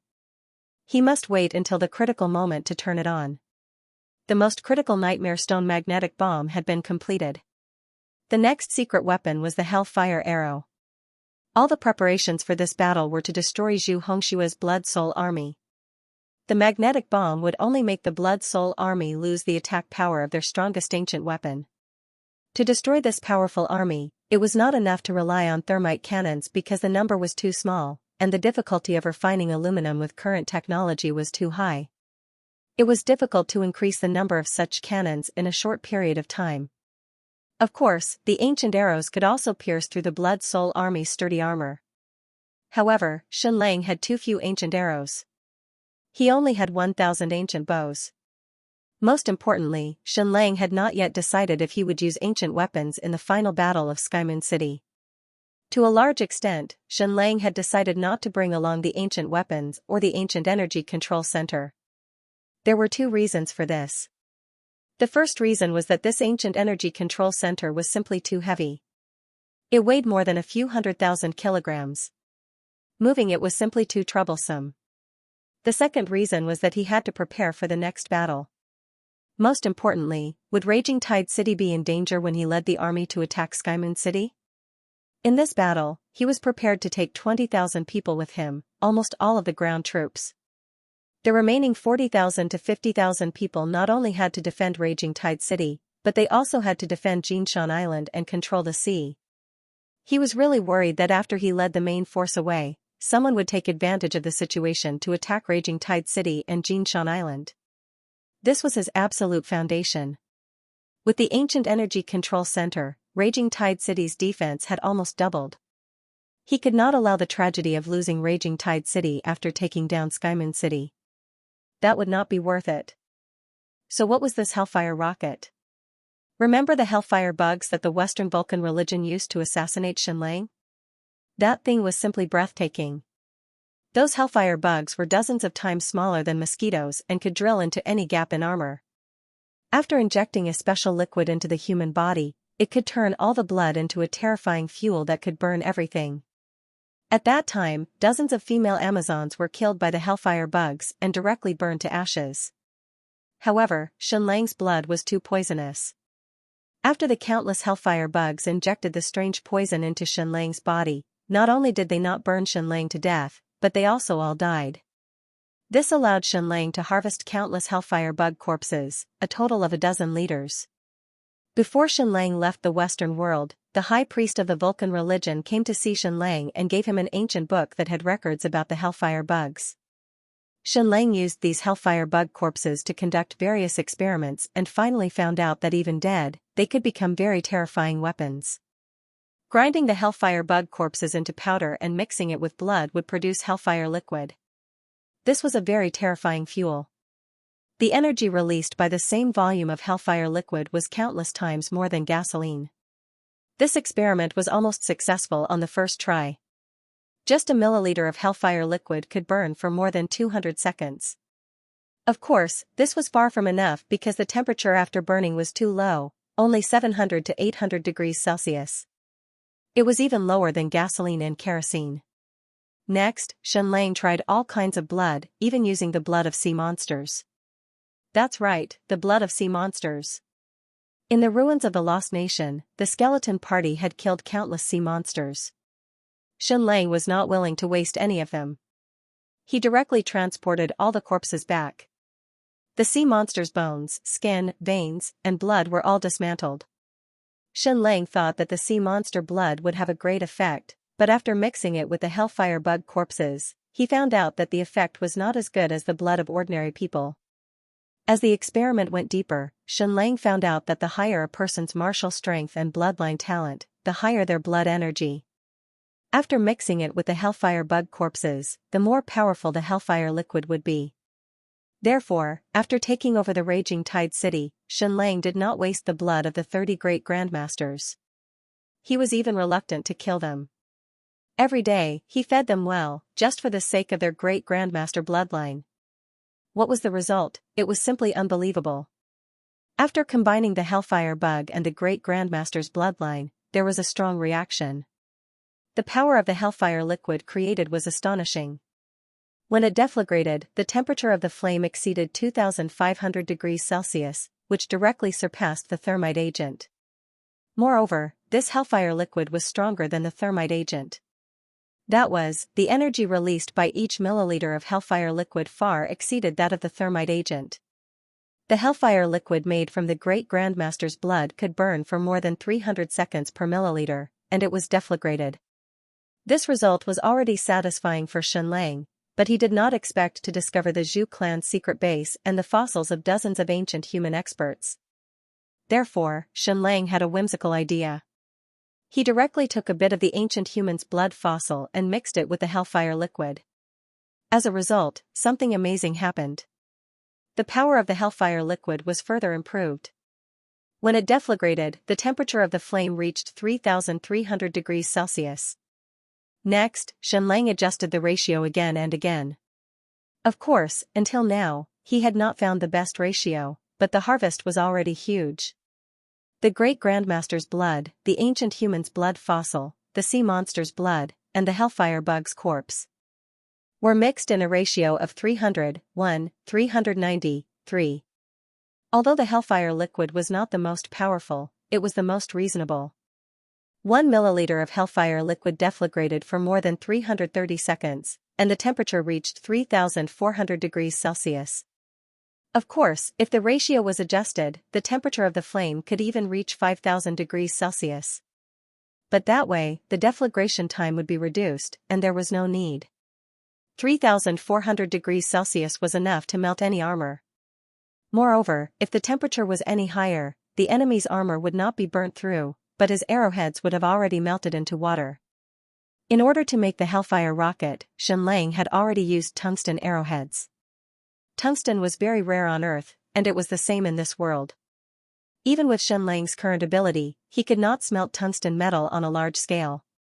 But remember the big fool's black gold iron rod, this world had a lot of high-purity tungsten in storage, and almost all of it came from meteorites.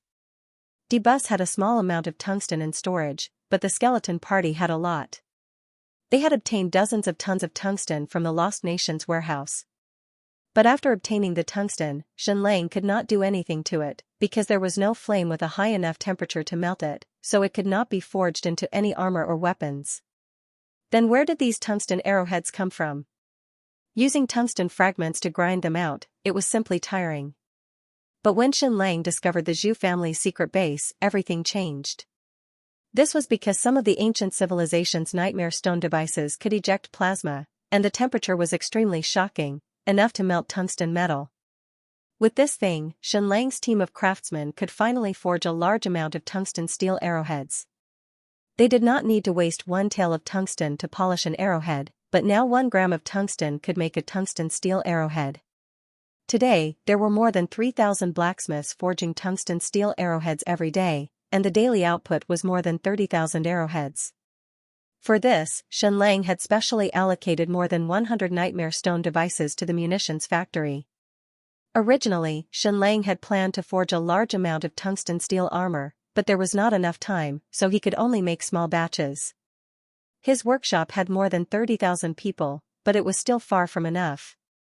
Every day, he had to make a large amount of explosives, artillery shells, cannons, and so on. But after obtaining a large amount of nightmare stone equipment, the rate of making rifled cannons had also greatly increased, and the quality of the cannons had also greatly increased.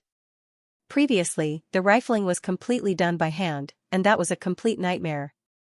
But now, with the nightmare stone's plasma flame, he could make the best taps, and the precision of the rifling greatly increased, and the efficiency had increased by more than 10 times. This was the result of the combination of ancient civilization and scientific civilization, and Xianxia was getting more and more satisfied with this road. The final battle in Skybridge City was getting closer and closer. In one breath, Xianxia had produced 200 liters of hellfire liquid, which was enough to distribute 400,000 tungsten steel arrows. Every hellfire arrow used half a milliliter of hellfire liquid, and could release a high temperature of more than 3,000 degrees Celsius, and burn for more than 150 seconds, which was enough to kill a Blood Soul Army soldier. Unfortunately, the blood of a Grandmaster was not endless. Even if they were fed well, the power of the extracted blood would continue to weaken, and the blood fossils of ancient humans were even more precious. My lord, this hellfire liquid is very stable, and it must exceed 200 degrees Celsius to ignite it. So this formed a very perfect situation.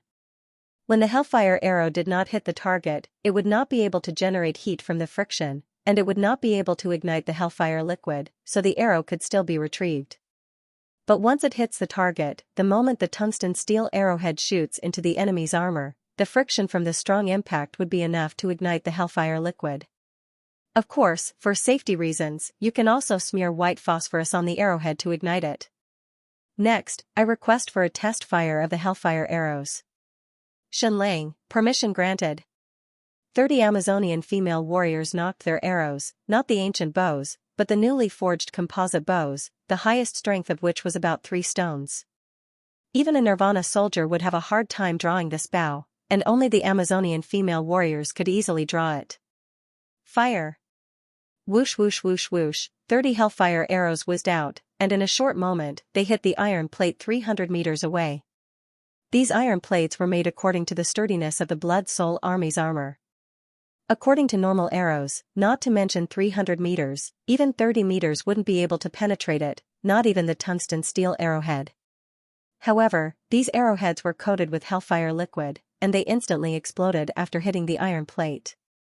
Bang bang bang, it was really an explosion, and white flames instantly appeared, releasing a temperature of more than 3,000 degrees Celsius. Under this temperature, the iron plate was directly burned red, and the tungsten steel arrowhead easily pierced through it. Bang bang bang. The hellfire arrows continued to explode, and it lasted for more than 100 seconds before the combustion ended. The first test fire of the hellfire arrows ended, and the success rate was 30%. A total of 9 out of 30 arrows pierced through the iron plate and burned a palm-sized hole. Under such circumstances, the person who was shot would definitely die. As for the remaining 21 hellfire arrows, they were either too far away, and they really couldn't hit the target. Or they hit the target and bounced off before they could penetrate the iron plate. Next, he tried shooting from 250 meters, 200 meters, and 150 meters. His hit rate and success rate kept increasing. After an hour, the actual test fire of the hellfire arrows ended. In fact, this weapon could completely kill the Xianxia Pavilion Blood Soul Army on a large scale. 5 days later, Xianxia conducted a secret inspection.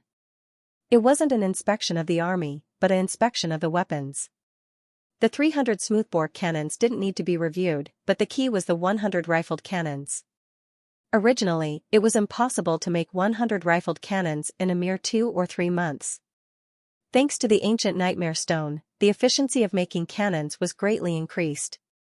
Finally, before the start of the war, Xianxia made a full 100 rifled cannons. Unfortunately, there weren't many explosive shells, and there weren't even 10,000. But if they weren't so wasteful, it should be enough to fight this war.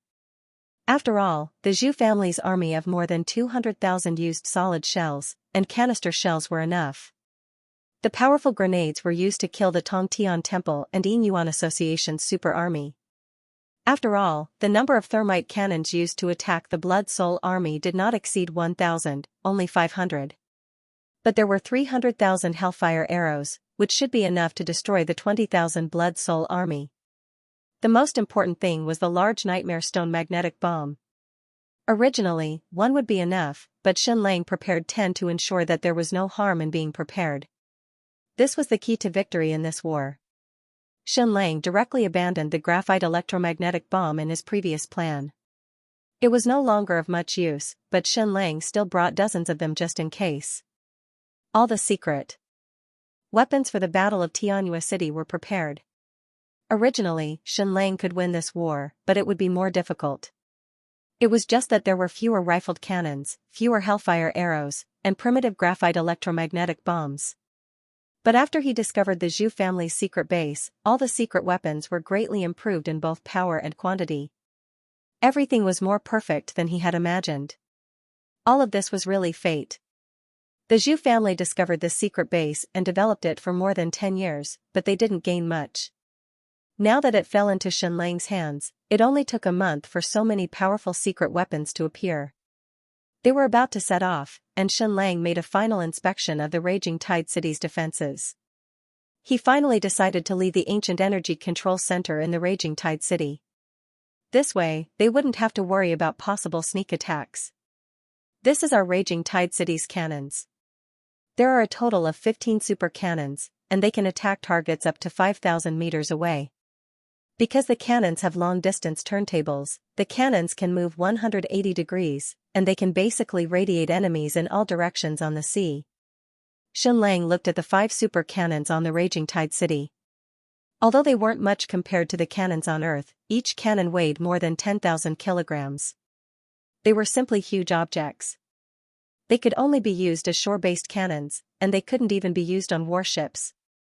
And Raging Tide City had a total of 3 of these cannons. There were also the ancient super crossbows from the secret base. Xianlang had also repaired 9 of them and installed them on the warships.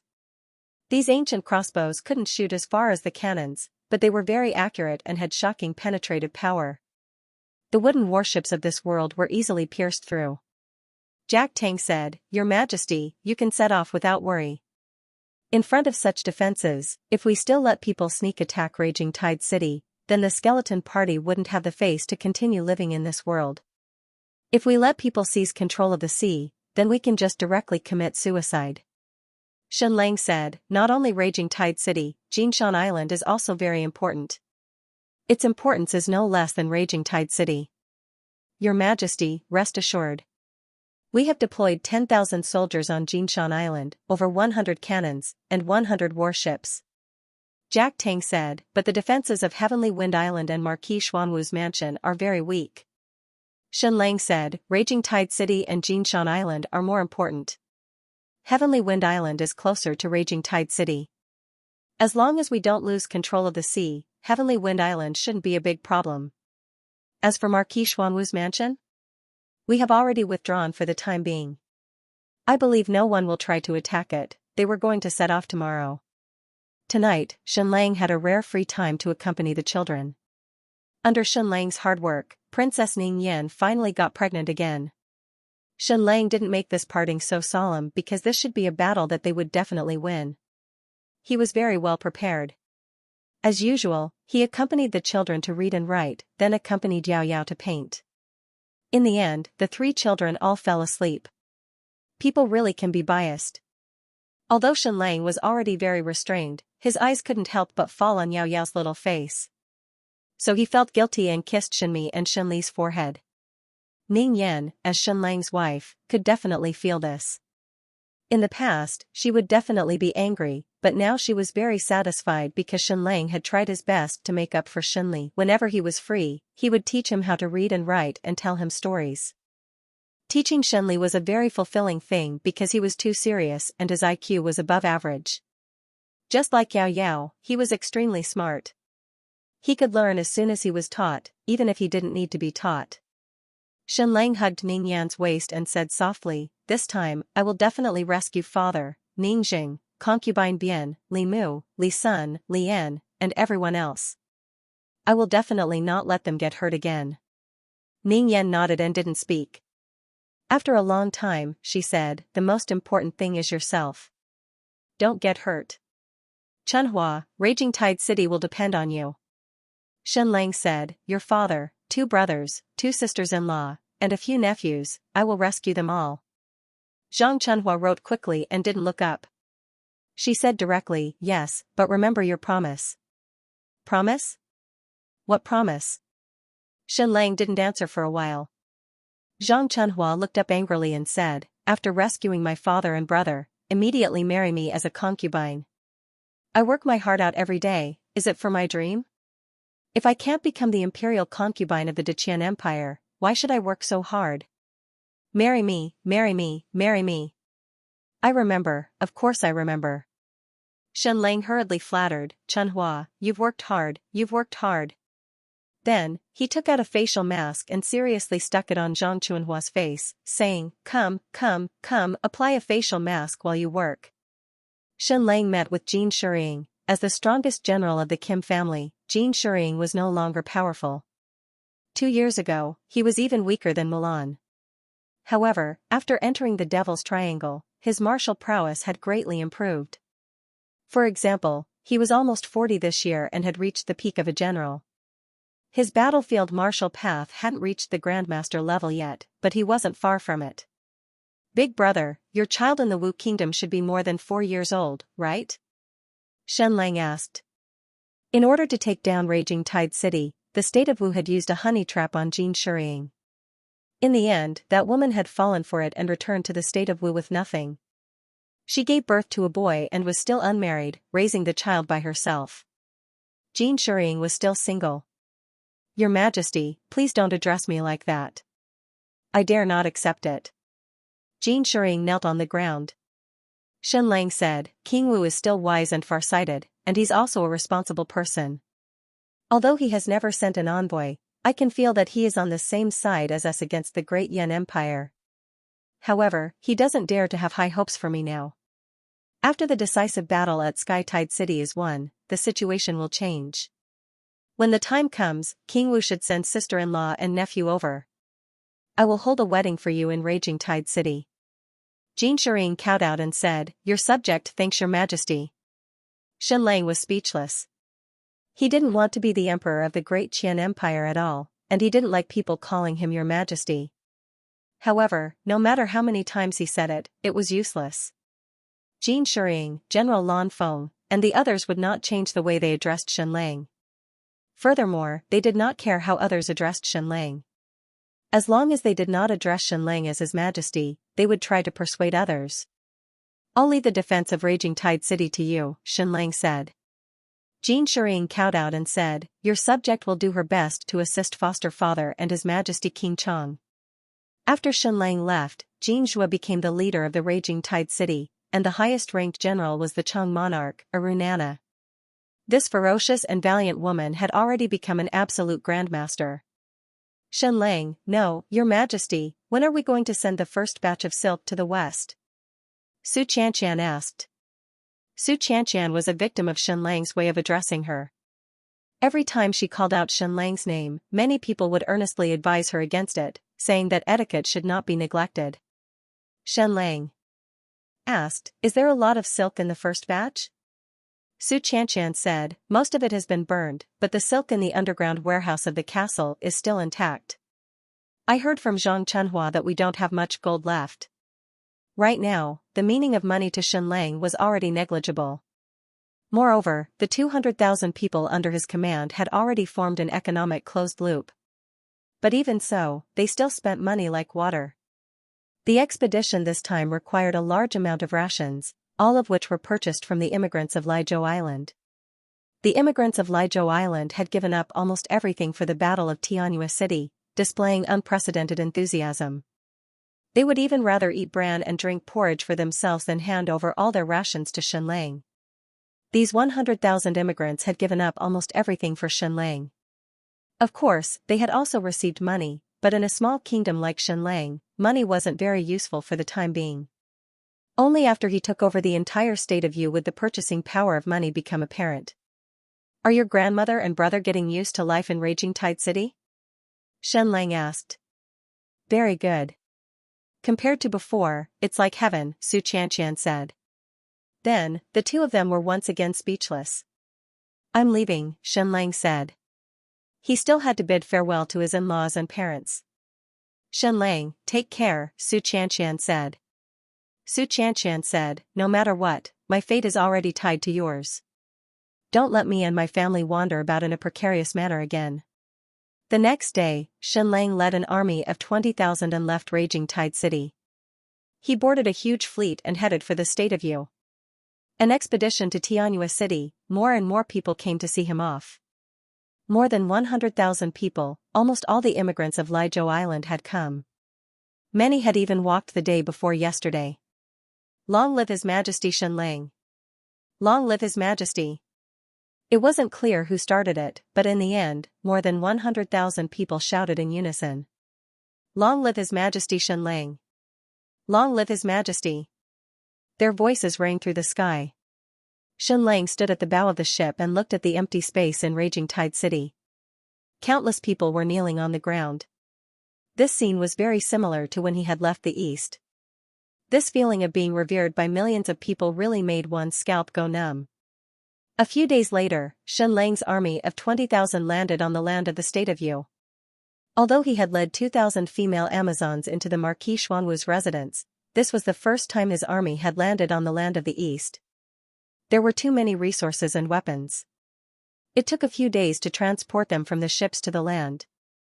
3 days later, his army finished assembling again and marched majestically in the direction of the capital of the state of Yu. 20,000 troops, 4,000 Amazons, 400 cannons, more than 100,000 artillery shells, and countless supply caravans stretched for dozens of miles. When his army passed by Xuanwu City, they didn't enter the city to avoid embarrassment. However, figures appeared on the city walls one after another. At first, there were dozens, then hundreds, thousands, and tens of thousands of people. These were the commoners of the Black Warrior City. Initially, they were standing on the city walls, but in the end, they rushed out of the city, sending Xianlang's army off with their gazes. Everyone's eyes were filled with anticipation. No one knew who took the lead. Someone shouted, "Long live His Majesty Xianlang! Long live His Majesty Xianlang!" In the beginning, there were only a few people shouting, because anyone who shouted this was considered a traitor and could be arrested. Previously, several thousand people were arrested in the entire Black Tortoise City. However, in the inexplicable mood, countless people gradually forgot their fear. More and more people shouted, and in the end, it became tens of thousands of people shouting. Long live His Majesty Xianlang! Long live His Majesty! Long live His Majesty! Long live His Majesty! The tens of thousands of people shouted louder and louder, and in the end, it was deafening. Xianlang's hair stood on end again, and even his blood was boiling. In the end, these people still chose to stand up and shout their hearts out. The hearts of the people in the world belong to Jiang, not Ji. Long live His Majesty! Long live His Majesty! Countless people knelt on the ground in an orderly manner like a wheat field being blown by the wind. Their faces were red, and their eyes were filled with passion and excitement. Xianlang stopped and looked at the tens of thousands of people in Xuanwu City. Previously, he had pointed his middle finger at the people countless times. He was not a qualified monarch at all. The tens of thousands of people stopped shouting, and all eyes were focused on Xianlang's face. Xianlang cupped his hands and bowed to the tens of thousands of people. "Everyone, I hope that I, Xianlang, will not disappoint you," he said in his heart, and then led the army forward. From now on, no matter where Xianlang's army went, countless people would rush out to welcome them. The battle in Xianxia City had not started, but the entire state of Yu was already in an uproar. More than 10 million people were already excited. They all came out to welcome Xianlang's army, shouting at the top of their lungs.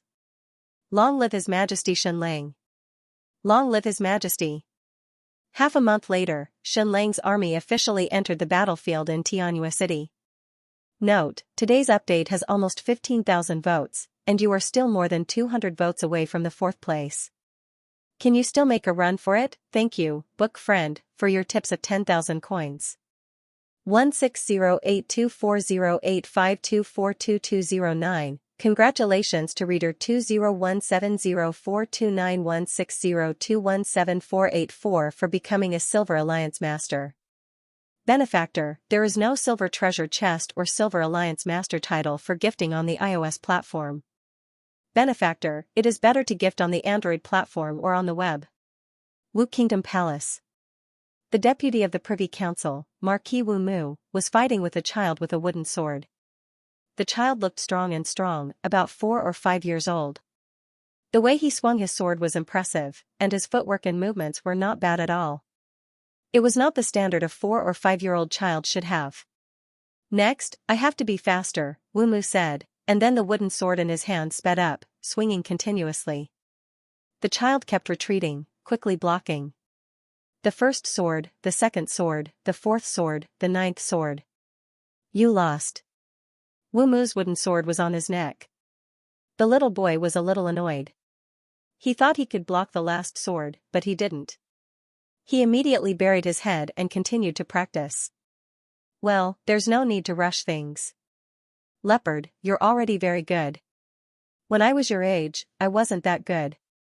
Wu Mu picked up the child and rubbed his head. That's enough. You need to have a plan.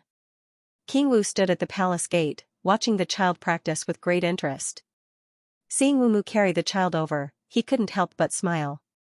Leopard, when will you learn chess from me? I don't want to learn, the child said bluntly. Why don't you want to learn chess? King Wu asked. The child said, I'm not good at chess.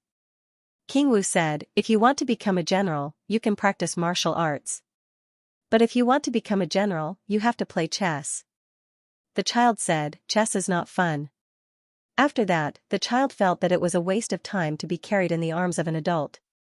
He struggled to get down, picked up the wooden sword again, and began to practice the sword with all his might. He must practice the last block 1,000 times, 10,000 times, he must block his uncle's last sword. Of course, he didn't. Know that Uncle Wu Mu would always have the last sword. Unless one day his martial arts surpassed Wu Mu's, then there would be no last sword. This child's personality is stubborn. He can't live with himself. Wu Mu said, but if this goes on, he will be able to defeat me in his 20s at most. The new generation of Nujiang will surpass the old. At this time, a beautiful young female official walked in and bowed, Greetings, Your Majesty, greetings, Marquis. She was the child's mother, Wu Yu, the woman who had used a honey trap on Jin Shiying. She was Wu Mu's cousin. Now, she was the female official of the Empress Dowager of Wu Kingdom. Although the Empress Dowager was young, her eyesight was not very good. Wu Yu read books and wrote letters for her. It was a very leisurely life, and her status was very high. Last year, she was given a new position. She was in charge of the 2nd Division of Wu Country's Black Water Station. She became the head of a special agent. In fact, she was not related to Lord Wu by blood. However, she was Lord Wu's cousin in name. Over the years, she was very trustworthy. Therefore, it was normal for Lord Wu to send her to the Black Water platform, just like how Ning Yuanxian sent eldest Princess Ning Jia to the Black Water platform. Your Majesty, this is the latest intelligence the 2nd Division has received. Wu Yu placed a thick stack of documents in front of King Wu. So much? King Wu asked. Wu Yu said, the situation has changed since Xianxia's return. Our Wu Kingdom is also in turmoil. The cabinet has further withdrawn its power and has extended its hand to the military. King Wu immediately took out the report in the middle. There was an obvious feather symbol on it, which meant that it was very important. After reading it, his expression changed drastically. He said in a trembling voice, What are they trying to do? Uncle Wang is Guaran's last line of defense. How dare they touch Uncle Wang? The Uncle Wang that King Wu mentioned was the Privy Commissioner Wu Ji. He was definitely the pillar of Wu Kingdom, the steel wall that protected King Wu. After Xianxia's death, the Great Yan Empire used the excuse of eliminating Xianxia as an excuse to mobilize half of the world's military to intimidate the other kingdoms. They accelerated the reformation of the various kingdoms, abolished the high ministers, and reorganized the cabinet. The prime ministers were appointed by the Great Yan Empire. The Wu Kingdom was no exception. Although the current prime minister of the Wu Kingdom, Zhang Danfeng, like the Zhu clan, was also a pawn of the Great Yan Empire. After he became the prime minister of the Wu Kingdom, he began to consolidate the Wu Kingdom's internal affairs and bribe the Wu Kingdom's civil officials to serve the Great Yan Empire. Without the seal of the cabinet, the king's decree would become an imperial decree and lose its authority. This alone had reduced King Wu's authority by almost half. Moreover, as the prime minister of the Great Yan Empire, Zhang Danfeng only belonged to the Great Yan Empire's cabinet. King Wu had no authority over him. This put him in a very high position. At least in terms of internal affairs, he could compete with King Wu. And as a king, how could he personally challenge a subject to a duel? At this moment, the Bureau of Military Affairs Wu Ji stood in front of King Wu. He was here to challenge the Prime Minister of the Cabinet, Zhang Danfeng, so that King Wu could still stand in the position of the highest judge. Over the past 2 years, it was all thanks to Wu Ji's uncle and the cabinet's infighting that King Wu's authority did not fall. At least, most of the Wu kingdom's military power was still in the hands of the Wu royal family. Although Wu Mu, the Marquis of Southern Peace, had suffered a great defeat at Raging Tide City, he was now the deputy of the Bureau of Military Affairs, and commanded over 100,000 troops for King Wu. This important intelligence seemed very small on the surface. It was just a manor steward beating a tenant farmer to death. There were countless such cases every day. However, the local city lord had already begun to investigate and had arrested all the parties involved. King Wu could tell at a glance that someone in the cabinet was behind this. This was a shocking case. The owner of this manor was one of Wu Ji's servants. Because of his military achievements, he was promoted to a 6th-ranked general and retired. He returned to his hometown and became a landlord, owning a medium-sized manor. In the end, this case would evolve into land annexation, with no regard for human life. If he guessed correctly, more and more people would die, and the situation would spread. In the end, the annexation of land would exceed millions of mu, and hundreds and thousands of people would die. In short, the fire would burn Wu Ji's head. He would become the mastermind behind the annexation of land and the displacement of countless people. Wu Ji was like his name. He was an upright and noble person. He was not corrupt, and he did not have many manors and lands under his name. However, he had been the Bureau of Military Affairs Wu for more than 20 years. How many generals did he have under him? How many students did he have? Moreover, all these years, in order to suppress the civil officials, King Wu had worked hard to raise the status of the military officials. So, was there any annexation of land? Was there any injustice? Of course there was. Now that the civil officials are close to the cabinet, the fire is burning towards the military officials, especially the nobles of the royal family. Wu Mu said, "It will only get worse and become a sensational case that will shock the world." This time, they are determined to make Uncle King step down and reach for the military power of the Wu kingdom. Wu Yu said, "The Yan capital has already announced that the secretariat has been abolished for 2 years. Next, the Bureau of Military Affairs should be abolished. The Bureau of Military Affairs envoy will enter the cabinet, and the remaining deputy will enter the Ministry of War. The cabinet will then guide the Ministry of War. This is no longer like boiling a frog in warm water, but boiling a frog in boiling water." King Wu said, "Is the Almighty Emperor so impatient? Was he going to finish everything during his term of office? He has already made great contributions in his lifetime. Can't he just leave some things to the next generation?" Wu Mu said, "Your Majesty, are we just going to wait for death?" King Wu said, "The great Yan Empire is too powerful. It can easily crush us. Furthermore, we are bordering the great Yan Empire. This is a tragedy. Resisting is courting death. Not resisting is just waiting for death." Wu Yu took out a report and passed it to King Wu. "This is from the state of Yu. Shenlong's army is already on an expedition to Xianxia City. Wherever they go, the people will be cheering for His Majesty Shenlong's victory. The hearts of the people are like raging waves, they are all standing on Shenlong's side." King Wu said, "Who do you think will win a decisive battle at Xianxia City?" Wu Mu said, "Shenlong has 20,000 soldiers. Ning Xiao and the Zhu family have close to 500,000. The Iron Blood Army of the Yinyuan Association has 20,000, the Tongtian Temple has 10,000, and the Blood Soul Army of the Sky Sea Pavilion has 20,000. I want Shenlong to win, but the chances are too slim. I don't even dare to dream about it." Wu Yu said, "I also think there is no hope for this battle." King Wu said, "The decisive battle at Xianxia City not only concerns the fate of the state of Yu and Shenlong, but also the fate of our state of Yu. I don't have high hopes for Shenlong to win either, but this battle is our only hope. If Shenlong wins, a new sun will rise. Both the state of Wu and the state of Chu will have a chance to catch their breath and resist.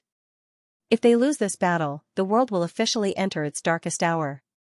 Whether it is our state of Wu or the state of Chu, we will all be doomed. Therefore, I really don't dare to have even the slightest bit of hope for Xianlang's battle. However, I incomparably long for his victory in my heart. I'm even willing to pray to all the gods in the world to bless Xianlang's victory.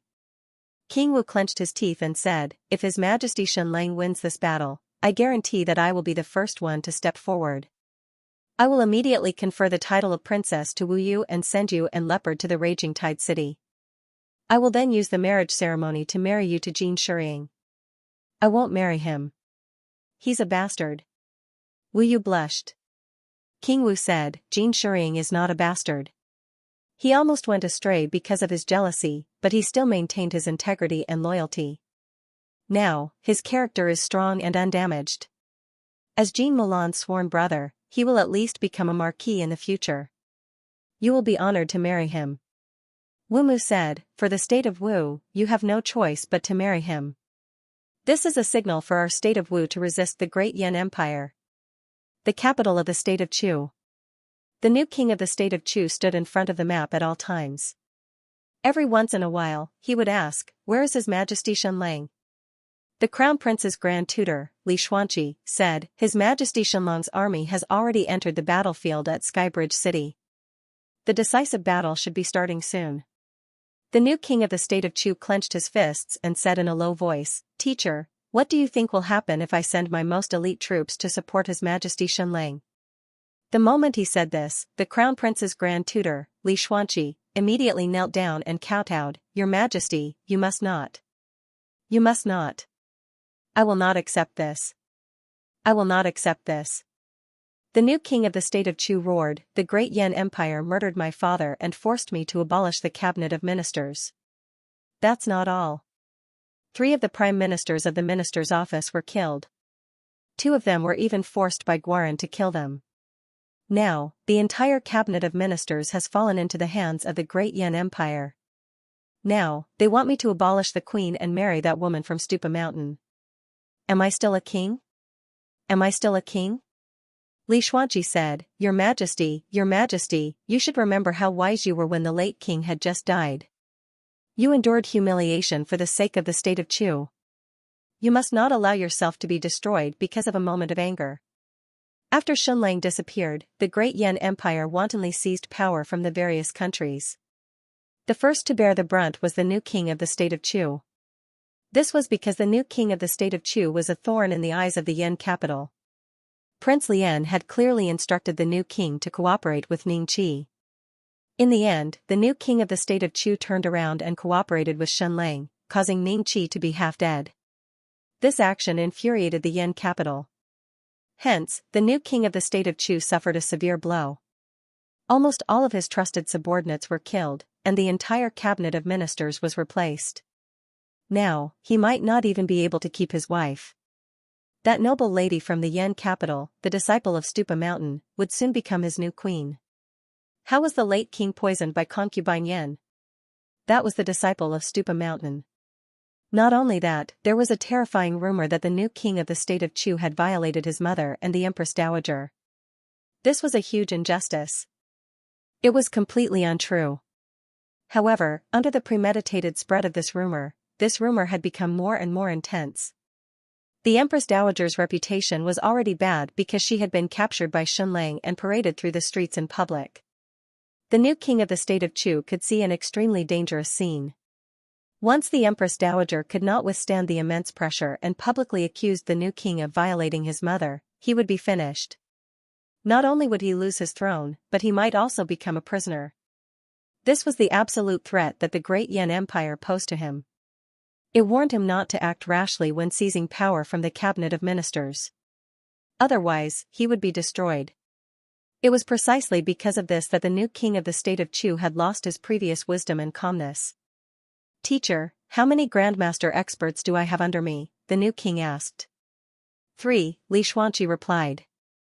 The new king said, send all of them to support His Majesty Xianlang.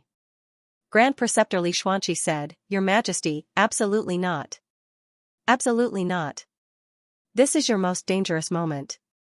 Let me say something unpleasant.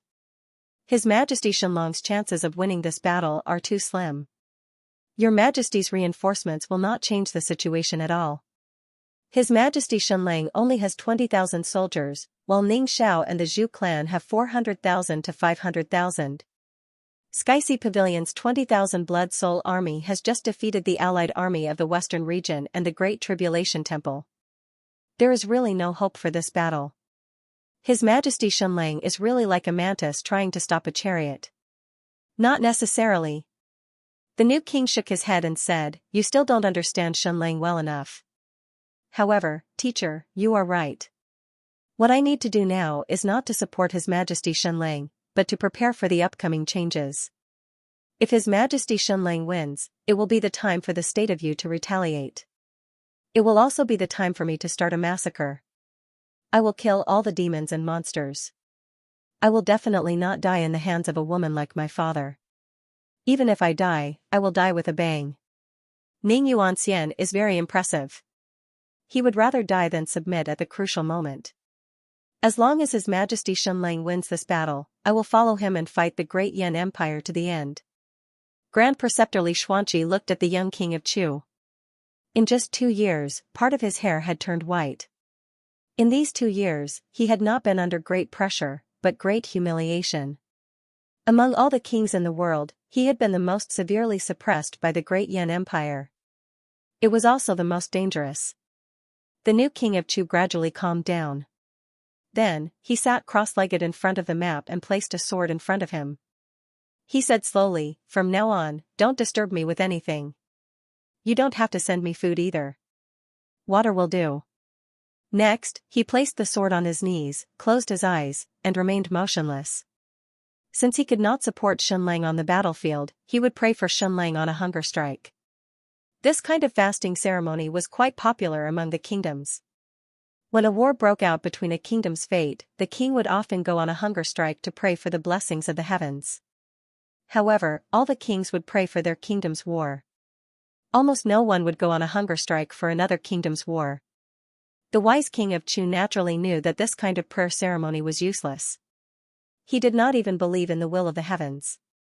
However, this was a political stance, and a very decisive one at that. For the next few days, he would not attend court or eat. This would easily attract the attention of the cabinet. God, if you can help His Majesty Shenlang win this battle, I am willing to shorten my lifespan by 20 years. The capital of the state of Yu, in the residence of the Zhuhong hegemon. Everywhere Shenlong's army passed, the people knelt in welcome and cheered. At first, they were rather restrained, but the further they went, the crazier they became. In the end, there were countless people pushing carts of food to join Shenlong's army. In the end, Shenlang had no choice but to announce that he had enough food. Otherwise, he would not be able to carry all the food sent by the people. Our people tried to remember these rebellious people, but there were too many of them. There were more than 10 million of them. It was impossible to remember them, and it was impossible to pursue the matter. Zhu Hong listened to these reports and said slowly, "The hearts of the people are with Jiang, not Ji. At least, this is the case in the south. The hearts of the people are like water. Sometimes, they look like raging waves, but when they hit the rocks, they will be smashed to pieces. But once they become a tsunami, they will be unstoppable. If Shenlang loses the battle at Tianyue City, then all the people's hearts will be destroyed. The Wu king in the north and the Chu king in the west will be annihilated. They are too impatient to wait and have already angered Yan capital. However, if Shenlang were to win this battle, it would turn into a terrifying tsunami." Zhu Yong said, "The Wu king and the Chu king are very wise. Why are they so unwise at such a crucial moment? Even if they want to express their stance, they should wait until the battle at Tianyue City is over." Zhu Hongzhu said, "The most difficult thing for a person is to maintain their rationality at all times. Young people's blood is not cold yet." Then, he looked at Zhu Hongxue and said, "So this battle concerns the fate of the 3 countries in the south. You must perform well. Otherwise, you will incur the wrath of the emperor." Zhu Hongxue said plainly, "Once the Blood Soul army starts the battle, we must end it within 4 hours and annihilate Shenlang. Otherwise, it will be a humiliating defeat. I will no longer have the face to lead the Blood Soul army."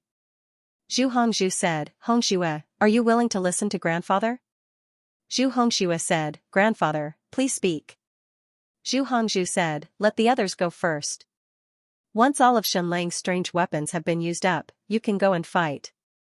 Zhu Rong said, the best situation would be if the hundreds of thousands of troops from before were unable to do anything to Shenlang after fighting for a few days and nights, and your Blood Soul army would be able to annihilate Shenlang's troops like a bolt of lightning within a few hours.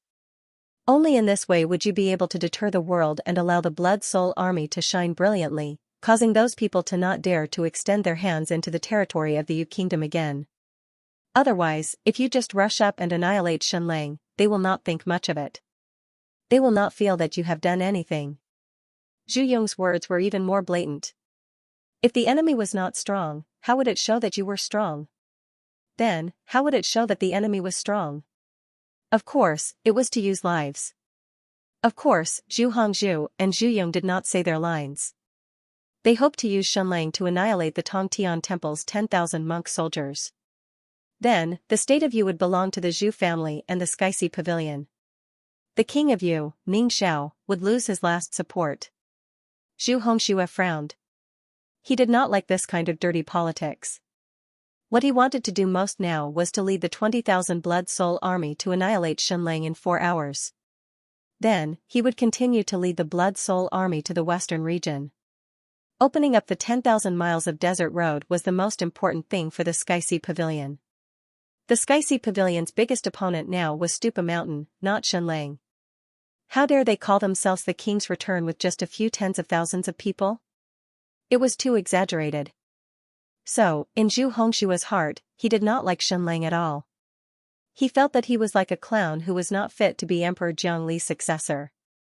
I understand, Zhu Hongxue said. Although he was impatient, he would do as his grandfather said. He would first watch from the sidelines and watch Shenlang, the Tongtian Temple, and Yin Yuan kill each other. Shenlang, I hope that you can put up a good fight. Don't get wiped out before the Blood Soul army even sets off. Tianyue City was not only the capital, but it also governed several cities. Its area was larger than a county. After Shenlang's 20,000 troops entered Tianyue City, they were considered to have entered the enemy's territory. But as they passed through the 3 cities, there was not a single garrison. It seemed that the enemy had gathered all their troops near the capital, forming a huge war zone. 2 days later, Shenlong's troops stopped a few dozen miles away from the capital. Your Majesty, in front of us is the Tianyue hunting ground. This is the first line of defense of Tianyue City. There are more than 80,000 troops stationed there, the Black Mirror Division spy said. The Tianyue hunting ground was not only a hunting ground, it was also a huge military camp. In the past, the 10 Lan brothers under Shenlong's command participated in the military examination here. But these people followed Prince Jin to the south, and now their lives were unknown. There was also Lan Bao, Tu De, Tu Er, and the others. They were all people of Emperor Jiangli's special bloodline. These people were the most direct descendants of Shenlang. After the war in the state of Yu ended, they must find a way to find Prince Jin. Find these direct descendants, find them alive, and find their corpses dead. The entire Tianyue hunting ground was very large, more than 30,000 mu, nearly 20 square kilometers. Who is the enemy's general? Shenlang asked. Marquis Xianxia, Zhongyao. The Black Mirror Division spy said, Zhongyao, Zhongyi, Zhongshishir. Several hundred members of the Zhu family are all inside the Tianyue hunting ground. Shenlang asked, what is the intention of this army? The Black Mirror Division spy said, it's very complicated. They don't want to fight with us, but they also don't dare to swear loyalty to us. Shenlang said, the Tianyue hunting ground must be taken down in the shortest time possible. This is very important for the final battle in Tianyue City. Shenlang didn't want to directly bombard Tianyue City. The people he wanted to kill were the troops of Ning Xiao and the Zhu family, not Tianyue City. The most perfect battle situation would be for Shenlang to rely on the Tianyue hunting ground and kill the hundreds of thousands of enemy troops. Although the Tianyue hunting ground's walls were short, it was better than nothing. It was best not to damage the capital, Tianyue City, because after taking it, it would be handed over to Ningjing. The people of this city were also on Shenlong's side. It was just temporarily controlled by the enemy. Xianxia. Send a messenger to talk to Xianxia first, see if he will surrender? Even if he doesn't surrender, he can give up the Tianyue hunting ground. A Black Mirror Division spy said, I am willing. In the castle of the Tianyue hunting ground, the commander-in-chief of the 80,000 troops, Zhong Yao, was receiving King Yu Ningxiao's confidant, eunuch Nian. Marquis Anning, Xianxia has a family grudge against you, and you can't live under the same sky. Now, you can finally have your revenge. Eunuch Nian said, so please do your best in this battle. You have 80,000 troops, and His Majesty doesn't expect you to completely defeat Xianxia, but you must keep them under the Tianyue hunting ground. When our troops arrive, we can attack them from both inside and outside, and annihilate them. Zhong Yao said indifferently, rest assured, Eunuch Nian, I know what to do. Eunuch Nian said, Marquis Anning, this is the title given to you by the late king. His Majesty doesn't like it. The original Marquis Xianxia was very good, and His Majesty values you very much. I hope you won't let him down. Zhong Yao said, I know what to do. Eunuch Nian said, then I will take my leave. After Eunuch Nian left, Zhong Yao called for a meeting with the important members of the family. Xianlong's troops had already arrived at the Tianyue hunting ground. What should they do next? Should they fight with all their might, or should they throw the game, or should they just give up the Tianyue hunting ground? Crown Prince Zhong said, in this battle, Xianlong's chances are slim, and he will almost certainly lose. Ningxiao has ulterior motives for placing us at the forefront. It's also impossible to throw the game and fake it. This isn't the Zhong clan style. It's even more impossible to just lead the troops and flee, and give up the Tianyue hunting ground. In that case, our Zhong clan will be completely finished, and we will be nailed to the pillar of shame. When he said this, everyone nodded. So we only have two choices. We can either fight with all our might, or we can completely surrender. Crown Prince Zhong said, these are the only two choices that will not tarnish the Zhong clan's integrity and reputation. These words sounded very strange. Surrendering also meant having integrity? Of course that was the case. In everyone's opinion, Xianxia was bound to lose. If the Zhong clan chose to surrender to him, it would be no different from courting death. Of course, this was an extremely brave decision. However, the Zhong family had already discussed this many times, including with Ningqi a few times. The Great Yan Empire and the Transcendent Forces were simply too powerful. The chances of Xianxia winning were close to zero. If they surrendered to Xianxia now, it would be equivalent to sending the entire Zhong clan to its grave. Zhong Shishir said, we don't have the courage to surrender. In that case, we can only fight with all our might, and then leave it to fate. Zhong Yi said, fight with all our might, and leave it to fate. Zhong Yao nodded and said, that's fine. Let's fight with all our might, and leave it to fate. An hour later, Xianlong's envoy appeared in front of Zhong Yao. Marquis Anning, His Majesty knows that you won't surrender, so can we fake a battle? Lead the 80,000 troops away from the battlefield, and wait for the decisive battle in Tianyue City to end before making a decision, the Black Mirror Division spy asked. Zhong Yao shook his head and said, my apologies, please reply to His Majesty Xianxia. Regardless of whether we fake a battle or flee without a battle, the Zhong clan's reputation will be tarnished. I'm filled with respect for him, but I will do my best in this battle, and then leave it to fate. The Black Mirror Division spy said, but many of the troops under your command are loyal to His Majesty. If we start a battle, and we kill your people, won't it be painful for our loved ones and joyful for our enemies? If you fight with all your might, we naturally won't go easy on you. That might mean the death of tens of thousands of people. Don't tell me that the lives of these tens of thousands of people aren't comparable to the reputation of your Zhong clan? The current situation was very troublesome.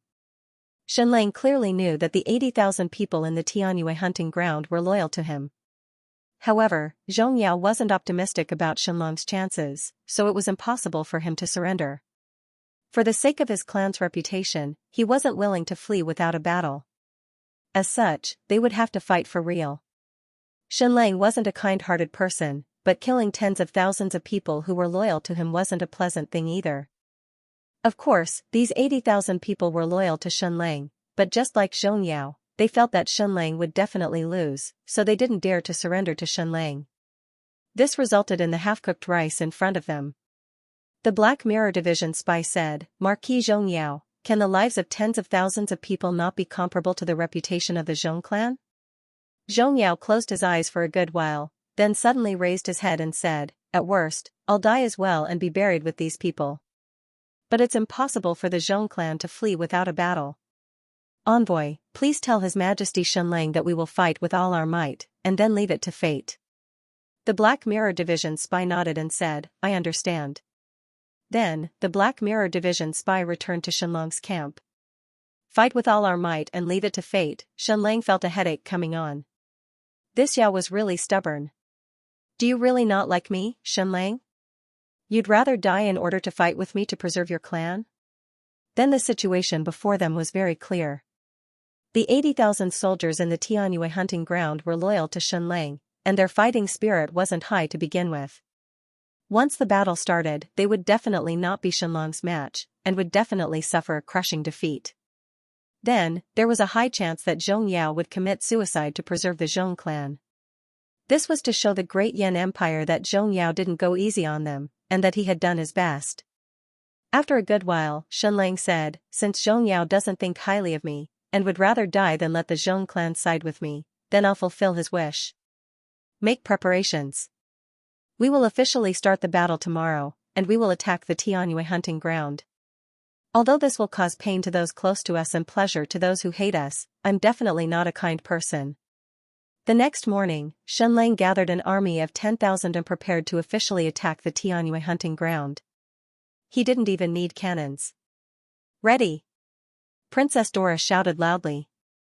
As long as he gave the order, the 7,000 Amazon soldiers and the 3,000 Nirvana soldiers would surge out like a tidal wave and charge towards the Tianyue hunting ground. Xianlang ordered that the battle must end within half a day, even if the tens of thousands of soldiers in the Tianyue hunting ground were to be killed. It had to be done quickly, and the enemy couldn't have the chance to attack from both inside and outside. Princess Dora looked at Xianlang and waited for his final order. Xianlang slowly unsheathed his sword, and was about to give the order to attack. However, at this moment, the gates of the Tianyue hunting ground suddenly opened. Zhong Yao led Zhong Yi, Crown Prince Zhong Shi, and the others towards Xianlang's army. They knelt down in unison, and said, Your Majesty Xianlang, the Zhong clan is willing to surrender. Xianlang was stunned. Just last night, the Zhong clan had solemnly vowed to fight with all their might, and that they would resign themselves to fate. In fact, Zhong Yao would rather die than flee without a fight, let alone surrender. Why did they surrender so early in the morning today? What had happened in the past few hours? Something big must have happened. Otherwise, the Zhong clan wouldn't have changed their attitude so drastically. Regardless, the first battle had ended, and they had won without a fight. Note, the first update has been delivered. I'm so hungry that I'm going to eat. Is there any hope of catching up with the monthly votes? Feigned surrender? Was there an ambush in the Skyleap hunting ground? Logically speaking, this was impossible. This was completely inconsistent with the Zhong clan style. The hearts of the people of the world belonged to Jiang, not Ji. This was especially true for the people of the three southern kingdoms. Over the past 2 years, Ning Xiao and the Zhu clan had tried countless times to get Zhong Yao to return. However, they were rejected every time. Moreover, the reason for their rejection was extremely humble. This time, Zhong Yao had no reason to refuse. Otherwise, the Zhong clan would be exterminated if they were accused of sympathizing with Xianlang. However, deep down, the Zhong clan might have hoped that Xianlang would emerge victorious. Firstly, they had been influenced by Ning Yuanxian. 2 years ago, the Zhong clan had suffered a crushing defeat, but Ning Yuanxian had not killed a single one of them. Secondly, the Zhong clan was no longer of any use to the great Yan Empire. Therefore, Zhong Yao planned to use his life to ensure the survival of the Zhong clan. He had long been prepared for defeat. Moreover, if it was a feigned surrender, why would the entire Zhong clan kneel before Xianlang? Why? Xianlang asked, last night, you said that you would fight with all your might and resign yourself to fate. Zhong Yao trembled as he said, a strange virus has broken out in the army. Will His Majesty Xianlang still dare to accept our surrender? In an instant, Xianlang was completely stunned. This was simply without a bottom line. This was simply deranged. Xianlang had also used the Black Death bomb, but he had always used it in isolated places. Moreover, there were basically no innocent civilians. He had only used it to ensure that the virus would not spread. Meanwhile, the 80,000 soldiers under Xianxia should still belong to Ningxiao. Although he sympathized with Xianlang, he did not say that he would betray him. Now, someone had actually spread a virus among these 80,000 soldiers. Who did this? Was it Ningxiao or the Zhu clan? Xianlang thought for a moment and was inclined to believe that this was Ningxiao's doing. This person was a complete lunatic, Furthermore, this plan was indeed extremely vicious. Firstly, Ningxiao must have known that before Xianlang attacked Skyleap City, he would definitely occupy the Skyleap hunting ground as a fortress. Now that the virus had broken out in the Skyleap hunting ground, would Xianlang's army still dare to enter? Secondly, didn't these 80,000 soldiers sympathize with Xianlang? Now that they have been infected, what are you going to do, Xianlang? Do you accept their surrender? If he accepted it, these people would become a huge burden. If you don't accept it, you, Xianlang, will lose the support of the people. Thirdly, Ningxiao knew that the hearts of the people in Skymoon City were on Xianlang's side. In fact, there were more than 200,000 soldiers who were on Xianlang's side. He wanted to cut off the remaining soldiers' path of surrender to Xianlang. Why did he say that? Regardless of whether Xianlang accepted the surrender of these 80,000 soldiers, his army was likely to be infected by the plague. Would the other armies dare to surrender to him? Aren't you afraid of getting infected by the plague? Fourth, aren't the people of the state of Yu loyal to Xianlang? In that case, Xianlang, wouldn't you have the responsibility to protect them? If he allowed these 80,000 infected soldiers to escape, how many people in the state of Yu would be infected and how many would die? In order to protect the people of the state of Yu, Xianlang had to accept the surrender of these 80,000 soldiers. Then, he would have to cure them and take care of them. These people would become time bombs for Xianlang, and they could infect Xianlang's 20,000 soldiers at any time. But Ningxiao, aren't you worried that Skymoon City will be infected? Aren't you worried that the hundreds of thousands of soldiers under your command will be infected? You are the king of the state of Yu. However, Xianlang quickly realized that Ningxiao really didn't care, because he didn't have many soldiers that truly belonged to him. Now, the hundreds of thousands of soldiers either belonged to the Zhu clan, the Sky Sea Pavilion, or the Inyuan Association.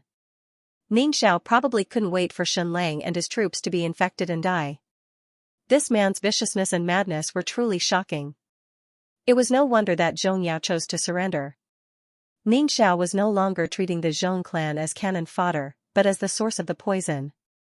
Xianxia had originally planned to fight with all his might, and use his death to express his loyalty to the great Yan Empire. However, in this situation, how could he express his loyalty? The other party's methods had crossed the line. What virus? Xianlang asked. I don't know. Xianxia shook his head. Xianlang asked, when did you discover it? Xianxia replied, it started 2 days ago. However, the weather is hot now, and fever is a common occurrence in the army. Since yesterday, the fever has gradually increased, and the symptoms have also changed from fever to shivering, vomiting, and diarrhea. We even thought that this was your special attack method, Your Majesty Xianlang. Zhong Shishir's face turned red when she heard this, because she was the one who said it. Xianxia said, however, eunuch Nian, who serves Ningxiao, came to visit me last night. His behavior was a little strange, and he was very careful. He even kept his distance from me, and covered his mouth and nose from time to time. Xianlang asked, what happened after that?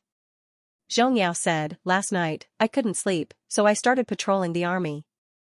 In the end, I discovered that someone was throwing something special into the well water, so I captured him and interrogated him. In the end, I obtained an answer that I couldn't believe. When I woke up this morning, a large number of people in the army had collapsed. Yesterday, there were only a few hundred people, but this morning, 4,000 to 5,000 people suddenly fell ill. Xianlang asked, how long has your army been stationed at the Skyleap hunting ground? Xianxia replied, 25 days.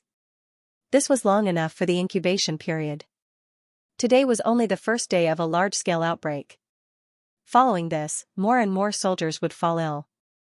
Because this was not a naturally occurring plague, it was man-made.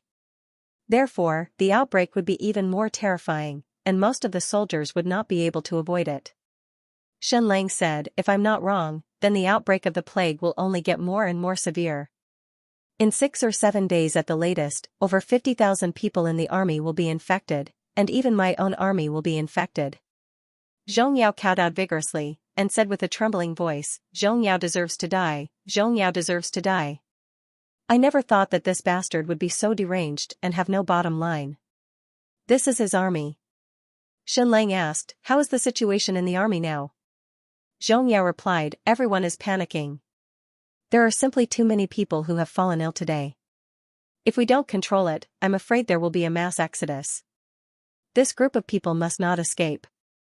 Once they do, countless commoners will also be infected.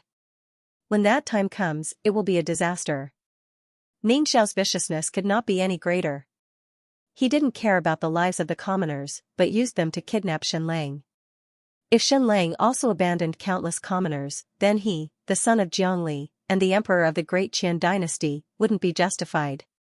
The hearts of the people are with Jiang, not Ji. Now that your emperor Xianlang doesn't care about your lives, it's time for you to see Xianlang's true colors.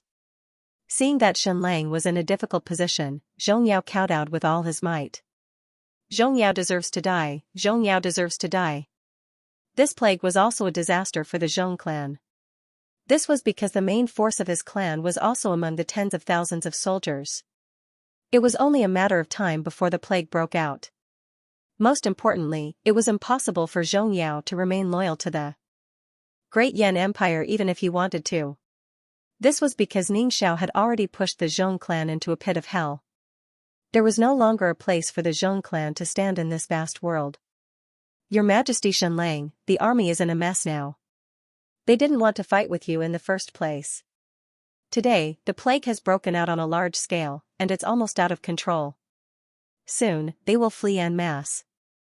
Zhongyi kowtowed and said, if they are allowed to flee, it will be a disaster for the millions of commoners of the state of Yu. If you accept their surrender, it will be a disaster for your army as well. Xianlang took a deep breath and said, Epidemic Prevention Team, step forward. At Xianlang's command, hundreds of fully armed military doctors stepped forward. They were completely covered. Because Xianlang was very familiar with this aspect, the military doctors under his command were the most complete. Grandmasters, please cover yourselves as well and prepare for the epidemic. Protect me as we enter the Tianyu city's military camp. Xianlang ordered.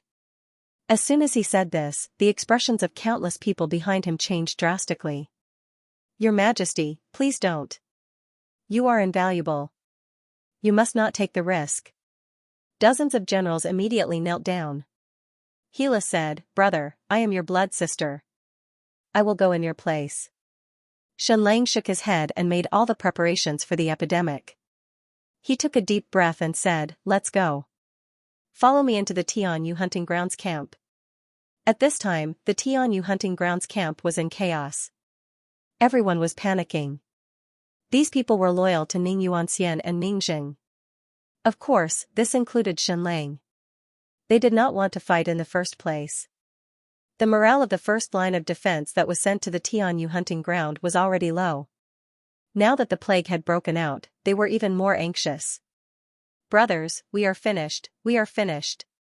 Damn it, someone poisoned us and caused the plague to break out. Now, no one dares to touch us. The king of Yu doesn't want us anymore. The great Yan Empire doesn't want us anymore. Xianlang doesn't want us either. They want us to be cannon fodder. They want to use us to kill Xianlang's army. Brothers, charge out, charge out. Since no one can save us, let's infect everyone and drag them down with us. Yes, charge out and spread the plague. It's enough to drag one down with us.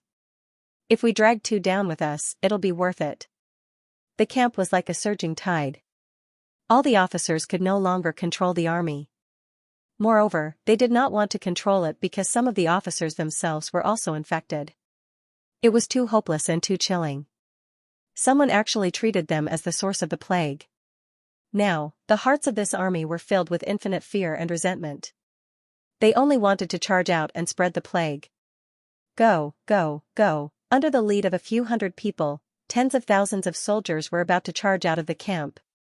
They wanted to spread the plague in all directions and drag countless people down with them. Bang!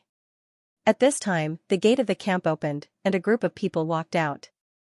The person in the lead was wearing a white robe, a golden crown, and a mask. Who was he? Xianxia walked into the camp and instantly smelled a foul stench.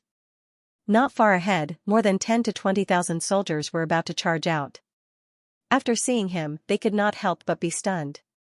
Xianxia took off his mask and revealed his face. Everyone recognized him because his portrait had been stuck in every corner of the camp for the past 2 years. Moreover, it was a very realistic sketch. In this world, this drawing technique was created by Xianxia himself. Was this considered a trap of one's own making? I am Xianxia. Xianxia said slowly. All the soldiers in the camp were stunned and stood quietly on the ground. Xianxia said, "You want to charge out and spread the plague in all directions, dragging countless people down with you, right?" Countless soldiers nodded instinctively. Xianxia said, "Stay in the camp and don't move. Don't leave. I will accompany you for the next few days. I will treat you, okay? I will temporarily put this battle on hold. In the next few days, I will treat you. Go and bring me the most serious patient." Countless soldiers were stunned. A moment later, a patient was carried over. His whole body was trembling. It was a hot day, but he was covered with 2 layers of blankets. His whole body was trembling. The inside of the blankets was a mess. Because he was vomiting and having diarrhea, it was full of filth. Xianxia put on his mask again and put on gloves to measure the patient's temperature. Then, he removed the vomiting and diarrhea, drew a tube of blood, and took out a microscope to check in front of everyone. It was malaria. Xianxia saw countless plasmodium parasites. But the plasmodium parasites in this world were different from those on Earth. They looked more ferocious from a microscope, and their vitality seemed to be much stronger. Therefore, once a malaria epidemic broke out, the infection rate would be higher, and the mortality rate would be higher. In ancient times on Earth, although malaria was not as terrible as the Black Death, it still killed countless people. During Ma Yuan's expedition to Jiaoxi, the army was infected with malaria. 4 out of 10 people died.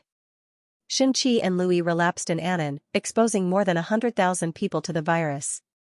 5 out of 10 people died. During the Qing dynasty's expedition to Burma, the army broke out with malaria. 7 out of 10 people died. During the last years of the Qing dynasty, Samao originally had 70 to 80,000 people. Because of the malaria outbreak, less than 1,000 people were left. The enemy was amazing. Previously, it was Xianxia who used the virus as a weapon. Now, they actually used the plague to counter Xianxia. Fortunately, it was malaria and not the Black Death. If it was the Black Death, then millions of people would have died. Even the influenza virus was terrifying. After the end of the First World War in 1918, soldiers from various countries returned home with a terrible influenza virus. It was called the Spanish flu. In just a few months, 20 million people died. On that day, the number of people who died from influenza may have exceeded 50 million. It was much more than the number of people who died in the First World War. The Black Death could be cured, but until now, the penicillin in Xianxia's inventory was far from enough. And if it was influenza, Xianxia was almost at his wit's end. But if it was malaria, there were 2 effective drugs. One was artemisinin, and the other was cinchona cream. Artemisinin was discovered by the Chinese scientist, Tu Youyou, who won the Nobel Prize. Moreover, the raw material of this drug was the plant Artemisia annua. During the Han Dynasty, Guhong used the juice of artemisinin to treat malaria. Modern medicine used ether to extract artemisinin, which could produce a higher purity of artemisinin crystal, which was more effective against malaria. And the other effective drug, cinchona cream, was extracted from the bark of a kind of tree. In the Eastern Dynasty, Xianxia rarely saw this kind of tree, but after he went to the Western world, he saw many of them. He saw many in his Jade-Tide Peninsula alone. When he returned from the Western world to the Eastern world, he came across a few islands with countless cinchona trees. Therefore, although the purity of these two drugs was not very high due to the craftsmanship, there were a lot of them in stock. Xianxia had always wanted to harm people, so he also had to guard against others harming him. Back in the Chang kingdom, he wanted to use the malaria parasite Sunan. Even now, he was still cultivating the malaria parasite. However, the malaria parasite in front of him was different from the one he cultivated. Whose work was this? Stupa Mountain, the tens of thousands of soldiers present watched everything with their own eyes. As the Emperor of the East, Xianxia was personally treating a soldier of the lowest rank, and was even going to study his feces. He did not say a word of heroism, but his actions spoke louder than 1,000 words. As time passed, Xianxia carefully treated the patient. Of course, the effect would not be immediate, but the soldier, who was shivering all over, gritted his teeth. Otherwise, he would probably howl, but the tears could not help but flow out. After being infected with the serious disease, he was in despair, especially the pain of the disease, which made him want to die immediately. His heart was filled with fear, resentment, and loneliness. But now, the noble Emperor of the East, Xianxia, was personally treating him. This really made him forget the pain, and his blood boiled as if it was about to explode. This was no longer just being touched, but like a frozen person being put into warm water. A person in the darkness had come to the bright sunlight. At this moment, there was only one thought in the soldier's mind. If I, Wang Erden, survive, I will definitely die for His Majesty Xianxia. From now on, His Majesty Xianxia's enemies will be my irreconcilable enemies. About half an hour later, Xianxia's initial treatment was completed. Officers and soldiers, my military doctor will treat each and every one of you. Next, we will conduct quarantine and start a full-scale epidemic prevention campaign. I will not give up on any of you, and I will do my best. Are you willing to obey orders? Are you willing to return to your barracks and not leave even half a step? Xianxia still didn't say anything heroic and just asked in a very calm tone. His voice wasn't loud, and many people didn't even hear it clearly. A moment later, tens of thousands of people in front of him knelt down. Long live His Majesty Xianxia, long live, long live. In the end, the 80,000 people in the entire Tianyue hunting ground all knelt on the ground and shouted in unison, their voices shaking the sky. Next, Xianxia divided the entire Tianyue hunting ground camp into two parts, the east camp and the west camp. First, the east camp was thoroughly disinfected. Almost every inch of the place was sprinkled with lime, all the wells were sealed, and new wells were dug. He burned all the suspicious objects that could be infected by the parasites. Then, his army of more than 20,000 people stationed in the east camp. If it was someone else, knowing that there was a plague, they absolutely wouldn't dare to enter, but Xianxia knew malaria too well. Next, his military medical team carried out a comprehensive epidemic prevention operation in the west camp. Every camp was completely isolated, and no contact was allowed. Every place in the camp was disinfected, new wells were dug, all the water was boiled, all the soldiers' clothes were boiled, and all the soldiers had to take hot baths twice a day, the water temperature exceeding 55 degrees Celsius. The entire army was strictly prohibited from urinating and defecating anywhere. Special toilets were dug, and the patient's vomit and excrement were completely buried. What the hell, the first battle in Tianyue City was not with the enemy, but with the malaria epidemic. Although Xianxia brought a lot of artemisia and cinchona cream, it wasn't enough for so many people.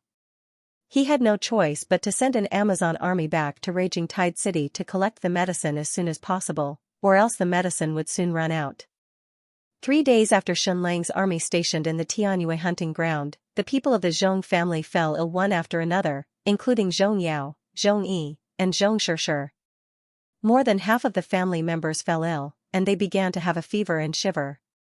Cold, cold, cold, I'm going to die, I'm going to die. Zhong Shishir's body was covered with 2 layers of blankets, but she still kept shivering. The chill seemed to come from her bones. Her lips were pale, her nails were cyanotic, and her teeth were chattering. This illness really differed from person to person. Zhong Shishir's symptoms were much more serious than others. An ordinary person would have a chill for about a quarter of an hour at most, but Zhong Shishir lasted for a few hours. In the end, her face was so pale that there wasn't a trace of blood, and her lips were starting to turn purple. Although Zhong Yao also had an illness, it wasn't this serious. Zhong Shusher's breathing was getting weaker and weaker, and her vitality was withering. This was really strange. Even if malaria could kill, it wasn't at this stage. The chill was only at the second stage. Moreover, Xianxia had already used artemisinin, which was a super effective medicine for the early stages of malaria. It should be effective soon, so why didn't it work? Why did she look like she was going to die? Your Majesty, please save my daughter. Zhong Yao knelt down and kowtowed. From today onwards, she will be your servant. Subsequently, Xianxia tried all kinds of methods, but he couldn't stop Zhong Shusher's condition from worsening. Her body temperature kept dropping, and her vitality kept weakening. Why was this happening? Xianxia started to cut her wrist, took out half a tube of blood, and observed it under the microscope. He realized that there were other living things besides the malaria parasite. Was this a parasite from Stupa Mountain? It had been lurking in Zhong Shusher's body all this time, but after the parasite relapsed, it had activated the parasite in her body, but what kind of parasite was this? Xianxia realized that the parasite did not recover on a large scale. Instead, it had entered a strange state. The parasite from Stupa Mountain was very scary. They had different stages of growth. They might be harmless in the first and second stages, but they would be instantly fatal when they entered the third stage, and they might even show terrifying symptoms. Someone had poisoned Zhong Shusher? Why was this happening? Xianxia asked. Zhong Ho, what happened to Zhong Shusher in the past 2 years? Zhong Yao said, after the engagement between Shusher and Zhu Hongping was cancelled, Ning Xiao once tried to beat around the bush, saying that he was willing to take Shusher as a concubine. In the end, I rejected him. Shusher also rejected him, and her attitude was very bad. Xianxia asked, what's the relationship between Ning Xiao and Stupa Mountain? Zhong Yao said, it shouldn't be very close, but the State of Yu is Sky Sea Pavilion's territory. So Stupa Mountain should have their eyes on Ning Xiao? Xianxia said, your daughter was poisoned by a parasite. The other party probably didn't want to kill her, but wanted to threaten her. When the plague broke out this time, the malaria parasite in her blood stimulated the parasite, so she kept feeling cold, and her vitality was gradually withering. Before Zhong Yao could say anything, a woman rushed in from outside and knelt in front of Xianxia. Your Majesty Xianxia, I know that there is nothing you can't do. Please save my daughter, she is my precious darling. As long as you save her, she will be your servant for the rest of her life. This person should be Zhong Shusher's mother. Zhong Yao said in shock, Madam, what are you doing? Get out. Get out. Many people in the Zhong family were infected with malaria, except for Madame Zhong. She rushed into the ward without a care for the risk of infection. Then, Zhong Yao knelt in front of Xianxia, his forehead on the ground. A moment later, Zhong Yao's son also came in and knelt in front of Xianxia. The entire Zhong family knelt and begged Xianxia to save Zhong Shusher. Alright, I can try, but if it doesn't work. Xianxia said. Zhong Yao said, if it doesn't work, then it is heaven's will, and I will be very grateful for your Majesty's kindness. Xianxia said, alright, then I will have to trouble all of you to leave. He didn't explain why he wanted everyone to leave, because he didn't want anyone to see what was going to happen next. Yes. Zhong Yao left with his family. Putting aside the fact that Xianxia wouldn't do anything to his daughter, even if he did, it wouldn't matter.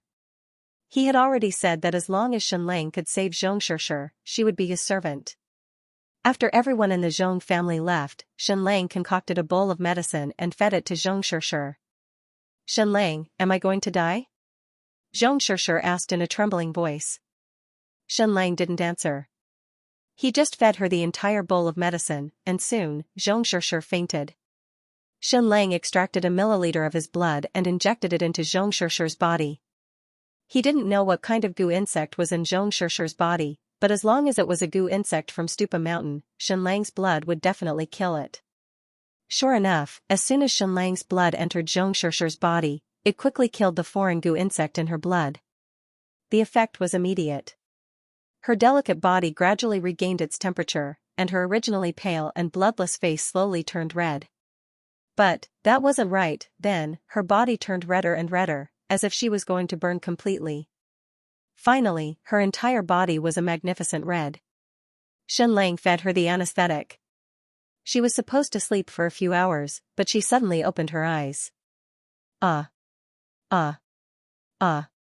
Then, she felt as if her body was about to explode, and she screamed in extreme pain. Madame Zhong was about to rush in from outside, but Zhong Yao stopped her. Bam, bam, bam. Zhong Shishir, who was in unbearable pain, slammed her fists down, instantly shattering the sturdy wooden bed.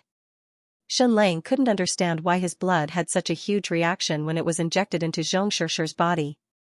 Was it because Zhong Shishir's body was special, or was it because of Shenlang's blood? However, her life wasn't in danger. Although her screams were tragic, they were at least full of energy. However, Zhong Shishir's next words made Shenlang feel so awkward that he wanted to crawl into the ground. Shenlang, you're that white impermanence. You're that white impermanence who tarnished my innocence. You're that beast. In the next few days, countless soldiers in the Tianyue hunting ground fell ill every day. Although they were treated, they didn't recover that quickly. 8,000 people, 10,000 people, 20,000 people, 40,000 people, more and more soldiers fell ill from the plague. As a doctor, Shenlang could see that the epidemic was about to be controlled very soon. Most people's lives would be saved because the medicine was administered in time. However, to outsiders, the entire Tianyue hunting ground seemed to have turned into hell. Following that, Shenlang completely sealed off the entire hunting grounds and cleared out everyone within a radius of 3 li, ensuring that no spies would be able to approach. However, there were still people observing with binoculars from the top of a mountain nearby. Then, they continuously sent information to the palace. Your Majesty, great news, great news. For the sake of the people's hearts, Shenlang had indeed fallen for the trap and accepted the surrender of the 80,000-strong army. Now, there's an outbreak of malaria in the military camp. Tens of thousands of people have fallen. That place has already become hell. Now, there are large numbers of people dying in the Tianyue hunting ground every day. The corpses that are being carried out are densely packed. The corpses are being burned every day. The stench is overwhelming. King Mingxiao said, what about Shenlang's army? Did they get infected? Eunuch Nian said, we didn't see any corpses being carried out by Shenlang's army. However, we can clearly see that Shenlang's east camp has also started to build quarantine camps. Moreover, the guards on the east camp's walls are becoming sparser. Therefore, we can be sure that Shenlang's army is also suffering from a large-scale outbreak of the plague. Ningyi said, Your Majesty's plan is truly unparalleled. Shenlang's army has not even started fighting, and they have already suffered a disaster. Your Majesty, this move of yours is giving them a taste of their own medicine. Ningxiao did not say anything, but his eyes revealed a proud and cruel light. His poisonous plan had indeed worked. The poisonous insects of Stupa Mountain are indeed powerful. They did not disappoint me. It had been 25 days since Shenlang's army entered the Tianyue hunting ground. This place seemed to be dead silent. There were fewer and fewer corpses being carried out, and fewer corpses being burned. Perhaps they had all died. Ningxiao's spy could not predict how many casualties there were in Shenlang's army. However, he could see that the guards on the walls were already extremely sparse. There were less than 10,000 people. Moreover, there were countless crows circling above the entire camp. There were hundreds of them, and every day, they would let out mournful cries. This battle had not even started, and Shenlang's army seemed to have suffered a disaster. They would soon be wiped out by the plague. Inside the camp, Zhong Yao, who had already recovered, said, Your Majesty, Ningxiao has not sent out his troops yet. Hila said, Did he discover our trick? Shenlang said, No, he is just greedy. He wants to let the plague kill us all. Hila said, Then what should we do? We can't wait forever. What if he and the Zhu clan's hundreds of thousands of soldiers don't attack us? We can't just attack the capital and blow the entire Tianyue city into ruins, right? Shenlang said, Immediately put on a new show. Gather the army and make it look like they are going to retreat and escape. Yes. Inside the palace, Eunuch Nian said, Your Majesty, Shenlang wants to escape. His surviving army is gathering. He wants to escape. King Ningxiao said, "Order the army to attack the Tianyue hunting ground and wipe out Shenlang's army. This is to destroy Shenlang. I must take the lead, not the Zhu clan. I want everyone to see that the state of Yu is my state of Yu, not the Zhu clan's state of Yu. So what if it's the Zhu clan? So what if it's Zhu Hongshua's blood soul army? Can they defeat my evil plan? When Shenlang used the plague to massacre my Tongtian temple's Niaojuiqing, did he think of this day? Shenlang is really laughable. For the sake of the people's hearts, he actually buried his own army. How can such a person be worthy of being called a king? What benevolence, what kingship, how foolish and laughable. Order the army to head south." Following King Ningxiao's order, the army of hundreds of thousands of soldiers headed south, charging towards Shenlang's Tianyue city hunting ground. The real decisive battle for the fate of Tianyue city had officially begun. Note, today's 2 chapters have over 17,000 words. Brothers, give me your monthly votes. I want to struggle a little. Thank you for the 10,000 coins that you have given me. This was supposed to be an epic scene. Prime Minister Zhu Hongzhu said, unfortunately, it was ruined. He stood on high ground and watched the hundreds of thousands of soldiers marching south like a swimming dragon. They stretched for dozens of miles, connecting the sky and the earth. Father, what do you think of the so-called Shenlang falling into a trap and the army being infected with a plague? Zhu Yong asked. Zhu Hongzhu said, there are only 2 things that can be used to deal with Shenlang, an overt plot and power. To use a plot on him? You overestimate yourself. He is the ancestor of conspiracies. Zhu Yong said, Ningxiao's actions have crossed the line.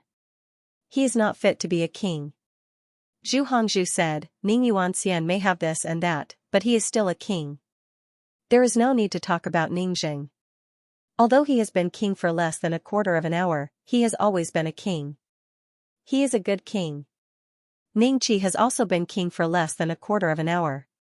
He is tenacious and indomitable, but he is still a good king. Ningxiao is a twisted lunatic, but a person like him can also be a king. A mad king is also a king. Zhu Hongzhu was stunned. He vaguely understood the meaning of his father's words. A wise king is a king, and a muddle-headed king is also a king.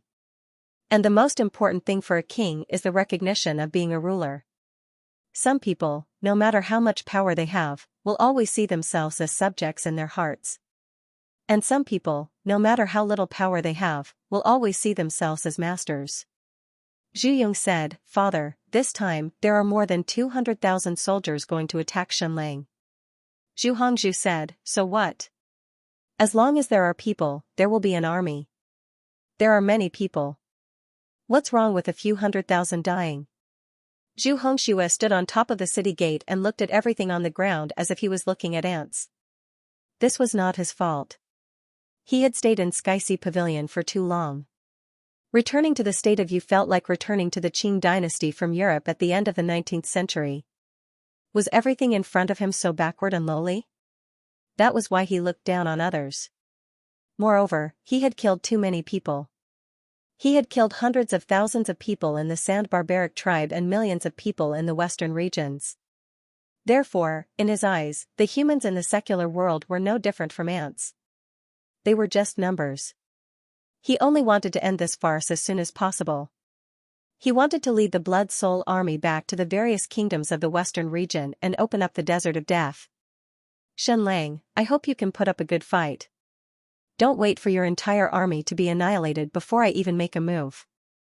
The Skyleap hunting ground was only a few dozen miles away from the capital. A few days and nights later, Ning Xiao and the hundreds of thousands of soldiers of the Zhu family finally arrived at the city, completely surrounding the hunting ground. There was no other way. There were too many soldiers. It was not difficult to march dozens of miles, but it would take a lot of time to get into battle formation. These hundreds of thousands of soldiers could be said to be full of stars. Ning Qi, Duke of Qi, Ning Yi, Princess Royal Ning Luo, Tianyue Governor Zhang Zhao, Tianyue Admiral Zhu Wubian, son of General Zhu Lin, Qingan Wu Zhaozhong, and so on.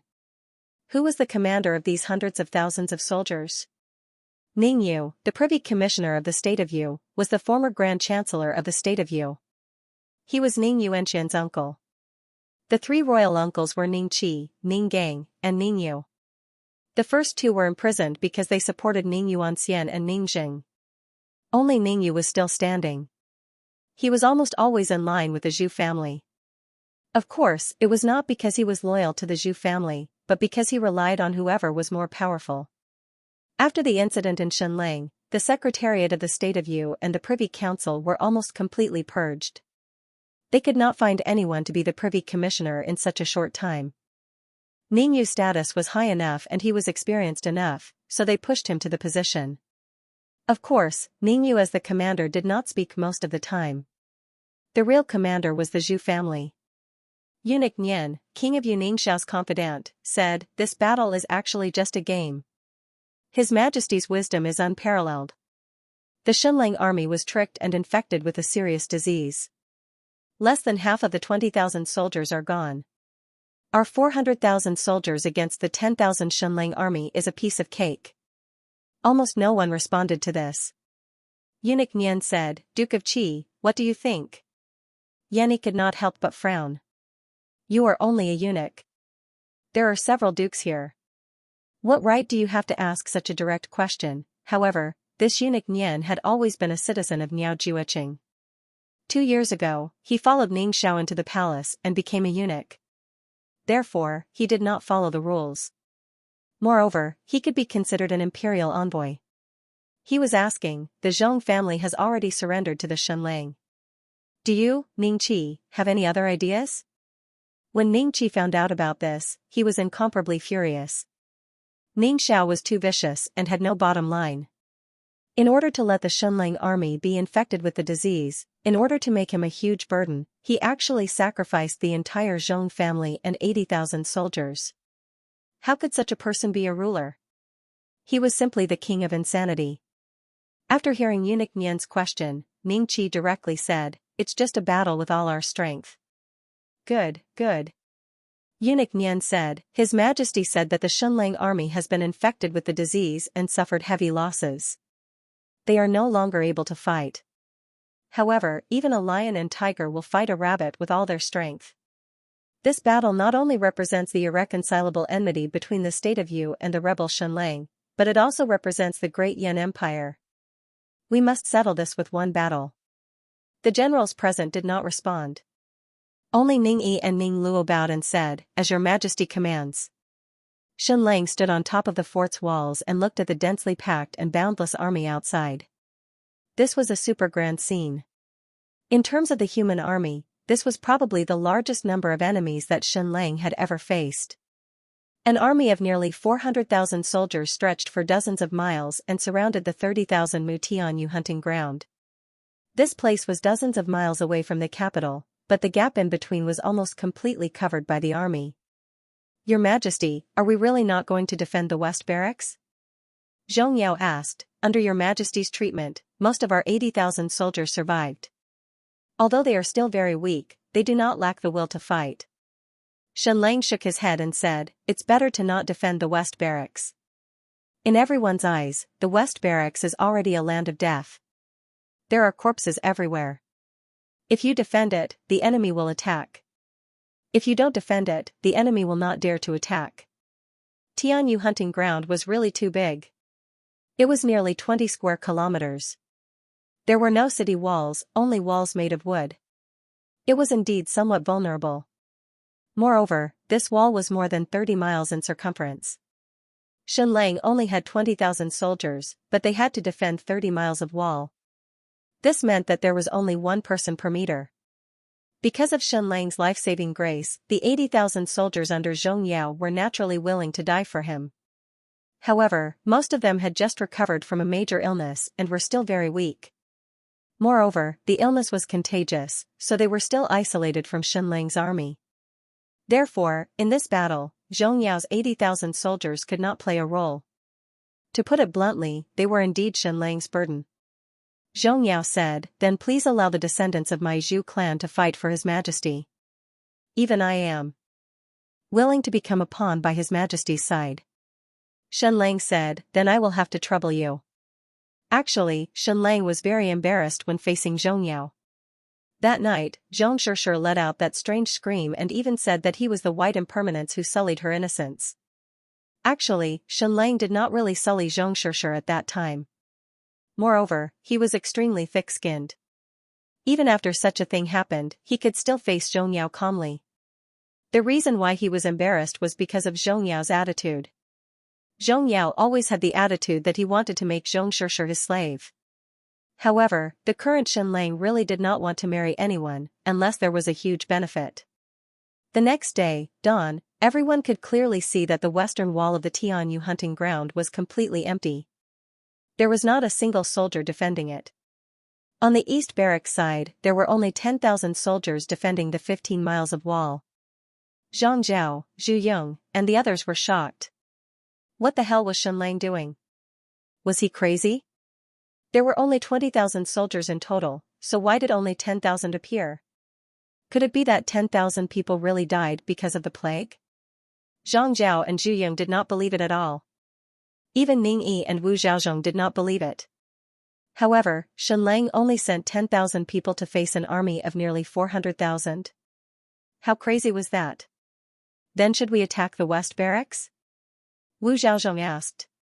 Zhu Yong shook his head and said, it should be fake that Shenlang's army suffered heavy casualties because of the plague, but it's true that Zhong Yao's 80,000 soldiers were infected.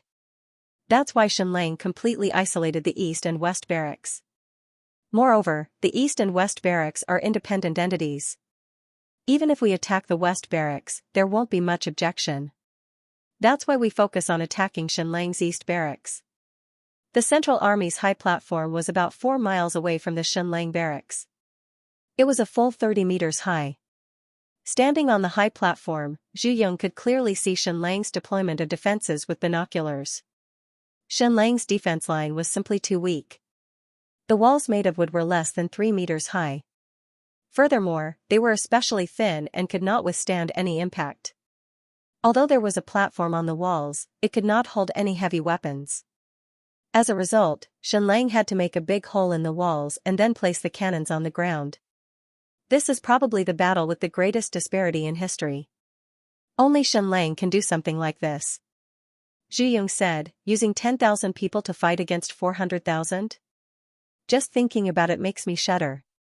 Ning Yi, who was at the side, sneered and said, Shenlang still has no guts. Otherwise, why didn't he attack the capital? Zhu Yong said lightly, it's not that he doesn't dare, but he can't bear to. Ning Yi said, Uncle, who will fight the first battle? Ning Qi? In this battle, Ning Qi led an army of 100,000. He was the only army that belonged to the state of Yu. These people had complicated thoughts. They did not want to fight against Shenlang at all, but because they felt that Shenlang would definitely lose, they had never thought of surrendering to Shenlang. Ning Yi's words meant that he wanted Ning Qi's army of 100,000 to send up first as cannon fodder. Zhu Yong shook his head and said to Ning Luo and Qingan Wu Zhaozhong, how about the two of you lead the army to fight the first battle? All right. Ning Luo said. She thirsted for battle, thirsted for slaughter, so she would never retreat on the battlefield. And Qingan Wu Zhaozhong and Shenlang had a life and death feud, so they would fight to the death. The sun suddenly leaped into the sky. Under the sunlight, everything on the ground could be seen even more clearly. The difference between the two armies was even greater. One side was black and boundless. On the other hand, Shenlang's side was sparse and withered. The thin wooden walls couldn't even withstand a single blow. Dong, dong, dong, dong, dong. Shocking war drums sounded. Commander-in-Chief Ning Yu suddenly drew his sword and shouted, attack the stronghold, attack the stronghold. There was no need for any catapults or siege weapons. The only thing in front of them was a wooden stronghold wall that was less than 3 meters tall. Moreover, it had been exposed to wind and rain for dozens of years. It was already extremely weak. As long as they charged in front of it, they could easily push it down. Charge! Ning Luo suddenly drew her sword and shouted sternly. Destroy, destroy. It didn't matter who she was destroying, as long as it was destruction and slaughter, especially Shenlang. Qingan Wu Zhaozhong suddenly drew his sword and shouted, Army, charge! Kill every last one of Shenlang. Then, the army of 100,000 charged towards the stronghold wall of Tianyu hunting ground like a tidal wave. Dust billowed, and the entire ground started to tremble. Looking from the sky, the army of 100,000 was like a black tide surging towards the weak stronghold wall. Ning Luo and Wu Zhaozhong both knew that Shenlang had cannons that could shoot iron balls from a kilometer away. Its power was astonishing, but how many people could a mere few hundred iron balls kill? The army was only about 4 kilometers away from the stronghold wall. At most, they would reach it in 5 minutes. During this period of time, how many iron balls could Shenlang's cannons shoot? They also knew that Shenlang's Nirvana army had amazing archery skills, but this was not a stronghold wall, but a fragile wooden wall that could collapse with a single push. As long as they reached the stronghold wall, he absolutely didn't believe that a mere 10 or 20,000 people from Shenlang could win against 100,000, 200,000, or even 300,000 people. Bang, bang, bang, Ning Luo and Wu Zhaozhong's army of 100,000 continued to charge. They were getting closer and closer to the stronghold wall of Tianyu hunting ground. They were within a kilometer. 900 meters. 800 meters, Zhu Yong was startled. Why didn't Shenlang fire the cannons? He could clearly see with his binoculars that Shenlang clearly had a few hundred cannons. They were clearly in the firing range, so why didn't they fire? Didn't he know that this was the most precious time to attack? By the time the army reached the stronghold wall, it would be too late to fire the cannons.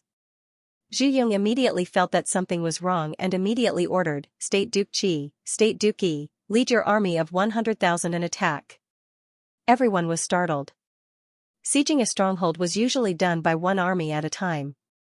How could there be 200,000 soldiers pressing forward all at once? Of course, this battlefield was big enough. Tianyu hunting ground was 30,000 mu, and it could accommodate 200,000 soldiers. But this wasn't the traditional way of fighting. However, Ning Qi was only slightly startled before he nodded.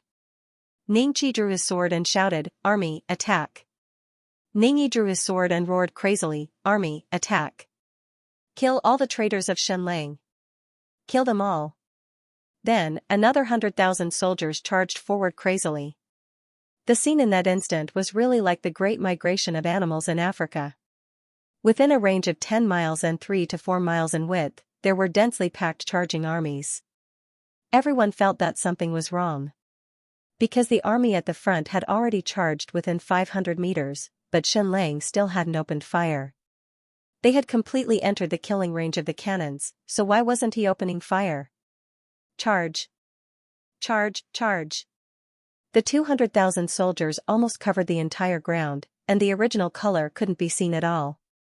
The black tide-like army continued to close in. 400 meters, Zhu Yong was stunned. They were already at this distance, and Shenlang still wasn't opening fire? What were you thinking? What were you trying to do? 350 meters, on the high platform, Zhong Yao looked at the densely packed enemy troops in his field of vision, and his entire body trembled slightly. He really wanted to ask if His Majesty still wasn't opening fire. Zhong Shishir even instinctively clamped her legs together. This was probably the craziest battle she had ever experienced. The enemies outside roared like a tidal wave, and it looked like they were right in front of them. Meanwhile, the 10,000 soldiers of Shenlang were silent as if they didn't react at all. She felt that her heart was about to jump out of her chest. Everyone looked at Shenlang from afar. Finally, Shenlang waved the flag in his hand. Dozens of generals roared at the same time, "Open fire, open fire, open fire." In an instant, hundreds of cannons opened fire at the same time. Boom, boom, boom, boom, boom, the earth-shattering explosion was deafening, and the entire ground shook violently. Zhong Shishir, who was on the wall, almost instinctively covered her ears, but she realized that cotton had already been stuffed in. Swoosh, swoosh, swoosh. The hundreds of cannons didn't shoot iron ball bullets, but grape-shot bullets. This was also Shenlang's decision. He didn't shoot solid shells, and directly used the destructive grape-shot bullets. Among the hundreds of smoothbore cannons, more than 2/3 were 12-pounder cannons, and 1/3 were 18-pounder cannons. However, regardless of whether they were 12-pounder or 18-pounder cannons, Because they used powerful explosives, even if they were shot with grapeshot bullets, the effective killing range could reach 500 meters. However, in order to achieve the most shocking killing effect, Xianxia didn't even open fire within 500 meters. Instead, he chose to open fire within 350 meters. At this distance, the two types of cannons were extremely powerful. Even the grapeshot bullets could easily penetrate the bodies of every soldier. According to the manufacturing method on Earth, there were about 50 grapeshot bullets in a 12-pounder bullet, and about 70 to 80 grapeshot bullets in an 18-pounder bullet. However, Xianxia's explosives were even more powerful, so he changed the iron balls inside into lead balls. This way, the mass would be greater under the same volume, and the lethality would be greater. The 12-pounder bullet actually weighed more than 12 pounds, and a total of 80 grapeshot bullets were stuffed inside. 120 lead pellets were inserted into the 18-pound canister shell. Therefore, in an instant, more than 50,000 grapeshot bullets were shot out.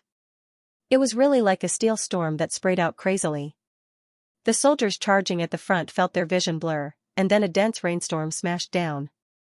In an instant, like rain hitting a banana leaf, countless blood splattered. It was a crazy massacre. At a distance of more than 300 meters, the grapeshot bullets violently shot through the body of a soldier, and then drilled into the body of a second soldier.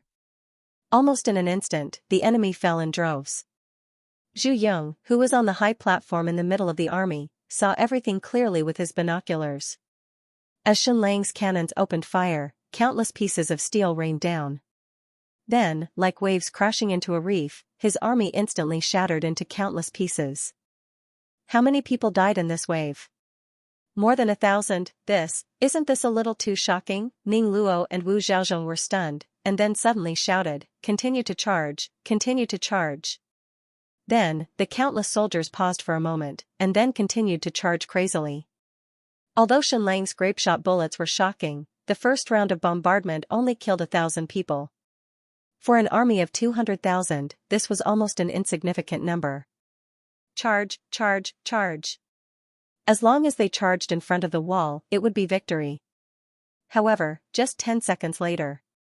Boom, boom, boom, boom, the hundreds of cannons of Xianxia roared again. Whoosh, whoosh, whoosh, whoosh, once again, a torrential rain of steel sprayed out.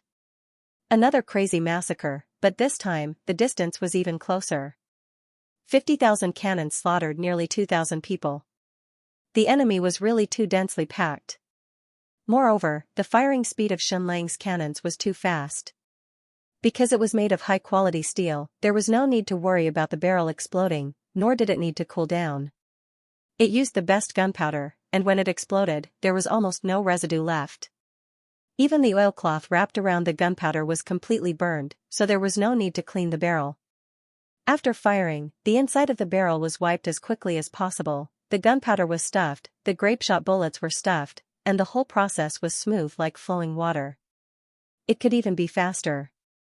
Therefore, not only did the firing speed of the hundreds of cannons of Xianxia not slow down, but it became faster and faster, faster and faster. Boom, boom, boom, boom, waves of earth-shattering explosions rang out, and waves of steel rained down. Lives were harvested in a frenzy. The army trained by the Zhu clan was definitely considered brave, and they charged madly against the terrifying metal storm. The distance was getting closer and closer. 300 meters, 200 meters, 100 meters, 50 meters. But every 10 meters or so forward, it became so difficult. The density of the cannons of Xianxia was too high. There was a cannon less than 20 meters apart. When the enemy rushed to within a few dozen meters, the countless metal storms slaughtered them almost without any blind spots. And what was even more despairing was that the 10,000 soldiers on the wall also began to shoot arrows. All of them were super strong bows of 2.5 stone, and they were extremely lethal within 100 meters, and their accuracy was frighteningly high. 50 meters became the enemy's limit. They could no longer advance even an inch. All the enemies within this range were turned into corpses. Massacre, massacre, massacre. At this distance, the grapeshot bullets of the cannons could almost penetrate more than 10 meters. As long as there were enough people, one bullet could penetrate the bodies of 4 or 5 people. Within this line, countless corpses were piled up like a mountain, The cannons rained down bullets, and the arrows rained down. The dozens of meters in front of the wall became an absolute dead zone. I. Xianxia instinctively wanted to curse. Although she was the daughter of a wealthy family, she would occasionally curse, as long as her parents didn't hear her. But there were so many people around, so she swallowed her words. Because she gripped her scimitar tightly, she was already prepared to enter the craziest killing spree. She definitely wouldn't embarrass the Zhong family, especially not in front of Xianlang. Trash by Wu Chang, scum, scoundrel, pervert. Looking at the hundreds of thousands of enemy soldiers charging at her, she really felt that this was a hopeless battle. She didn't expect the battle to turn out like this. The hundreds of thousands of soldiers couldn't even get close. She didn't even have to swing her scimitar once, and countless enemies had already fallen. Moreover, Xianlang's army was so strong. These tall women could all shoot arrows in rapid succession, and they could shoot an arrow every second. They were so strong that it made people's hair stand on end. In the short time since the battle started, they had already shot over 1 million arrows. It was even more impossible to know how many bullets these cannons had rained down. It was an astronomical figure. In any case, the ground dozens of meters in front of them was densely packed with corpses that piled up like a mountain. On the Central Command's high platform, Zhu Yong used a high-powered telescope to see all of this. He felt his scalp go numb, and the hairs on his body stood on end. He had never seen such a secretive killing zone before. The area of more than 10 kilometers was completely covered in bullets, and there were no blind spots. Where the bullets couldn't reach, there was a dense rain of arrows. How was this a battlefield? It was practically a slaughterhouse. I knew it would be like this, I knew it. Zhu Yong said in a trembling voice. He knew Xianlang too well, and he knew that Xianlang would definitely not fight a battle unprepared. But when it really happened, it was still so shocking that his eyeballs almost popped out. He could even sense that Xianlang's army had already entered a state of madness, and the firing rate of the cannons was getting higher and higher. Boom, boom, boom. Astonishing loud sounds rang out incessantly. Commander-in-Chief, the battle is about to collapse. The army can't withstand such huge casualties, and it's about to collapse. Actually, the Zhu clan's army was already valiant enough. If it were any other army, perhaps they would have collapsed long ago with such casualties. But even now, they were still on the verge of collapsing.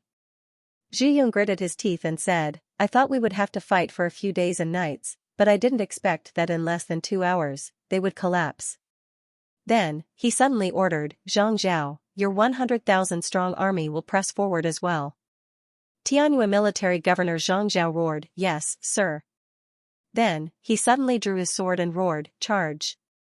Another 100,000 strong army madly charged toward the weak walls of Xianlang's stronghold. But Zhu Yong knew that these hundreds of thousands of soldiers could only be used as cannon fodder to exhaust Xianlang's ammunition. The ordinary army of this world was already outdated. Zhu Yong looked at Xu Tingyu of the Yinyuan Association and said, Young Master Xu, can your Iron Blood army withstand Xianlang's weapons? Xu Tingyu said, there will be casualties, but we can withstand it. Zhu Yong said, my army will block countless bullets from Xianlang for you. You can move out. Xu Tingyu looked in the direction of Xianlang and said slowly, Xianlang, that was just the appetizer. The real battle is coming. I will let you know that your Nirvana army is inferior to my Iron Blood army. Your Amazon army is at best on par with my Iron Blood army. Then, Xu Tingyu shouted, Iron Blood army, attack. Instantly, the 20,000-strong Iron Blood army of the Yinyuan Association rushed out like lightning. They were extremely fast, like cheetahs. Zhu Yong then looked at Master Kongjing of the Tongtian Temple and said, Master, what about you? Can you withstand it? Master Kongjing said, no problem. Although Xianlang's weapons are sharp, they can't do anything to our Tongtian Temple army. Attack. Following the order, the Tongtian Temple's super army attacked. Note, first update delivered, monthly ticket? The distance was pulled apart, it hurts. Was Xu Tingyu of the Yinyuan Association bragging? Could his Iron Blood army block Xianlang's cannons? He was not bragging. They could really block it. Because every warrior of the Iron Blood army was wearing extremely strong steel armor. Of course, it was still far from the Xianxia Pavilion's armor. The armor of the Iron Blood Army was almost the same as that of the First Nirvana Army of Shenlang. It was pure steel armor and weighed no more than 80 kilograms. This was already very powerful and was enough to block most arrows. The armor of the Xianxia Pavilion was completely hopeless. It was absolutely invulnerable. Even a 180-kilogram sword could not cut through it because they used a secret alloy. In fact, the steel armor of the Iron Blood Army of the Inyuan Association could not block Shenlang's cannons at close range, but they should be able to block it from a distance of tens of meters. And they were running so fast, more than 10 meters per second. Even if they entered the killing range of the cannons, they would reach the city wall in a few seconds. At most, they would be hit by a wave of attacks. The super monk soldiers of the Tongtian Temple did not wear armor that was invulnerable. Could they block the cannons that were like a storm? It would be even easier. The weapons of these monk soldiers were 1.8 meters long super broadswords. Their unique skill was similar to Qiu Yaoer's electric fans. They crossed their hands, and the 1.8 meters long broadswords rotated at an astonishing speed of more than 10 times per second. This was actually completely beyond the limit of human speed. They were already using genuine qi to rotate the broadswords. It was really at the speed of an electric fan. Not only that, the super broadswords of these monk soldiers were specially made. Once they rotated at high speed, they could release a strong electromagnetic centrifugal force. Any arrows would be thrown away before they could even get close. Shenlang's cannons were no exception. So even the densest steel bullets and arrow rain could not hurt them at all. This was the secret army of the Transcendental Forces. It was a qualitative leap from a normal army and could not be mentioned in the same breath. Therefore, ascetic suffering's judgment was correct. The Iron Blood Army of the Inyuan Association surpassed the First Nirvana Army. Its combat power was probably similar to that of the Amazon Army, maybe a little weaker. And the super monk soldiers of the Tongtian Temple had combat power that surpassed the Amazon Army. Boom boom boom boom. Shenlong's hundreds of smoothbore cannons were still firing wildly, slaughtering madly. 50 meters away from the walls, the corpses had already piled up into a wall. After all, the army of the Zhu family was not completely fearless. They were still completely frightened by the massacre in front of their eyes, and their momentum of charging gradually stopped. They were made of flesh and blood, not steel. They really couldn't pass through the death zone formed by the steel storm. No matter how strict and crazy Princess Ning Luo and Count Qingan were, they would not be able to control the army. Their army had already suffered countless casualties, and there were not many left. Looking at the torrential rain of bullets and arrows in front of them, they could no longer resist the fear in their hearts. They scattered to the sides and fled desperately towards the north and south. After Princess Ning Luo and Wu Zhaozhong's army was Ning Qi's 100,000-strong army. This army did not want to fight with Shenlang at all. They had just rushed within a few hundred meters when they were attacked by the steel storm of Shenlang's cannons, and they were immediately stunned. This battlefield was too huge. Unless one stood on the high platform in the middle of the army and could see the tragic situation of the battle, and could see countless people being slaughtered by the rainstorm of bullets, the vision of the ordinary soldiers was limited. They could only see the black human heads in front of them, and they couldn't even see the scene of the massacre. Otherwise, they would collapse even earlier. At this time, Ning Qi's 100,000-strong army had just been attacked by Shenlang's cannons. They saw the densely packed corpses in front of them, and then saw the army in front of them desperately fleeing. Without saying anything, this army also fled directly towards the north and south. Most of them fled towards the direction of the capital in the north. While running, they were excited. Was His Majesty Shenlang so powerful? It seemed that this battle would not be clear. And Shenlang's cannons had even temporarily stopped firing. It was not because they were overheated, but because they did not want to slaughter this group of people who might be on their side. When Zhong Shishir, who was on the fort wall, saw this scene, she could not help but let out a sigh of relief. Ning Qi was her brother-in-law, and he was also her cousin. Of course, she was not willing to meet Ning Qi on the battlefield. And for a very long time, the Zhong family had been loyal to and supporting Ning Qi. But at this time, Ning Qi was feeling very sullen. Every day for the past 2 years had been very sullen and uncomfortable for him. It was as if he had lost his spirit because he had lost his direction. This time, he had wanted to fight with Xianxia with all his might and then resign himself to fate. But he had not expected that his army's morale would be lower than he had imagined, and they were even more confused than he was. Almost immediately after encountering Xianxia's cannons, they had run away. After cursing a few times in his heart, he also ran away. He was not running away, because Xianxia's cannons could not harm him. His 100,000-strong army had been routed, and he wanted to catch up and regroup his troops, lest they become completely scattered and disorganized. When Zhu Yong saw this scene, he sighed again in his heart. The hearts of the people in the world were with Jiang, not with Ji. If they were fighting with the wind, it would be fine. Ningqi's army would still be willing to charge forward and fight. But now that Xianxia's cannons were so fierce, it would be strange if they were willing to die. Fortunately, they did not count on these 100,000 ordinary soldiers for this battle. They were completely used as cannon fodder. After Ningqi's 100,000-strong army had fled, only Zhang Zhao's 100,000-strong army, as well as the 30,000-strong army of the Yinyuan Association and Tongtian Temple were left on the battlefield. Because of the army's retreat, not only did the battle not enter an end, but it also entered a true climax. An extremely amazing scene appeared. Originally, Zhang Zhao's 100,000-strong army was charging at the front, but the 20,000 iron-blooded soldiers of the Yinyuan Association were too fast. They all used a bayonet formation, and the 20,000 people were like 20 huge bayonets. They easily pierced through Zhang Zhao's 100,000-strong army. Zhang Zhao's 100,000-strong army wore gray armor, while the iron-blooded soldiers of the Yinyuan Association wore white armor. They were really like shining bayonets. Not only were they fast, but they were also orderly. The 20,000 people were like one person. The bayonet formation they formed was not scattered at all.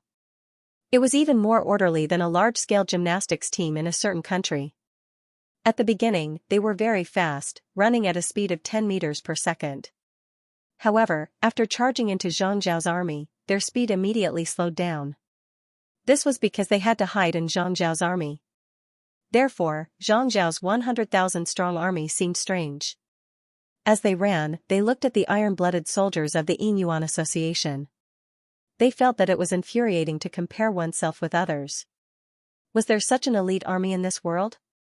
They wore sturdy white steel armor, carried super-strong bows and 5 quiver of arrows on their backs, had scimitars on their waists, and held a big mo saber in their hands.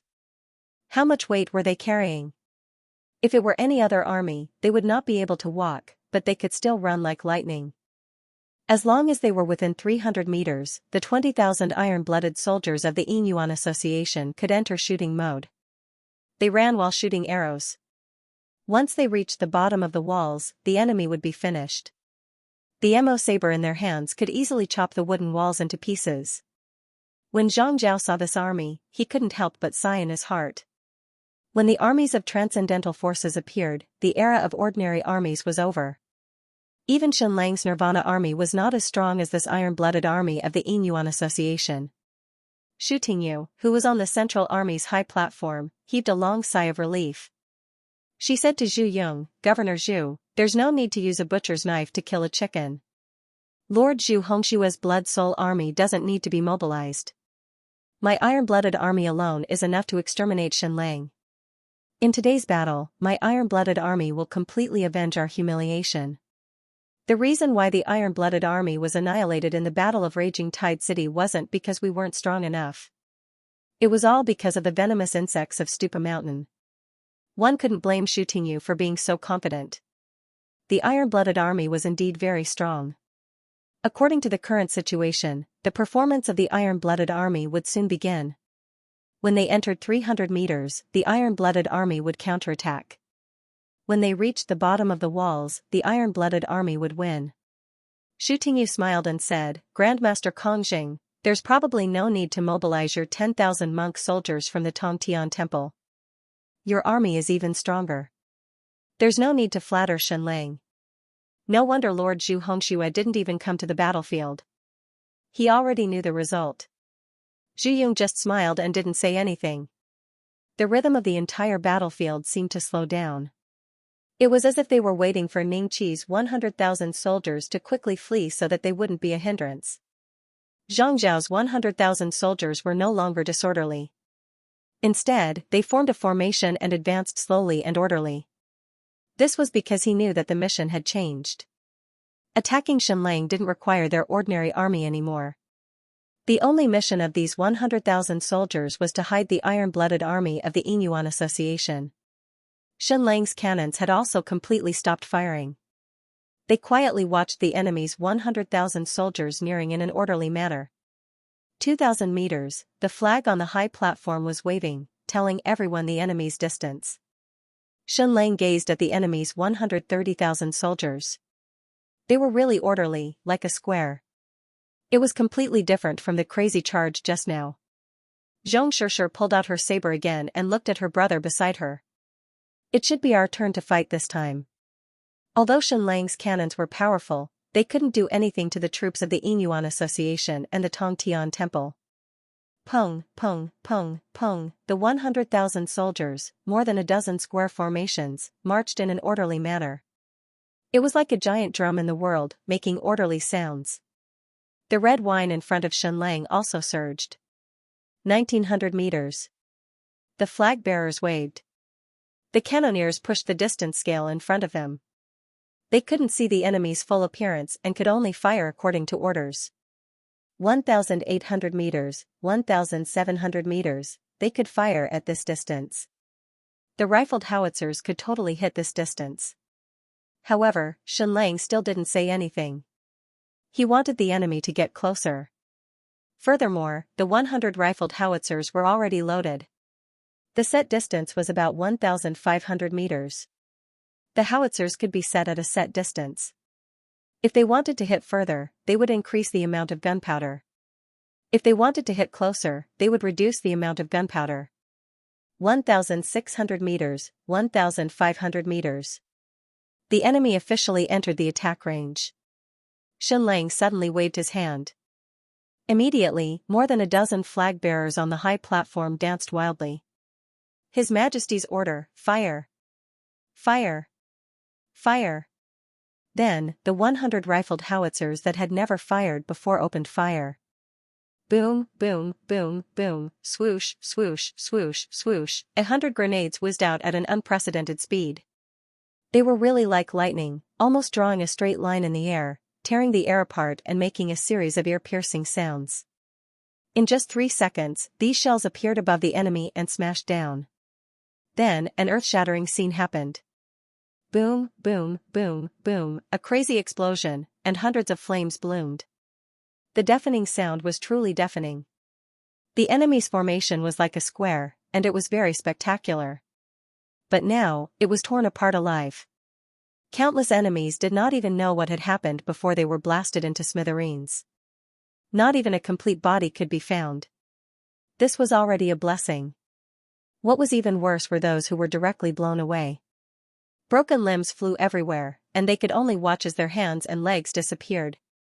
Countless enemies were thrown into the air like scarecrows. They vomited blood, their ribs were broken, and their internal organs were ruptured. When they landed on the ground, they were already dead. This was a real massacre. Compared to this, what was the storm-like shrapnel? What was the caliber of the perfect howitzer? 155 millimeters. This was the answer that history told Xianlang. The Soviet Union had tried all kinds of howitzers, and finally found that 155 millimeters was the best balance point. It was powerful enough, and the weight was not too much. But Xianlang weighed for a long time and still chose the 122 millimeters caliber. All 100 howitzers were of this caliber. The weight of the 122 millimeters howitzer was about 23 kilograms, and the destructive area was about 600 square meters. Compared to the howitzer of the same level on Earth, it was 30% less. But Xianlang was already very satisfied. The destructive area of a shell was 600 square meters, and 100 of them was 60,000 square meters. The amazing power of the explosives, coupled with the terrifying shrapnel, after each shell exploded, the area within 600 square meters was either dead or maimed. Thankfully, the enemy never understood howitzers. When they attacked, they neatly formed a phalanx, afraid that Xianlang couldn't hit accurately. The first round of shelling caused more than 3,000 to 4,000 casualties. On the enemy's central platform, when Xianlang ordered to fire at a distance of 1,500 meters, Zhu Yong already felt that something was wrong. However, he saw a scene that he had never seen before. From this height, he could see it clearly. After more than 100 flame flowers exploded, his neat and tidy army of more than 100,000 instantly fell into chaos.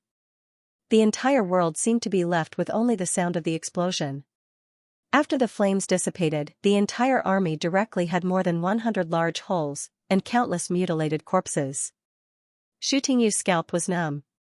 His Iron Blood army was very strong, but they could not withstand such a powerful shell. After being hit by Xianlang's cannon, the lucky ones were directly blown away. After landing, they vomited blood, and one of their bones was broken. As for the unlucky ones, the shrapnel directly shot into their eyes and neck, killing them instantly. The power of the shrapnel was too shocking. Once it shot into the body, it would cut almost half a foot deep. Everyone looked at Zhu Yong. What should they do next? Zhu Yong's heart trembled. Xianlang really had a powerful secret weapon. Its destructive power was so terrifying that it could slaughter the enemy at a distance of 1,500 meters. Zhu Yong was not ignorant about ancient weapons. He knew that there were ancient super crossbows that could shoot 2 to 3 kilometers away, and their accuracy was very high. However, these giant crossbows were very large, and each giant arrow was very precious. The most important thing was that their penetrative power was amazing. They could also explode, but the power was not so terrifying. Charge, charge, disperse and charge.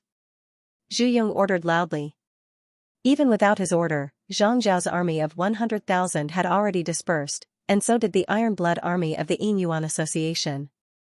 The battlefield returned to its previous state. The army of 100,000 ran like wild beasts, charging towards Xianlang's main camp. 9 seconds, only 9 seconds. This rate of fire was slower than modern cannons by half, but it was more than enough. The second round of bombardment began. Boom, boom, boom, boom, 100 grenades smashed into the enemy again, exploding crazily again. Corpses flew everywhere, and bones were crushed. Charge, charge, charge. Zhang Zhao roared. The 100,000 soldiers of the Zhu clan buried their heads and rushed forward with all their might. The Iron Blood army of the Yinyuan Association was still hidden in the Zhu clan army, trying to reduce their own casualties. The monk soldiers of the Tongtian temple were behind the army, and their casualties were minimal. Boom, boom, boom, boom, boom, boom, the third round, the fourth round, the fifth round, the Zhu clan army was, after all, an ordinary army. They were not made of iron. After 8 rounds of bombardment, their casualties reached an astonishing 10,000, and their morale completely collapsed. If it was a normal battle, they could withstand even more casualties. However, the battle in front of them was too terrifying. Xianlang's weapons were fired from a few miles away, and once they were hit, they would die without a complete corpse. Even the bravest soldiers couldn't withstand it. How was this a weapon? This was simply a lightning strike, the wrath of the thunder god. Even the soldiers who weren't hit by the explosions were scared out of their wits by the loud booms. Their ears were ringing, and they couldn't hear anything. They even stretched out their hands to touch their hands, and their hands were covered in blood. At this time, even if Zhang Zhao roared with all his might, and even if the supervising troops under him killed with all their might, they wouldn't be able to stop the army from collapsing. The 80,000 soldiers fled in all directions. Not only did they flee towards the north and south, some even fled backwards. Ghosts wailed and wolves howled, and birds and beasts scattered. After Zhang Zhao's army fled, the Iron Blood army of the Yinyuan Association and the super monk soldiers of the Tongtian temple lost their cover, and were directly exposed in front of Xianlang's cannons. However, this way, the Iron Blood army of the Yinyuan Association no longer had to suppress their speed, and could run at full speed. Charge! Following the order, the remaining 10,000 Iron Blood army suddenly spread out, and quickly rushed towards the village wall. Even at this time, even with so much weight on their backs, their running speed still reached an astonishing 7 meters per second. They were indeed stronger than the Nirvana army. Their speed was so fast, and their formation was so scattered, which was disadvantageous to Xianxia. It was difficult for 100 cannons to cover them completely. However, the next round of firing was not just 100 cannons, but 500. 400 smoothbore cannons also fired, and they were also using explosive shells. The smoothbore cannons couldn't hit far, and the flying speed of the shells was slow, the accuracy was not high, and the charge was not large. They were far behind the rifled howitzers. However, at this time, what was needed was the firepower coverage. 500 cannons were enough to carpet bomb the battlefield that was 10 kilometers wide. Boom, boom, boom, boom, in every round of firing, 500 cannons bombarded indiscriminately, and the killing range reached an astonishing 200,000 square meters. Within this range, even the powerful Iron Blood Army of the Inyuan Association would find it difficult to escape. Standing on the high platform, Xianxia's heart was bleeding. His Iron Blood Army was incomparably brave, and they rushed forward crazily despite the shocking artillery fire. Their speed was still fast enough, and they only needed 4 minutes to cover the distance of more than 1,000 meters. However, these 4 minutes were enough for Xianxia's army to carry out 20 rounds of artillery fire, and more than 10,000 cannons poured down. These were not iron ball cannons, but explosive shells. The powerful ones had a killing range of more than 600 square meters, and the weak ones had a killing range of about 200 square meters. Xianxia watched helplessly as her troops were blown up again and again. Then, they got up again and rushed forward again. His Iron Blood Army was indeed brave and powerful enough, and most of them didn't die even after being blown up several times. Their internal organs were injured, and they vomited blood, but they still rushed forward after getting up. Even if their bones were broken, they still rushed forward. The distance that could be covered in 4 minutes became 8 minutes, 10 minutes, and 15 minutes. Meanwhile, Xianxia's cannons were still roaring crazily, but the firing speed was gradually slowing down, especially the rifled howitzers. Because the speed at which the shells were fired was too fast, the temperature was too high, and the barrel was red, and it needed to be cooled down continuously. Modern cannons generally had a lifespan of about 500 rounds, and Xianxia's cannons were definitely far from that. It was already very impressive to have a lifespan of 200 rounds. On the contrary, the smoothbore cannons were better, because the barrel was especially thick, and the shells were fired slowly. Even so, the 500 cannons of Xianxia were still enough to cover the entire battlefield. 10,000, 15,000, and 20,000 cannons were crazily poured on the battlefield. Of course, Xianxia didn't make many of the most advanced cylindrical conical grenades, only less than 10,000 of them. However, there were still a lot of spherical primitive explosive shells, tens of thousands of them. The two types of shells added together were enough to fire for half an hour. A tragic scene appeared on the battlefield. The Iron Blood Army of the Inyuan Association fell again and again, but they got up again and again to charge. But as they fell, the bows on their backs disappeared, the arrows disappeared, and even the modeo in their hands disappeared. Gradually, they couldn't get up anymore. Some of them died, but some were not dead yet, but they couldn't get up anymore. Their bones were nothing, and vomiting blood was nothing. The key was a concussion. Dozens of rounds of artillery bombardment, tens of thousands of shells fell, and every Iron Blood Army soldier was blown up several times and sent flying by the shock waves. Due to severe concussions, their vestibular function was completely messed up. Once they stood up, they would feel dizzy and vomit constantly. They couldn't even tell north from south. What about the super monk soldiers of Tongtian Temple? At first, they were very impressive. The long-handled broadswords in their hands spun crazily like electric fans, and they could deflect any projectiles, arrows, and shrapnel. Each of them was a martial arts expert. They were different from the Iron Blood Army of the Inyuan Association.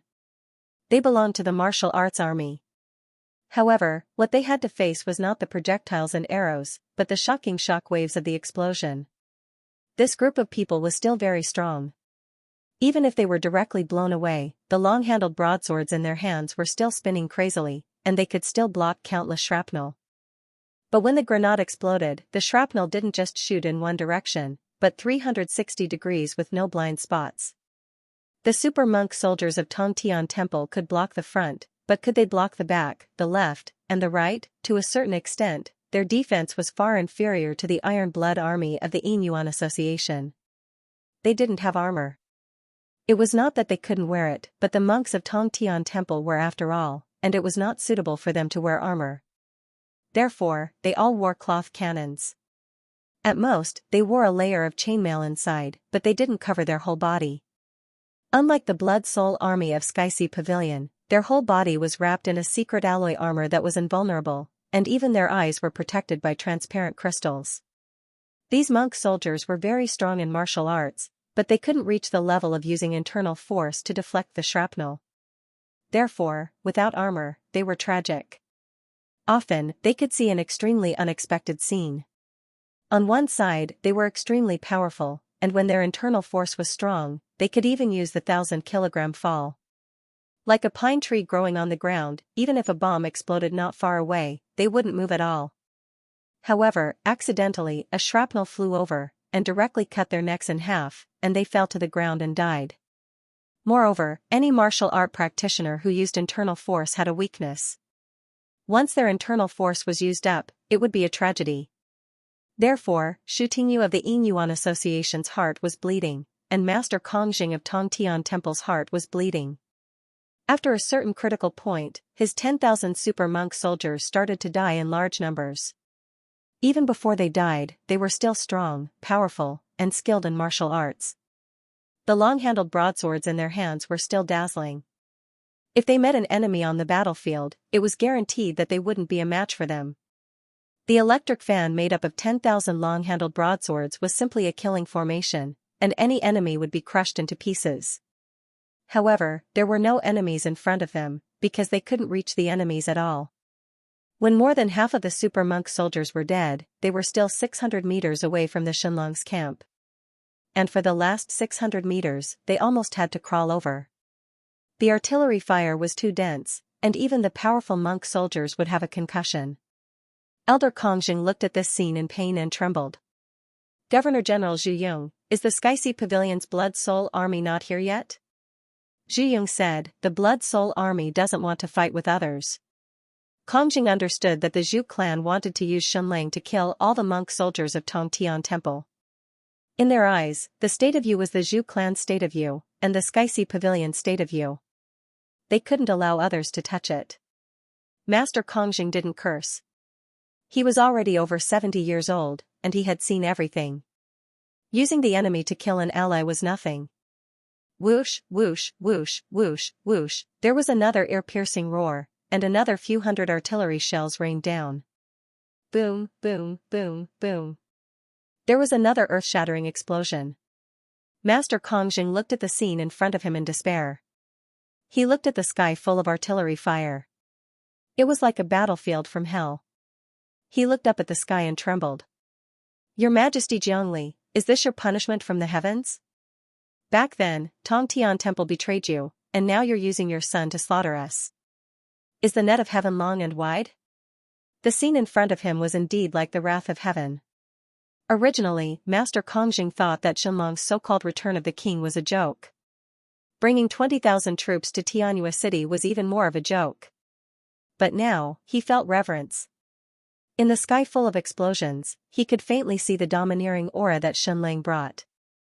The so-called domineering aura wasn't some kind of temperament, but power, earth-shattering power. Retreat, retreat! Master Kongjing shouted. Tongtian Temple's monk army, retreat!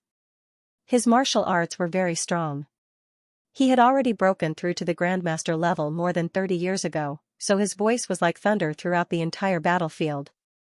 However, the surviving monk soldiers continued to charge forward in pain, because they could no longer hear, they had lost their hearing. Master Kongjing suddenly jumped down from the high platform in the middle of the army. Braving the countless artillery fire, he rushed towards his own monk army. He tore off his grey monk robe and wrote 2 big words on it with blood. Then, he raised it high and rushed into the battlefield.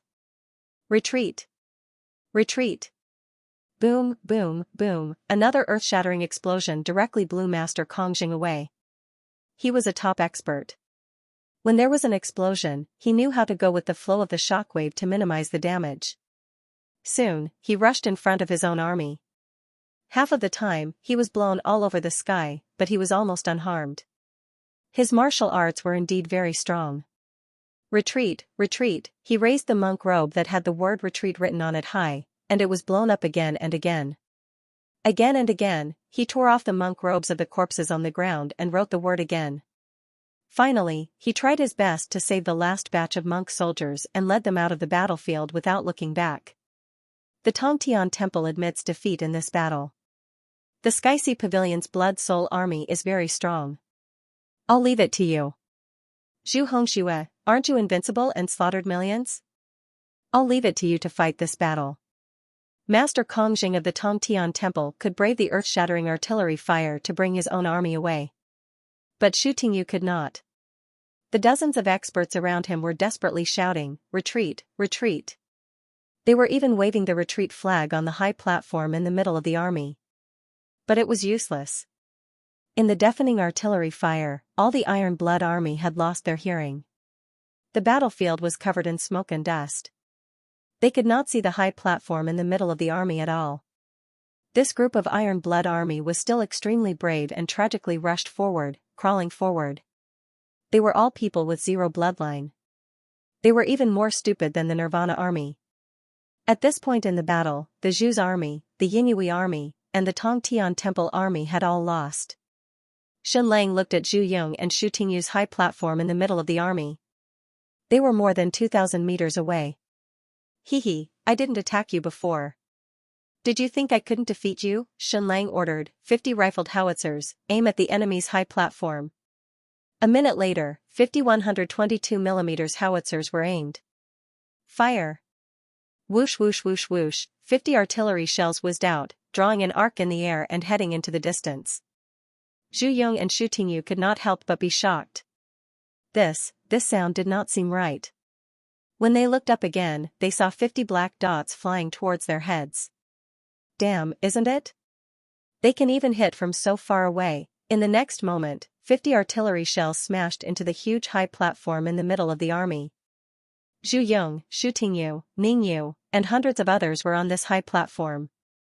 The command center of the Zhus and the Yinyui was here. Boom, boom, boom, boom, there was an earth-shattering explosion. The high platform in the middle of the army was torn apart as if it was torn apart by a giant. Countless corpses flew everywhere. When Shen Lang saw this scene, he smiled and said, "This last shot is perfect. Note, the second update will be delivered. Today, there are more than 15,000 words. Benefactors, please support me, please vote for me." Tears streamed down his face. Zhu Wubian's tens of thousands of soldiers had been guarding the Central Command's high platform, and they had formed a large block, neat and tidy. When Shen Lang's last shot came, it was really only the sound of the shot, but not the shadow. Then, in the next second, dozens of cannonballs fiercely exploded. The tens of meters high Central Command's high platform was torn apart, and then it suddenly collapsed, burying countless soldiers inside. Not only that, some of the bombs directly fell into the densely packed formation and detonated. In an instant, like harvesting wheat, the army disappeared in large swathes. That last shot was really perfect. Although there were only 50 cannonballs, it caused more than 100 cannonballs lethality. The entire scene was wailing like ghosts and howling like wolves. "Uncle, uncle." Zhu Wubian suddenly rushed out, shouting loudly.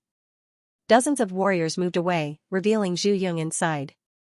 At the moment of the explosion, dozens of warriors had used their own bodies to protect Zhu Yong. Zhu Yong straightened his hat and made his way out of the crowd. Ning Yu also crawled out with difficulty, one arm dangling, as if it had been broken. Ning Yi also came out in fear.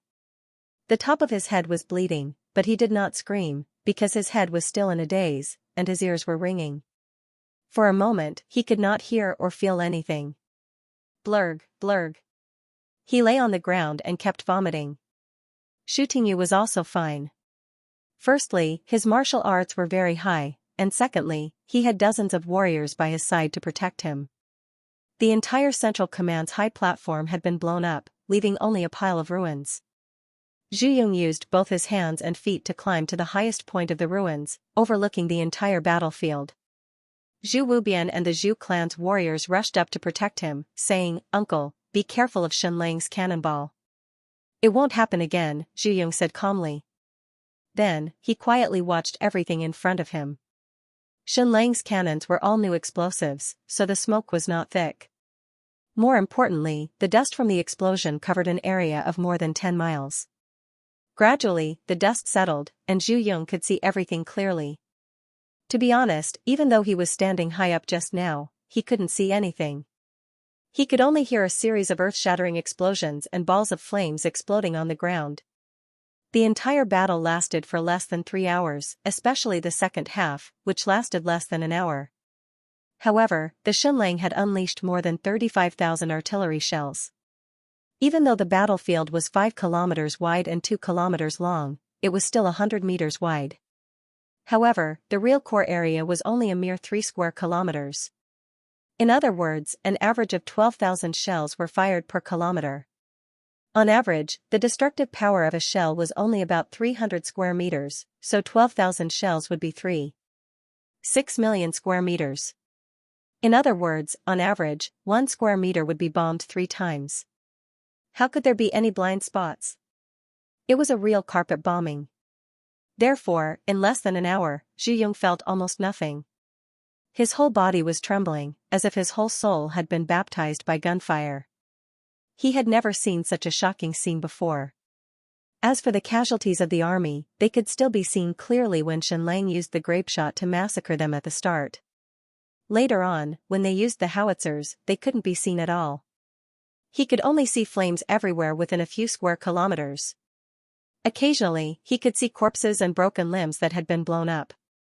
Now that the dust and smoke had dispersed, he could finally see clearly. This was hell, definitely hell. The ground of a few square kilometers was densely packed with corpses, blood, and broken limbs. He had seen battlefields before, but he had never seen such a tragic scene. Zhu Yong only felt his vision turning black. This was actually not outside of his plan. His father, Zhu Hongzhu, had said that these hundreds of thousands of troops, including the troops from the Hidden Yuan Association and the Tongtian Temple, were all cannon fodder. They were all used to exhaust Shenlang's weapons. However, when it really happened, it still made people tremble from the depths of their hearts. Xu Tingyu from the Hidden Yuan Association also climbed up. The 10,000 iron-blooded soldiers were unwilling to accept their defeat, so this time, they sent out 20,000. Now, these 20,000 iron-blooded soldiers were already lying on the ground. Perhaps not all of them were dead, because they could even see some crawling forward. "This world has changed," Xu Tingyu said. Zhu Yong nodded and said, "Yes, this world has changed." Xu Tingyu said bleakly, "Lord Zhu Yong, is this the result you wanted?" Zhu Yong was silent. He wanted to nod, but then he shook his head. This world had changed too quickly. According to the past, a war with hundreds of thousands of troops would usually last for a few months before it ended. The war between Chu and Yu lasted for half a year. The war between the state of Yu and Prince Jin lasted for a few months. The war between the state of Wu and the state of Yu lasted for 2 years. Now, it was over in just half a day. The funniest thing was that the hundreds of thousands of troops did not even get close to Shenlang's army. The last 50 meters could not be crossed at all. Ordinary troops could not make it, and neither could the troops of the Hidden Yuan Association or the Tongtian Temple. Zhu Yong looked at Shenlang, who was 2 kilometers away, and said, "Let's go." Zhu Wubian said, "Will Shenlang let us go?" Zhu Yong sneered and said, "Why would he catch us? Is it useful?" For him, the real battle has not really begun. From the beginning to the end, he has never taken us seriously. His only enemy is the Sky Sea Pavilion's Blood Soul army.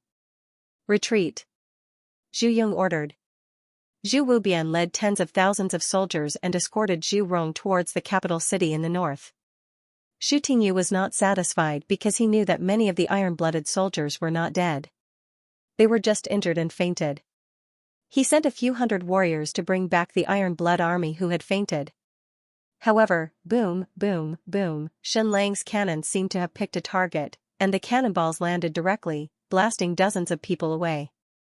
This was a warning to Xu Tingyu that if he wanted to leave, he should get out of here. There was no hope of bringing back the surviving iron-blooded soldiers. After a while, Zhu Yong and the tens of thousands of troops retreated without a trace. Xianxia looked at all of this in shock. Was it all over? She looked down at her scimitar. What was going on? I didn't even slash, and the battle was over.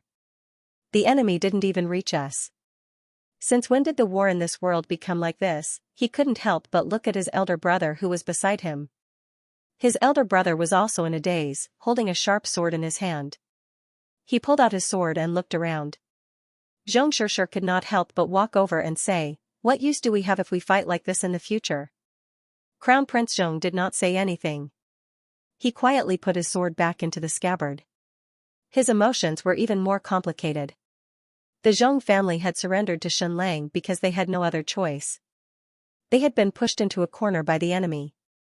Hence, even after surrendering, their hearts were still gloomy. They did not dare to harbor any hope for the future. The Great Yan Empire was too powerful. Even the powerful Emperor Jiangli had been defeated. Now, Xianlang was not even 100th as powerful as Jiangli, but the Great Yan Empire was even more powerful than it was 20 years ago. The Zhong family did not dare to harbor any illusions about the war between Xianlang and the Great Yan Empire. The only thing they wanted was to perish together with Xianlang. This would be a way to preserve the Zhong family's reputation. Since they could not seek power and survival in this world, it would be better to seek reputation than to have nothing. However, the battle just now had completely overturned the Zhong family's understanding. It was as if the door to a new world had been opened. Perhaps there was hope on Emperor Xianlang's side. He was best at creating miracles. If he followed Emperor Xianlang, he might be able to accomplish something that the Zhong family had never done before. Crown Prince Zhong glanced at Xianxia, especially at his younger sister's exquisite face. He said, "We don't know where our battlefield is, but you should know where yours is." "You're so annoying." Xianxia cursed. She naturally knew what her elder brother meant. She sneered and said, "You men are so useless. You only hope to sell women." Then, she rushed forward and ruthlessly kicked her elder brother's patella. Crown Prince Zhong was in so much pain that he was almost convulsing. However, there was nothing he could do. Xianxia was the apple of the Zhong family's eye. Ever since she was young, she would hit and scold her brothers whenever she wanted. Crown Prince Zhong was no exception. "Younger sister, you can kick me like this, but you mustn't kick that person. That person's arm is weak and fragile. If you kick him, he'll break, and the Zhong family will be finished." Xianlang ordered, "Capture the captives, especially the Iron Blood Army of the Yinyuan Association. Capture all those who are not dead. If they dare to resist, just feed them medicine and paralyze them." "Yes." 2,000 Amazonian female warriors came out of the walls and began to search the entire battlefield for survivors. Gila said, "Younger brother, do you want to subdue the Iron Blood Army of the Yinyuan Association?" Xianlang nodded. Even though these people had been trained by the Yinyuan Association to be very bloody and cruel, and they had used the methods of Stupa Mountain and Horizon Sea Pavilion to undergo bloodline transformation, they were still people with zero bloodline. Their roots were the same. From the battle just now, it could be seen that facing Xianlang's cannons, even the monk soldiers of the Tongtian Temple had retreated a little. However, these Iron Blood Army warriors were still fearless. They were blown away time and time again, but they would climb up and charge forward again and again. Even if their bones were broken and they vomited blood, they would still crawl to the front of Xianlang. "Too brave, a top-notch army." Zhongyao said, "Congratulations, Your Majesty. The final battle in Tianyu City is already half completed. As long as the other half is completed, the state of you will be taken back." "Half?" In terms of the number of enemies killed, it was far more than half, or even more than 95%. But in terms of completion, it was at most 30%. The remaining 20,000 Blood Soul army of the Horizon Sea Pavilion was the most crucial. This army was so strong that it was suffocating. They had easily defeated Bian Shao, Prince Jin, and even the million-strong coalition of the Great Tribulation Temple and the countries of the Western region. Furthermore, it was a crushing victory. For the final battle in Tianyu City, Xianlang had made a lot of preparations, but almost all of them were for the Blood Soul army. Only by winning these 20,000 could it be considered a true victory. Otherwise, all previous efforts would have been wasted. But this did not prevent Xianlang from celebrating this stage of victory. Inside the camp, Xianlang held a small celebration banquet. No one sang praises, they just chatted with tacit understanding, especially General Lan Feng, who was a super hardcore fan of the Jiang family. He couldn't wait to pull Zhong Yao and Zhong Yi into his camp. General Lan Feng could see that Xianlang was undisciplined and had no intention of unifying the world and becoming the emperor of the East. As for Hila, Dora, Shuiyin, and the other direct descendants, they let it be. Even Su Qianqian and the other women called him Xianlang. Every time he heard someone call Xianlang by his name, General Lan Feng's temples would throb. What are they doing? What are they doing? Do they not care about etiquette at all? What is this? He really wanted to correct everyone's way of thinking. They were facing the human emperor of the East, not some Xianlang, not some scum, not some pretty boy. Now that Zhang Chunhua had been brainwashed by him, she only wanted to bring glory to her ancestors. After returning to the East, General Lan Feng tried his best to form factions, pulling Jin Shiying and Jin Zhue into his camp. Next, he was filled with endless desire for Emperor Ningxing, Zhang Chong, Bian Xiao, and especially Prince Jin. Only this group of people understood his heart and the greatness of rebuilding the world's order. As a century-old noble family, the Zhong family became General Lan Feng's target immediately. Of course, the two of them hit it off very well. Zhong Yao was even planning to split up the Zhong clan, with one branch belonging to Zhong Yao and the other to Zhong Yi. Zhong Yi's branch would still be a subject of the state of Yu and be loyal to the king of Yu. Zhong Yao's generation would still be a subject of Yu, but his son would be a subject of Great Gan. Therefore, it was up to Zhong Shishir to prove herself. Poor Zhong Yao. He wanted to curry favor with Flame Capital from the start and marry Zhong Shishir to the son of Prince Wu of the Great Yan Empire. After this path was destroyed, another golden path appeared in front of him. Zhong Shishir was even more pitiful. She was originally a rich young mistress. She used to wear tight-fitting battle attire and swagger through the streets. Now, she was forced to wear the skirt of a noble young mistress and pour wine for Xianlang. She looked like a tigress, but she was forced to act like a dignified and virtuous young mistress. She was really forcing a virtuous young mistress into prostitution. Xianlang sat at the highest seat in the center and listened to the chatter of the important officials and generals. He rarely spoke. A fragrance wafted over from the side. Zhong Shishir knelt beside him. Once Xianlang finished his wine, she would immediately fill it up and help Xianlang cut the flesh piece by piece. Zhong Shishir's heart was spewing fire, but her actions were meticulous. In this life, only others had the right to serve her. Even when she went to the palace, concubine Zhong would personally cut fruits for her and even put them into her mouth. She had never served anyone in her life, but now she had to serve a gigolo like Xianlang. She was about to explode. What made her even angrier was that Xianlang was actually so polite to her. What do you mean? Aren't you a scum? Aren't you a gangster? Don't you, Xianlang, look at women from the bottom to the top, from the middle to the sides? Now you've become a gentleman and don't look at me like a gangster? What do you mean? Do you despise me? Your Highness, bloodline is really a very mysterious thing. Although you have a Westerner's face, I can still tell that you have Emperor Jiangli's bloodline at a glance, Zhong Yao said. I've done my research. Your pupils are the same as His Majesty's, 1 in a billion. Hila was stunned.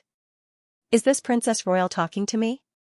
However, after hearing Zhong Yao's words, Hila nodded and said, Lord Zhong Yao, your eyesight is really too amazing. After returning to the Eastern world, you're almost the first person to notice that my brother and I have unique pupils. Then, Hila came to Xianlang's side and opened her eyes wide to let others see her and Xianlang's eyes clearly. They were very different from normal humans. They were deeper, and their structure and dimensions were different. They were like the eyes of some animals, brighter and more mysterious than human eyes. Zhong Shishir looked carefully and exclaimed, It's true. I was curious why Xianlang's eyes were so different. It turns out that his eyes aren't like human eyes. What do you mean by not like human eyes? Do you know how to speak? Cough cough cough. Xianxia coughed helplessly, expressing his pessimism about his daughter's hopes of revitalizing the family. Not only did Xianxia have conflicts with Jean Milan, but she also had conflicts with Ning Yen. Furthermore, His Majesty Shenlang had a vixen like Shang Chunhua by his side. Other than beauty and shrewdness, his daughter had almost nothing else. Princess Dora said, "Your Majesty, how will the battle between us and the Sky Sea Pavilion's Blood Soul army proceed? Will it still be at this hunting ground?" Shenlang shook his head and said, "Probably not.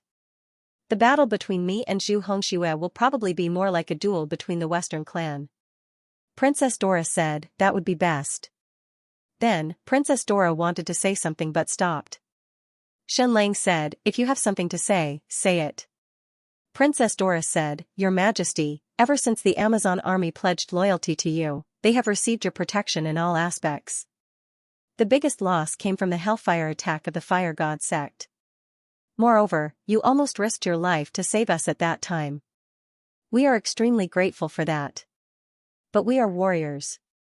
We need to fight. Even the cruelest training cannot compare to a real battle. So, you don't have to protect us too well.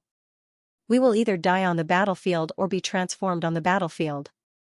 Shenlang raised his cup and toasted Dora. Xianxia said, "Well said. Today's battle was extremely shocking. It was a complete one-sided massacre. However, I kept thinking, from now on, will there be no place for us martial artists on the battlefield? Will we be completely outdated? This kind of feeling makes me feel empty." This time, Xianxia put his cup on the table and stared at his daughter. Xianxia was stunned. She asked herself, "Am I talking too much?" Shenlang said, "Princess Dora, the next battle is the real test for us." The battle against the Blood Soul army was the final battle in Tianyue City. The emotions of the people in the capital were going to be in turmoil. A few days ago, hundreds of thousands of soldiers had marched south to attack Shenlang. Countless people in the capital were thinking that they were doomed. Shenlang's army only had 20,000 soldiers. No matter what, they couldn't defeat an army of 400,000 to 500,000 soldiers. Then, they estimated the time and waited for the news of the battle to begin. The capital was too close to the Tianyue hunting ground. It was only a few dozen kilometers away. When the battle started, they should be able to hear it. Therefore, on this day, the people in the capital pricked up their ears to listen to the news from the south. In the end, they didn't need to prick up their ears. Boom, boom, boom, boom. This deafening sound hadn't been heard for a few hours. It easily traveled dozens of kilometers. What was this? Was it thunder? But there were no clouds in the sky. Did this sound come from the battlefield? Soon after, the people in the capital saw an exciting scene. Countless soldiers ran back. At first, there were only a few hundred people. Then, a few thousand came back. In the end, there were even 100,000 people running back. What was going on? The battle had just started. Why were they running? Could it be that Shenlang had won? That was impossible. Of course, no one would say that the army that ran away was Shenlang's. He only had 20,000 soldiers, and these deserters numbered more than 100,000. In the end, when Zhu Yong returned to the capital with tens of thousands of soldiers, everyone knew that Shenlang had won the battle. This was because Zhu Yong's army had brought thousands of wounded soldiers. Many of them were covered in blood and looked dejected. It was a typical appearance of defeat. Suddenly, the people in the capital were excited. They couldn't believe it. Shenlang only had 20,000 soldiers. In less than a day, he defeated more than 400,000 people. How did he do it? This was unbelievable. Previously, when he was a son-in-law, he created miracles. When he was a favorite of the king of Yu, he created miracles again. Now that he was called the emperor, he still created miracles? This was too awesome. However, the people in the capital only dared to be excited in their hearts. They didn't dare to cheer out loud. This was because everyone knew that the battle was not over. The most powerful Sky Sea Pavilion Blood Soul army had not been deployed yet. In the palace, King Ning Xiao almost doubted his life. He couldn't believe his ears. Lost? Lost in less than a day? What are you guys doing? There are more than 400,000 people, and you can't even defeat 20,000 people? Princess Ning Luo said, wrong, it was half a day. Also, it's not that we can't defeat 20,000 people. It's that we didn't even touch the borders of Shenlang's army. We didn't even slash or shoot an arrow before we lost. Ning Xiao staggered back to his throne. This really subverted everything he knew. What was wrong with this world? 400,000 people couldn't even defeat 10,000 or 20,000 people, and they didn't even touch the borders. There shouldn't be such a heaven-defying person in this world. He should have died long ago. In the room, Ning Yi, Ning Luo, and Ning Xiao were all silent. This decisive battle in Xianxia City decided the fate of the entire South. They didn't even care about this, but at least it decided the fate of the three of them. After a long while, King Ning Xiao asked, Marshal Uncle Kongjing, what do we do next? Master Kongjing of Tongtian Temple said, we completely rely on Zhu Hongshue's Blood Soul Army. Ning Xiao said, if Zhu Hongxue and Shenlang fight, what will the result be? Master Kongjing said, if Shenlang only shows these secret weapons today, then he will lose without a doubt. Against the Blood Soul Army, he won't have the slightest ability to fight back. Ning Xiao said, is the Blood Soul Army that strong? Master Kongjing said, even stronger than I said. Impenetrable armor. Even Shenlang's cannons can't do anything to it. Heaven-defying ancient weapons. If the Blood Soul Army opens fire, Shenlang's army will be completely annihilated in less than a quarter of an hour. But, if Shenlang has other secret weapons, then it's a different story. What happens next has nothing to do with us for now. The stage doesn't belong to us anymore. It belongs to Shenlang and Zhu Hongxue. These two are the true decisive battle in Xianxia City. They will decide the fate of countless people. Note, last night's sleep was fragmented. I'm going to eat and then write the second chapter. Big shots, give me monthly votes to nourish my brain. Don't get excited, don't make a racket, and don't talk. Ning Qi's 100,000 soldiers were still in good shape after their escape. Under the leadership of Ning Qi and the dozens of generals, they did not break up and were brought back to the military camp. Of course, there were still 20,000 people who escaped to the south in a panic. No one knew when they would return. After these 80,000 people returned to the military camp, they were still excited, and their eyes were filled with anticipation. Because they had escaped earlier, they did not know how the battle was going. I wonder how the battle is going over there.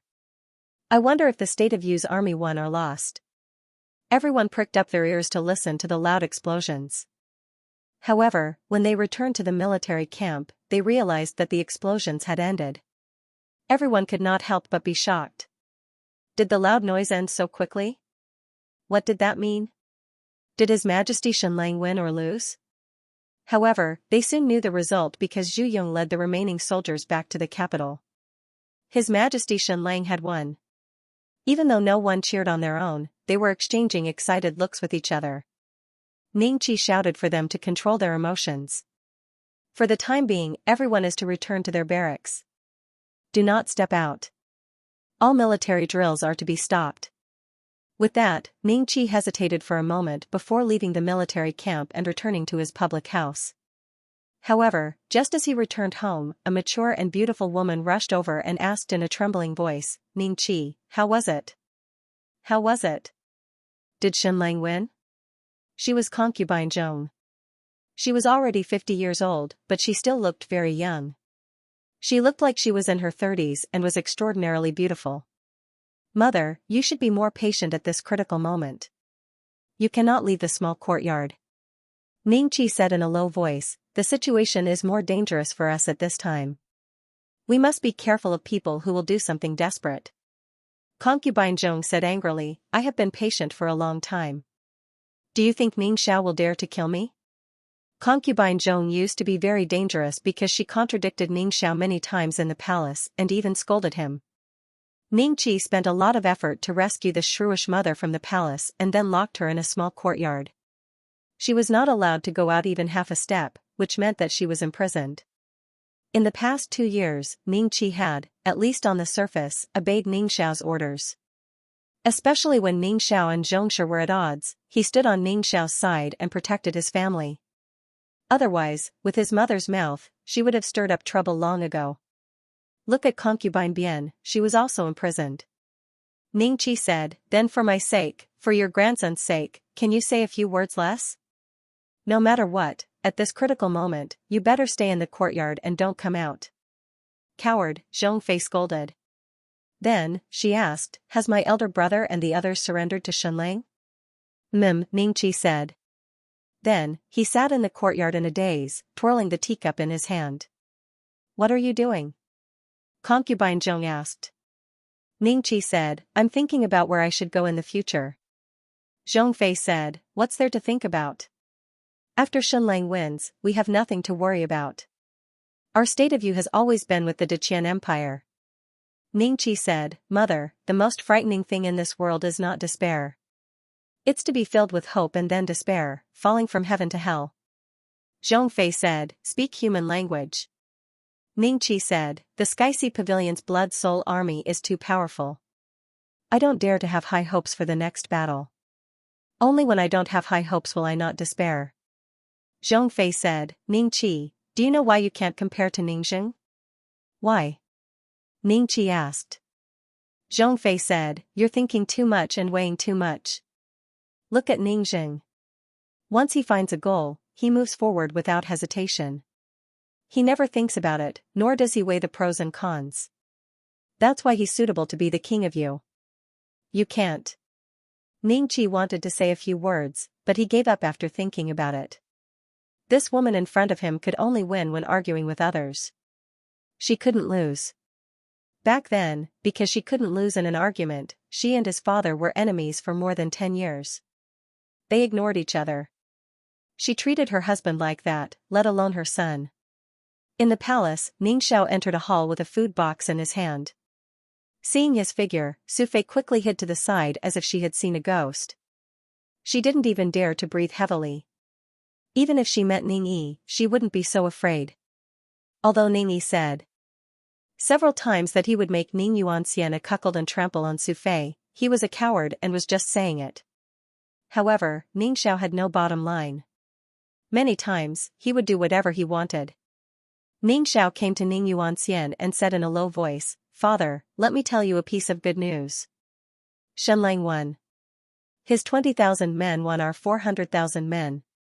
He will soon enter the capital and save you. You will be free. Ning Yuanxian's eyes were unfocused, and he kept talking, 40, 41, 42, 43, Ningxiao, king of you, sneered and said, Father, do you still want to pretend to be crazy at this time? Didn't you hear it? Shunlang won. He will soon enter the palace and save you. At that time, you can enjoy the rest of your life. He and you are not father and son, but more like father and son. 47, 48, 49. Ning Yuanxian still kept talking.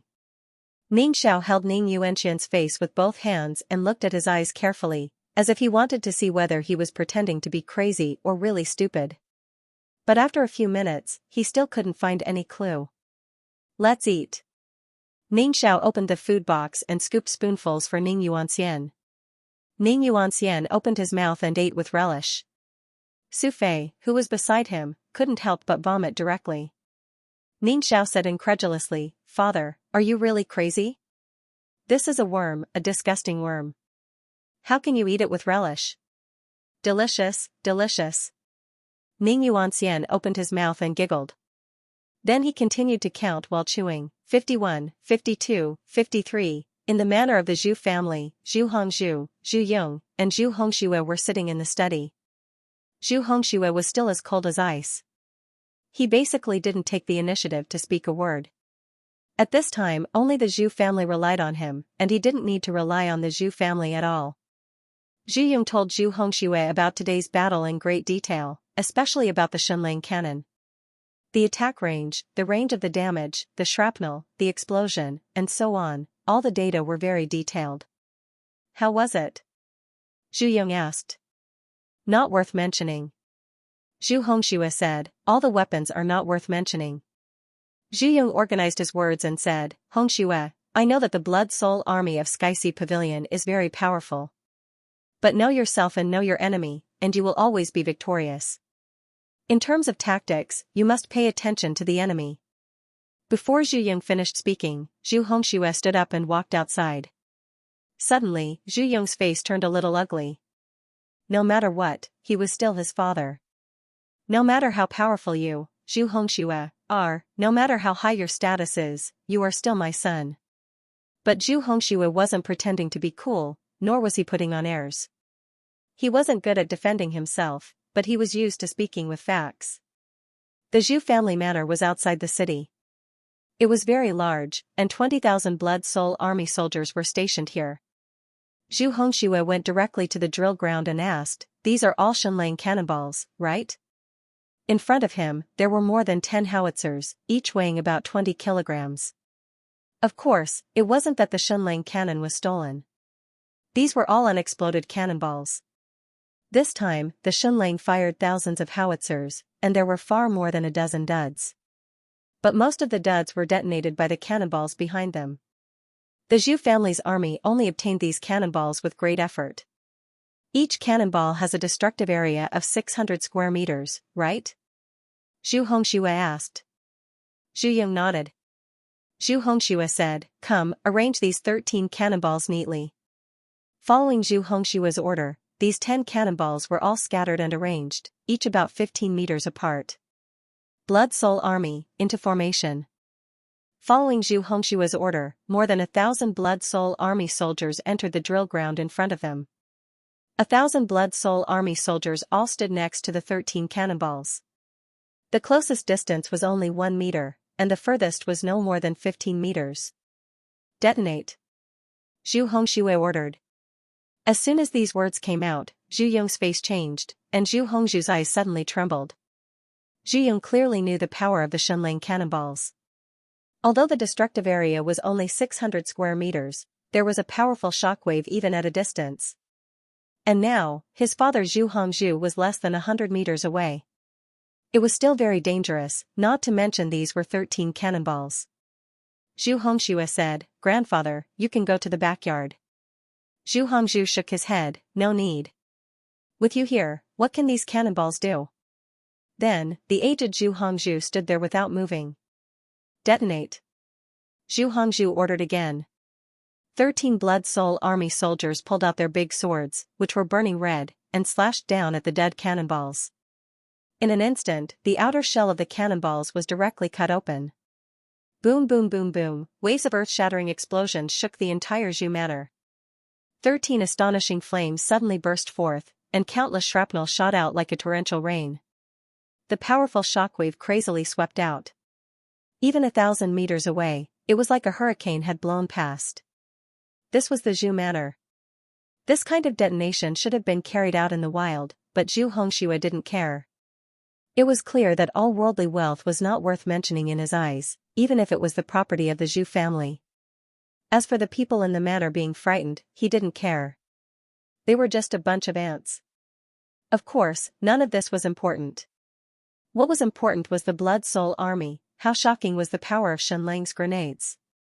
They were all extremely powerful explosives. When a cannonball exploded, within 20 to 30 meters, not even a blade of grass could survive. Everyone was either dead or crippled.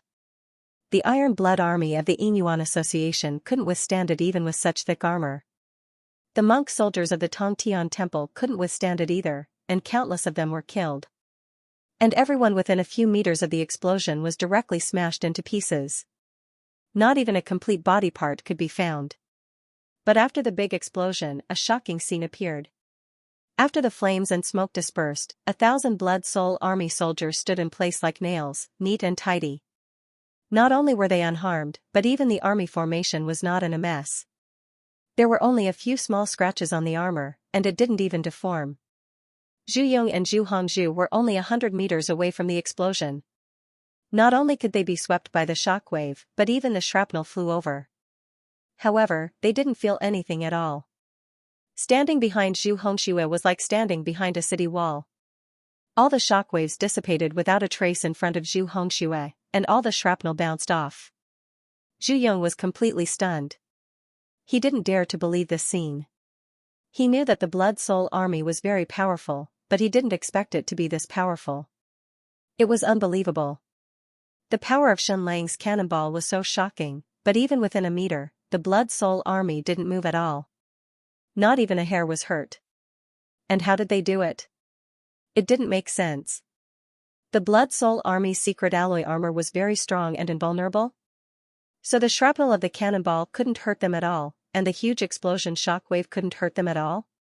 That was barely understandable. But the shockwave at the moment of the explosion was so strong that it could blow the Blood Soul army away. Even if they were unharmed, they would be blown dozens of meters away.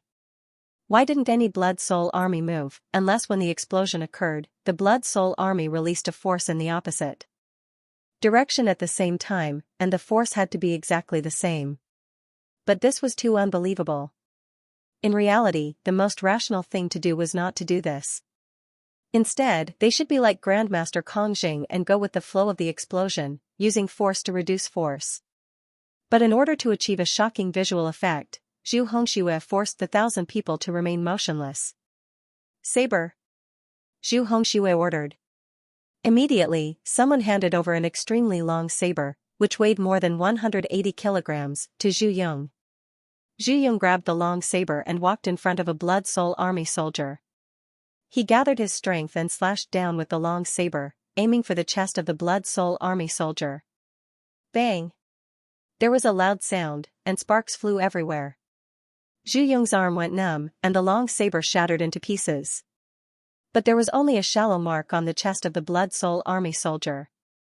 Now, Zhu Yong finally understood why Zhu Hongxue was able to crush Bianzhao's army, the Sand Barbaric Tribe army, the Great Tribulation Temple, and the million-strong allied army of the western regions. This army was simply too powerful. Their impenetrable armor caused one to feel despair. There was simply no weapon that could harm them. Even Xianlang's cannonballs could not blast them apart. This was simply too monstrous. Bring them over. Following Zhu Hongxue's order, 2 Blood Soul army soldiers brought over a few captives. Upon closer inspection, these captives were actually the Iron Blood army of the Yinyuan Association. They were wearing sturdy armor. Halt! These Iron Blood army captives of the Yinyuan Association stood 600 meters away. Shoot! Following Zhu Hongxue's order, a few Blood Soul army soldiers knocked their bows and shot out. They were all ancient bows. After shooting for 100 meters, they immediately released blue flames. The speed of the arrows increased, and they shot out in a straight line. In less than 2 seconds.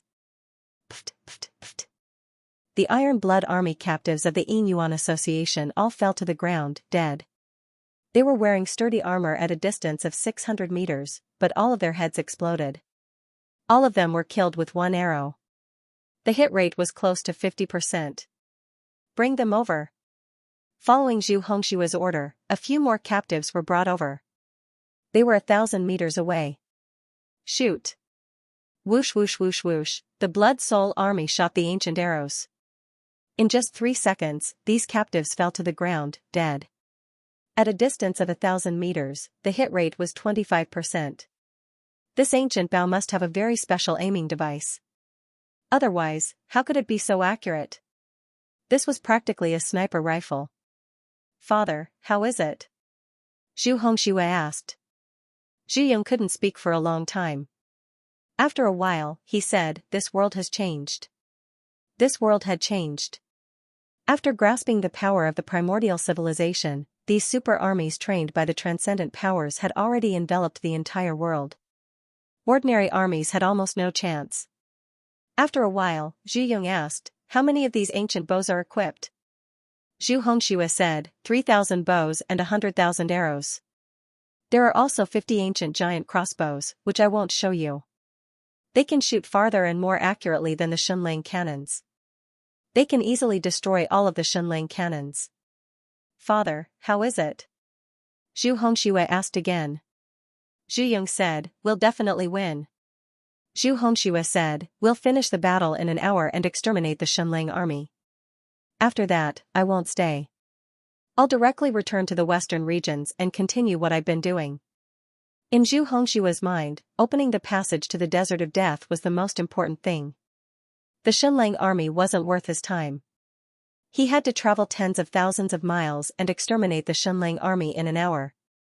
Then, he had to travel tens of thousands of miles back to the western regions. What was the point? We'll fight tomorrow morning. After that, I'll leave. I won't specifically bid farewell to grandfather and father. Zhu Hongxue said, oh, right. Xunlang, do you want them dead or alive? Zhu Hongxue said, the Supreme His Majesty the Emperor does not have any decree, so he must die. I understand. Zhu Hongxue nodded. Then I'll go meditate. Then, Zhu Hongxue was about to leave. He didn't say that he was going to fight. In his opinion, what preparation was needed to fight the Xunlang army? In the face of absolute power, all tactics and tricks were futile. They could just charge forward and kill them all. Zhu Hongxue suddenly said, wait. Zhu Hongxue stood still. Zhu Hongxue waved his hand. Zhu Yong also left. Zhu Hongxue asked, Hongxue, where's Princess Ninghan? Zhu Hongxue was silent for a long time. Secret. She went on a secret mission. Zhu Hongxue said, is it because of Xunlang? Zhu Hongxue shook his head. No, he's not worthy. After a moment of hesitation, Zhu Hongxue said, it's because of Stupa Mountain. In the Xianxia Pavilion's heart, Stupa Mountain was the biggest threat. This time, the ancient ruins discovered by Stupa Mountain were too shocking. It was too huge. The rewards would be shocking. If the Xianxia Pavilion didn't respond, then in the next few decades, they might fall behind Stupa Mountain.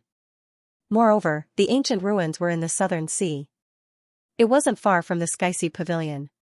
How could they allow others to sleep next to them? The next day, Zhu Hongxue led 20,000 Blood Soul Army soldiers south to the Tianyue hunting ground.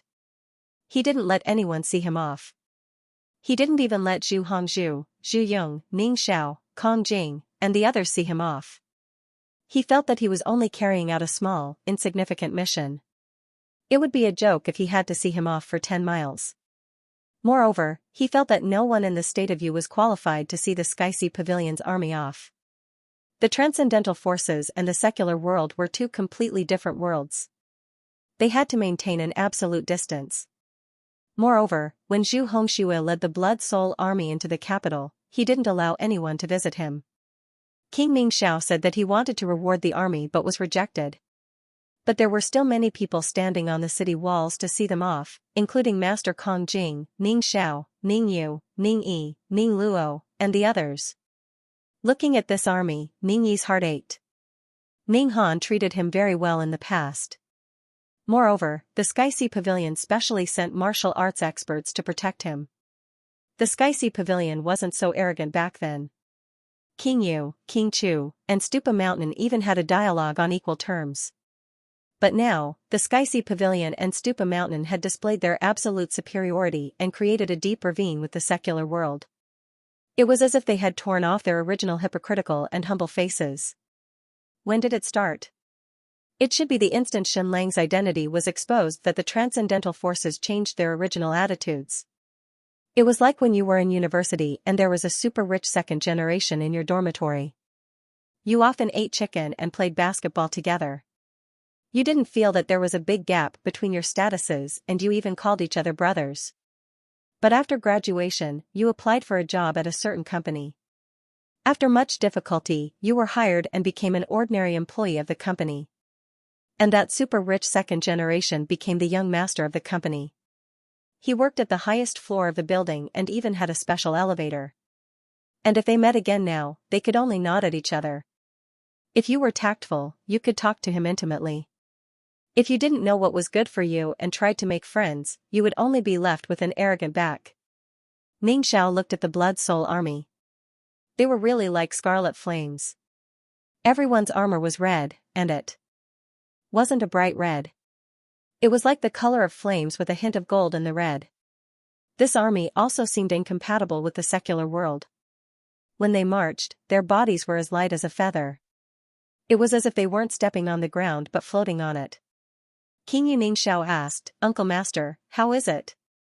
Master Kongjing said, Xunlang should lose for sure. This is an army that is truly equipped with ancient power. They can end the battle in less than an hour. King Xianxia said, then does that mean that our Tongtian temple has no chance in the state of you? Master Kongjing said, our Tongtian temple is the last transcendent force.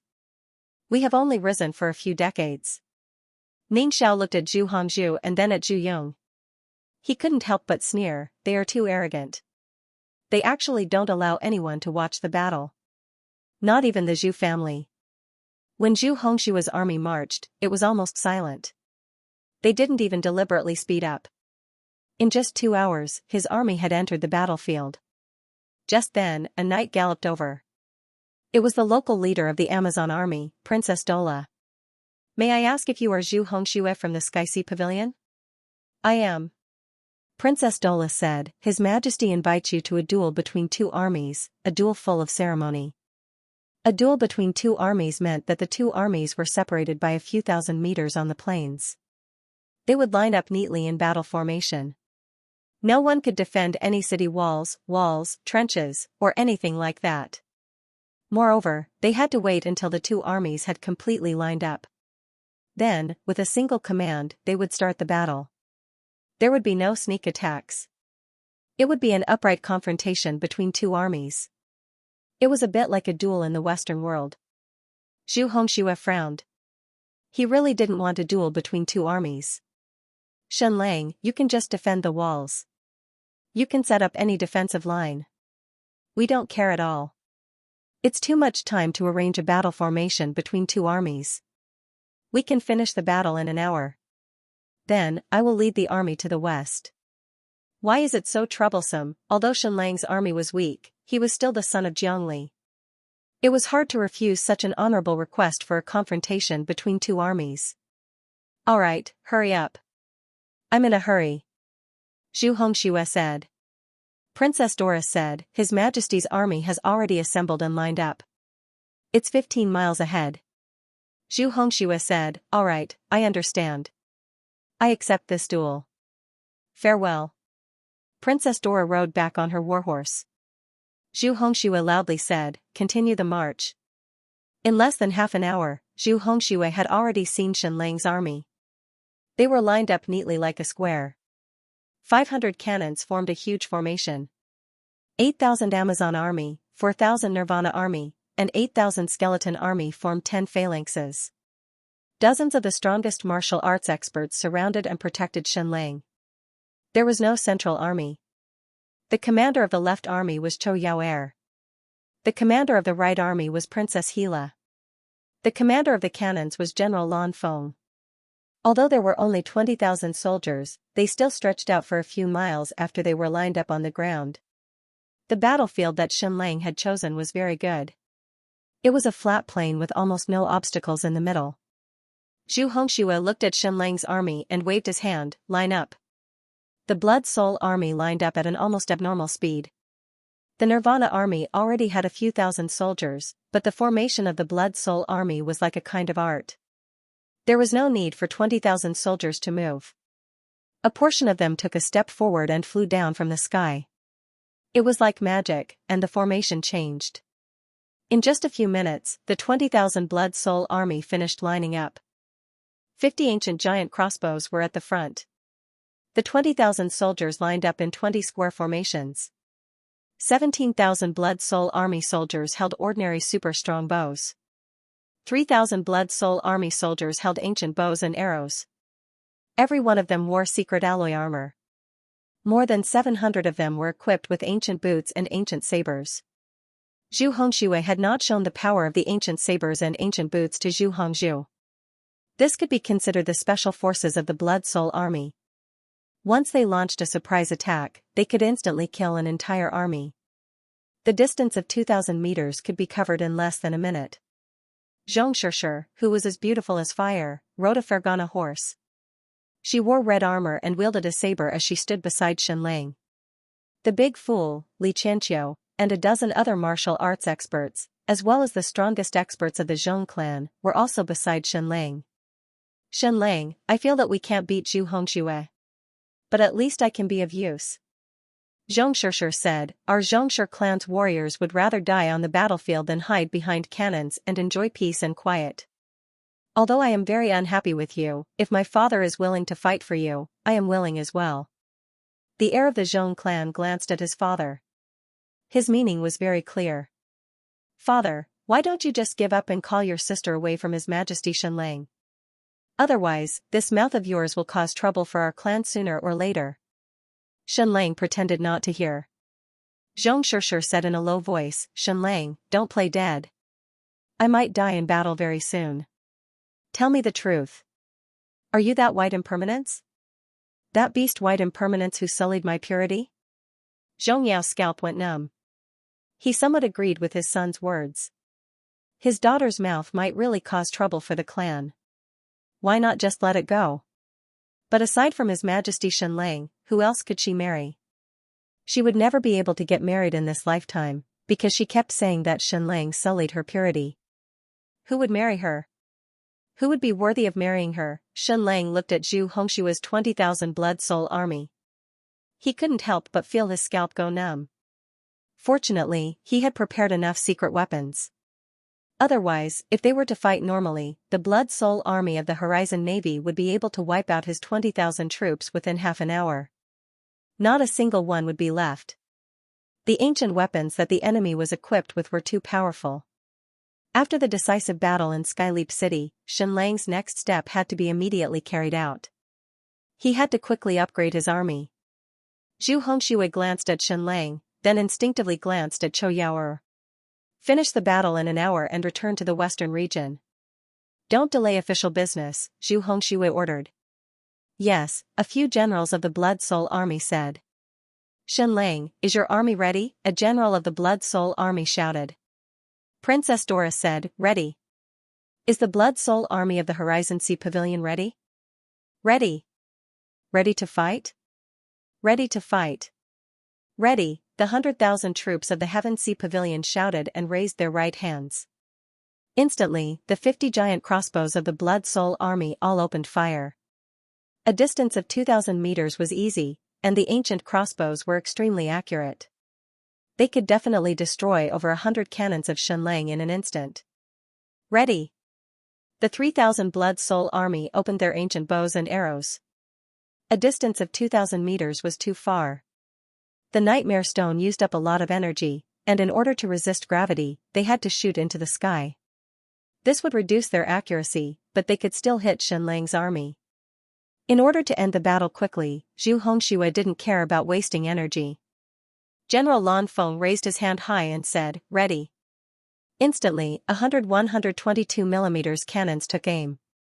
A distance of 2,000 meters. Was also a piece of cake for them. Fire! Fire! Both armies gave the order at the same time and opened fire. It was a duel full of gentlemen. Instantly, a magnificent scene appeared. The 50 ancient crossbows of the Blood Soul Army shot out 50 giant bolts, leaving trails of blue flames in their wake as they whistled through the air. 3,000 ancient arrows drew a perfect parabola in the air, also leaving a trail of blue flames. They formed a blue meteor shower, raining down on Shenlang's army. Ancient weapons were almost impossible to defend against. Once hit, there would be heavy casualties.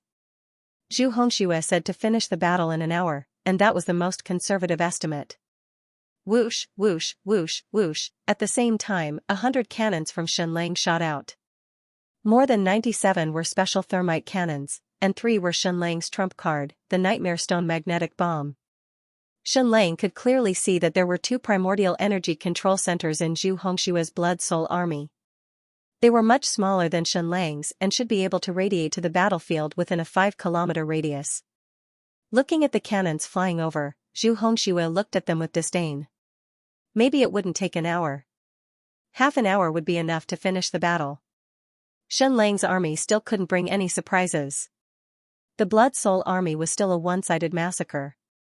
However, in the next second, bang, bang, bang, the 3 cannons shot by Shenlang's army exploded in the air. But what came out weren't flames, but 3 strange blue lights. Then, a strange scene happened. Bang, bang, bang. The 2 ancient energy control centers in the Blood Soul Army's formation let out a strange sound, and then a series of electric sparks exploded. In less than half a second, the two ancient energy control centers of the Blood Soul army were completely paralyzed. Then, an even more amazing scene happened. The 50 giant ancient arrows and 3,000 ancient arrows that were flying in the air had all their flames extinguished. Then, they suddenly fell from the sky. It was as if countless stars were falling from the sky. Note, today's 2 updates are worth 15,000. Brothers, please support, monthly votes, and sleep well. Insomnia is too painful. Thank you, Filthy Demon King, for your 10,000 tip. End of chapter 511. Don't forget to subscribe, like, and share the video to support the channel.